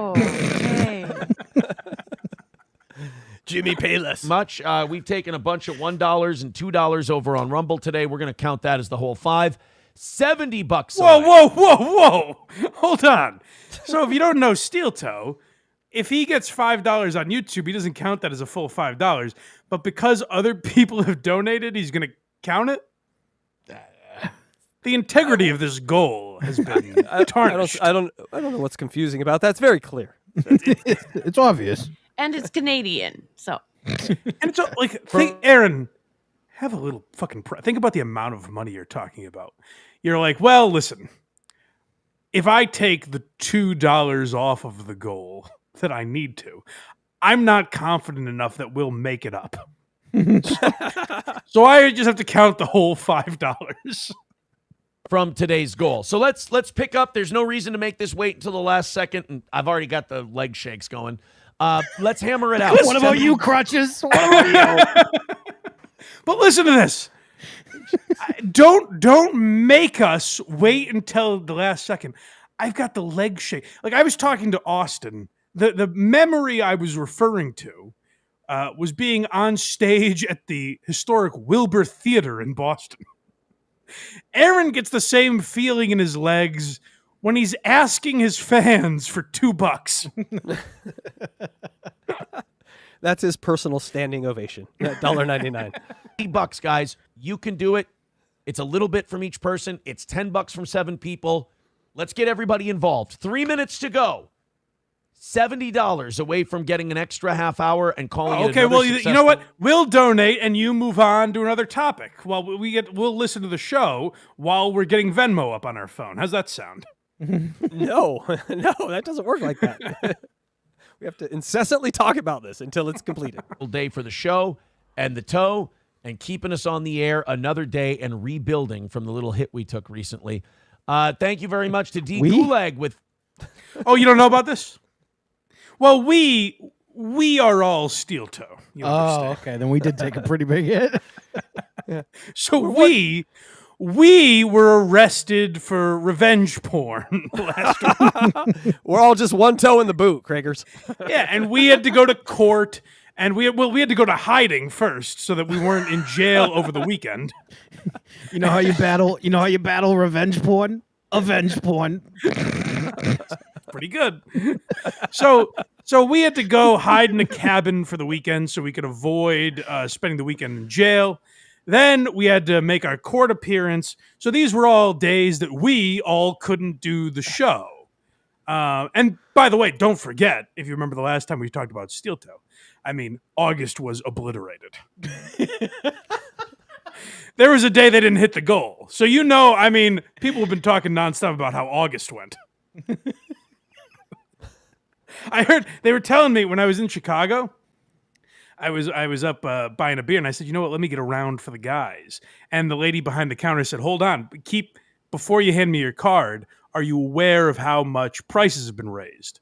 And I said, really? Why is that? And she said, well, August was a rough month. I don't know if you've seen the goal. And I said, well, anything to help. August was so bad. November's looking like it's going to be in shambles. She said, listen, don't buy beer here. Send your money to Steel Toe Inc. on Venmo. It's called Black August over at Steel Toe headquarters. Black 550 Canadian. Very nice of you. Very kind. Get her going, boys. Streamlabs, PayPal, Venmo. Holy fuck. You just come on. Chats. Let's go. Full So rants, many memberships. options. How do you not have any Thank you for sending self-reflection? in that stuff, by the way. So, Krager's, from doing the goal show and watching this guy, we have given up on money. We just think it's the dumbest reason to do a podcast for money. So we don't talk about money. We don't ask for super chats. If someone gives them, but this guy has changed our philosophy. He can't change his own, but he changed ours. Thank you. I go up to people. I go into stores now, and I show them videos of the goal, and I've shut down businesses because they're like, guys, I feel guilty charging for things now. Come on, guys, make it go. We need everybody. This is a show that needs a smaller audience. It's been getting bigger lately, but it's a smaller. Oh, wow. We're still in the 900s, pushing 1,000 people. Thank you very much. Oh, whoa. Hold on, Aaron. Think about that. You're in the 900s. That's a nice chunk of viewers. I don't know if he means just on YouTube. No. Because I don't know if you know about this, because there's something that calculates if you have Facebook, Rumble, and YouTube, you can count them all together. And then we can get paid. So I don't know if he just means on YouTube or if he means collectively, but whatever. Like that's a good chunk. 1,000 people watching him. If that's every day, good for him. I don't know if it's every day, but let's say it is. You should, however, ask if I have 1,000 people watching me every day, I shouldn't need to beg for money like this. You know, I should be confident that the audience is going to continue to grow. And also, by the way, that's the other thing that frustrates me about Aaron.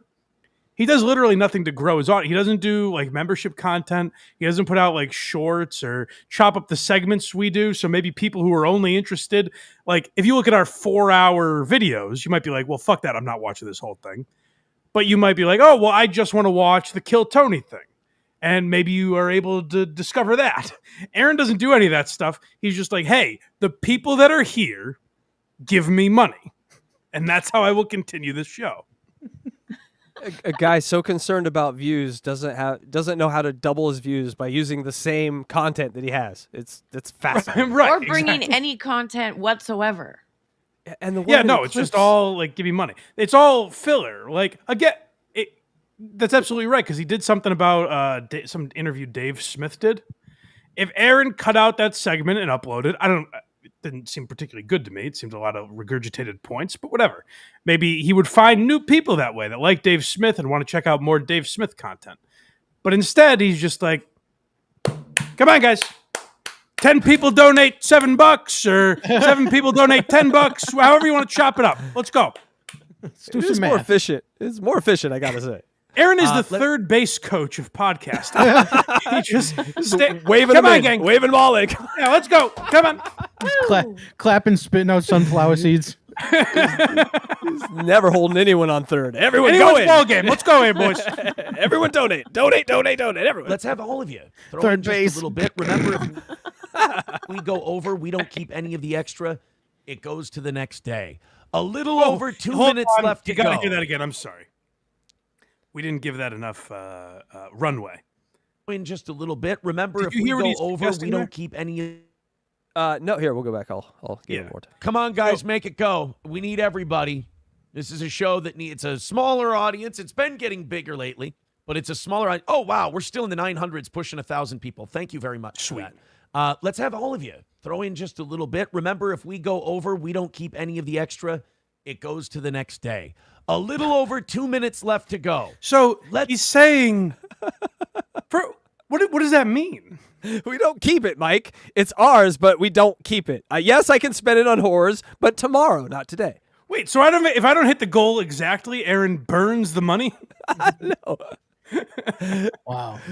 I can't spend a penny if I don't get the goal. It's a tactic to make you believe, like, hey, listen, we don't keep this extra money. He was going to use it for his court appearance, but nope. We put it to this whole different entity. So, like, if we make extra money, let's say the goal on Monday is $300. But if we make $320, we don't keep that extra. What are you, nuts?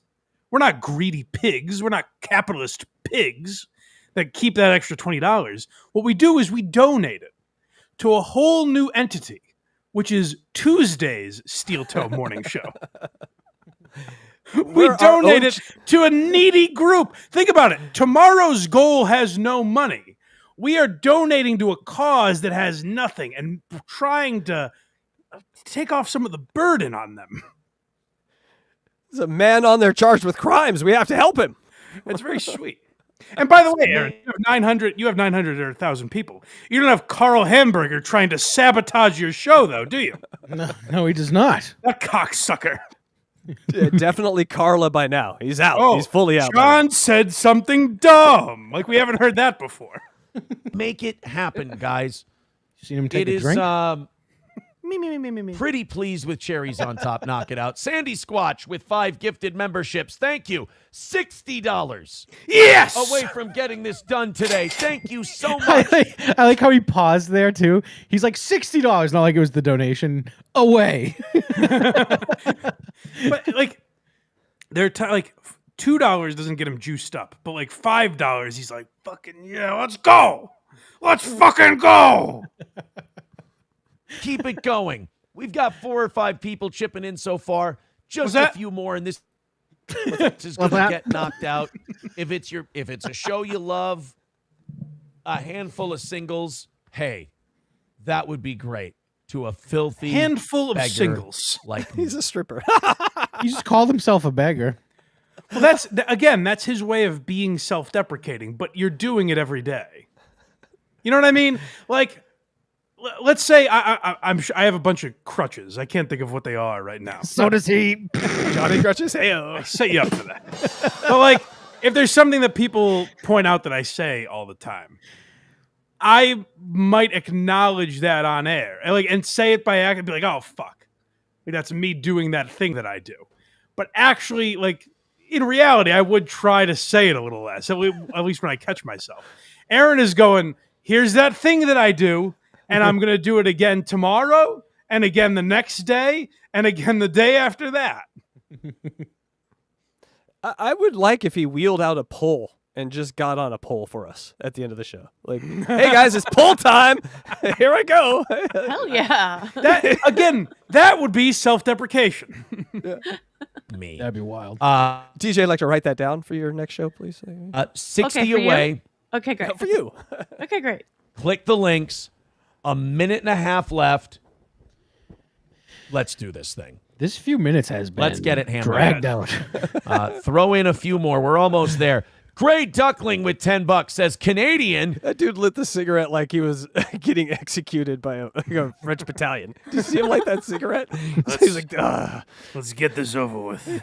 Here's some real money. Thank you for the $10. The classic action movie line. He's just like, here we go again. I like when one of the chatters taunts the others, because as my friend, that Aussie guy, pointed out to me when I was on his show, I didn't realize this. He told me that Aaron doesn't put the chats up so you can't read them. That's correct. So he kind of manipulates what they say. So what I like, and I'm sure this is all very genuine based on what I just said, I'm sure that Gray Duckling was like, here's some real money. That should show a little something to all these losers who are donating less than I am. I like when the chatters take pride, like, Aaron, I'm one of the real donators, man. Not these scrubs that are giving you $5 at a time. I gave you 10, which is a world of difference. I'm sure your kids will go to an Ivy League school now. Says Canadian, here's some real money. Thank you for the $10, Gray Duckling. We're at $50 away. $50 from knocking out today's goal. Yeah. Get in there. Whether you're Streamlabs, PayPal, YouTube, Rumble, Venmo, doesn't matter. Holy Throw fuck. in however you can. $50 away. 1 minute to go. It's doable.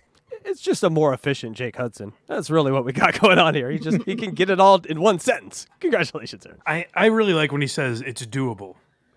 As if we hear that and we're like, Aaron, that's Mount Everest. $50, Aaron. We're not all going to make it. If we even attempt that. It's not the big dig, Aaron. Come on. Hey, that's a Boston reference. Look at me. It is. Another win for the toe. Everybody jump in. Kyler Pouch becoming a member for 26 months. Says 26 months already? Yes, sir. Thank you very much. Oh, it's flown by. Sir, how does it feel that you've been a member for 26 months and the host of the show just learned about advertising? Like, how does it feel to be a member for 26 months? It's just them in the middle of a Nam flashback. Like, ugh. I remember when April was here. She would get in a bikini. Remember when the show was fun? And an entertaining ride. Let's keep this ride moving. 40 seconds left. Oh my God. That extra 10 seconds is precious. $50 away. 30. No. Let's 40. knock out the last of it. We haven't had to ask too much today. You guys have been pretty good. What the Optic fuck are Nerve you with talking $2 about? says, Hold on. Listen to that. Listen to the psychosis of that statement. What we've just listened to, where he's asking, and he's like, listen, that's pretty good for us. That's what's crazy. If you don't watch the entirety of this show, if it's just that last 5 minutes, he's like, we've actually been pretty, like, we've barely even mentioned the goal. last of it. We haven't had to ask too much today. You guys have been pretty good. Optic Nerve with $2 says, get it. Thank you very much, Optic Nerve. We appreciate it. I love that. $50 away, give $2. That's the best kind of troll right there. Little false hope. And if it was half that, it would have been so funny. Yeah, 99-cent super sticker right there. $50 left. That's the play. These contributions coming in. 20 seconds to go. Oh, come on. $50 away. Get it inside of 50. We do that extra 30, and we just got to keep begging you to knock out the rest. We do it on what's called credit. Keep it going, guys. We could use a big Venmo, big drop. 10 seconds left. He 9, needs literally 1 cent. 8. Can you imagine Ice Cube watching this? Like, he's wearing my Boys in the Hood shirt. This what the Well, this is what they represented, as we all know. Yes. This is the last scene of that John Singleton movie. Yeah. You all know it's growing up in the hood and meeting the goal. 8. God, it wasn't much. 7, 6. This is a bummer. 5, 4, 3, 2, 1. Get in there. Optic Nerve came in with the $2, so we owe you. We're inside of 50. Get in there, guys. Push forward. Knock out this last $50. Yeah, come on, guys. He's still going? Wait. Oh, yeah. Oh, Electra. Timer means nothing. God Oh, you fool, Electra. Time I does guess. not work like you think. Oh, you simple fool. Shit. The clock has run out. Yes. But it's much like soccer, where the clock actually We're into keeps injury going. time. Yeah, we're in Another extended time. Where Aaron says, so the other thing you have to know, Electra, is we're inside 50, under 30. With Which 20 means to go. which means we get 15. You know what I'm we talking don't about. want Girl, any you know more what I'm of talking his about. stupid show? What if Stop. nobody wants the show to go on? That's not an option. DJ, stop playing dumb. You know exactly what's happening. Everyone knows these percentages. Appreciate it. It's been a lot of people dropping in 50 or less. It's been a lot of small contributions.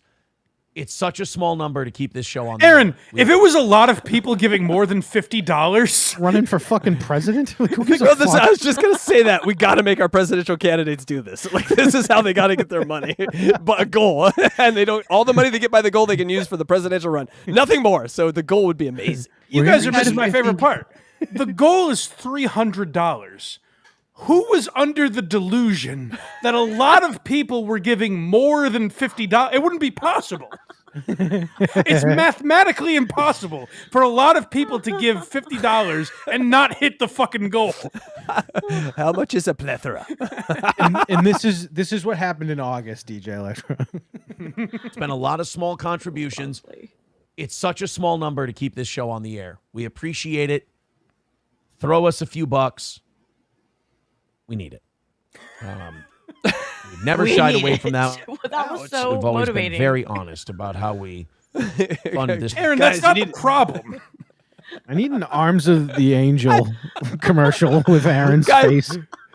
These aliens, they're above us. We're probably all going to die, but let's go fight them. We need it. It's like, listen, you can say I don't have my dignity, but what I do is every day I go down under the bridge and I jerk off punks for $15 a man, as the great Norm Macdonald said. And that's how I make my living. But lest you say that I'm undignified, I've always been honest about that. I've always said that I jerk off homeless men, and that's how I make my living. So don't say that I don't have dignity, because I've always openly admitted it. We need it. We need it. We've never shied away from that. We've always been very honest He's about how more we concerned and sad fund about this this program. goal Cold than this Train with guy's the dog. girlfriend. Oh, it's not even close. I mean, that's not even a discussion. No. Do not make songs about the goal. The goal is serious. No songs about the goal. It's funny you say that. Imagine how mad you would get if Crutches just started singing a song right now in his face. Every once in a while that happens, where Johnny Crutches will read the chat or try and make a joke during goal time, and Aaron acts like it was a fart he's trying to ignore. Like it was just nothing. Dollar says, so you couldn't have played my 11-second clip for my $5 rant while it was relevant to the story. I'm sorry, I had to make the fucking money to keep the show on the air. Here, we'll play the clip now. Here, you cocksuckers. OT? Oh my God. Okay. So this is something I didn't realize, and I thank the Steel Toe Boring Shows subreddit for this.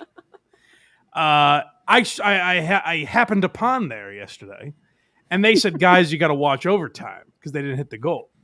I thought, here's where I'm dumb. When I watch the full show, well, not the full show because I never watch overtime. I always end at overtime because I think that's the goodness. Now he gets into these dumb clips that he reacts to. I didn't realize the begging continued in overtime. God. Never. I thought it was like, hey, we're within 50 of the goal, so like whatever. I'm not gonna keep fucking debasing myself. But here, sure enough, here we are. $5 away, guys. Let's knock it out. Come on. We've done a fucking good show for you today. We've had a lot of people here, 1,100 at a time. We appreciate that. I just want to, keep the show going. That's all. MSO says another win for MSO. I mean, in 5.5 minutes, if we don't make $25, I think this is a win for MSO anyway because I'm debasing myself again to try and make the money. Maybe that's why I got that word. I heard him say it so much. I keep saying it now. It's poisoned my mind. Oh, no. MSO, our hero in there. MSO is rubbing his mitts together, going, You thought you had it when you got under 50 with 15 left, yes. But no. You are still $10 away, Aaron. MSO's twirling his mustache right now. While he's tying Aaron to the train tracks. I'm convinced Aaron's MSO. I will never not think that Aaron's MSO. I tend to agree with you. MSO also runs Mohegan Sun, sounds like. he just shows up at very convenient times. That's all I'm saying. Yeah, like a plot point. So for anyone that doesn't know, this is a half hour later. So the goal was 4 hours into the show. I've never really watched past that. In overtime, I thought it was like, hey, we're close enough. That's why we stopped begging. No, my friends. Beg harder. We're $10, $15 away, whatever the hell it is. And by God, we're going to hit it by hook or by crook. Yeah, it's not overtime of the show. It's begging overtime. He just forgot to add the begging. Need to keep this fucking show on the air. I just wish the people who joined us recently and enjoy the show every day, I wish they'd throw in a couple of bucks, and some of you do. He's guilty. And I really appreciate that. Does he have a Patreon? No, I don't think so. He has YouTube members. Why doesn't he just do a Patreon? Aaron, Craig, what don't you understand? Don't fucking call me that ever again. Well, I called you Aaron because you're being a fucking putz. What don't you get? The people have to... I'm sorry. Tell me if Patreon is on this list. Streamlabs, Venmo, All right, Rumble Rants. All right, I take it back. I take it Super back. chats, gifted memberships. I take it back. Damn it! I didn't hear Patreon. I don't But hear again- Patreon. It's true. And yeah, it's just a show that needs a ridiculous amount of money and has to do a ridiculous amount of shows. Okay, why? To, Why do you need a ridiculous amount of money? These lawyers don't pay themselves, Mike. Okay, no. That's not acceptable answer. Saying I have kids, I have a house, I have lawyers' fees, I have an ex-wife, I have grocery bills. That's all entirely unacceptable. What we owe you as an audience, first of all, is nothing. but at most, we owe you for the content you're giving us. So, like, sure, if I snuck on as a YouTube member somehow, technically I owe you for that if you're putting up bonus content. I'm stealing that if I'm not paying for it, I guess. But outside of that, we don't owe you because you decided to have kids, because you decided to get divorced twice, because you decided to live your life in a way that got you arrested and cost you lawyers' fees, because you decided to give Johnny Crutches and Matt, whoever that is, more money than you can afford. That's not our fault, Aaron. So we don't owe you for that. You made the show wildly expensive. Figure out how to make a living doing it, and then figure out how you can pay your fucking bills. Hold me now. I'm 6 feet from the edge. All right, hold on, guys. Craig is doing a bit. I guess we gotta make way for that now. Also, what is so expensive on the show? He has a whiteboard with a white marker written on it. He pays his guests nothing. What He does is nothing. expensive on the He show? does nothing that indicates the money is going back to this There's show. no production value. Nothing. That's the other thing is, like, at most, like, if there was this goal, you could be like, hey, guys, we're buying this for the show. We're putting on this live event that costs money, whatever. Like, if you're asking this of your audience, show some receipts as to why you need all this money. An unacceptable excuse is, like, I have kids to pay for. That's your fucking problem, not mine. Absolutely. Also, can we get a picture of the jet ski? Now, like... You're here's. Oh, you're talking about mine? Yeah, for the gold money. Here's the thing you can say. I appreciate you guys keeping this show on the air. Like, that's very all of you that subscribe on Patreon, YouTube, Rumble Rants, wherever the fuck you subscribe. Stop becoming Aaron. Well, no, but my point is, that's all very nice. You don't have to do it. That's the ultimate point. And if you stop doing it, I have to figure something else out. And that's my problem, not yours. Okay? Thank you. Oh, that's such a relief. Whew. Some of you do. And I really appreciate that. But again, yeah, it's just a show that needs a ridiculous amount of money and has to do a ridiculous amount of shows to fucking stay on the air. And it's worked for about 4 years now, which is great. And I'd like to continue going as we continue to dig out of the shit pit. Coyote with $4.99 The says, shit pit, I thank believe, you by very- the way, is August, as we all learned. Are you sure that's not his new girlfriend? The slam piece and shit. SP? Fucking home run day. No, it's Black August, as Casey mentioned earlier. Yeah, Black He's- August. He's Much we can- crawling out of. Didn't say anything with it. $20 away, guys. 5 minutes to go. It's $20. Let's do the fucking thing.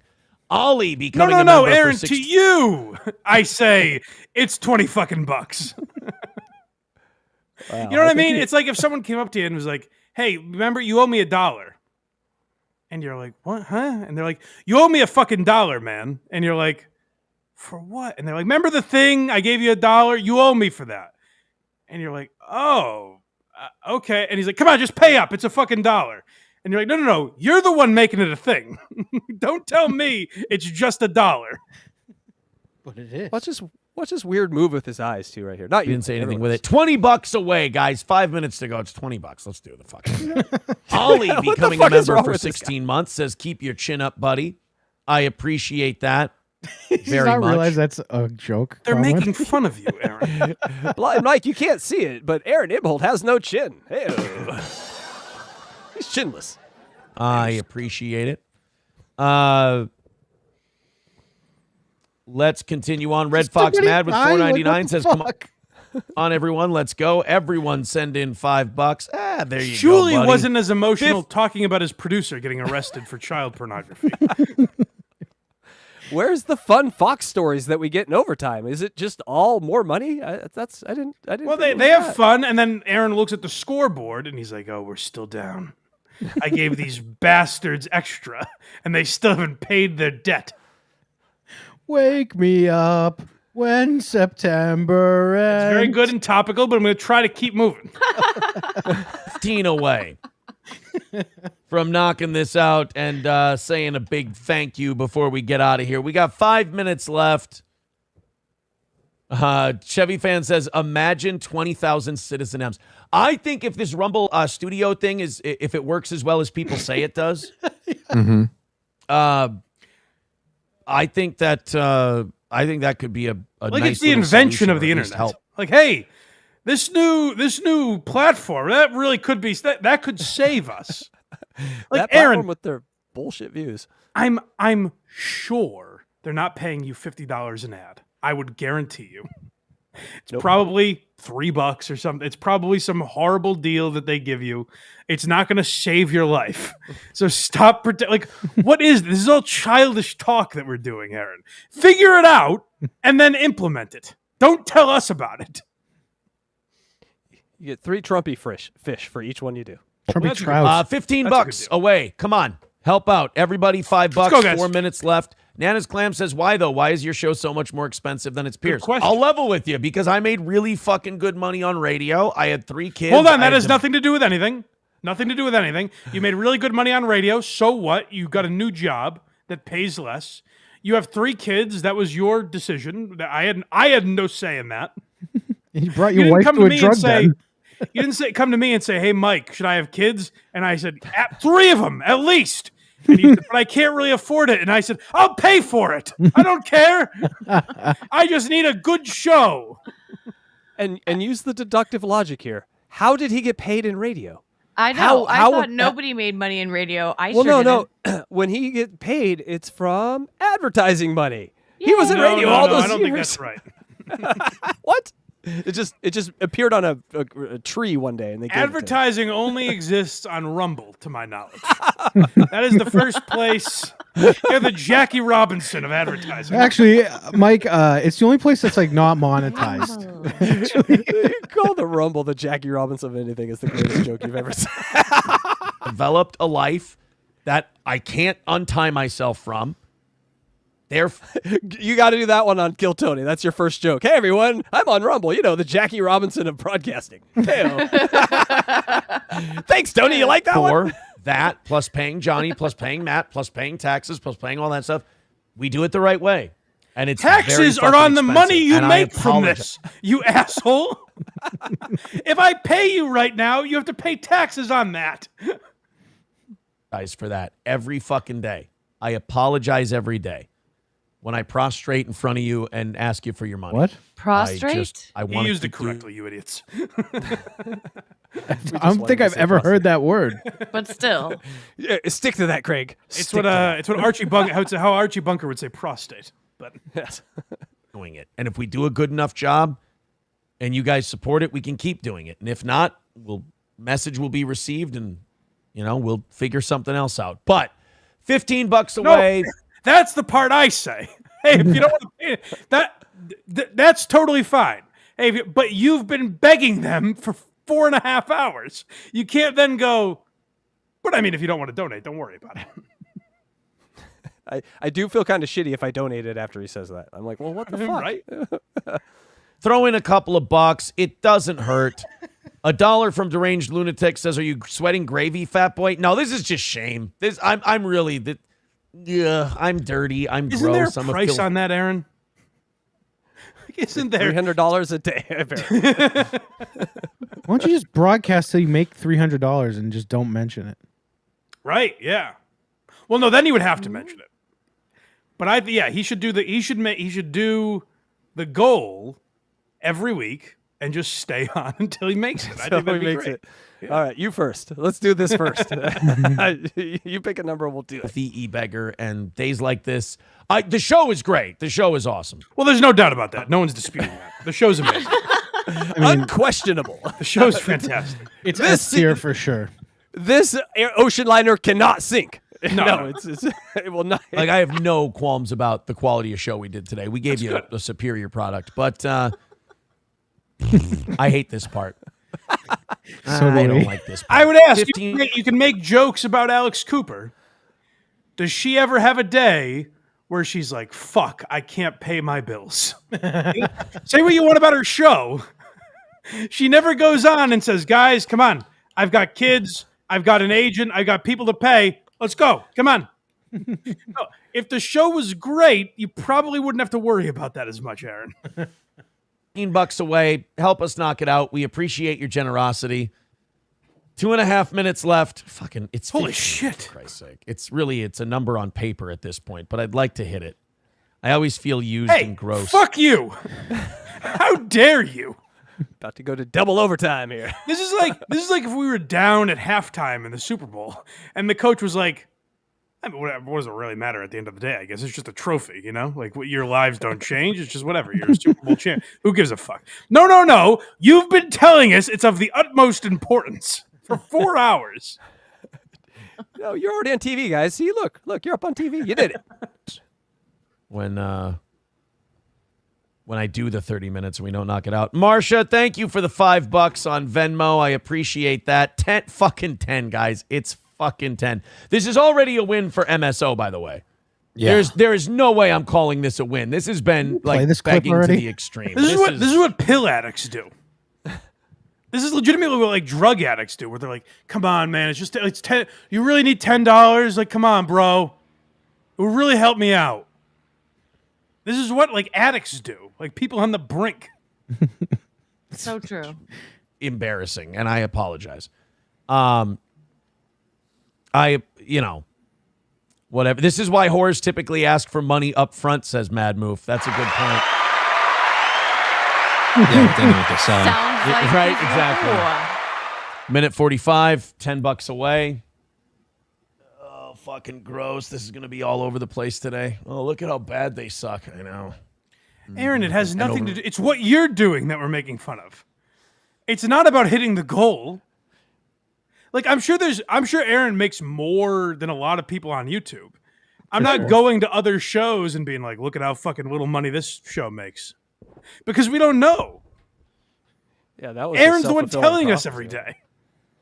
He's definitely got some shit going on that's bad.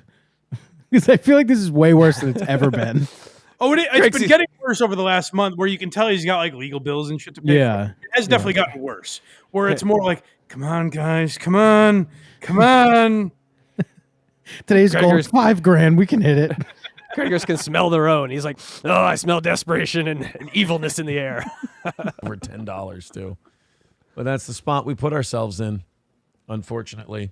$10 away, guys. Minute and a half to do it. Two of you throw in 5. Let's get it done. Boys in the Hood are so soft. So soft. Aaron, we know math. He breaks down. He's like, $10. Two of you throw in 5. No, we got it. We know what we have to do. By the way, Aaron, we're not all sitting together.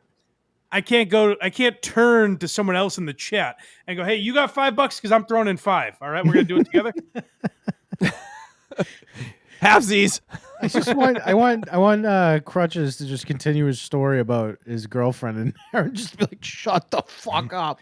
Now is not the time. This is serious. 5 away, and you're bringing that up? Done. Red Fox Mad with $9.99. You selfish. All right, throw in piece of $3. All right, that's fine. No, that's good. That's a win. It's over.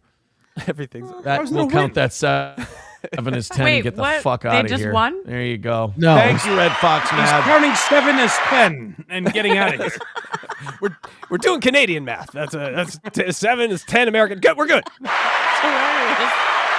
Appreciate your contribution. Let's get out of here. I got to go shame shower myself off from all the begging I had to do. It's Well, Aaron, maybe take that into consideration and say, what if I did, like, I have to do something humiliating if we hit the goal. You know what I mean? Yeah. You know what's great though is they finally hit the goal, and what does he do? Ends the show. Well, that's the funny part about it. To get 30 more minutes. That was a totally different goal for people. That goal was like, get this guy off my screen, I will pay. And so that was a different goal. But think about it this way: like, if you're gonna shame yourself every day, like, listen to how he sounds there. And I believe that's. I was gonna say I believe it's real, but he wouldn't keep doing it if that feeling was real. I don't think he feels actual shame. But, like, let's say he does, and you feel shame every day when you don't hit the goal. Say, well, hey, I'm already putting up with the shame. What if I felt shame when I hit the goal? So we spin some fucking wheel of consequences, or I come up with something creative to actually make participating in the goal something the audience wants to do, instead of just yelling at them every day. Ugh, great I don't show, know though. if he has any feelings at all. So I don't think Well, that that- counts. No. Well, that $300 is like a fresh shower, though. Everything gets washed away. All the dirtiness gets washed away when he reaches that goal. Like quality entertainment, awesome show. I'm so proud of the show we did today. Johnny did awesome today. He did a great job. Shut the fuck up. On his You guys- phone. What? Even Johnny's like, what? Yeah, thanks. Best. Whatever. The only way Aaron's gonna sleep tonight is when he's like, I'm just gonna bury this guy's kid tomorrow. Craig, leave your personal stuff at home, please. Thank you for what you're able to do to support this show. Crowder wears panties with $5, says the toe will survive. Copperhead with 5 says, here you go. Yeah, we knocked it out today. We got there. It took till the last minute, but we got there, and I. Yes, we Nice. got there. We got there. And what a dignified way it was to get there. Yeah. Here's that the was, problem. So I guess the goal used to be a little different. Like he used to do something called the hype train, and he would play music in the background. That's what Chad Zumach stole. Yeah, so Zumach he couldn't stole do it that. anymore. Yeah. And then I guess they did a thing where they had like I don't know the thing at church, what it's called, the plate they go around with or whatever. Donation bin. Yeah, whatever that is. They had like that out. That was like the joke they did. But he's literally never put an ounce of creativity into it. He's never thought like, how can I make the goal interesting or funny or have some way the audience can participate? I just say over and over again, give me money. And to me, I know we talk about it a lot now, and that's because to me, it's the most fascinating thing on the internet that this guy exists. Well, he could just do like like every day. So the goal, the big goal is $2,000. If you hit it, I'll eat a fucking Carolina Reaper pepper or something. Sure, you're right. So, anything, yeah. And that's not what I'm into. But like, if you're gonna do that, you got to do something like that. If you're gonna have that kind of content, I might actually donate to that. I'll see him cry. That's the Perry Caravello model, right? Like the stunt boy model. Yeah. That's he's. You know he's what not it gonna is? Do that. Craig will understand this reference. Casey, I know you have no idea what I'm talking about, but it's like the way Kirk talks about Mutt, where Mutt sees himself as like kind of above. He doesn't want to do whatever wacky stuff Portnoy is going to have him do. Mm-hmm. You know what I mean? He kind of sees himself as above that. Aaron sees himself as like a radio broadcaster and sees himself as above doing whatever stunts you're talking about. Like you just mentioned, Casey, Perry Caravello, and Aaron would say, "Oh, well, I'm above that. I'm not as low as Perry Caravello or Stuttery John or any Joey C or any of these people that people that get to do things." Perry's starting a movie. But Aaron is that. Aaron is exactly that. And that's the problem is, listen, Aaron, if you want to continue making money and not have to beg to hit the goal, you got to do so. You got to figure out a way. And you might have to actually reduce yourself a little bit, and actually be self-deprecating other than this phony horse shit where you elude to knowing that you're humiliating yourself. Yeah, he's exactly them, but he's a radio guy that doesn't know about advertising. So Right. The fuck is he? So are we getting to the guy that's real exciting these days? We are, except I watched this. I hadn't watched this, and I've never cared about this guy, and now I'm invested. I want this man overthrown. I knew this would get your dander up, so to speak. You cat hating bastard. But we'll get to that in a second. But first, I want to address something from yesterday. A couple things. Oh yes. So we talked about Aaron's interview with that Aussie guy. First of all, I want to take this back because the Aussie guy tweeted out yesterday. In the clip that we watched from Doom, we saw Aaron what seemed like dox that Aussie guy as Dean What's whatever the fuck his name is. I guess that's not the full context, and I guess Husey was saying the Aussie guy's name a bunch at the beginning of the show, so that's how Aaron knew it, which to me doesn't make any sense because if you go back and watch that clip, Aaron goes, "Oh, I research everybody," and I guess it's just a joke that didn't land or something. I don't know. It doesn't make any sense now that we have that context.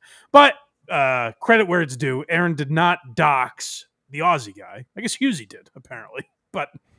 No harm, no foul there. He wasn't mad about it. But then I tuned into Steel Toe today, and we have so many Steel Toe clips, and we've done so many Steel Toe clips that I didn't bother. If you want to go watch, or I'm sure Doom or Real Media Player or one of these guys, Stalin 19, they will probably have this clip of Aaron talking about the interview over the weekend.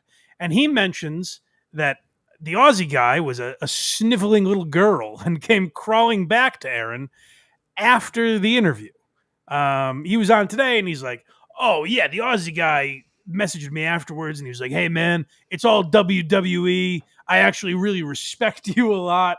It's interesting how Aaron frames things.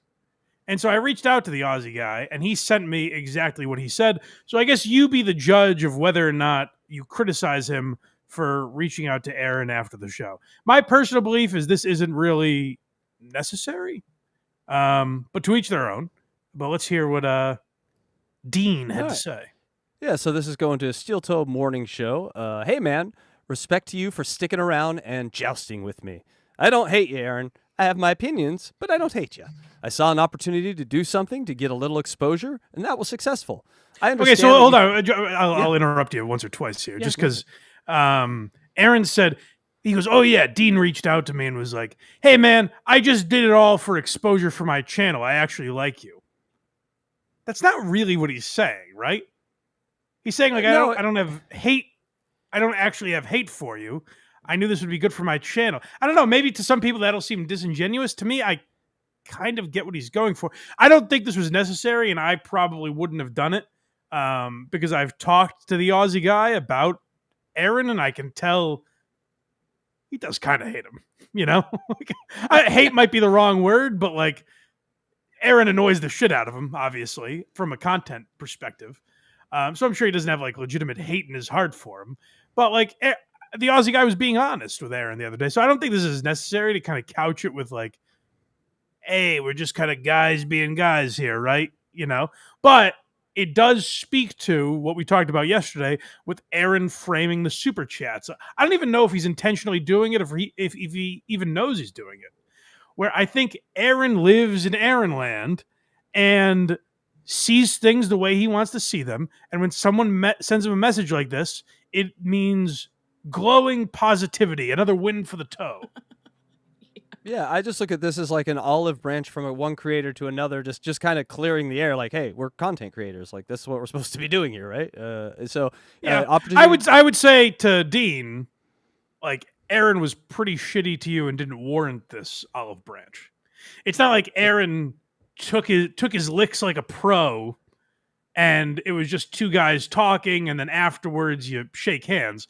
No, Aaron was being a complete cunt about it, and I didn't think the Aussie guy was, and I didn't think that it warranted the reaction that Aaron gave. So I actually don't think this message was necessary, but I mean, I'm not his fucking mother. I'm not telling him what to do, but just from my perspective, it does seem unnecessary.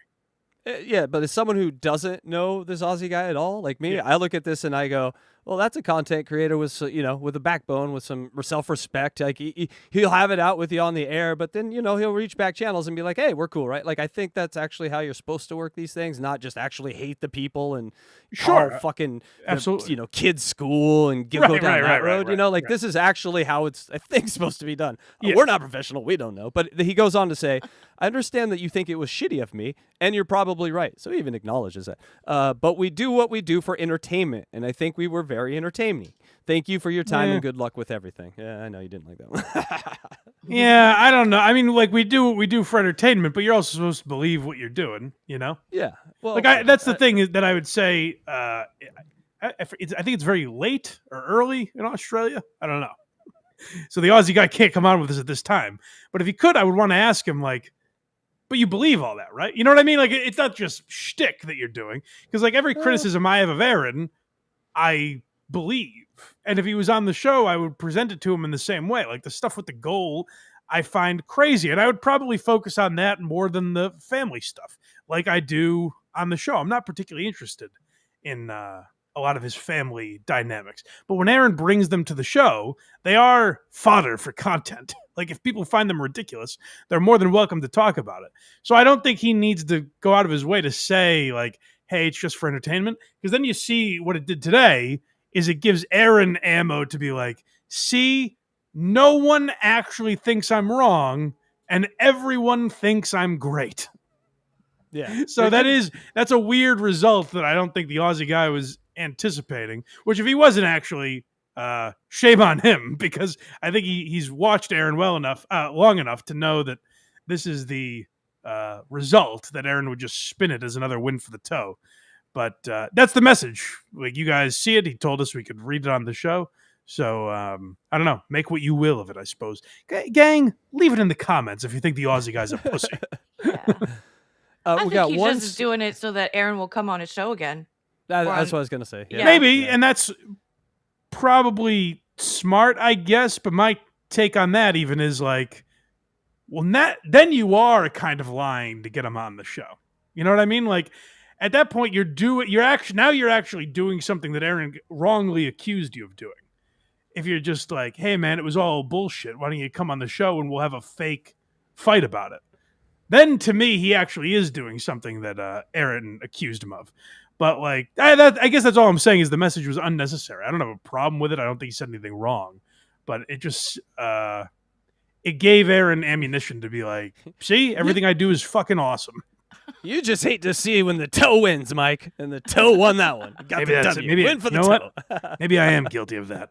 Being a toe hater. Oh, my day is ruined because the toe won today. You and RMO. Day's over. One super chat here. Go ahead, DJ. Red 473, $4.99. If this is a work by Clay, this officially killed the payoff. It not worth looking dumber than John. That's a good point. But you know what? I'll give him credit. If there is ever a payoff, I'll give him credit for swallowing his pride and letting John be the alpha for a minute.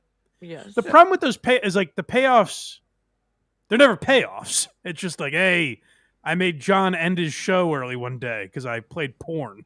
It's like, oh, nice. They're like those gymnasts that do those giant flips and they get up in the air and they're like, oh shit, I got up here, now what? And they just faceplant most of the time. No medals for us. Yeah. Wait. So we're this one. We're going to Doom about steel toe and cats. I think is Doom. The next. And by the way, that's at Doomspaya on YouTube. Yep. All right, and here we go. Look, I'm going to believe it for two reasons.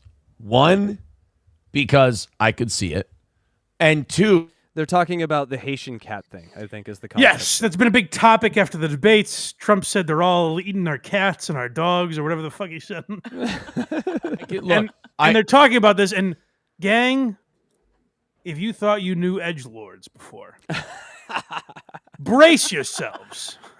Because you're about to hear shock jockery. Like, if you thought the 90s were bad, baby, you're about to be, ooh, what's that I feel? That's an actual shock. I'm getting shocked by the Steel Toe Morning Show. This one's going to make you angry, Electra. Hold on. I'm going to believe it for two reasons. One, because I could see it. And two, it's really funny, and I want it to be true. I don't care if Haitians want to eat cats and eat ducks. I don't care. If people want to stomp on a fucking cat's head and eat its essence, go for it. Just leave dogs alone. Haitian cats, Ohio. I'm just gonna say though, if that happened to one of my cats, that person will not be doing well. 100 cats. Run them over. Run over his toes. I agree with the sentiment, but what are you really gonna do? they get into baseball bat range, they're done for.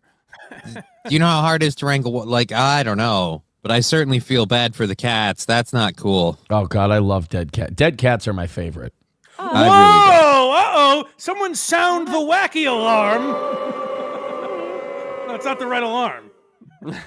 Jocularity is being had. Aaron is breaking the needle on the zany meter. Yeehaw! There we go. That's better. I really, man, I have such an inability to feel anything warm towards cats. Like I'm right now in my head, I'm imagining a grown man taking a cat by the tail and swinging its head into a brick wall, and I feel nothing. Like, just think of the most horrific. Just think of the most horrific thing you could think to have happen to cats. That's like the way the Nazis were towards Jews. Yeah, that's the way I am towards cats. Where I'm like, now that we've done it, I can't unsee the Chip Chipperson comparison. He's a sick fucking puppy. You know who Aaron? He doesn't like cats, but you know who he does worship? The devil. Aaron's a bad boy. This is so crazy because typically people think of cats as cute, cuddly creatures. So it's crazy to think the opposite. Listen to this edgelord. like I've dehumanized. That's a sign of a problem. Yeah, well, I've not dehumanized them, but I've like de-thingified. Well, you should dehumanize them, Aaron. That's important. That's. Sorry, Mike. Go ahead. You should make sure that they are not human beings in your mind. That's very good. I was going to say it was Freudian because he's dehumanizing him. He's like, I have to be dehumanized to think of this way towards these innocent creatures. Again, a goddamn mirror. Everything these people say is into a mirror, except it's a microphone.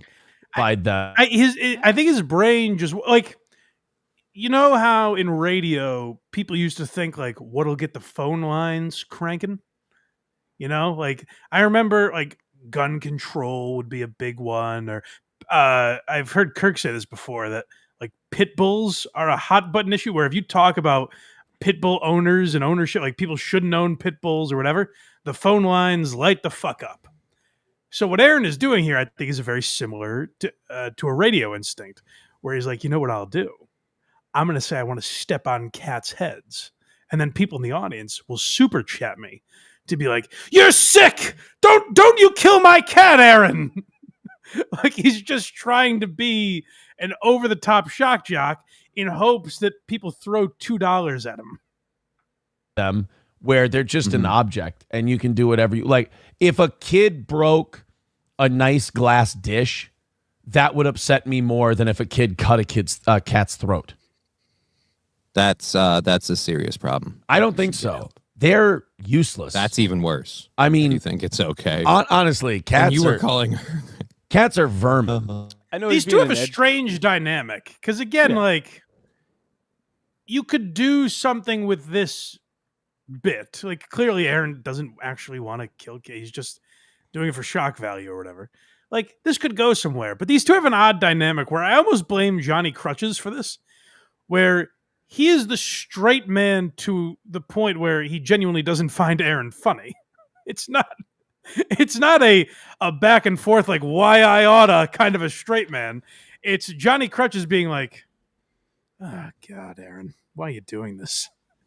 And I empathize with that feeling because that's how we all feel watching it. But poor Johnny Crutches, like you're supposed to go somewhere with Aaron on this rather than being like, Christ. I mean, Aaron's not really holding up his end of the bargain here. The Abbott Costello routine, like that's bashing cats' heads in. Tag, you're it. What if I shot him with a fucking bazooka? Yeah, that would be horrible. You're an awful person. That's all you got. I mean, that's really all you can say. What if I fucking ate him for lunch, Johnny? Oh, yeah, that'd be crazy. I do think he does hate cats, though. I think that part, all this murder of cats, that's bullshit. But I do think he does hate cats because you can't control cats like you can't control wives. You understand? They are. Cats are the women of the pet community. That's true. Well, I mean, imagine what I have 4 cats, dude. I know, and it's a mistake, but you're allowed. Look, you don't see me. I'm not going in anywhere and fucking like killing other people's cats. I'm just saying if I saw it happen in front of me, I would go, that affects my day zero. You're a piece of shit for having that opinion. And that's fine. Whoa. Does that happen often? Aaron's like, what if I fucking skin a cat and eat its skin for dinner? Whoa, man. Calm down. But I'm not moving because, again, I could be walking down the street here in Springfield and a bunch of Haitians could pull up in fucking Joker masks and open up a van door and go, we're going to kill all these cats, or however they talk. And I would go, well, drive safe. Don't hurt anybody. Damn, man. This is the weird thing Aaron's doing now where it's like he's being an edgy bit, but even in the bit, he's kind of a coward about it. He's like, I'm so fucking edgy, but I'm not actually going to go anywhere with this edginess. I'm just going to let other people in this imaginary world do the edgy things. I just don't want to see any traffic deaths. That's all. That would make me sad. Moving on. So, man sentenced 3 years kicking a cat. A Texas You know what I mean? man Johnny's is- just like over it, which again, I don't blame Johnny for, but you feel bad for him that he's in a position of like, I don't have any interest in doing this fucking bit with you, Aaron. Yeah, this guy's in the podcast hell right now. been sentenced to more than 3 years in federal prison. Good. For kicking a cat. The cat was foaming at the mouth and convulsing and had as if it had been poisoned. Aaron, I heard them today, and Aaron was like, do you really think... I saw you were critical of my cat bit, even though it was so great. Do you really think I'm going to kill these cats, man? And Johnny Crutches is like, no, it just annoys me that you talk about them like that. I like cats. It's weird to say you want to step on their heads. And Johnny's like, Aaron's like, but I say this all the time. And Johnny's like, yeah, I've never once found it funny. Like, their dynamic is weird, and I guess it's because that's just who will do a show with Aaron. But like, even Johnny doesn't seem to enjoy anything Aaron does. It's a strange lot in life he has now. I'm starting to think Aaron does his show for like a 12-year-old boy. Someone who likes to beat up cats and talk bad to women and call everyone gay. And he literally is that's his demo. I don't know who he does his show for. I don't know if Aaron has like real interests, because it seemed like when I first found out who Aaron was, it seemed like he had similar interests to like me. Like he was talking about like Stuttering John and Chad Zumach and shit. And I don't know if he was funny about it or what, but like it got him attention at a certain point. So it seemed like he enjoyed that. I think he just goes where the wind blows. Like that community didn't accept him. So now he's trying to be a radical, like political guy. I guess I hear him talking a lot of politics on that show. I don't know if that's what he's always done, but like there's never anything interesting or unique. It's just about getting to that goal, which we are getting to, I believe. Oh, Mike, if you caught a charge, this show would blow up, baby. I'm not telling you what to do. I'm just saying, that's options out there for you. Interesting. I'll consider. Now I don't want to see the video.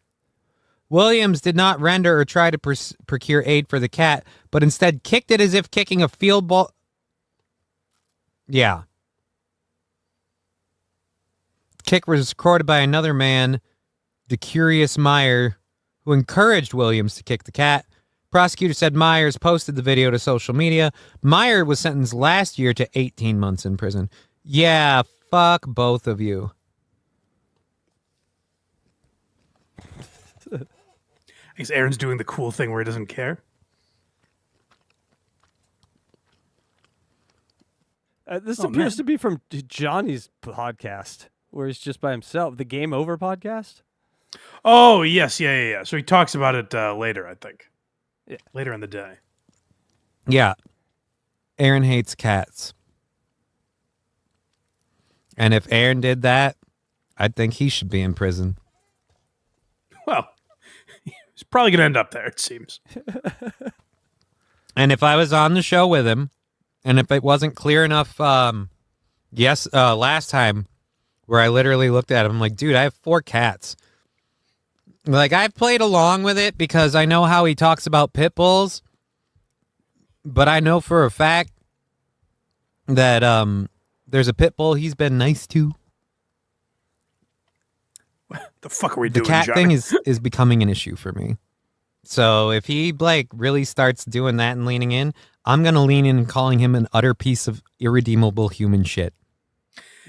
Look, Talk like that makes me wonder if Johnny's just looking for a reason to get it the fuck out of there. If he's like, Yeah, I'm trying to be loyal to this guy, but like, if he gives me an excuse, I just want to call him human garbage.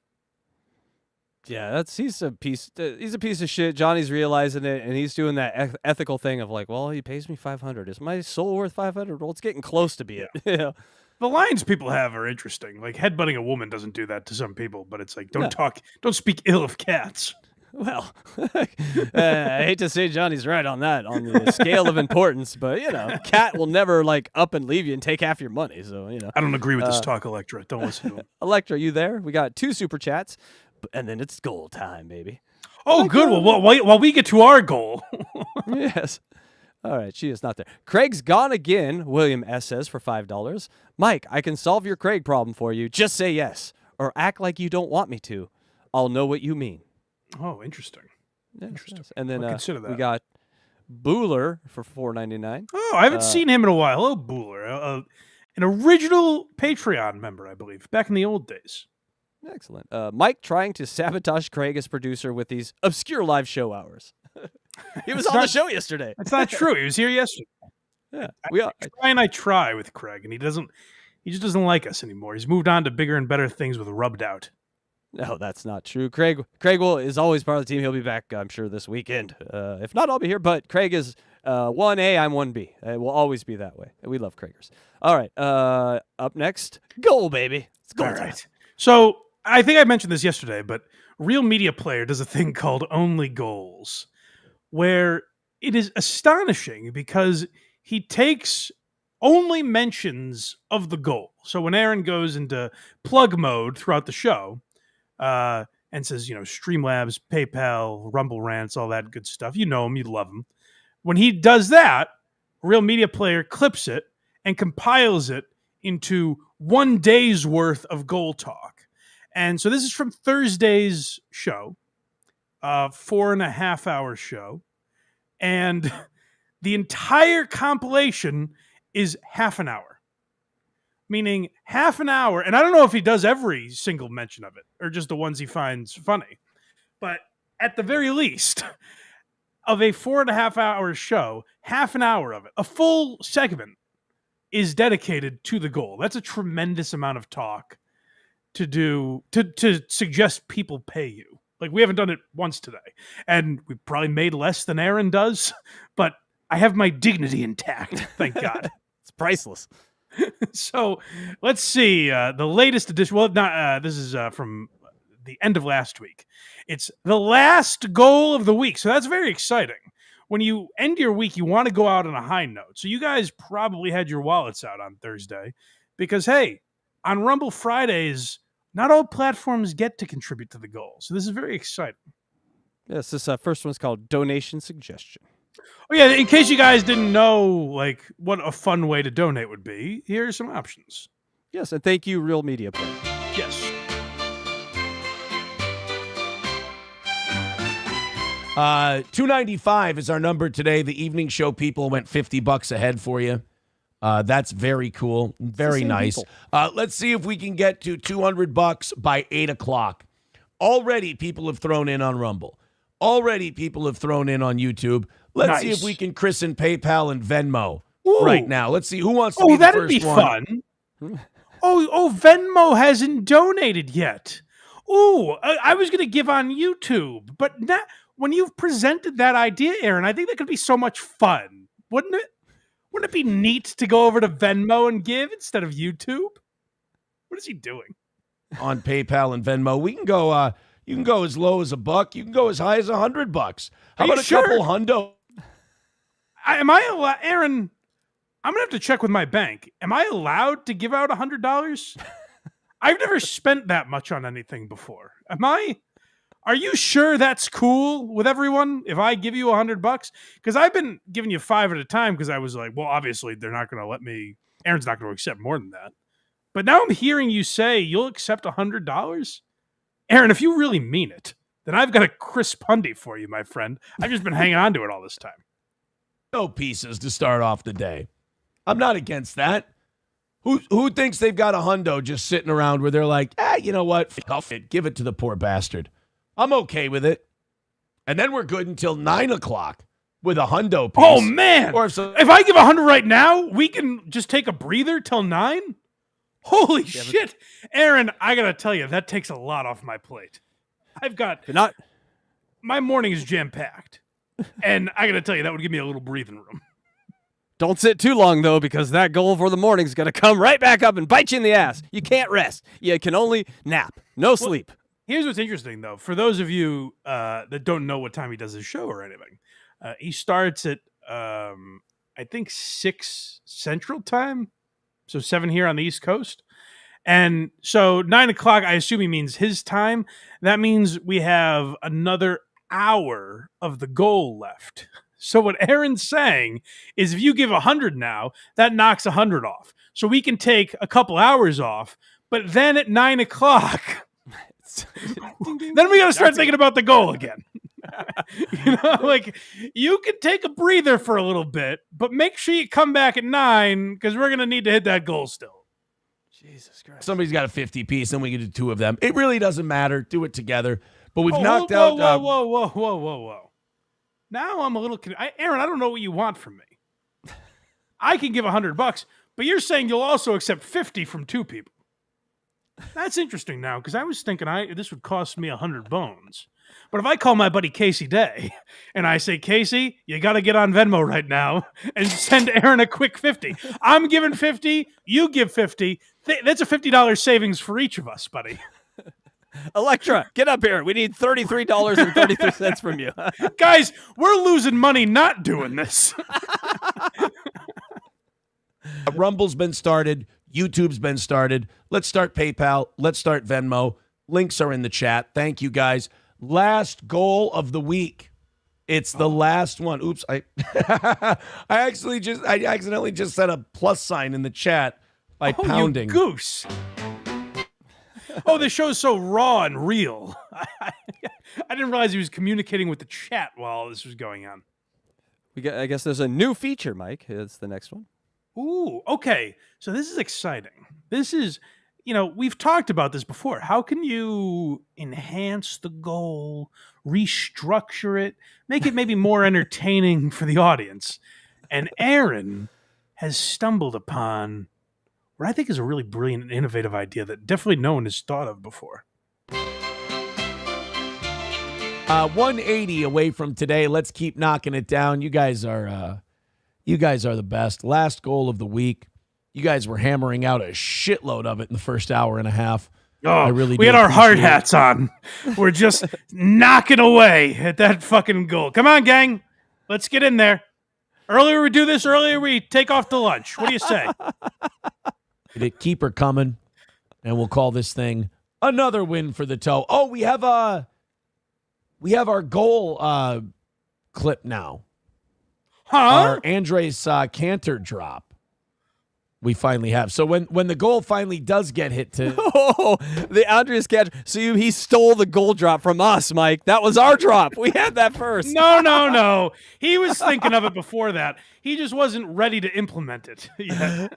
I love that he watched your goal show and was like, I got ideas off this. Let's implement them. I like to think that he stole that from us, but I will say it's kind of unbelievable that a guy does a goal every day and didn't think of that at some point. It's so obvious. It was like 10 seconds popped in my head. Oh, you're obviously going to use this. Yeah. But we did it first. It's ours, baby. We should strike him. That's ours. We are the goal show that uses that, not you. Today. Yeah.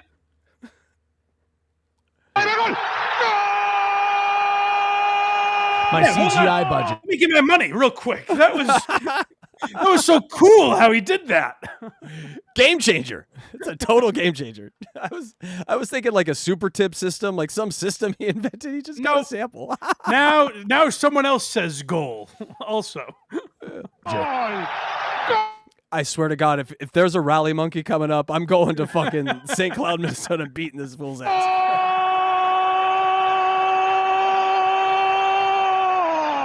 There you go. See? Now don't you want to give to the goal? Huh? Now aren't you excited to give money? Got me. If you will. So 180. We'll hammer it out. Call it another win for the toe.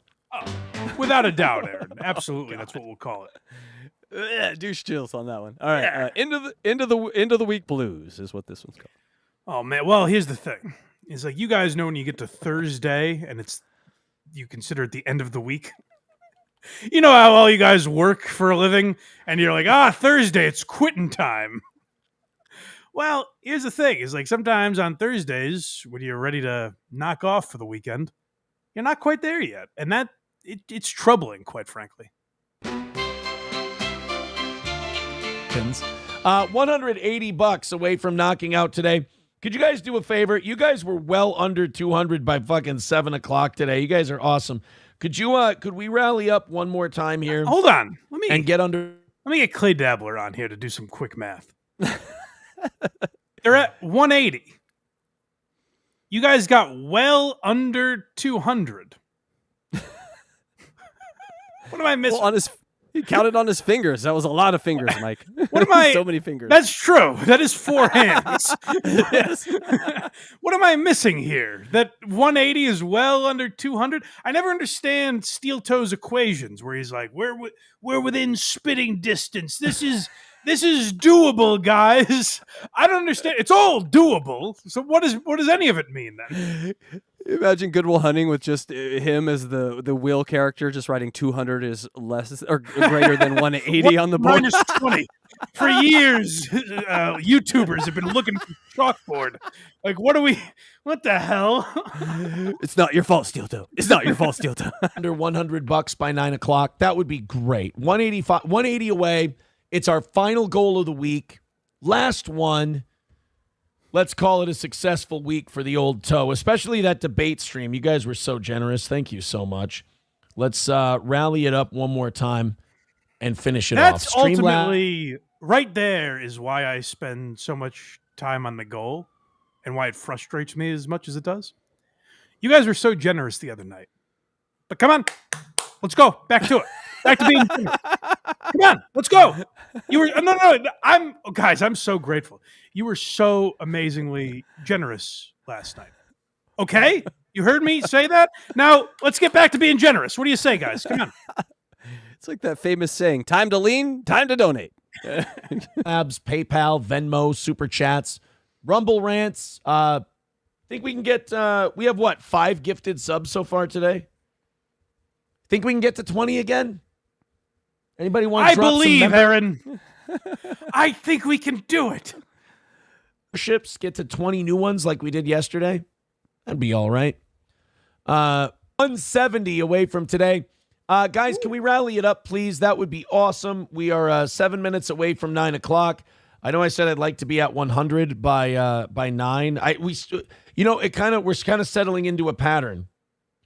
We fucking crush it. I love early this. on in the I love day, this when and he then we breaks go through down this the game long film where he notices a trend, and here's what the greats do: is they study the tape. And Aaron has noticed a pattern that every day there's a similarity happening. That guys, you get out to a banging start, but here's the thing: you rest on your laurels a little bit. Let me tell you an old adage about the tortoise and the hare. That's what you guys are doing.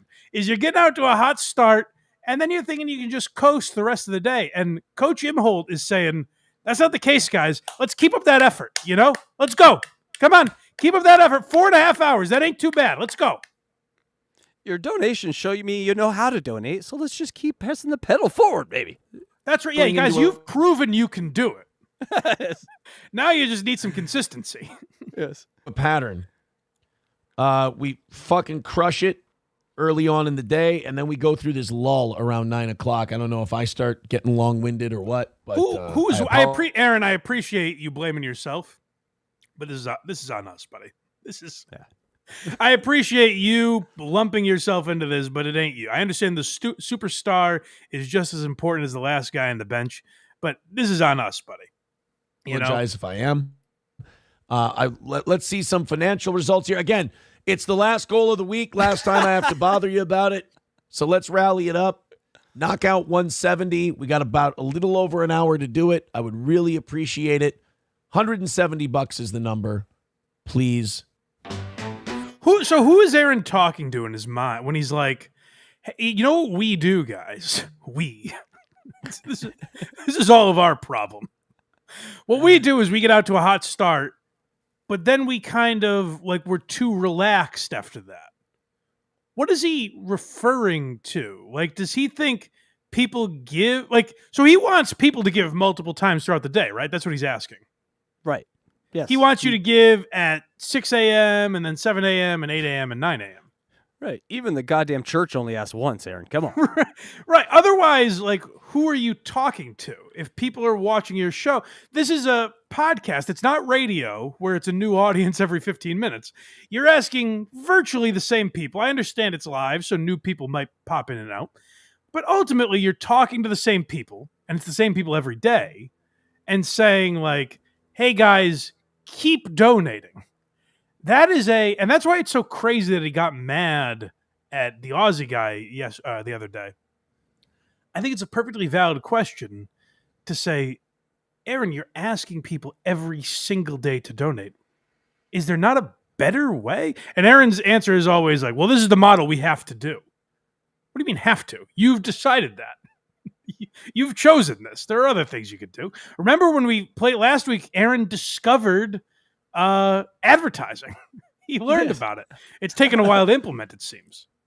Yes, apparently he didn't get that final number that he thought he was going to get for that ad read. Yeah, it turns out Rumble doesn't pay $1,000 an ad like he thought it would. No, it doesn't pay shit. Although Blind Mike will soon be on Rumble. That's an announcement I'm making for us today. Oh wow! Once I get Craig to answer me, we'll get him up on Rumble. He's a tough guy to pin down. He is. Too many skirts right now for him. All kinds welcome is this next clip.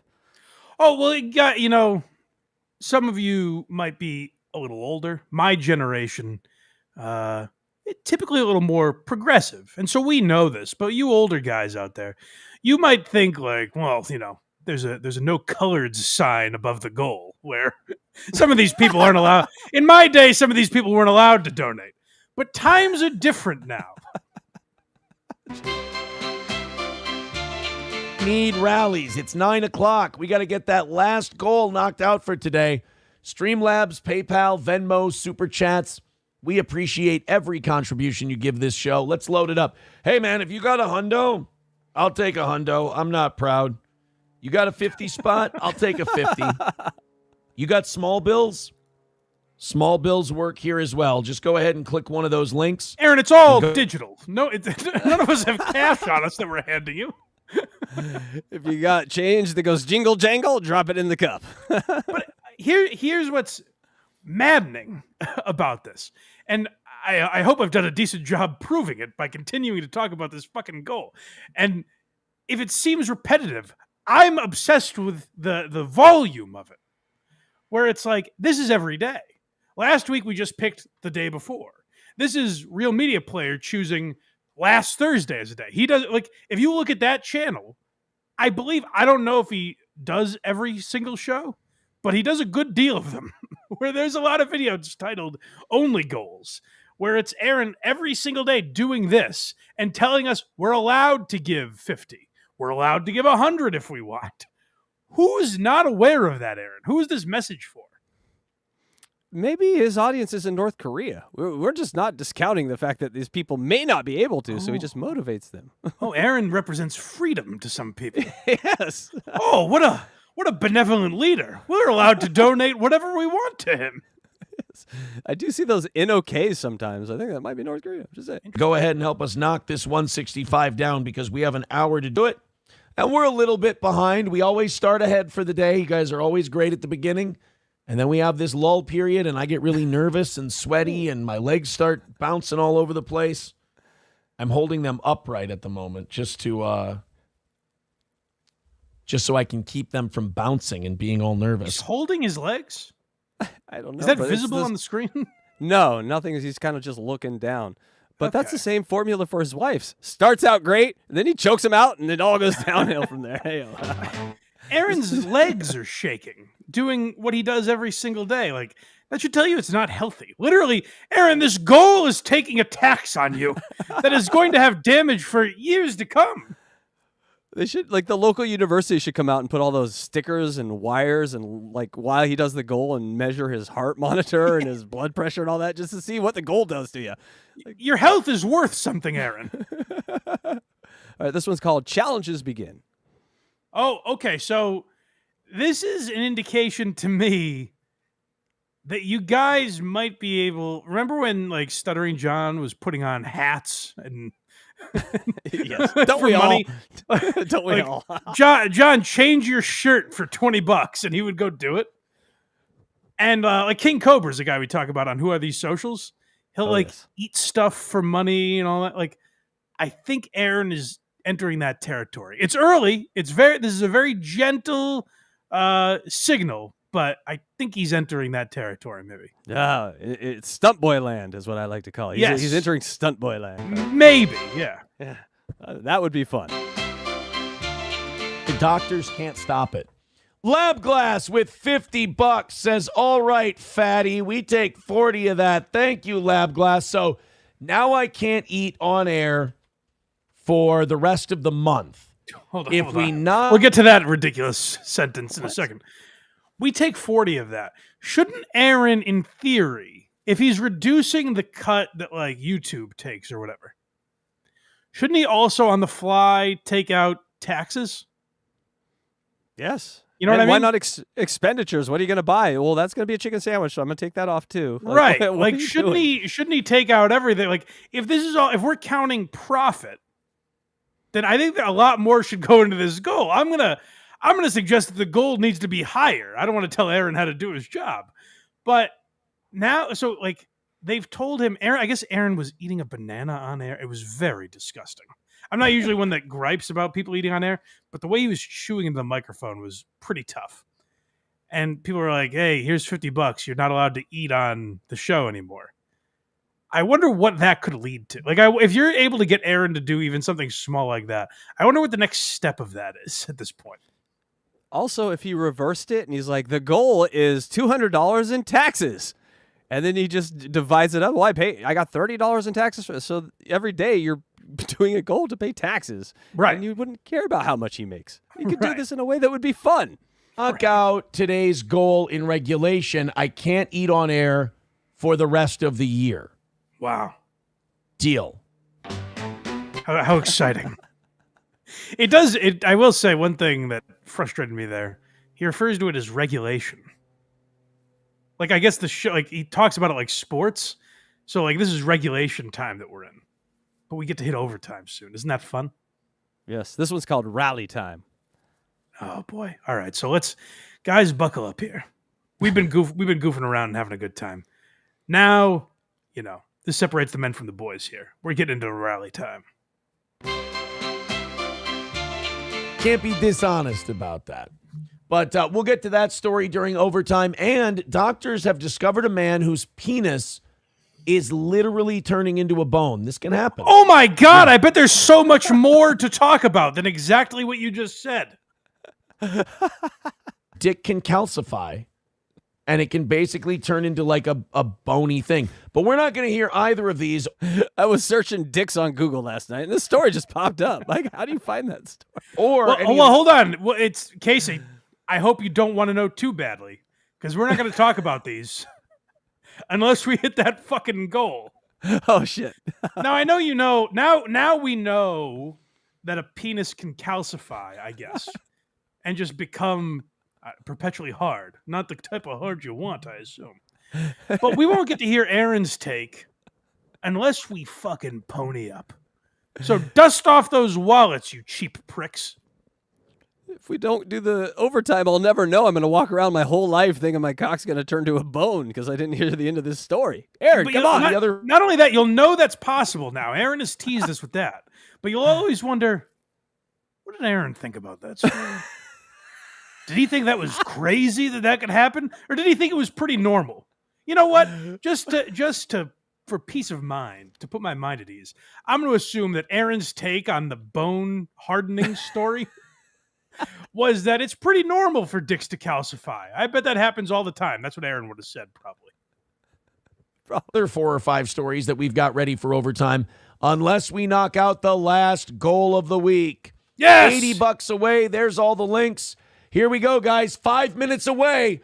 Hold on real Streamlabs. quick. Hey, I have the luxury of pausing here. I'm not living in the fast-paced world of the goal that Aaron is right now. I can pause and say, gang, give ourselves a round of applause here. We chipped away from $170 to $80 in the course of, I don't know, an hour. That's pretty. We did it, guys. That's amazing. Yeah, good for us. PayPal, Venmo, Super Chats, we Rumble know. Rants. I got We know. 5 minutes of begging in me, and hopefully that's enough to get this $80 knocked out, and we can do an extra half hour and call it a successful. Okay, so now we're getting into the crunch time, right? Yep, this one's called Keep the Lights On. Oh, yeah. So this is Aaron telling us, like, guys, you know what? We don't have to hit the goal today. Yeah. How you feel about that? Well, let's not, you know what? Let's not hit the goal. And I guess no more ice cream for anyone. Aaron punishes us. He's going to take away our dessert if we're not good boys and girls. For the toe. Let's get in there. $30 away from getting it extended on credit, which has been your guys' thing lately. 75 away. That is our from thing. I it get out. off on that when we get to $50, which is the credit zone that he's talking about. Oh, do I get fucking rock hard thinking about that? Oh man, do I get off just thinking, oh, we got $50 away and he still counts it, that motherfucker. Oh, he has no idea what he's doing. We fleeced this cocksucker. We got $50 away from the goal, and we still get overtime because I'm a greedy little pig that needs that bone densening story. Calling it a win. We're so close. I'm already rally hasn't started yet. We got 3.5 minutes left, so it's been a minute and a half in, and the rally hasn't super started. So now it's sweat and gravy time. Now I'm getting nervous. It's The so rally close. hasn't It's such a super small- started. It started, but I'm not willing to say it's super started yet. It's in pre-promotion. All fucking amount. I just want to win for the week. I just want to have a good fucking week of steel toe shows. I just want to make the fucking that last 75 that little bit we need. This is the alpha, by the way, that was in the room with the Aussie guy the other day that we heard. This is the fuck you, Dean, I'm the man guy that walked in and Rat just fuck, fucking piece of shit. hit the milk off the trays of the Aussie guy and Husey. This is the big bad bully that was in the other day going, oh, pretty please, I just need the goal. Oh my God, I need it so bad, please. 12-year-old boys. That's who his audience is, I'm telling you. Johnny and Matt around and the lights on and all that shit. Oh, that was the really, thread, by the way. Can we go back a few seconds? Yeah. I just want to hear the thread again, where it's like, well, guys, I guess all your friends go bye-bye if you don't donate. There goes Johnny out on the streets. Matt right along with him. We will turn the lights out on you motherfuckers if you don't give to the goal.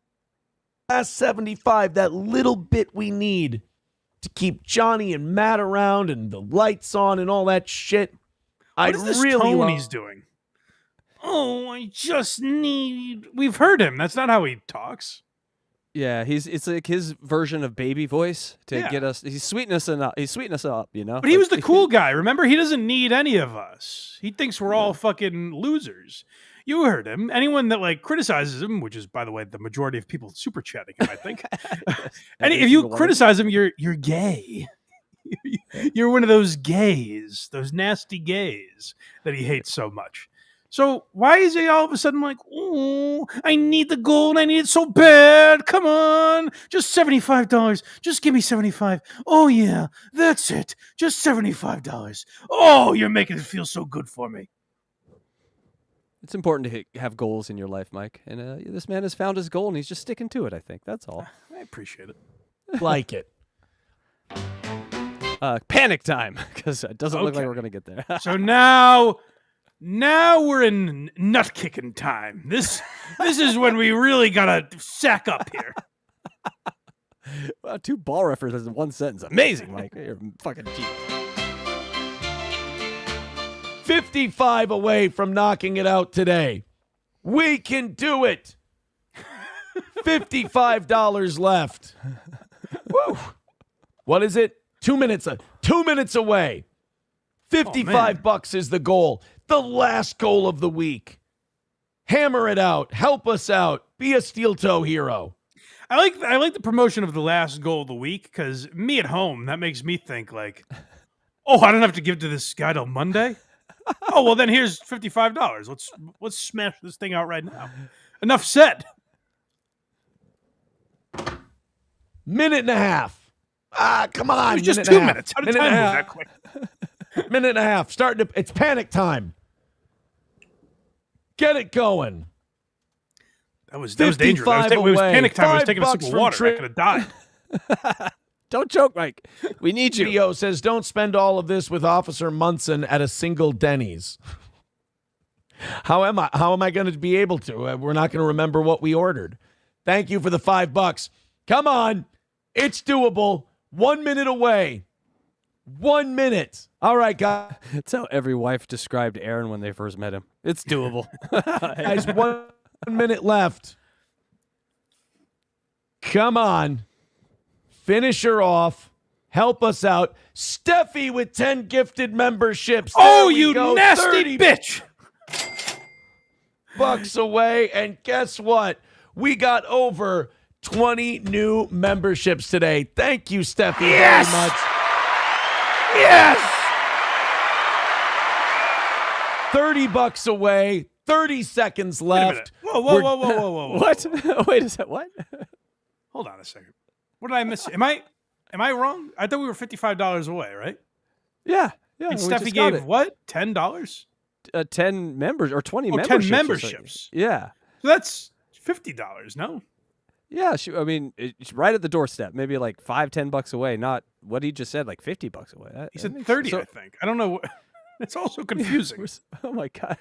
We Goal need John math. Goal math is more interesting to me than dabbler math, I think. It's all very difficult. I think he's learned something here, though.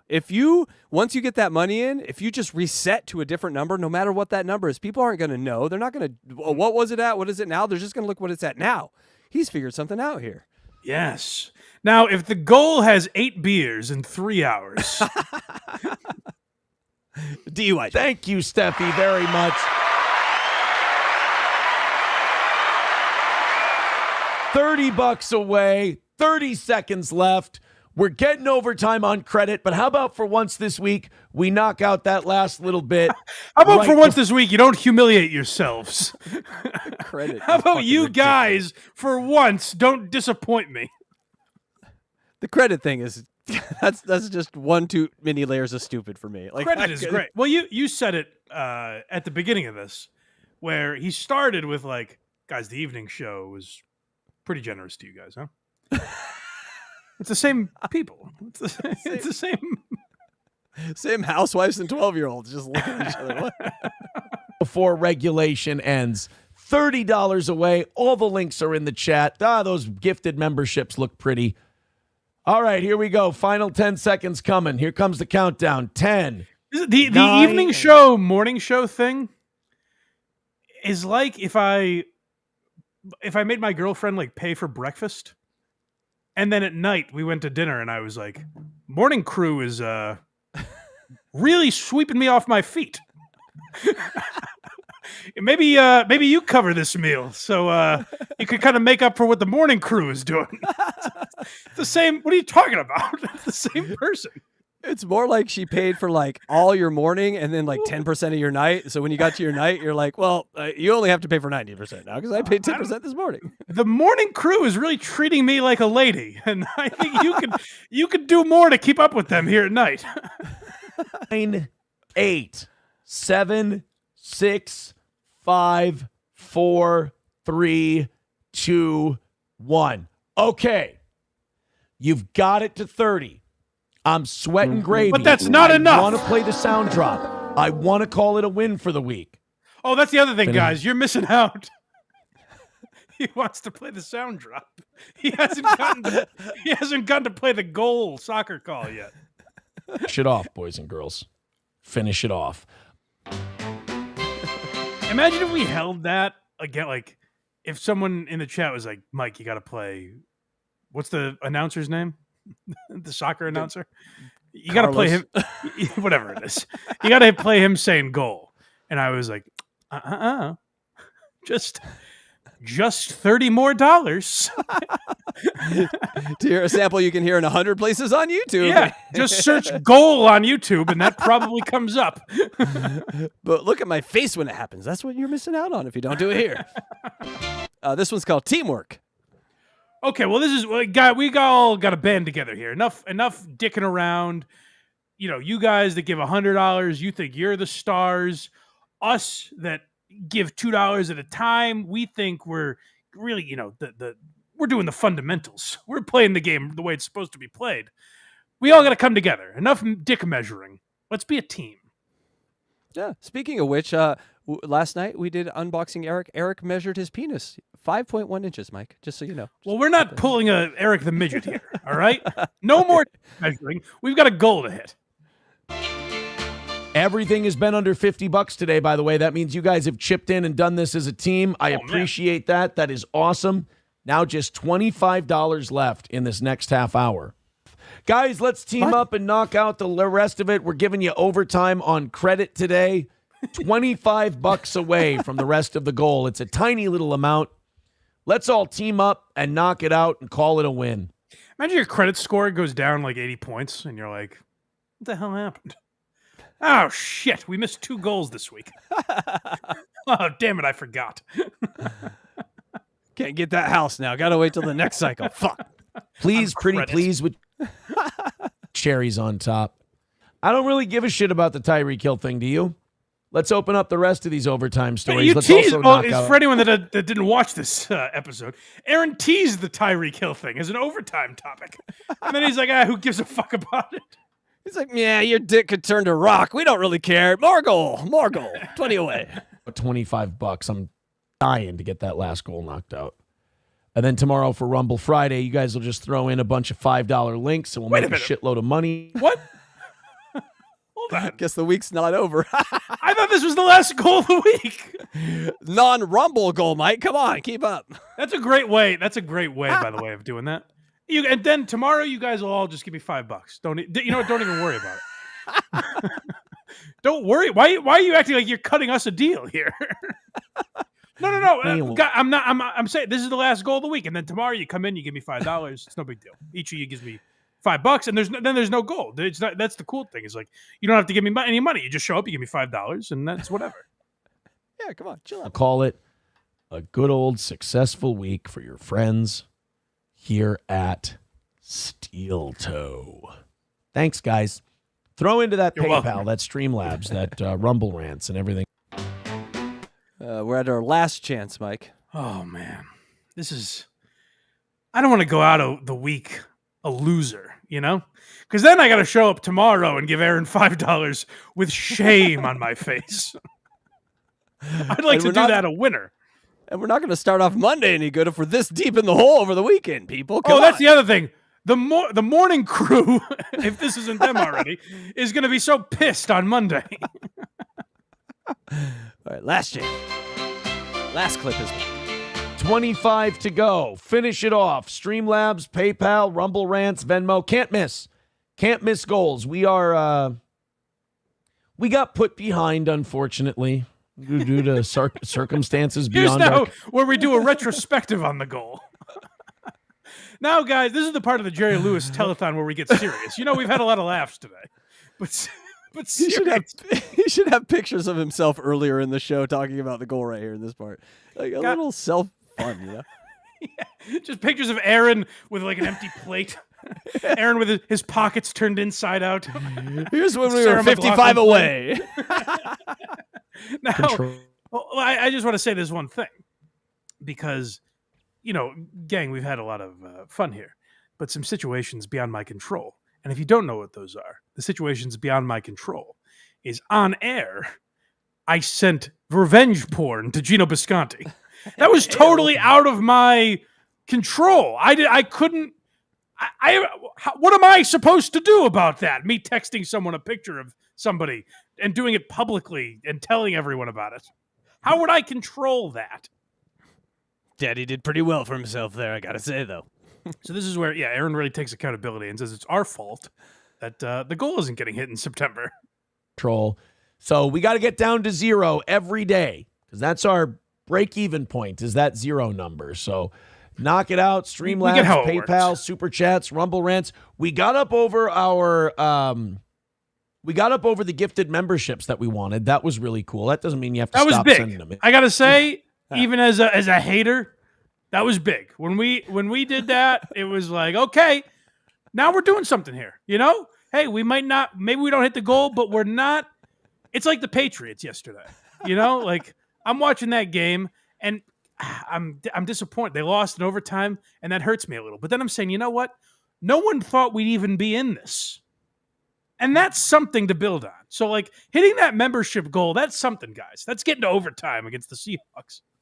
It's like a Hall of Fame speech he's given about the day. The day. Man. But let's get everybody in there, man. Let's knock out that last 25, and then we can play our sound drop. That would be fun. Oh, yeah. Oh, shit, I forgot about this. I want to hear that so badly.